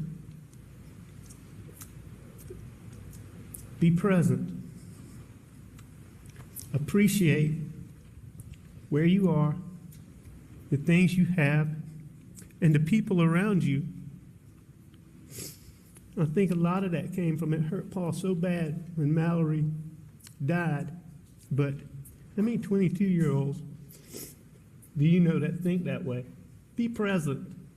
Appreciate things around you. At 22 years old. Alex, He's the most special boy. do you love Paul? Did I love him? Like no other. He and Buster. You love Maggie? More than anything. I love Maggie from the first time we went out. Did you kill Maggie? No, I did not kill Maggie. I did not kill Paul. I would never hurt Maggie, and I would never hurt Paul. Ever. Under any circumstances. Thank you. Please answer any questions. Here we go, guys. Thank God. Yay. Cross-examination. Please, court. What pleases me, that's for sure. Mr. Murdaugh, I'll start with a few things I think we can agree on. All right, sir. You agree that the most important part of your testimony here today is explaining your life for a year and a half, that you were never down at those kennels at 844. Would you agree with that? No, he's not going to agree to fucking anything. I think all of my testimony is important, Mr. Waters. Would you agree that that's an important part of your testimony? Sure. All right. And would you also agree that the first time that law enforcement officers that you've talked to and the prosecution and here in open court ever heard you say that you lied about being in the kennels was today in this court? Yes, I'm aware of that. You would agree with that? Yes, sir. All this time later, this is the first time you've ever said that. Yes, sir. And you would agree with me that for years you were stealing money from clients. Yes, sir, I agree with that. And that you were stealing from your law firm. Yes, sir, I agree with that. And that had been going on since at least 2010. I'm not sure the exact date, but it's been going on a long time. I'll agree with All that. right, what's your best guess of the date? I'm not sure. I don't take a dispute with 2010. I just don't know that for sure. All right. Sure about a lot of things, but you don't know that. Is that correct? I'm fine with that date, Mr. Waters. I don't have any reason to dispute it. I'm just not certain of it. All right. Let's just keep on things that we may be able to agree about. And let's talk first about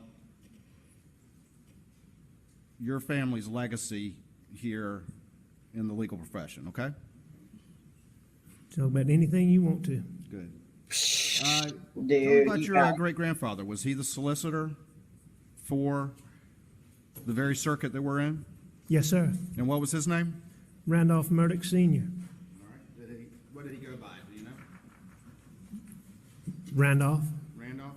And did you ever get to know him, or did he pass before? Oh, no, sir. He got killed in 1940. And We know how all long about was he that. solicitor? 20 years. 20 years? Yes, sir. And then your grandfather, who was that? Randolph Murdaugh Jr. All right. And did he go by, what did he go by? Buster. That's who Buster is named after. And was he my solicitor? granddad. Yes, sir. He was the solicitor for 46 years. From 1940, he took over when my great-granddaddy got killed, and he served until 1986. He was Okay. the longest-serving prosecutor in the country. And you knew him obviously well. He was your grandfather, correct? Oh, I knew him extremely well and loved him dearly. Idolized him, did you not? Yes, you know.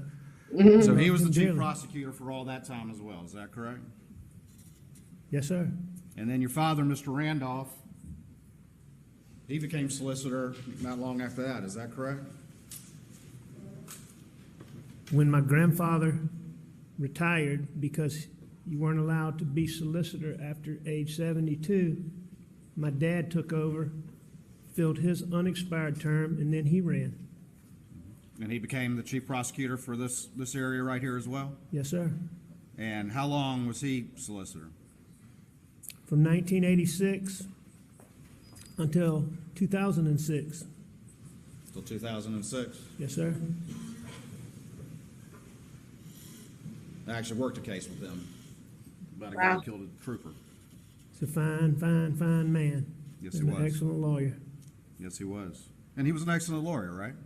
Yes, sir. That's a big part of your family legacy and your heritage that's so ingrained around here is that history of being the chief prosecutor and being part of the central part of the legal community. Is that correct?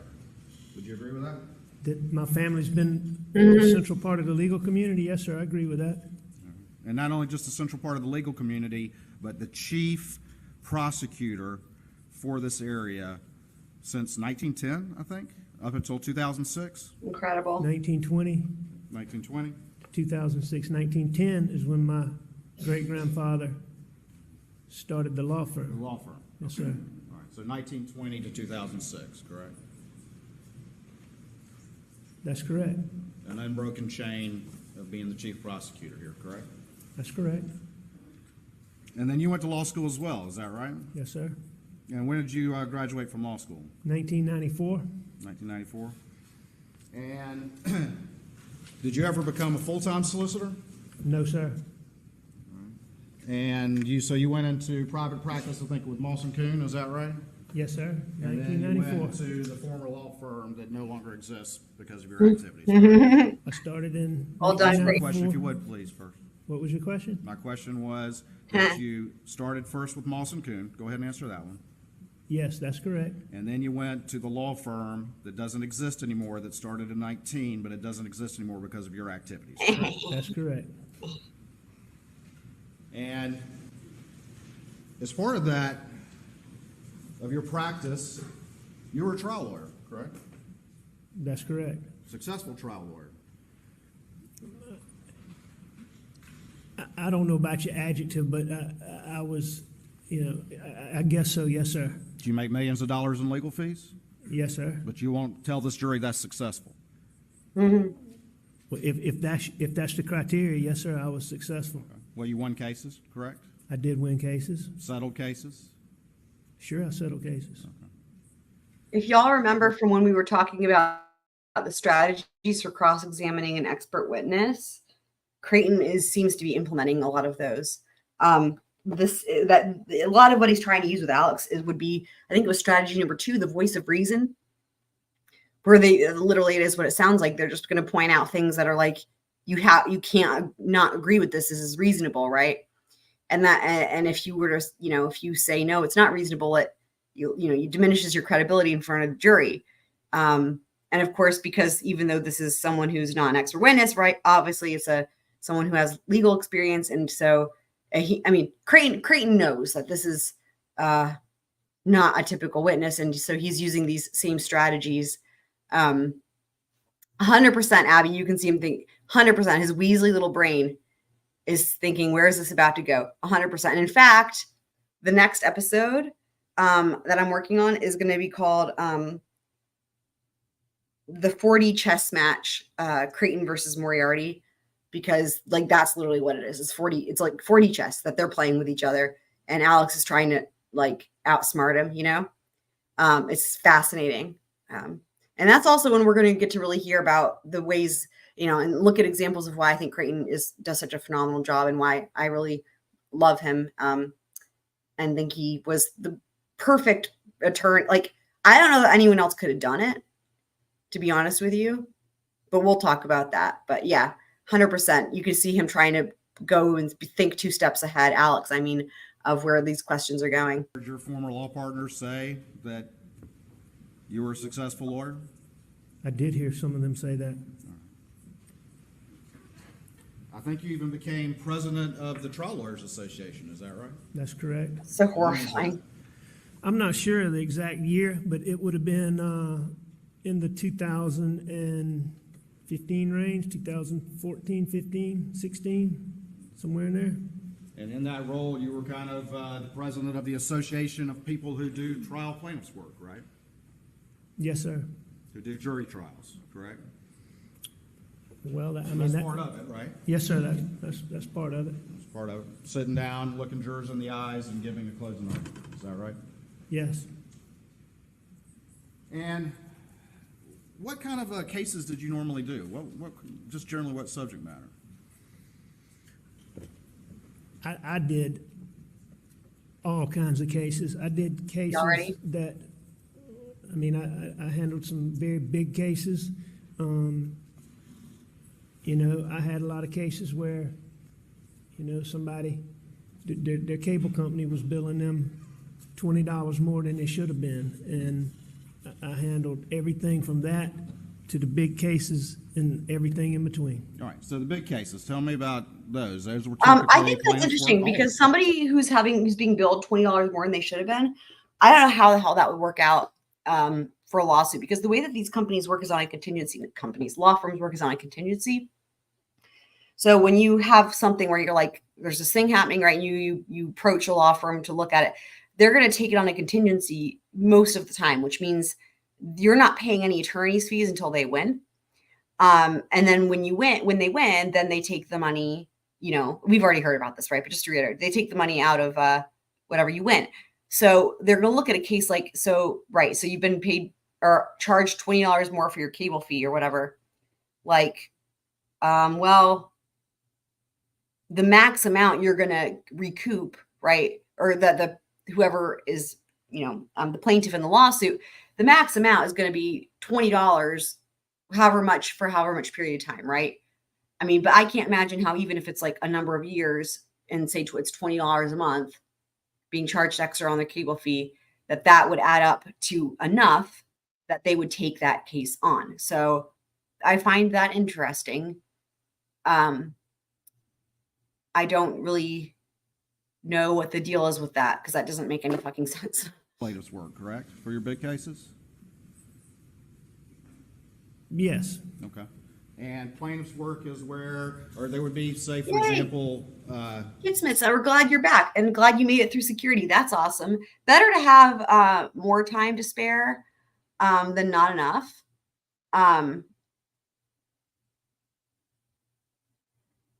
I mean, yeah, like literally, if you're overcharged, you would just go to the company and they would just, you know, refund you. I mean, it's just not. Yeah, I have some great airport stories I'll save for some time about my experiences in airports and funny things. But yeah. Automobile or truck accidents, correct? Or that some of it? Every big case I ever had was an automobile. No, I mean, no, sir. Not all of them were automobile wrecks. Were many of them? Sure. All right. And if they, let's say, your plaintiff collided with like a UPS truck or a tractor trailer or something like that, you've had cases like that, correct? I have. And they led to very big recoveries, is that correct?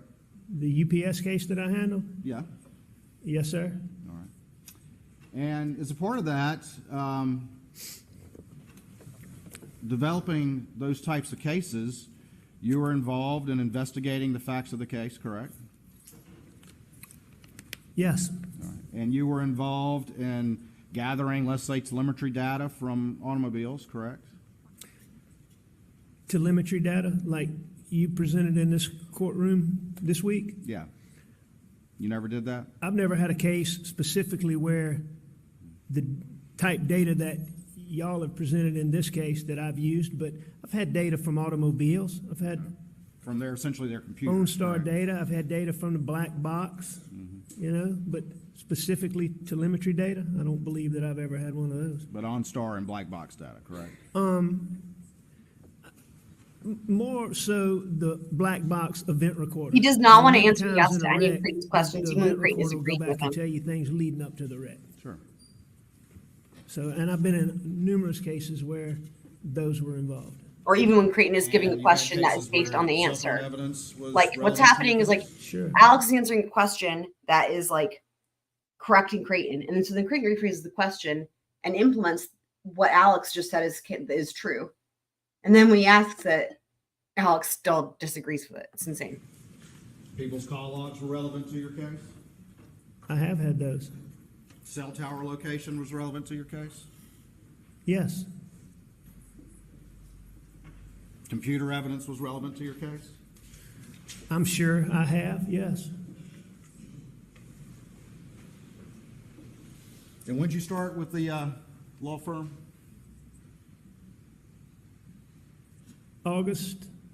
September of 1998. And you've been doing essentially that kind of work, more or less, up until September of 2021, correct? Mm-hmm. That's correct. To the point where you rose to be the president of the Trial Lawyers Association. I was the president of Trial Lawyers Association in around 2015, as we discussed. So can we agree now on successful? I mean, by those criteria, I was successful. He's just going to be certainly. contrarian. We've talked about a lot of my flaws here today too. Do I feel like I was successful? No, sir. Not sitting here today, I don't. But if you So wanna use humble. that What a great term guy. and on Right, those guys? criteria, I Wow. don't have any problem with you Role saying model. at that time it looked like I was successful. Do you think people viewed you as a successful lawyer? I'm sure there were a lot of people that did. Do you think people viewed your family as very prominent? I believe that there were a lot of people that did. Yes, sir. And did you think that a lot of people viewed you and your family as very prominent in the legal community here? I never thought of myself as I prominent. asked you if you thought if people viewed you. So fucking funny because he just used that word prominent a second ago and Alex agreed with him and now he's disagreeing again. Same word. Now he's trying to be be difficult, just to be fucking difficult. Just like Abby said, he's trying to think, where is he going with this, right? He agreed and now he's like, wait, hang on. No, prominent. And if I recall, he ends up taking a big issue with this word and it's just it's so stupid. Let me ask you At the this. time, did I think people viewed me Yeah. that way? Yeah, Look at prior this. to everything happening. No, I don't think that I thought people viewed me as prominent. No, sir. I mean, like a big shot? No, sir, I don't think that. What about your family? That my family thought we were big shots? No, sir, I People definitely view your don't think. family Creighton has so much as patience. prominent I would in have a this hard community. time with this Prominent, fuckery. as in. It's not a hard question. You know what that word Well, means. I'm just not sure. You know, I think my family was very well thought of. I think my family was respected. I think my family helped a lot of people. I'm not challenging you on any of that. I'm just getting you to agree what seems to be a basic fact. Would you agree with that? With what? Again, my family voice of helped a lot reason of people strategy. and was well thought Very of. prominent. If that's what you mean by that, yes, sir. And that your family had a very long association with law enforcement. Yes, sir. And you had a long association with law enforcement. Yes. Yes. Okay. By association, I assume you're talking about friendships. Yeah. But not only just friendships, but also professional as well, correct? As a Professional prosecutor, associations with law enforcement. as a prosecutor, or as a civil Let's talk- attorney. Okay, let's talk about civil. Did you have associations with them in civil cases? Sure. I mean, as we discussed, a lot of cases that I handled were wreck cases, or might be a train wreck. Did y'all hear that? Did you guys hear that? We cannot get away from it. We cannot get away from it. Did you guys hear that? It's going to replay it here in just a sec. As we discussed, a lot of cases that I handled were wreck cases, or might be a train wreck, or tractor trailer. Insane. A lot of Insane. highway patrolmen involved. Insane. A lot of Insane. law enforcement involved. So Of yeah, course. we dealt with a lot of law enforcement in the civil practice. The cyclical nature of everything regarding this just never ceases to amaze me. And it never ceases to get more cyclical with everything more related and like overlapping. It's just insane.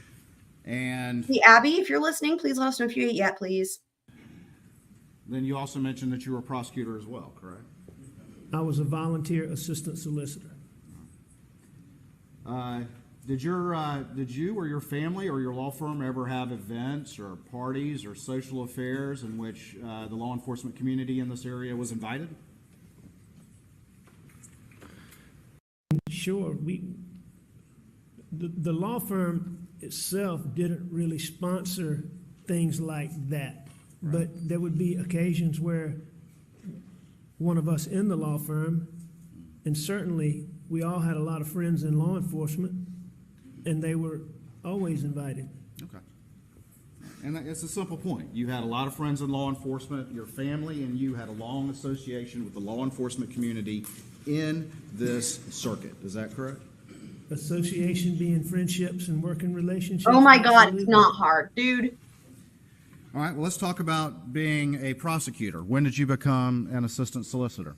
I believe that I became an assistant solicitor when I moved from Beaufort to Hampton. So that would have been September, sometime around September 1998. Might have been a little bit after that, but sometime. Did you get a badge when you became an assistant solicitor? At some point I did, yes, sir. And who gave you that badge? My father, Mr. Randolph? yes, sir. And over the years, did you prosecute criminal cases, much as what's going on here today?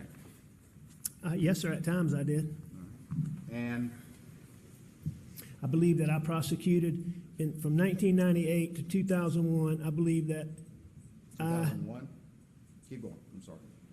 2021, I'm sorry, until 2021. From 1998 to 2021, I believe I was involved in 5 jury, I believe there were 5 trials. 5 trials? Is the best that I can remember. And You that had- all with my dad. That was really the purpose of me being assistant solicitor, was Look at him trying to change the spend time topic. with him. Just go on and on and on about his dad. This is so insane. It's so Do insane. things with him. Sure. And you, 5 jury trials over all that time, but you had a badge that entire time, is that correct? I had a badge for a big part of that time, yes, sir. You actually had 2 badges, right? I had one badge, but when my granddad became an assistant solicitor for my dad, when my dad became the solicitor, he had an assistant solicitor's badge. Right. When he passed away, I had his badge, and that was one of, at some point in time, you were asking somebody about 2 badges, and that was the other badge. Like, how? Crane asks if he had 2 badges, and he's like, the answer is yes. But he can't, or he won't say that. He has to give some long-winded answer that ends, and yeah, essentially yes. It's just so insane. I mean, you said you did 5 criminal. I think also, like, yeah, he's trying to come across as like a humble, low country boy, but look at you guys, look at Metters. I mean, I think also he's, it could also be, you start tuning him out, right? If he just goes on and on and on, there's that. And then also probably to see if he can wear Creighton out, right? Or like wear him down, too. Like when he can't outsmart him, maybe you can just like tire him out with like this nonsense. I mean, but Creighton, again, like I said, he's so patient and he follows. He doesn't tune him out. He listens. And actually, that's one of the things, I'm not trying to get ahead of myself. One of the things I love about Creighton that we don't see in a lot of attorneys is he actually listens to the answers. Because a lot of attorneys, they'll get an answer, but they don't respond to the answer. They just go on to the next question, whatever they had planned, and they don't listen to the answer and respond to the answer. Creighton doesn't do that. And he's few and far between for that. He listens to everything Alex says, regardless of what bullshit, or if it's unrelated, or if it's just, superfluous, or whatever the case is. He listens to it and he responds to it, because we see this, especially on the next day, day 22, which I'm working on now, where he pivots. He pivots based on the new information that he gets. And that's what makes him so successful. So anyway, okay, let's keep going. Jury trials as a prosecutor, correct? Assisted in those, or was doing them, yes, sir. I believe I was actually the lead lawyer in one of them. I helped my dad in the other 4. Still part of preparing the case? Yes, sir. Still part of gathering the evidence and putting it together for trial? In a criminal case, we didn't do much of the gathering of the evidence. We took what law enforcement had gathered, but But putting it together for the criminal trial, correct? yes, sir. Presenting evidence in court, Yes, sir. giving jury argument? I did the closing argument in one of them, yes, sir. Did you ever have any cases that you prosecuted that went short of a jury trial, either pled out or were dismissed for some reason? You know, I'm sure that at some point over between 1998 and 2021 that I took some plea, but as we sit here today, I can't specifically remember that, and I don't ever remember working a case up for trial that didn't go to trial. But I'm sure at some point in time, I was involved in some level on a guilty plea, or guilty pleas. And you'd agree with me that the civil system and the criminal system have a lot of differences, correct? A lot of differences and a lot of similarities. And a lot of similarities, and that's where I was going next. That fundamentally, it's about analyzing the evidence, preparing for trial, presenting that case, and making your argument to the jury, correct? That's a big part of it. Okay. And would you agree with me that as cases go on, or as you are preparing for trial, that you analyze the evidence that's been gathered by law enforcement and present the evidence that supports your case, correct? That's just part of it. Presenting evidence that you deem favorable for your position? Yeah. That you analyze the evidence and then you put in the evidence that supports your case. It's an ongoing process. Would you agree with that? That's part of what you do. And same thing in the civil case, right? As you go along, you may have evidence. See, Creighton, this is really smart because again, like voice of reason, he's trying to do it step by step so that Alex cannot try it out to be like, where's this going, right? He's starting with, he's just saying these reasonable statements, right? These are reasonable statements. If he can get him to agree to any of these, he can do something with it, right? By building on it. Kit Smith's saying that he listens when Alex is on stand. He studied him for 100%. He knows this dude's, he knows Alex's psyche, I think.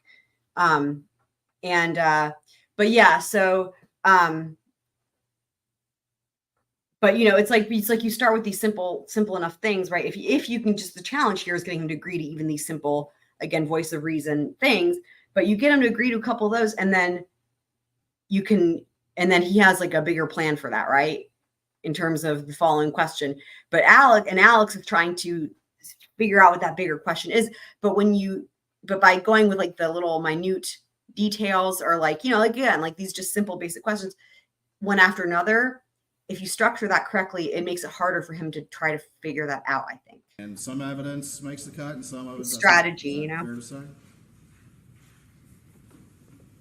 As far as what you're trying to, I think we agree on that. We would agree on that. I think so. I'm not exactly sure what your question is, but I think I understand it. I'm just asking you that as a lawyer, as you've been since 1994, is that right? That's correct. It's a simple question. You analyze the evidence that's been gathered, whether civil or criminal, and then present that in court. Is that correct? Yes. All right. That's part of what you do. That is an ongoing process as you prepare for a case. Is that correct? An ongoing process as you prepare for, in criminal courts or civil courts? Either one. Well, yeah.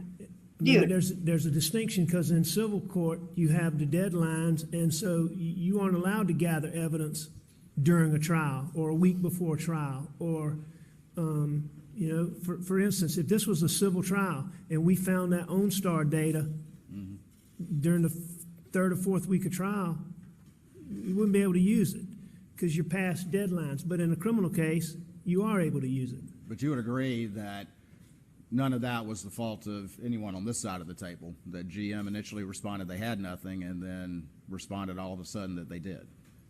I don't have an opinion, and that's certainly not anything I'm intending to convey. You talked to this jury a lot about that, but you know nothing about that particular part of it. Is that what you're telling us? You talked to the jury a lot about the GM data, but you're telling me that you're unaware that GM initially responded to law enforcement's timely request and said they didn't have that, but then in the course of the trial, all of a sudden came up and said, you know what, we found something, and that's the reason why it arrived late. You're saying you don't know anything about that after talking to this jury about that? I don't know a single thing about that. I know that y'all represented that to the court, and I don't have any reason to doubt it. Good. But I don't. And you would agree that that's generally consistent with the telemetry data that the FBI did, correct? The OnStar data.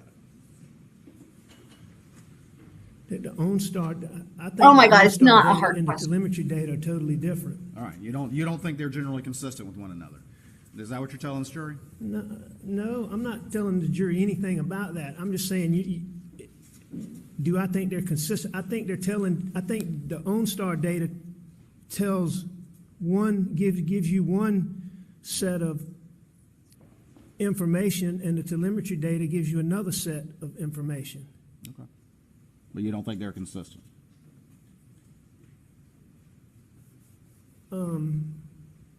Oh my you God. talked about it to this jury. I think we're struggling on what seems to be a fairly simple Great point, don't you Creighton. agree? Ms. Warden, I'm just trying to answer your question. Right. No, you're not. You're trying to So, not answer it. I'm not trying to be difficult. Lies. My understanding of Lies. what you're referring to as the telemetry data is when the car goes into Look at park this. and drive. The And that sort of weaseling. thing. Is that what The you're referring weaseling. to? Who knew someone could be a shrimp? And the GPS and a weasel information at the is same telling time? you where a vehicle is on a certain The weaseling. path Correct. and what direction it's going. So I think that they're just they're two different types of information. The question was, were they consistent with one another? I guess so. Oh I my don't think God. they contradict each other. All right, thank you. For fuck's sake. All right. You were the breadwinner for your family, correct? For your immediate family. Yes. And that included, obviously, for Maggie, correct? I'm sorry? That included for Maggie, correct? Absolutely.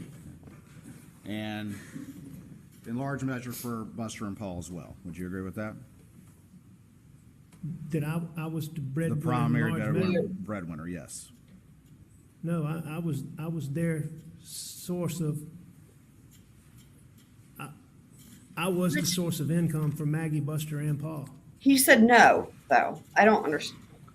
I mean, I guess as they got older, there's some point where Buster had a job, but Buffalo Wild Wings. I would still consider myself the provider for them at that time. Again, Just- there's no trick here. I'm just trying to ask a simple question. Ms. He Warden, I don't can't, think even when there's like no reason to lie or it's something innocuous, like he can't not try to weasel, like, and lie and like, get the upper hand in some way, or at least what he perceives to be the upper hand. Okay. So, All right. It's So you were the nonsense. primary breadwinner. We can agree on that. yes, correct? sir. Go ahead. Give me 1 second.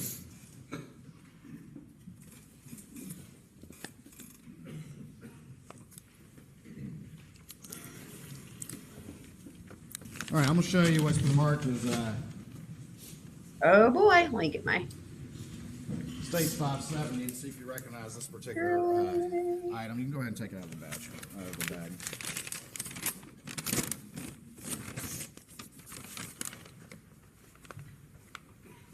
All right. Sir. You know what that is? Yes, sir. That's 571.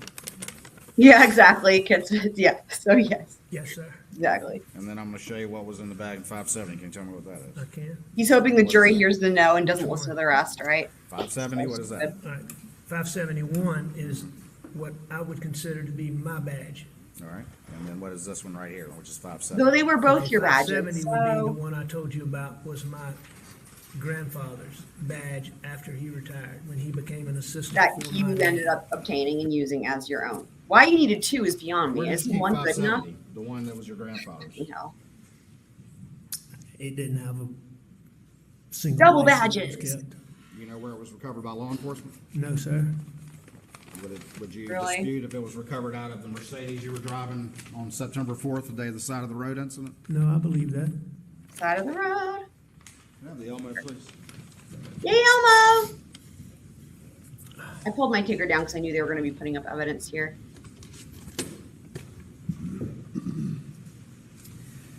And 571, where did you keep this one? Usually in my car. Where in your car? It could be all of it. It could be on the dash, like you were talking to Mark Ball about. It could be in the center console. It could be in the cup holder. It could be on the seat. Usually in the front seat, but in my car is where I tried to keep it. And when you had it in your dash, would you have it face up or face down? I didn't have any particular manner in which I stored it anywhere. There was no rhyme or reason to it, is what you're telling the jury? How you had it in the dash? There may be occasions where I had it in the dash for some particular reason, but there were a lot of times where it probably was in the dash for no particular reason other than that's where I put it. Just like, for fuck's sake, what is like this put it on the seat, nonsense? the cup It's holder. just You said there were particular reasons why you might put it in the dash. What would those reasons be? I mean, it could be any number of things. If I'm going somewhere where I want somebody to see it, then I would put it in the dash. If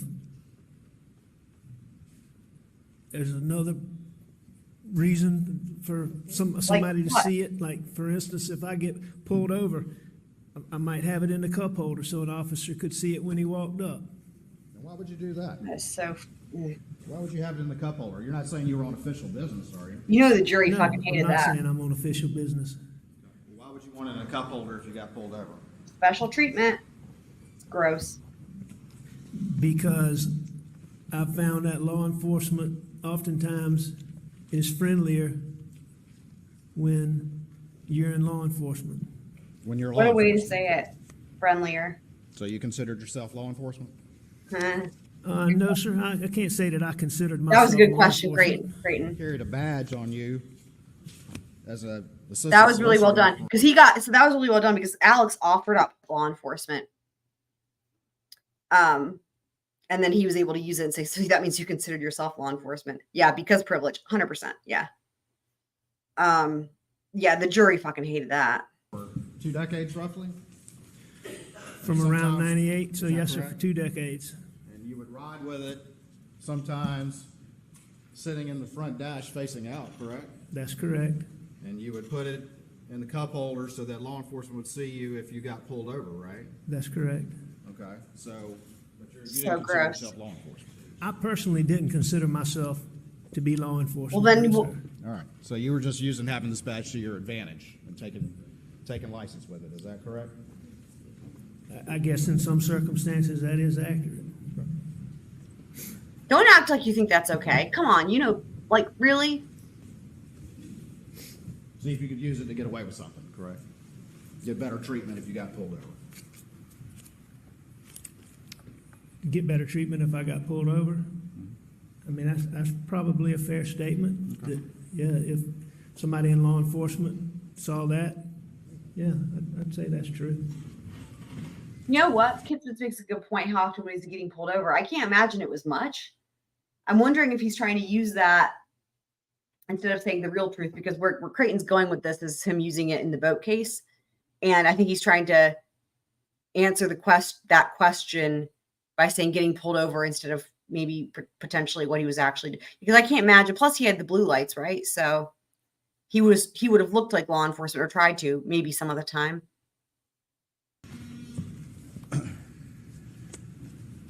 Did you have to take an oath when you got that badge? No, sir. You didn't? Not that I remember. I don't. I certainly don't recall taking one. Like, so going somewhere and raising my hand. Raising your and, hand and saying, I promise to do my duty fairly and with integrity. You never had to do that? Mr. Waters, if I did, I sure don't recall it. I mean, it was a very informal process when I became. That's not a good thing, yo. volunteer You're assistant that's solicitor just for my dad. You're proving And then Creighton's when point I with that. continued with Duffy, I mean, at some Special point, treatment. You should have had to take an oath. Fuck. you know, if I took any oath at all that I can remember, it would be on some paper that I may have had to sign, but I don't specifically remember doing that. That's way too much detail for that, Let's go though. back to 571. And on the inside of it, what are those right there? Are those the an ID card with your picture on it? Yes, sir, that is. All right. And at the top, on that top, leave it in there if you would, please. Can you not see it? I can, but I was just gonna see what's on the back. Okay. All right, sir. Oh, Creighton just All right. put a stick It's of got gum your in his picture on mouth. it, got your name on it? Yes, sir, that does have my picture and my name. All right. Good. Put that one back for me, please. All right. So you wanna All look right. at this top one? Look at the top one. Okay. What office does it say that you are on that top one right there? Up there at the top. He's State hiding of that South gum Carolina well. solicitor, the solicitor of the He's 14th hiding that gum Judicial well. Circuit. It says that I, as solicitor of the 14th Judicial Circuit, I do hereby certify that, and it has, Your name. right? And it has all that data. What position does it say that you're appointed to? As the, okay, it says that as solicitor of the 14th Judicial Circuit, I do certify that Richard A. Murdaugh was on July 1st, 2013, appointed as the deputy solicitor of Look at his life. Allendale, All right, Beaufort, stop Colleton, now. Hampton, and Jasper counties in and is authorized to enforce the laws in the 14th Judicial Circuit of South Carolina. Oh, awesome. Can I hold it back? And it's, yes, sir. Yeah. You're not Signed keeping by that. Duffy Stone. Signed by Duffy Stone. So deputy solicitor, is that correct? I was never a deputy solicitor, Mr. Waters. That's what that says, but Creighton's gesture Never there is been. great. a deputy solicitor. Unless deputy solicitor is, I was a volunteer assistant solicitor. Oh, my God. As far as I know, Sean Thornton has been the only deputy solicitor that Duffy Stone. He's like, had. then it's worse that yours says it. Deputy solicitor, but deputy solicitor is a higher rank than assistant solicitor, correct? To your understanding? That's what I think. Yeah. And that was Sean Thornton. I've never been deputy solicitor, even though that does say that. All right. I agree with, and that was signed by Duffy Stone, not by me. I understand. This is what was given to you. That's what was given to, I I went mean, through this whole long thing at the beginning about whether or not you had an association with the law enforcement community, but this was given to you not by your father, but by a successor, correct? well, no, sir, I believe we got to this because you were asking me if I took an oath, and I don't remember taking I know, right, an oath, Kitsman? and then you started asking me about This these is so things. silly, this And arguing. you agree that this card says deputy solicitor, right? He I does agree not that want to part admit says that. Deputy solicitor. Would you agree with me that it says on the back that it is reposing special trust and confidence in your ability, care, prudence, and integrity?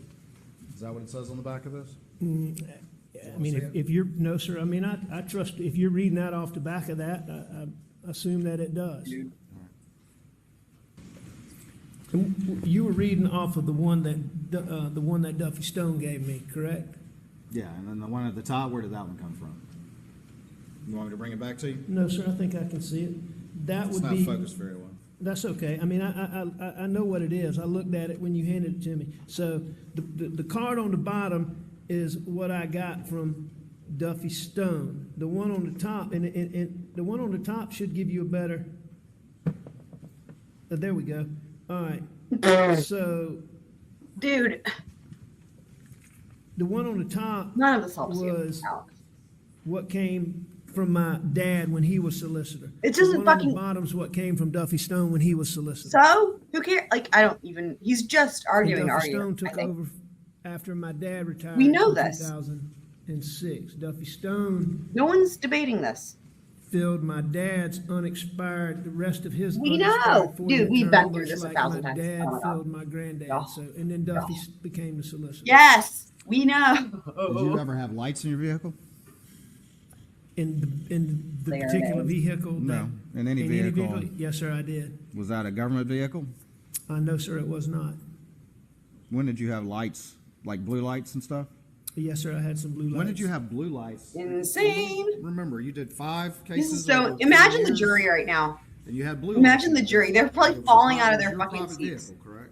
Well, This is insane. it was the vehicle that I drove. It was a law firm owned vehicle. The law firm's own vehicle. that makes how'd it you get blue worse. lights in there? I had them installed. And who installed them? I believe that. Okay. So as we listen to this part, let's keep in mind what I keep saying about I think it's significant, with the GM stuff, the fact that the FBI said it's the only time they've seen a car that was encrypted. Again, they've done a billion GM Suburbans, right? It's like so common. But from what I could gather when I researched it, law enforcement vehicles would be encrypted.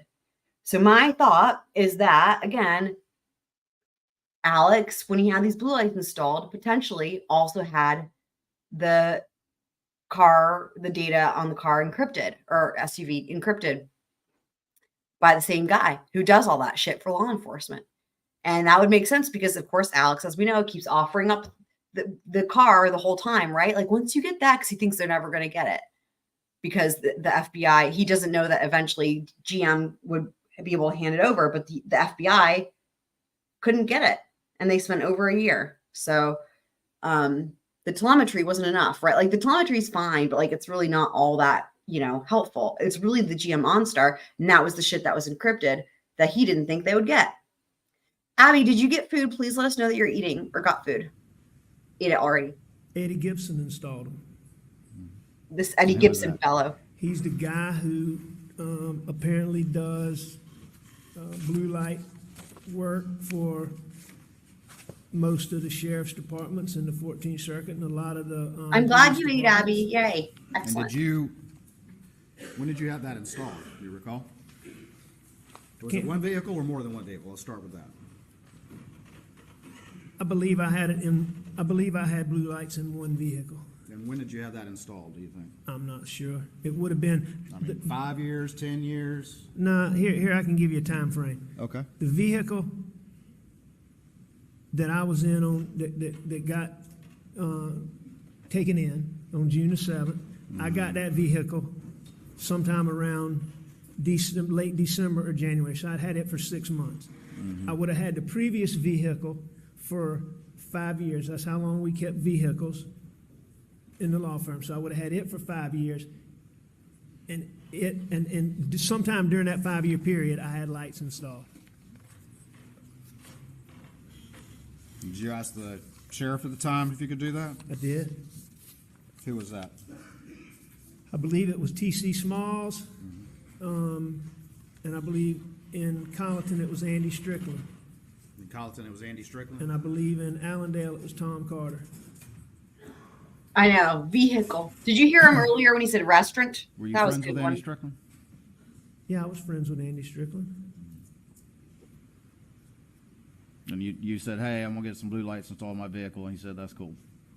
Or words to that effect. I freaking love Creighton. I mean, that doesn't sound like the words that he would have used or I would have used, but I certainly asked him, and he certainly said it was okay. It was okay. See, just for fuck's sake, though. You didn't, it didn't have to be verbatim.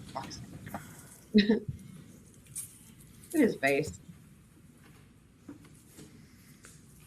Along with Sheriff Smalls and I believe Sheriff Carter. I'm not positive about Just Sheriff keeps Carter, but I talking. believe so. Not even a question pending.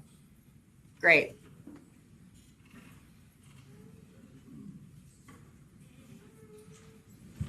I'm going to show you just real quick. I love Creighton allows the silence. It's just so good. Because he'll fill it, right? See if you recognize that. Gives him space, he's going to keep fucking talking. I believe this is my Suburban. This is my Suburban that y'all have. Okay. Does that look like where your badge was on the day of the incident? I have no idea. You don't recall putting it there? No, but I don't take issue with the fact that it's. I don't take issue with the fact that it's there. If that's if that's how they say it was, found it, and that's a picture. I mean, that's it. And I mean, it is fucking some hell. about the boat case, and we'll talk more about that later. Boat case being, I'm sorry. The boat wreck case. Can we agree that that's what we're talking about when we say the boat case? You guys. February 2019. You guys.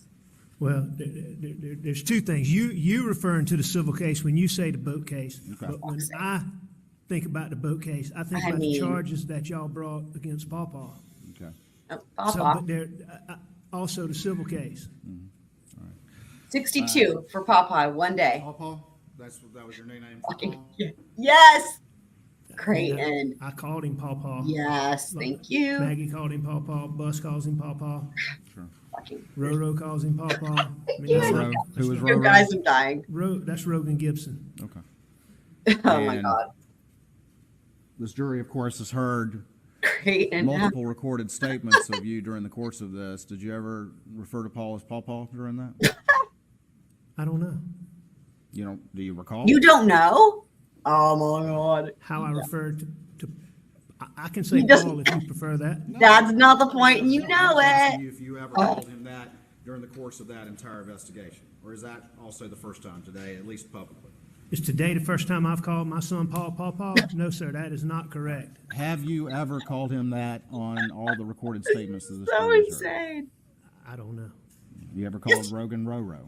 I In all called the him recorded Roro statements. all the I'm time. dying. In the recorded statements. Y'all, this is gonna pass the I boat don't case in know. one I day. mean, I called him Rogan also, so This is nuts. I don't know. But I'm happy to call him Rogan, and I'm happy to call Paul Paul. He just ignores him. I love it. Well, let's talk about, and I'll be specific with the boat race wreck criminal case and the boat wreck civil case. Okay. Is Yes, that sir. fair? Yes, sir. All right. And we've talked a little bit about your badge. I love Did you Creighton. have your badge Creighton with you like, on the night lounging of the boat and wreck? on things.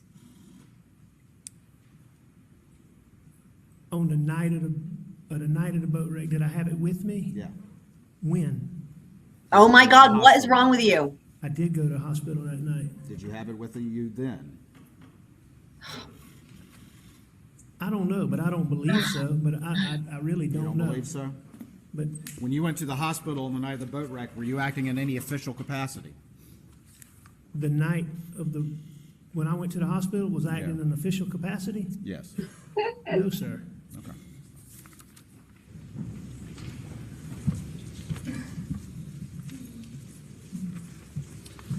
I'll show you what's been marked as I know, State right? 569. In my heart, And it's been asked a great you question. recognize the Could that count as a Creighton perch? In my heart, I really want it to. And you know what I should have done is I should have made that category, not him just perching on the jury box, or just like perching at all. It would be winning. It would be surpassing boat case. But like, I don't know, because like I haven't kind of counting them so far, but like I love it when he does that. And so I notice it every time, and it's like all the time. And I freaking love it. I love it. I love the perching. I don't know. Should I like fix it and just like estimate it? I know. I love the we. I love the we. It is we. It's totally we.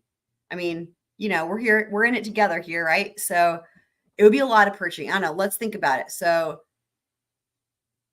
I mean, I think easily like 258. What do you think? Is that a good estimate? I mean, that's probably, I mean, it could be more than that. It would be a lot. It would be a lot because it's every day. It's every day, many times a day. And all the perching. I freaking love the perching. But also, like, how insane is it? Like, Mags, Paw Paw, Bus, and Roro is at 78 for this one day. And I'm sure I've missed many. I'm sure I've missed many. This is just the ones I've got. Oh, it would not drive me insane because Creighton perching is like probably my favorite category, as y'all know, on the ticker. Oh, only to be topped by him crawling around on the floor, but that doesn't happen as often. So it wouldn't drive me crazy. I think I'm going to have to do it now that we've mentioned it. Let's just fix this now. So Creighton perches. I think 258 and then plus the 8 that I have on the jury box. So I'm going to add that. So that's 266. I think that's a good estimate, probably lowballing it. Let's get this beauty up here on screen for the world to see. Creighton, we love your perching. Yay! Woohoo! Person on the right in that image? Thank you, Kidsmiths, for that suggestion. You don't recognize that? I don't recognize him. No, I'm asking about that. Oh, me? Is that you? Yeah, it looks like me. I didn't recognize him. Let's hang it out of your pocket. Oh my God. And play You! Looks like a badge. You didn't Looks recall like a that badge. until I just showed you that picture? No, sir, I did not. Your Honor, it also states Well, it looks like a 569 back. How did that get there? How did that get there? That's you in the white shirt, is that right? I mean, for real though. Like, sir, it is. And this is the badge hanging out of your pocket? You remember which, is that correct? Looks to be, yes, sir. Which badge is that? Which one of the two, do you remember? Nah, you can't tell from here. Okay. And why'd you have it hanging out of your pocket like that? I don't remember having that. No, I don't know. You don't remember that? I don't remember that, no, sir. Did you generally walk around with your badge hanging out of your pocket? what, the way he said that's insane. He just Generally speaking, no, sir. Creighton asked him again, "You don't remember that?" He goes, "I don't remember that." Well, who else would be able to answer this question? Like that was. Let me rewind it. That was insane.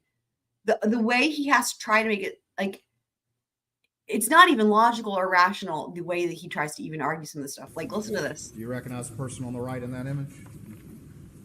I'll be in just a second here. No, sir. You don't recognize that? I don't recognize him. No, I'm asking about that. Oh, me? About you. Is that you? Yeah, it looks like me. All right. What's hanging out of your pocket in plain view? Looks like a badge. You didn't recall that until I just showed you that picture? No, sir, I did not. Your Honor, it also states 569 in the evidence. No objection. Submitted. That's you in the white shirt, is that right? Yes, sir, it is.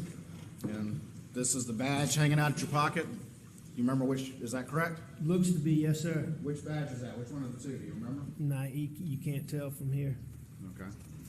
And why'd you have it hanging out of your pocket like that? I don't remember having that. No, I don't know. You don't remember that? I don't remember that. No, I sir. don't remember that. Who else could he possibly be talking to? That is so insane. I don't remember that. Well,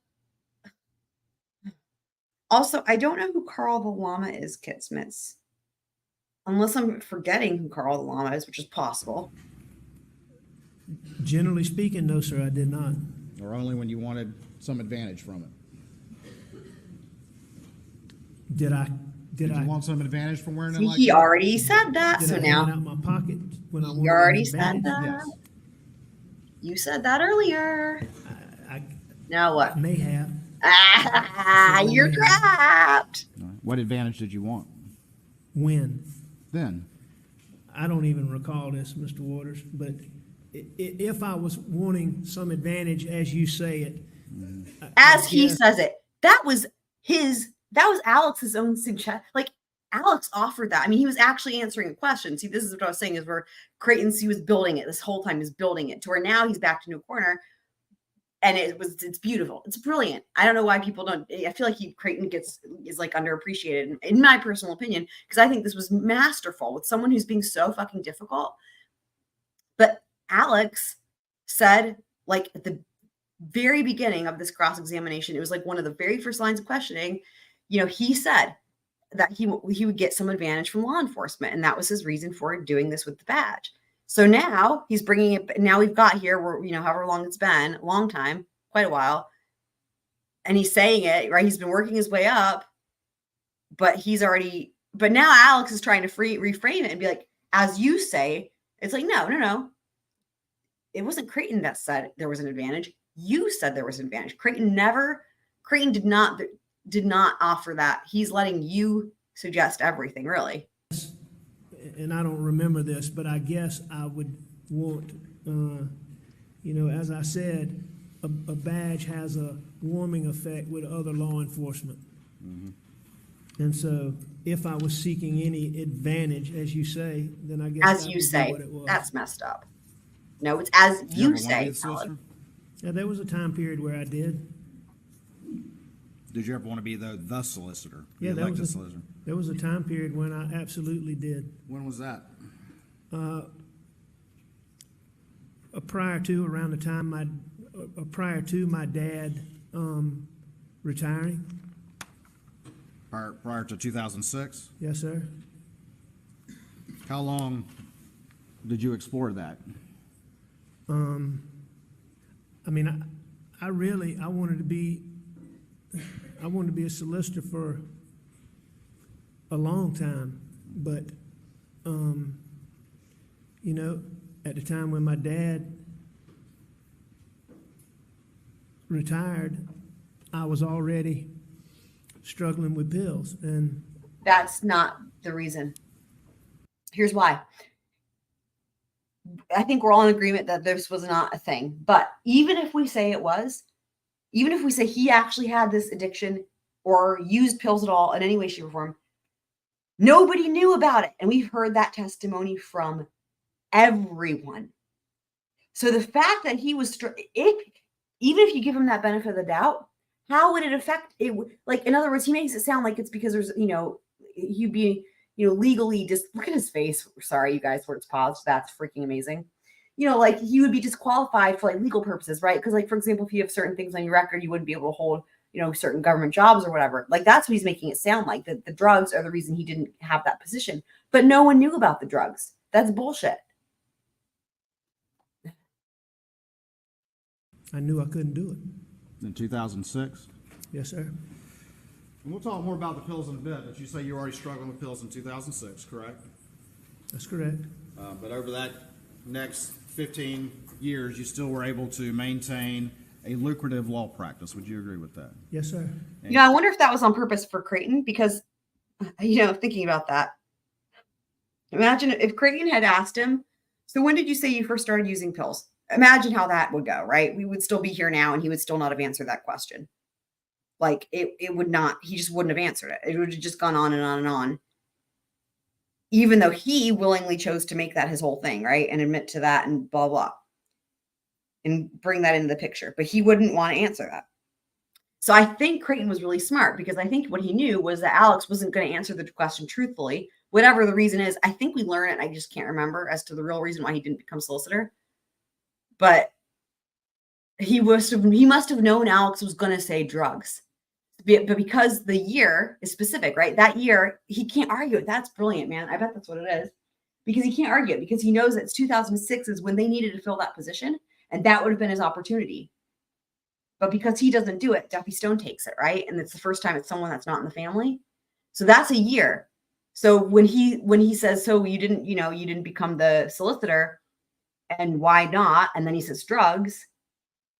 He's now established drugs in 2006, right? Without having to ask Alex what year, if that makes sense. That's fucking brilliant. And I'm sure there's a reason for that. Why? Because Creighton's going to try to dismantle all this, right? Looking at the timeline. You've already testified that all your law partners had no idea of this pill problem that you had all that time, correct?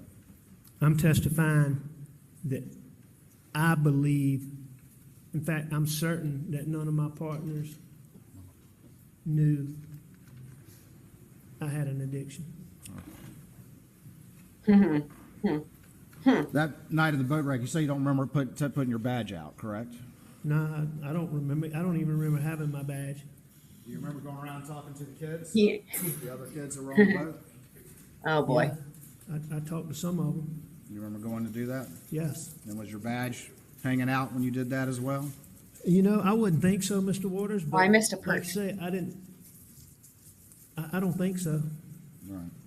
So it just comes naturally to put your badge out when something like this that you don't even remember why you did that. No, I don't even remember having my badge. Oh, my God. I specifically know that I didn't use the badge. Did I mean to do this? I'm not saying that I didn't, but This is insane, I don't know you if I guys. was putting it in my This is pocket insane. and the flap. You notice that flap is not Velcro down. Oh, I know. I have an idea. I know who it was. You know who it was, guys? It was the 5'2" children assassins. They did it. Not only are they sharpshooters and children ninjas. Not only that, but they're really good at running around and wreaking havoc by planting badges in people's pockets without their knowledge. Maybe that's the real answer here. I don't know. I don't have a specific memory of that. And I never went around. It was the children. Acting like I was on official business. So you're saying it might be an accident that your badge was hanging out there? I'm saying that I have no memory of that whatsoever. Right, well, you never used these badges as like a wallet, right? No, I did. You did? I did. So you're saying you had your credit cards and all It your was stuff the in children. No, sir. I'm not saying that. And I'm not saying that on that night. You just asked me if I ever used it as a wallet, and there were times when I used it as a wallet. Were you using it as a wallet that night? I don't remember, but I don't think so. I didn't use it as a wallet very often, and I didn't use it as a wallet for very long when I did use it as a wallet. So let's see if we can get back to what we agree on. So you would agree that you had to make a conscious decision to grab that badge and when you went into the hospital, correct? Would you agree with that? Yeah, at some point I had to make a conscious decision to pick it up. But you're saying you don't know if you hung it out like that on purpose while you're talking to that law enforcement officer, or if it's just an accident that is hanging out of your pocket in full view of everyone. Well, I am saying that because that is not how I would normally carry He's insane. a badge. And even if I wanted to give somebody an impression, to me, that's got kind of an obnoxious look to it. Well, you're That's fucking not right about something that. It is obnoxious. I mean, that's for not something sure. I would typically do. But I may have done it that night. I have no memory of that. Dude, you guys. All right, so you're saying that just could be an accident that it's hanging out like that? I'm saying it could be, or I could have put it there like that. I don't remember. Did you He's not generally just answering walk the around with it in question. your pocket? Or would you only carry it when you wanted to use it for something? No, I wouldn't generally carry it around in my pocket just any time. Okay. All right. All right, so we got the badge that may be accidentally hanging out of your pocket. You won't concede that you Reed did is that. so patient with him. I would not be able to. I mean, Mr. Waters, if you want me to say I did that on purpose, I don't. Oh, have a for problem fuck's with that. sake. I'm saying I don't remember that. For fuck. All right. So can I tell you that I did I've that on cursed purpose? so much No, on sir, this I episode, can't. it's Can I insane. say that? I've never cursed so that much like this in happened my by life in accident? this No, period sir, of I time, can't. probably. What I can say is I don't remember it, and that's I'm not definitely how I censoring would some of the normally. cursing with him, for sure. That's just not how I Double would it. normally. Whatever you've heard. You know, that's just not. It's not something I did. That's not a normal thing. So I don't know. Okay, all right. That's fine. You won't concede to this jury that there was any intention or purpose to you doing that at the hospital on the night of the boat wreck. I'm saying I don't remember using that badge. Fair enough. And I specifically remember, you know, I'm sorry, go ahead. You can ask You specifically remember what? that I like when I went into the room with the kids, did I pull my badge out? And I know that I did not do that. No, because it was on your pocket like that. correct? It's on my pocket like that right then. Did you use that to get into areas that shouldn't be accessed by non-official personnel? No, absolutely not. I mean, there was nowhere that I went that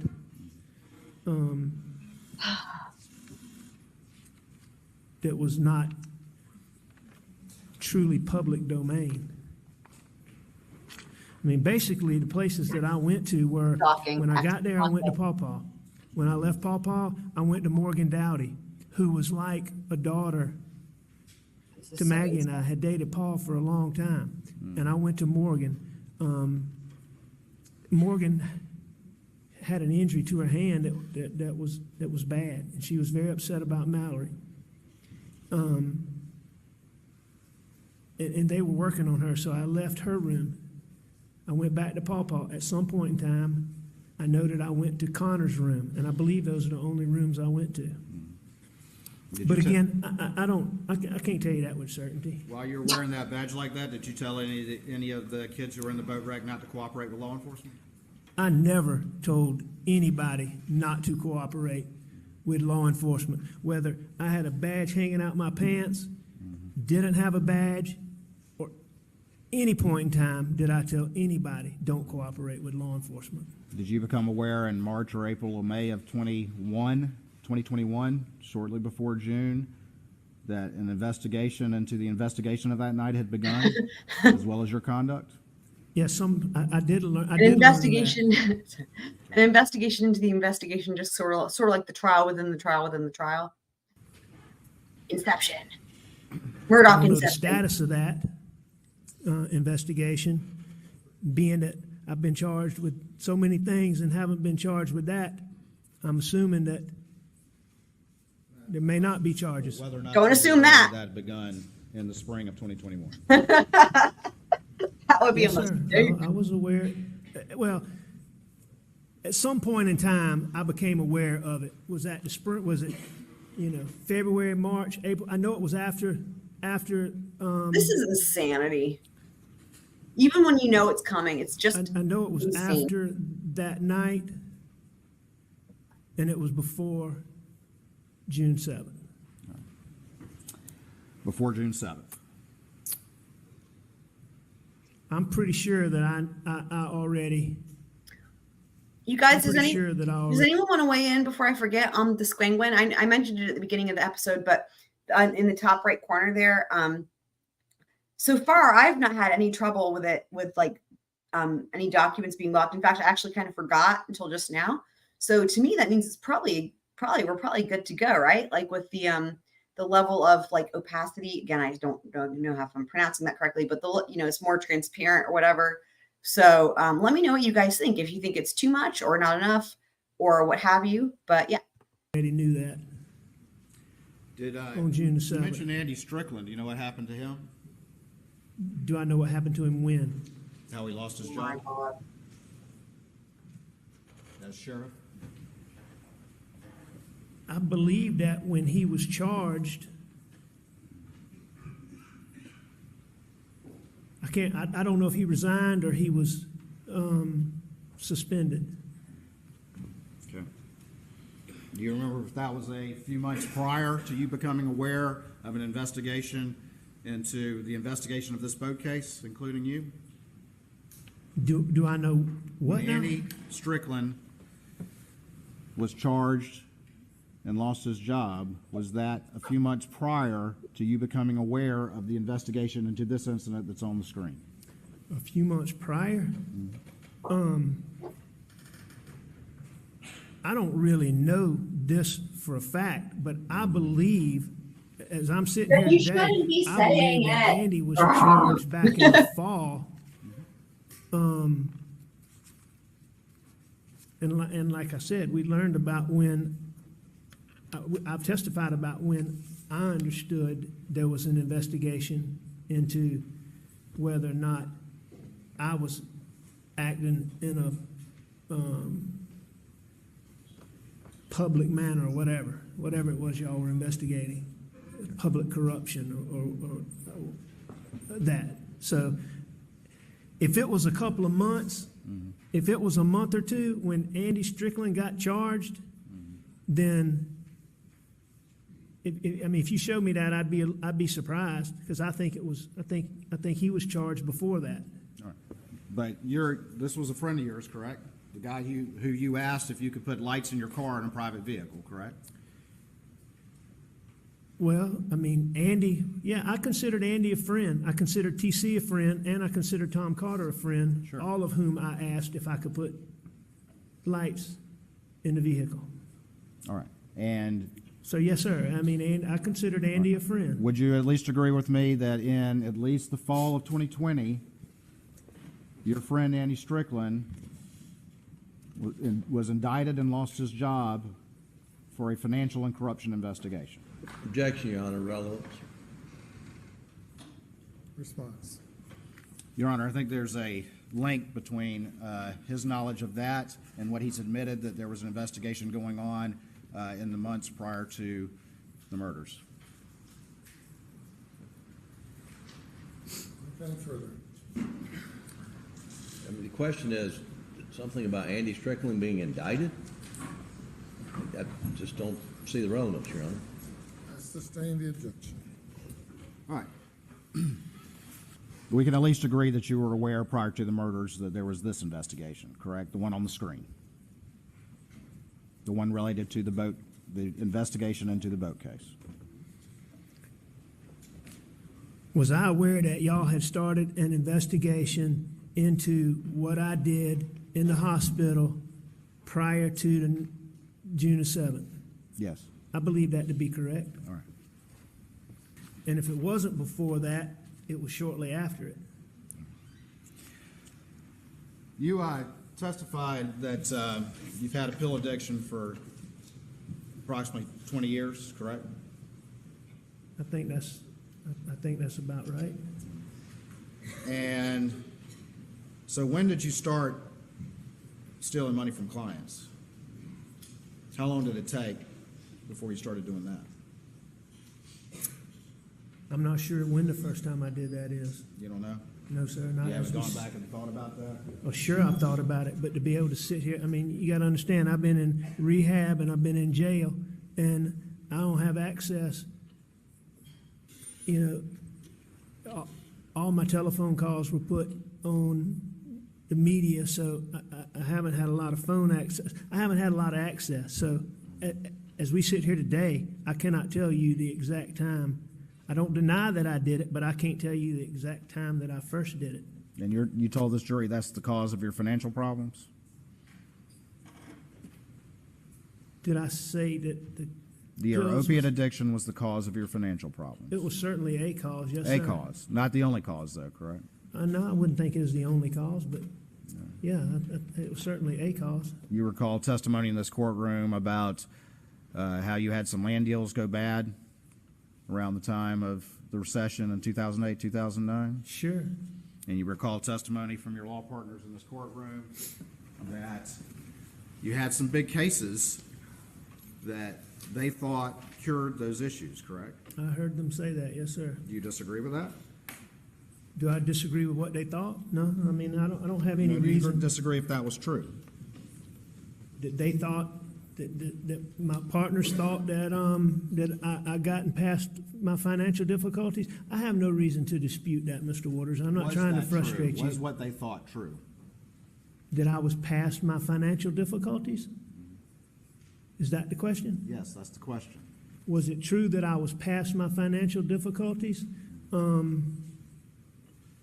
I mean, they were certainly better after that, but I mean, no, I don't think I was past them. No, sir. All right. What was the first big case after the recession that you had? Great, and I can't tell you what the first big case was. You remember what date? All right. Well, let's go with the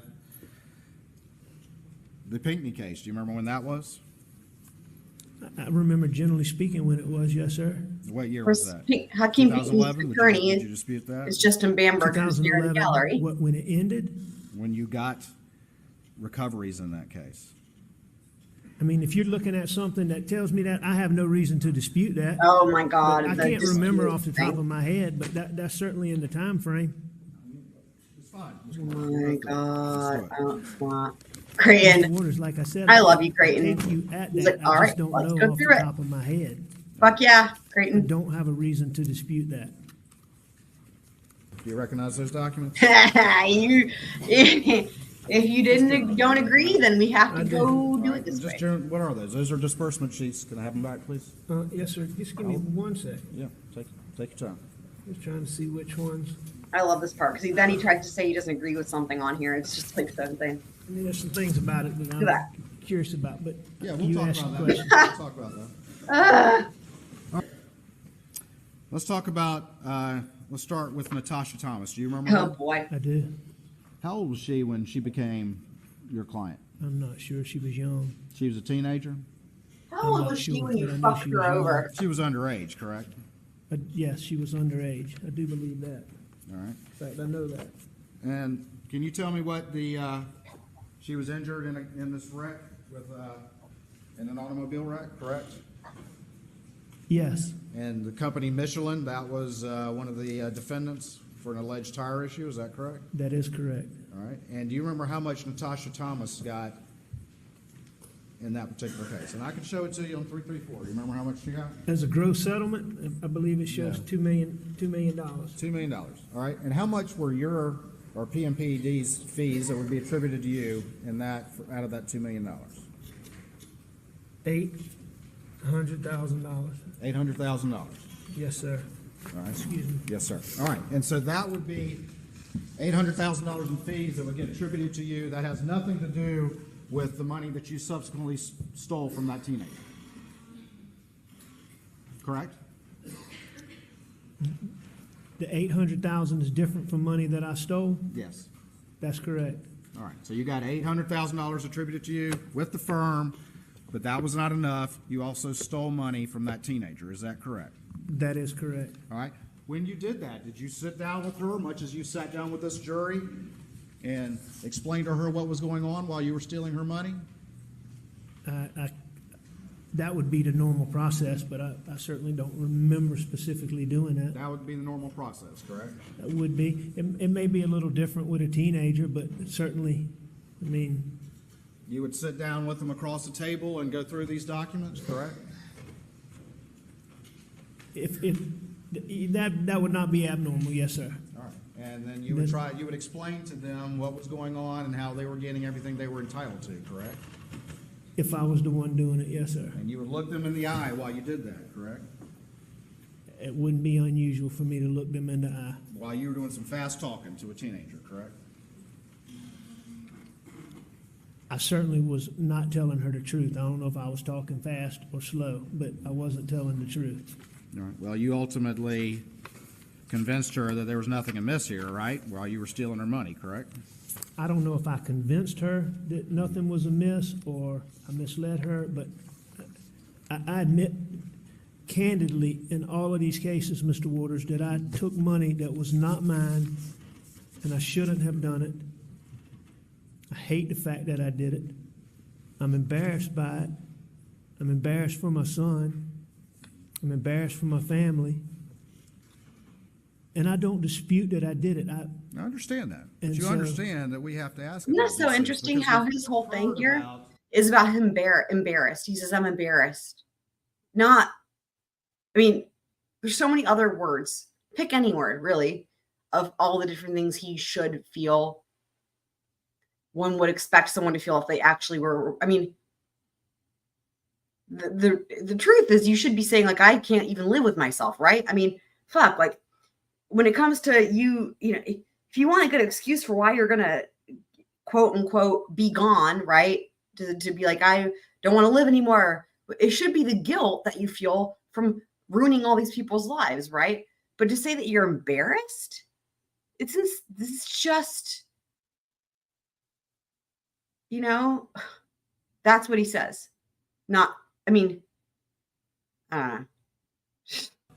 it in a very academic. not like we can expect manner, anything but genuine every from single him one of anyway, these, but you had to still, sit down not and even a look good, somebody in the eye, it's not even good lying, I convince guess. them that you were on their side when you were not. Correct? That's what you did in every single one of these. I mean, every time. Answer my question, yes or no, and then you can explain. I'll let you explain all day long. Well, I mean, no, sir, that may or may not be true. And Mr. Waters, just to try to get through this quicker, I admit. I know you want to get through it quicker, but we're not. So answer the question, please. What I admit is that I misled them, I did wrong, and that I stole their money. Now, this is something. What's the date on that one? I'll bring it back to you. Well, you can tell me. I trust you to tell me accurately. All right. Well, yeah, it's kind of funny. It doesn't have the date on it, but I'll let you take a look at it. All right, I'm just looking at the date of a check. So that's December 20th. So that goes 2011. So that gives us a ballpark. So that's 12 years ago. For me to sit here and tell you specifically that I remember sitting down and talking with Natasha Thomas, I can't tell you that. But what I can tell you, and I can tell you that I didn't do right by Natasha Thomas. I took money from Natasha Thomas that didn't belong to me, and I was wrong for doing that. Okay. And I admit that. And I know, Mr. Murdaugh, that you would like for it just to be as simple as that, just to say, yes, ladies and gentlemen, I stole money, and have that be the end of it. But in every single one of these cases, To the comment, Your Honor. you just testified that you would like to just admit that. And make this quick, correct? Isn't that what you said? Isn't that what you implied? No, sir, Mr. Waters. You have charged me with murdering my wife and my son, and I've sat here for all these weeks listening to all this financial stuff that I did wrong, that I'm embarrassed by. I'm happy to talk to you about as much of that as you want to talk about. I'm required to talk about it as much as you want to talk about it. But the fact is I cannot specifically remember sitting down, the details that you're asking me for, I can't tell you. But what I can tell you is that in all these financial situations, I stole money that was not my money. I misled people that I shouldn't have misled, and I did wrong. I can tell you that. And I may be able to tell you specifically in some instances what I did or didn't do. All right, well, good. Well, we'll do that. But the point that I'm asking you is, It's not just as simple as some paperwork. You had to sit down and deal with these people and convince them that you were telling them the truth in order to steal this money. So with all Correct? this, like, we know what Creighton's going for here, right? But I think that when Alex eventually just refuses to concede that he did this ever, you know, I think that if anything, there'd be another way that Creighton could actually use this, which is the fact that if he's really going to say, like, yep, I don't remember doing this with any single person, right? After they go through all of them, he talks about how much he loves them, blah, blah. And yet he doesn't even remember it. I mean, instead of, I think maybe another approach would be like going with the route of like, well, I mean, that's how cunning and manipulative he is and how much he just uses people, right? To where he's saying he loves these people, blah, blah, how much they mean to him. And yet the fact that he doesn't remember a single time just shows what a shit person he is, right? But like but also like how easily he can just lie to people and manipulate them. You know, like in other words, I know he's wanting Alex to admit that he looked him in the eyes when he was lying to them, but I don't know if that makes sense, but like in other words, like the fact that he won't say it, you know, and the fact that like even if you say, yeah, he just doesn't even remember doing it, could be potentially just as bad, right? That may not be true because in some situations, I may not have had to do that. They may have just trusted me to do it. Okay. So that's my point is I misled them. Like, There's that's no a good question about example that. of how that in some ways could be even worse, right? That they didn't even need to meet with him in person because that's how much they trusted him, and then that's how much he fucked them over, right? But did I sit down in each particular instance and like you're breaking it down step by step? I can't say that. I can say I did wrong. I stole money that wasn't mine, and I shouldn't have done it. All right. And it was terrible what I did. All right, well, let's look at States 330. This is Arthur Badger in the UPS case, correct? That's correct. All right. You remember what the total recovery was in that particular case? There were multiple plaintiffs. Let me ask you that first. There were multiple plaintiffs in that case, correct? That's correct. And do you remember what the total recovery was in that case? Not exactly, but I mean, I know generally. All right. Was it $12 million? Would you disagree with that? Is it $12 million? I mean, if you tell me it was $12 million, then I believe you, but I thought it was a little bit more than that. All right. And if ultimately, if you have multiple plaintiffs, how do you decide as the plaintiff's lawyer, or how does it work out that amounts of that total recovery get allocated to individual plaintiffs? I mean, different cases are different ways. Is it true that often the defense attorneys, the civil defense attorneys, will ask the plaintiff's attorneys how you want that allocated?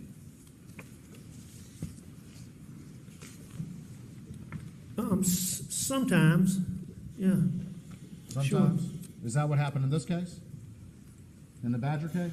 I can't remember exactly how we came to that. Who was the deep pocket in the Badger case? Do you remember?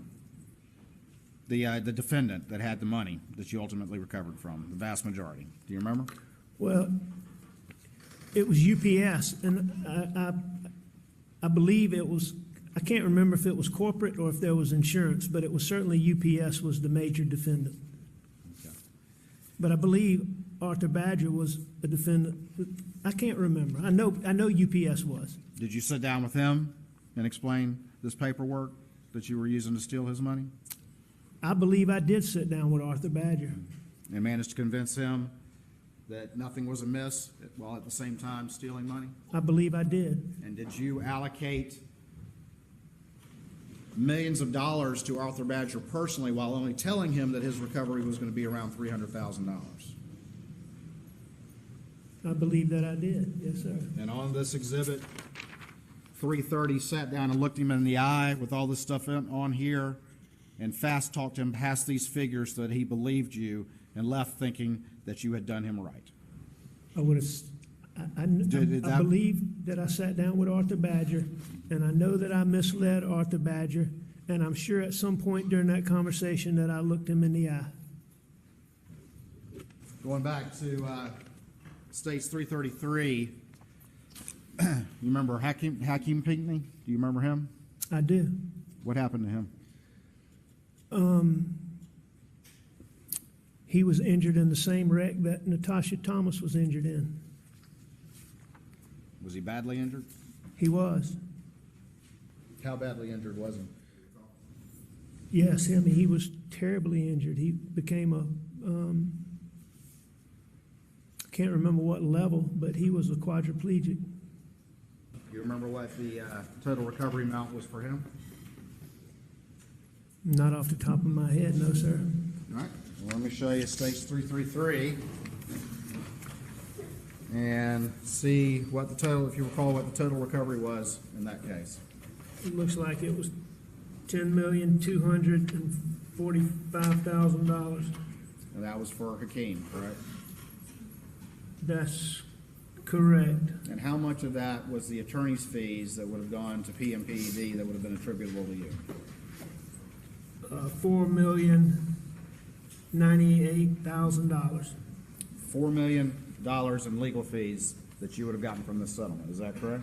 $4,098,000. Yes, sir. And in the end, that wasn't enough for you, correct?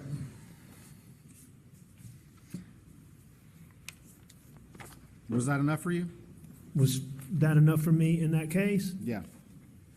I mean, Was over $4 million in legal fees that you received that would have been attributable to you through the law firm at the end of the year, whatever it worked out to be, but you would have been credited with over $4 million in fees for that. Is that correct? That's correct. And was that enough for you? Was that enough for me? Mm-hmm. Or did you take more? Oh, no, from... I took monies from Hakeem Pinckney that did not belong to me. Oh my God. That I should not have taken. Been rendered a paraplegic. No, sir, he was a quadriplegic, unfortunately. Thank you for correcting me. Yes, sir. You ultimately take money from his mother, Pamela, as well. I believe that I did. You remember how much money you took from Hakeem? No, sir, not off the top of my head. I do not.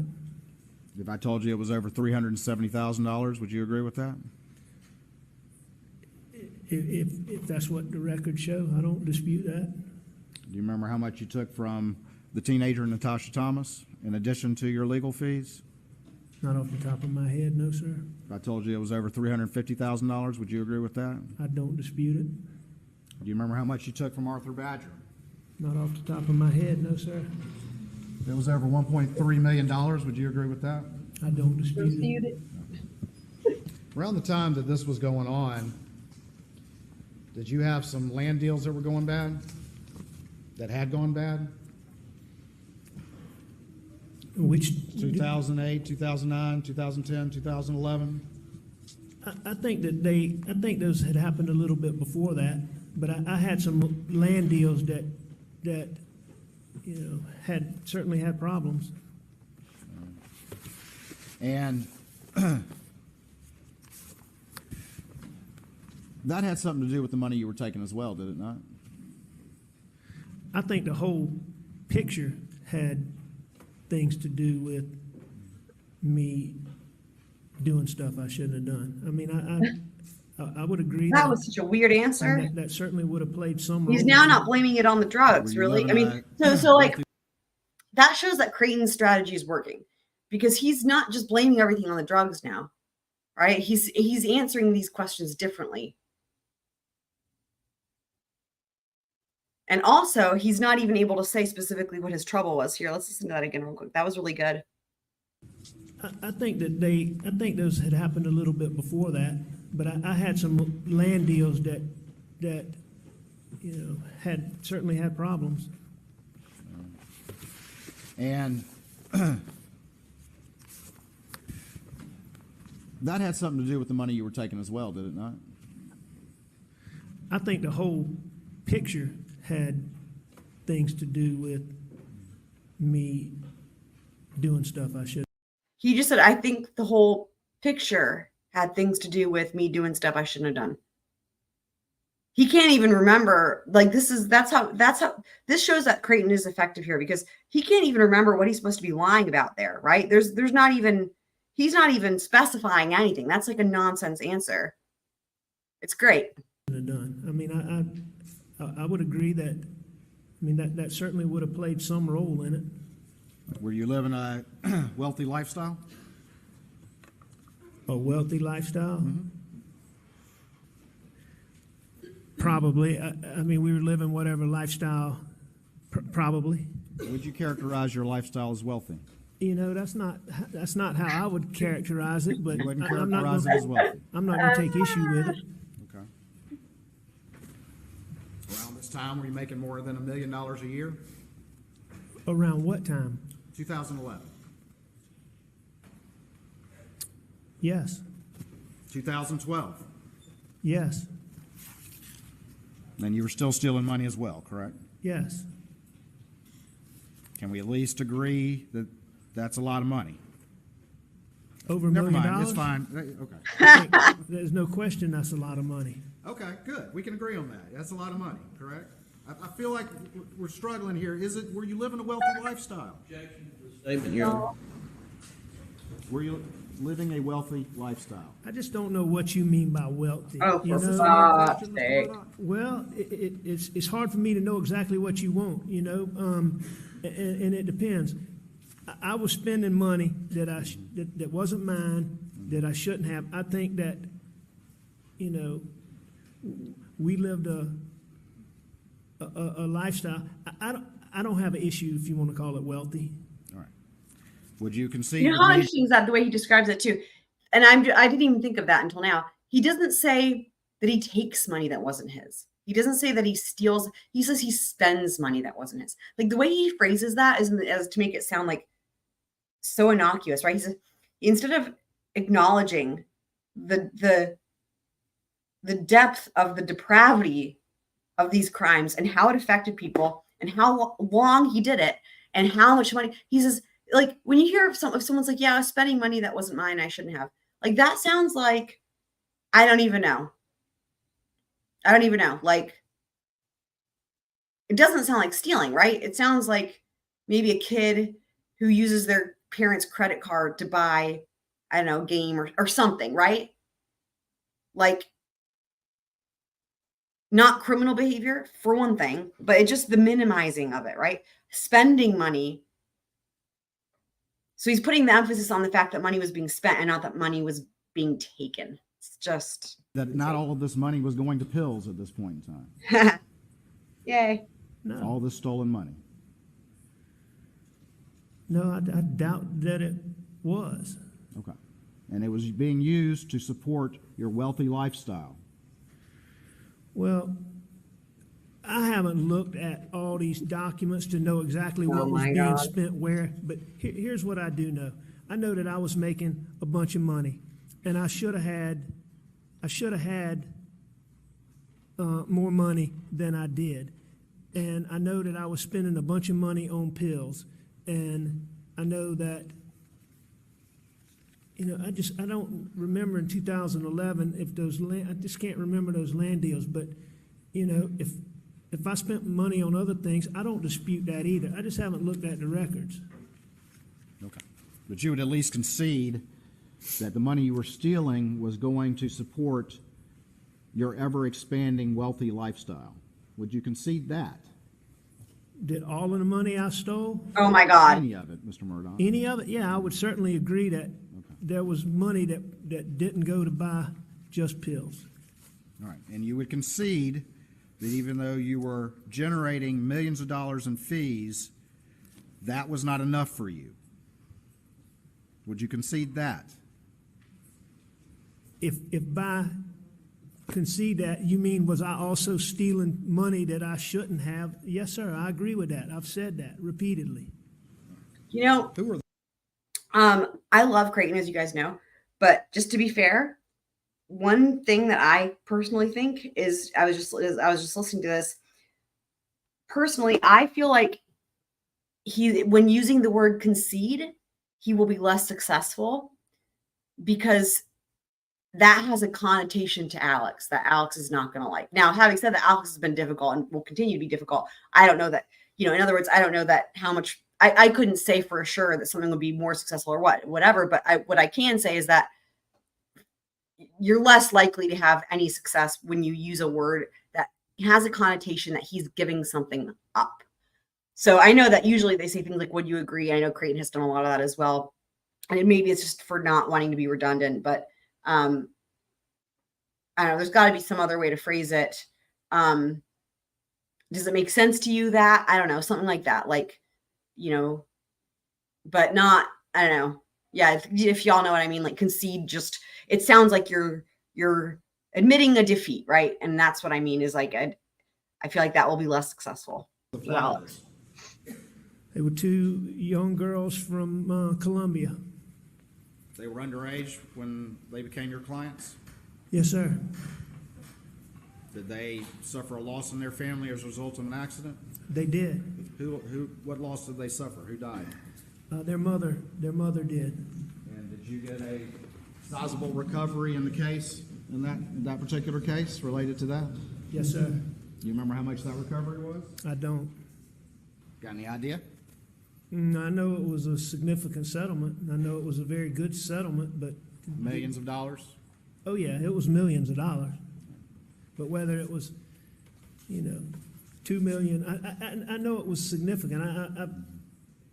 you don't know, you don't have to know down to the penny. I know it was a significant settlement.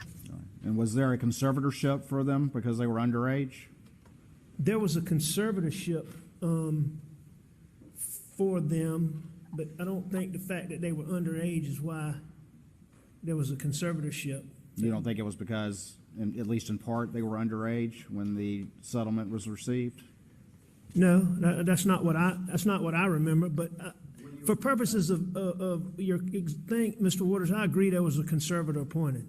Well, what is your memory of why the conservator was appointed? My memory is that the father in this case, who was the beneficiary or a big beneficiary in this, and who was the PR of the mother's case, was an undesirable witness. Mm-hmm. And there was testimony that he had hit his wife. And it was clear we felt like we didn't want him to be the face of the lawsuit. So we appointed a conservator. Who was that? For that purpose is why I believe we appointed a conservator. Okay. And who was that?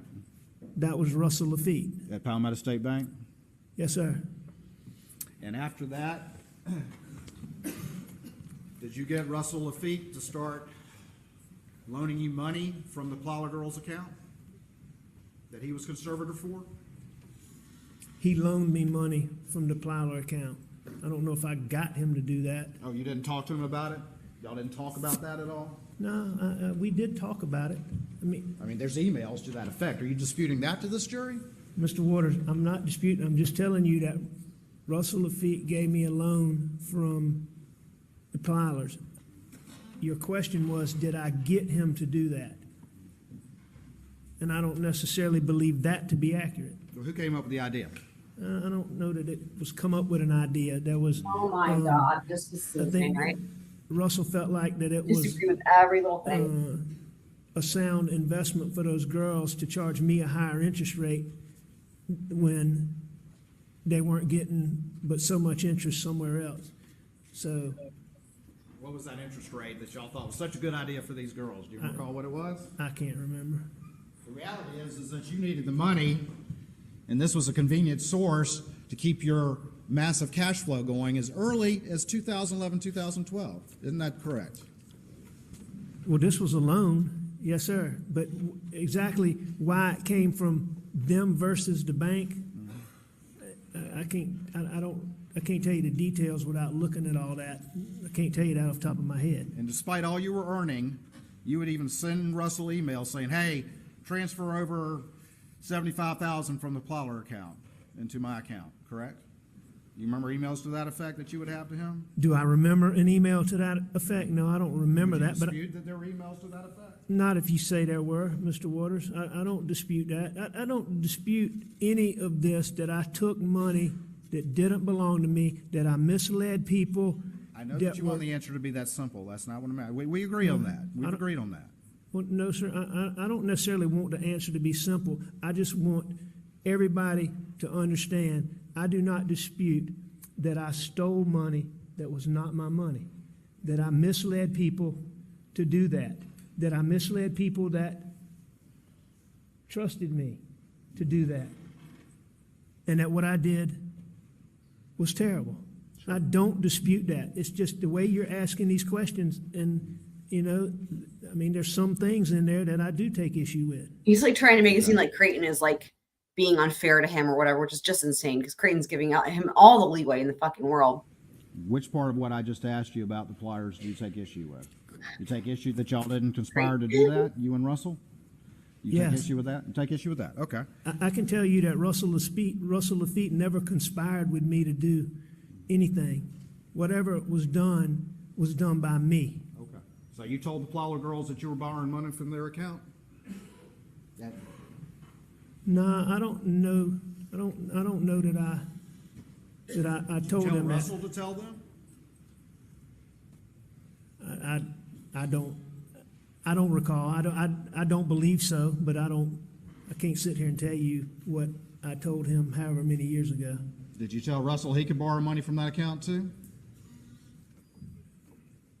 I don't remember having any discussion with him about him borrowing money. Was the supposed interest rate you were paying far lower than anything you could have gotten anywhere else? I don't even know what You don't interest even rate know? I was paying. Okay. One But thing's I- clear, you never told this to the Plowler girls, did you? I would have thought the interest rate that I was paying was a little bit more than what a bank loan would have been, but I don't know that. I don't know that to be. I don't know what the interest rate was, so I don't know that for sure. When you stole the Badger money, how much did you steal from Arthur Badger that we talked about before, the UPS case? I don't remember the exact amount. Over $1.3 million, would you dispute that? I don't dispute.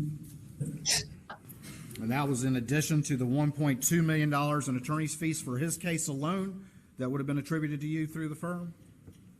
What I stole from Arthur Badger Let me ask you this. inappropriately. Oh my was God. In addition to any fees that I legitimately earned. I shouldn't have stolen money from Arthur Badger. I misled him, and I was wrong. Did you speak with Russell Lafitte once you stole this money from Arthur Badger about structuring that $1.3 million that you stole in a manner so it appeared to be payments to the Plyler account? Understand the question? No, sir. Say that again. Did you have any conversations with Russell Lafitte about structuring this $1.3 million into multiple payments and then applying it to the Plyler account? I've heard the testimony, and I've seen some of I'm those asking records. if you did. Did you have any conversations with Russell about that? I had to. Okay. I had to have. All right. You even asked him to recut the check, correct? To have Jeannie recut the check. I've seen I I know, believe right? an email or a text to that effect. Well, like You I was don't saying dispute a few minutes ago, like initially he was saying like just, you know, he's trying to phrase it as like I spent money that wasn't mine. Like the issue is that there's money going on in the economy and not that money was taken from somebody else, No, right? I don't dispute that. What I dispute is if Not you're dispute. insinuating in any way, this was stuff that I did. Okay. I mean, Thank this you. stuff that I did these things wrong. Russell Lafitte didn't do anything. I'm not here to And- talk and about what- that. I'm just talking about but- what went on. And I know, but you keep talking about what I did with Russell Lafitte, and what I want to let you know is that I did this. And I'm the one that took people's money that I shouldn't have taken, and that Russell Lafitte was not involved in helping me do that. I just asked you a simple Knowingly. question. If he did it Patience without is knowing. searching. So you sent him an email and then asked him to recut the check and have the check made out to various amounts short of that, and then applied those over time to give the illusion of payments to the Plyler account. Is that correct? Mr. Waters, Is that correct? I don't know, but I'll tell you this. Okay, I you don't don't know. dispute what's in those emails as far as, or texts, as far as what I told Russell, and as far as what I did to again, take money that didn't belong to me, that wasn't mine, and that I was wrong for taking. It's just the specifics of that you want me to give you details on, and I can't do that. I do not dispute what's in those texts or emails. And Did you steal that Badger money because you had to pay back the Plyler girls' money before they turned 18 and reached the age of majority? And Russell would then have to be held to account for that money that he had loaned to himself and to you. First off, I don't know anything about any money that Russell loaned to himself. I only know about what he loaned to me. And I don't believe that me stealing Arthur Badger's money and taking that money that did not belong to me, that I wrongly took, had anything to do. I don't remember it having a relationship with having to pay back a loan, or there being some time pressure to pay back a loan that he gave me on the Plyler conservatorship. You don't remember that? No, and I'm not saying that didn't happen. I'm saying that I don't remember. That's not the way I remember it, and I don't remember it. Did you ultimately borrow $1 million roughly from the Plyler girls without their knowledge? Does that sound right? About $1 million in total? If you tell me that's the number, I mean, that surprises me, but I don't dispute what's in the records, but I didn't believe I had a loan for, are you saying $1 million? I didn't believe that I had a loan. Mr. Waters, if that's what the records say, I don't dispute it, but that's not what I thought. I didn't think I had a $1 million loan from them. But if that's what the records say, I don't dispute that. But I can tell you this, if I had $1 million loan from them, I don't remember that, and I may be confusing it with what a loan from the bank. But again, if that's what's in the records, I don't dispute it. All right. So you have no memory whatsoever, and so for all you know, it's just a coincidence that the Plylers were about to turn 18 when you stole this Badger money, and you applied a significant amount of it to pay that off before they turned 18. You don't have any memory of that. No, I can tell you that was never an issue or motivation for me. Well, you here to pay Paul, as they say. Taking Arthur Badger's money that I shouldn't have taken, that didn't belong to me, and that I was wrong for. I don't remember a loan from the Plyler conservatorship as being motivation for that. So for all you can remember, it's just a coincidence. Why I stole Arthur Badger's money, just being a coincidence? Why you applied it to the Plyler loans right before they turned 18.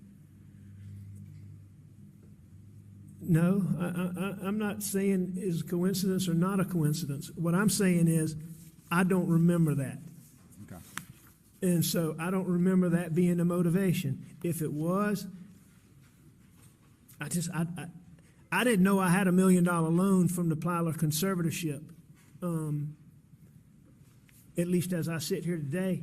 But, you know, I would have known I had a loan from somewhere. And if I took Arthur Badger's money and applied it to that, I mean, again, I stole money that didn't belong to me. I misled Arthur Badger to take that money, and I was wrong. How many times have you practiced that answer before your testimony today? I've never the same one over and over again. Great I've question. never practiced that answer, but you keep asking me these questions, and I keep using that answer. I'll tell you what's been entered in evidence. Well, that is true. 321. You recognize That is true. generally that document. And what is that? This is the disbursement sheet on the Dion Martin case. What happened to Dion Martin? He got in a wreck. Do you know his family? You know, Creighton's perching, isn't he? He's When he got perching. He's in the perching wreck. on the thingy there, whatever doorway. I know who perching. his family was That's prior to Percher. getting in the wreck, but after he got in this That's wreck, perching I right became there. very close with his family. That's Came what that very is. close with his family. And Dion suffered some pretty severe injuries, correct? Dion was hurt bad. Yes. Including an injury to his head. You know, I heard you say that the other day. I don't specifically remember Dion having a head injury. Fuck's sake. I believe Dion had more orthopedic injuries, but he may have had some injury to his head. You met with him on a number of occasions? Yes, I met with him on a number of occasions. Met with his parents on a number of occasions?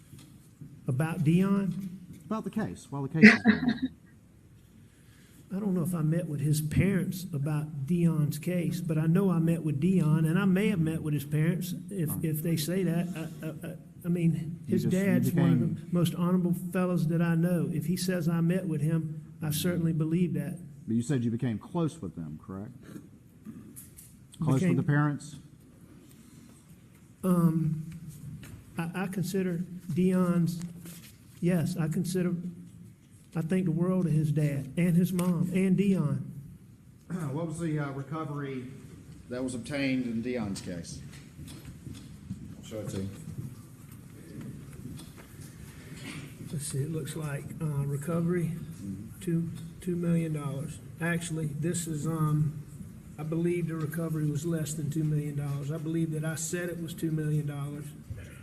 I can't remember exactly what the recovery is, but I know it was less than $2 million, and I know that I misstated it as $2 million. So you falsified the paperwork, correct? It appears that I put inaccurate information on the paperwork. Yes, sir. You put inaccurate information, you falsified it, right? If you like that word, yes, sir. All right, and right there, that's the $500,000 that you falsified this document with, is that correct? Where it says structured annuity directly to Michael Gunn? Yeah, that looks like one place that I. Yes. Why did you do that? Why did I? Yeah, why'd you put that $500,000? What was your purpose in doing that? It appears that I was stealing his money, $500,000. Were you not inflating your fees with that one? I mean, You don't remember? I know that I inflated the fees like I just talked about, but I believe go back to that top of that thing, I believe what I must have done with the structured annuity is I had that $500,000 check, and I must have had that made to forge, as you've heard, to steal that money from Dion Martin. All right, down at the bottom. That I shouldn't have. Is that your signature down there?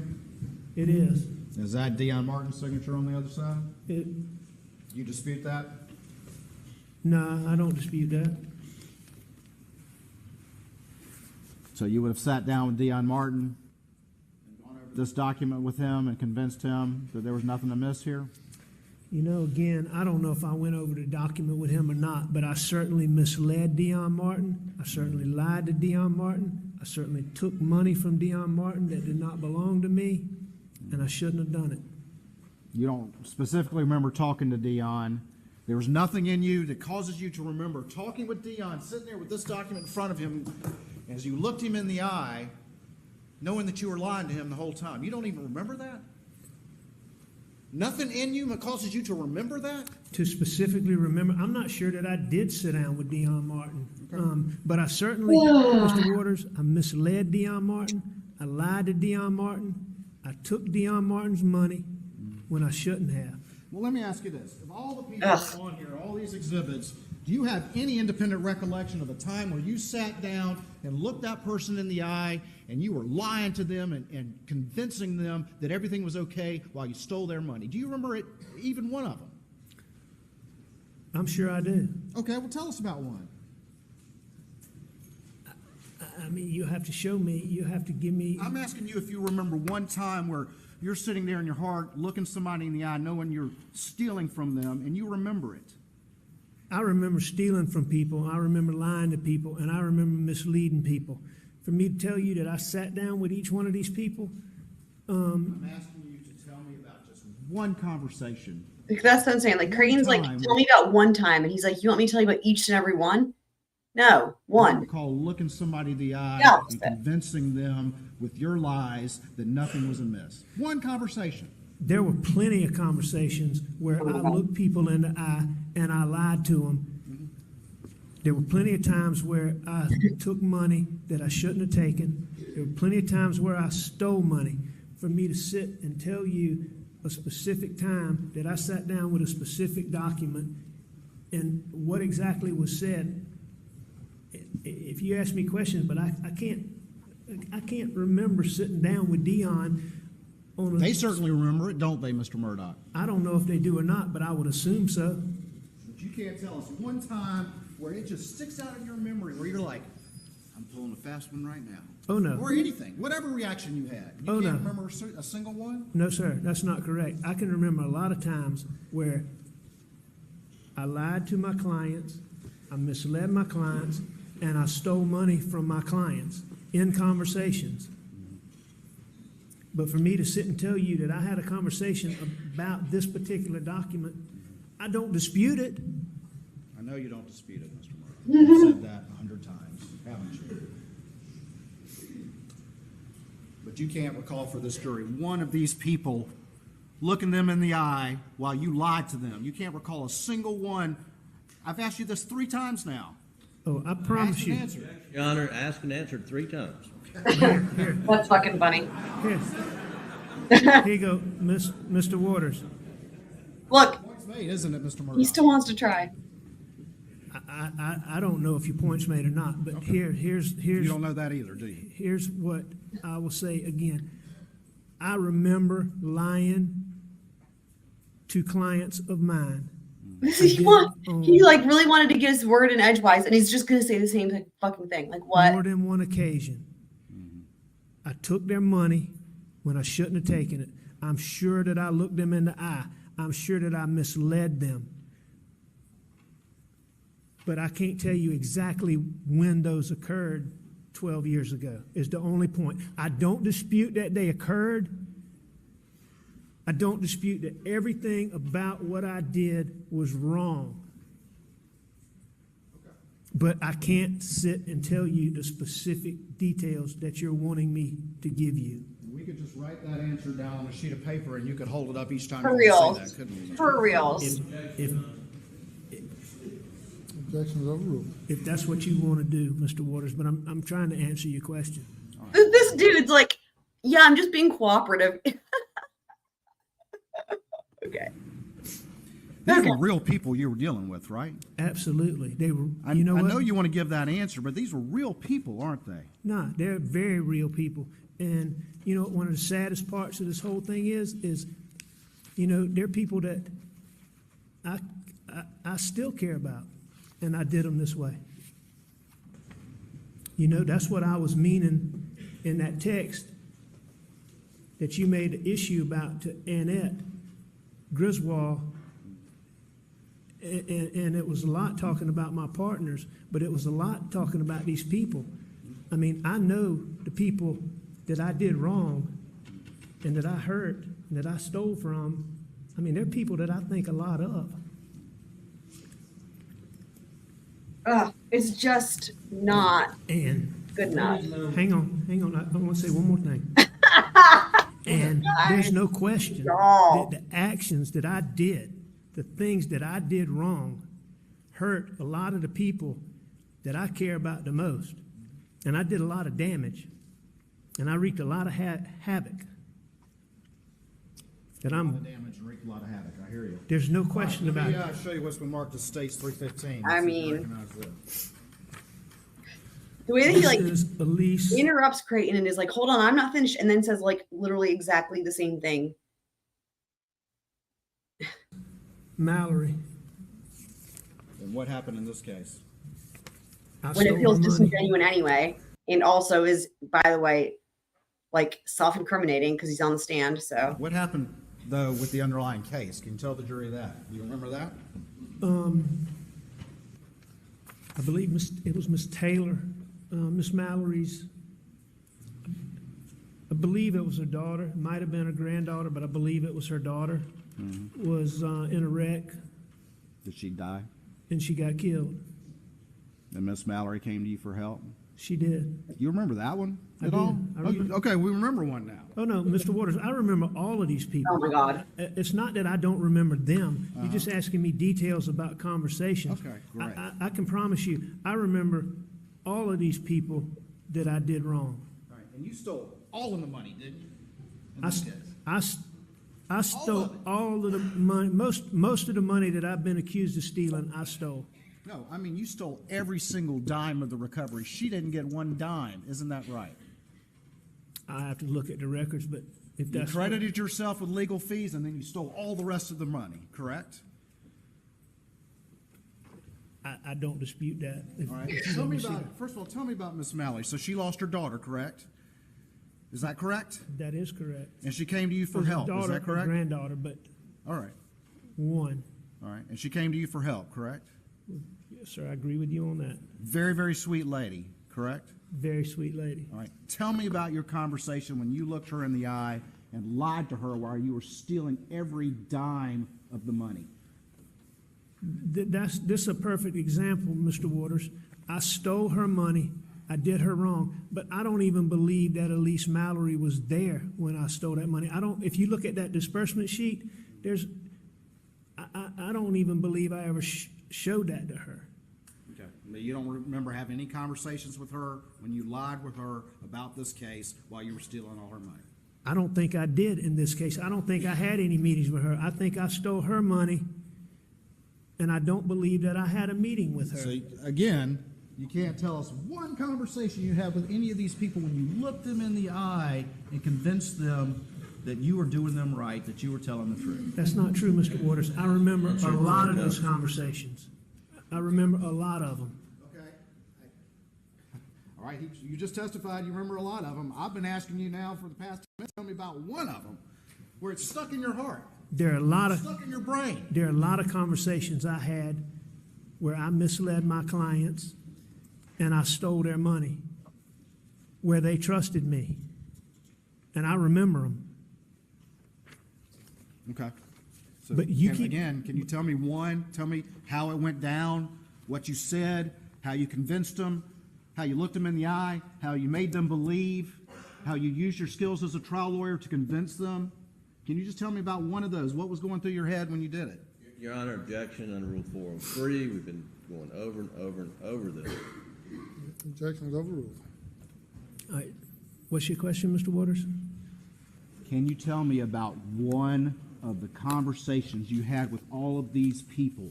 Just one. I can where tell you- what was excuse going me. through your head and how it went down when you sat there and looked them in the eye and convinced them that you were doing them right while you were lying to them and stealing their money. Yes, sir. I had a lot of conversations with a lot of my clients that I cared about. And so I will tell you that I had conversations with them where I misled them and I lied to them and I took their money. And that was a number of times. Okay. But you're asking me, Just one specific one, Mr. Murdaugh? every single one of these clients I would have had conversations with at some It's point. fine, it's But fine. this particular, like Mr. Waters, that disbursement sheet, there was never a sit down with Miss Mallory about the dispersing the money. You don't recall talking to her about the status of her case and telling her lies and convincing her that you were on her side. You don't remember that. No, I definitely remember that, but that's not what you Tell me asked about me. I had numerous conversations with Miss Mallory, about this case. But the fact is you were asking me about me sitting down with this disbursement sheet, looking her in the eye and convincing her. And I'm telling you that didn't happen in this case. Now, I had a lot of conversations with her where I misled her, Mr. Waters, where I lied to her Tell me about one. Tell me how it went down. where We're going to recess for the day Oh. and resume at Judge Newman is like, no more. I give up. tomorrow morning. Everyone remain seated while the jury leaves. Battle royale. Wow.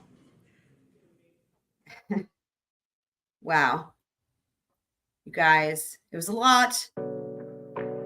Longest one yet. I appreciate y'all for hanging in here with me as we waddle through. Let's do waddle through all the muck of this Murdaugh muck. I know we got a lot of people doing some different things. Kid Smiths, I hope you have a safe flight. Abby, I know you ate your food. I'm glad about that. So I think a couple others of you are asleep and doing different things, but I hope that you guys have a wonderful next day or next evening, wherever you are, and that you guys stay safe. And for the next episode, we will be continuing onward with another full day, or a full day of cross. I can't anticipate quite yet if it's going to be 2 parts to get that whole day in. We'll have to kind of see. But much like this episode, I don't plan to really cut anything unless there's dead silence where Alex is not on the stand. If he's on the stand, I'm just leaving, everything.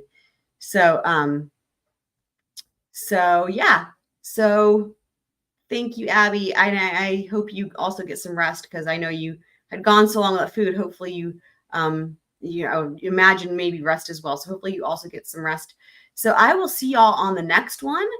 I'll keep you guys posted as to when I think that might be, as always, in the Discord. And I need to also remember to make that thread for food in the Discord. And as always, I'll also have timestamps here shortly for this video in the description. So with that, I'll go ahead and roll. Am I forgetting anything? I don't think I'm forgetting anything. Okay, I'm going to go ahead and roll. Where is it? I'm going to go ahead and roll the outro. And I will see you guys on the next one.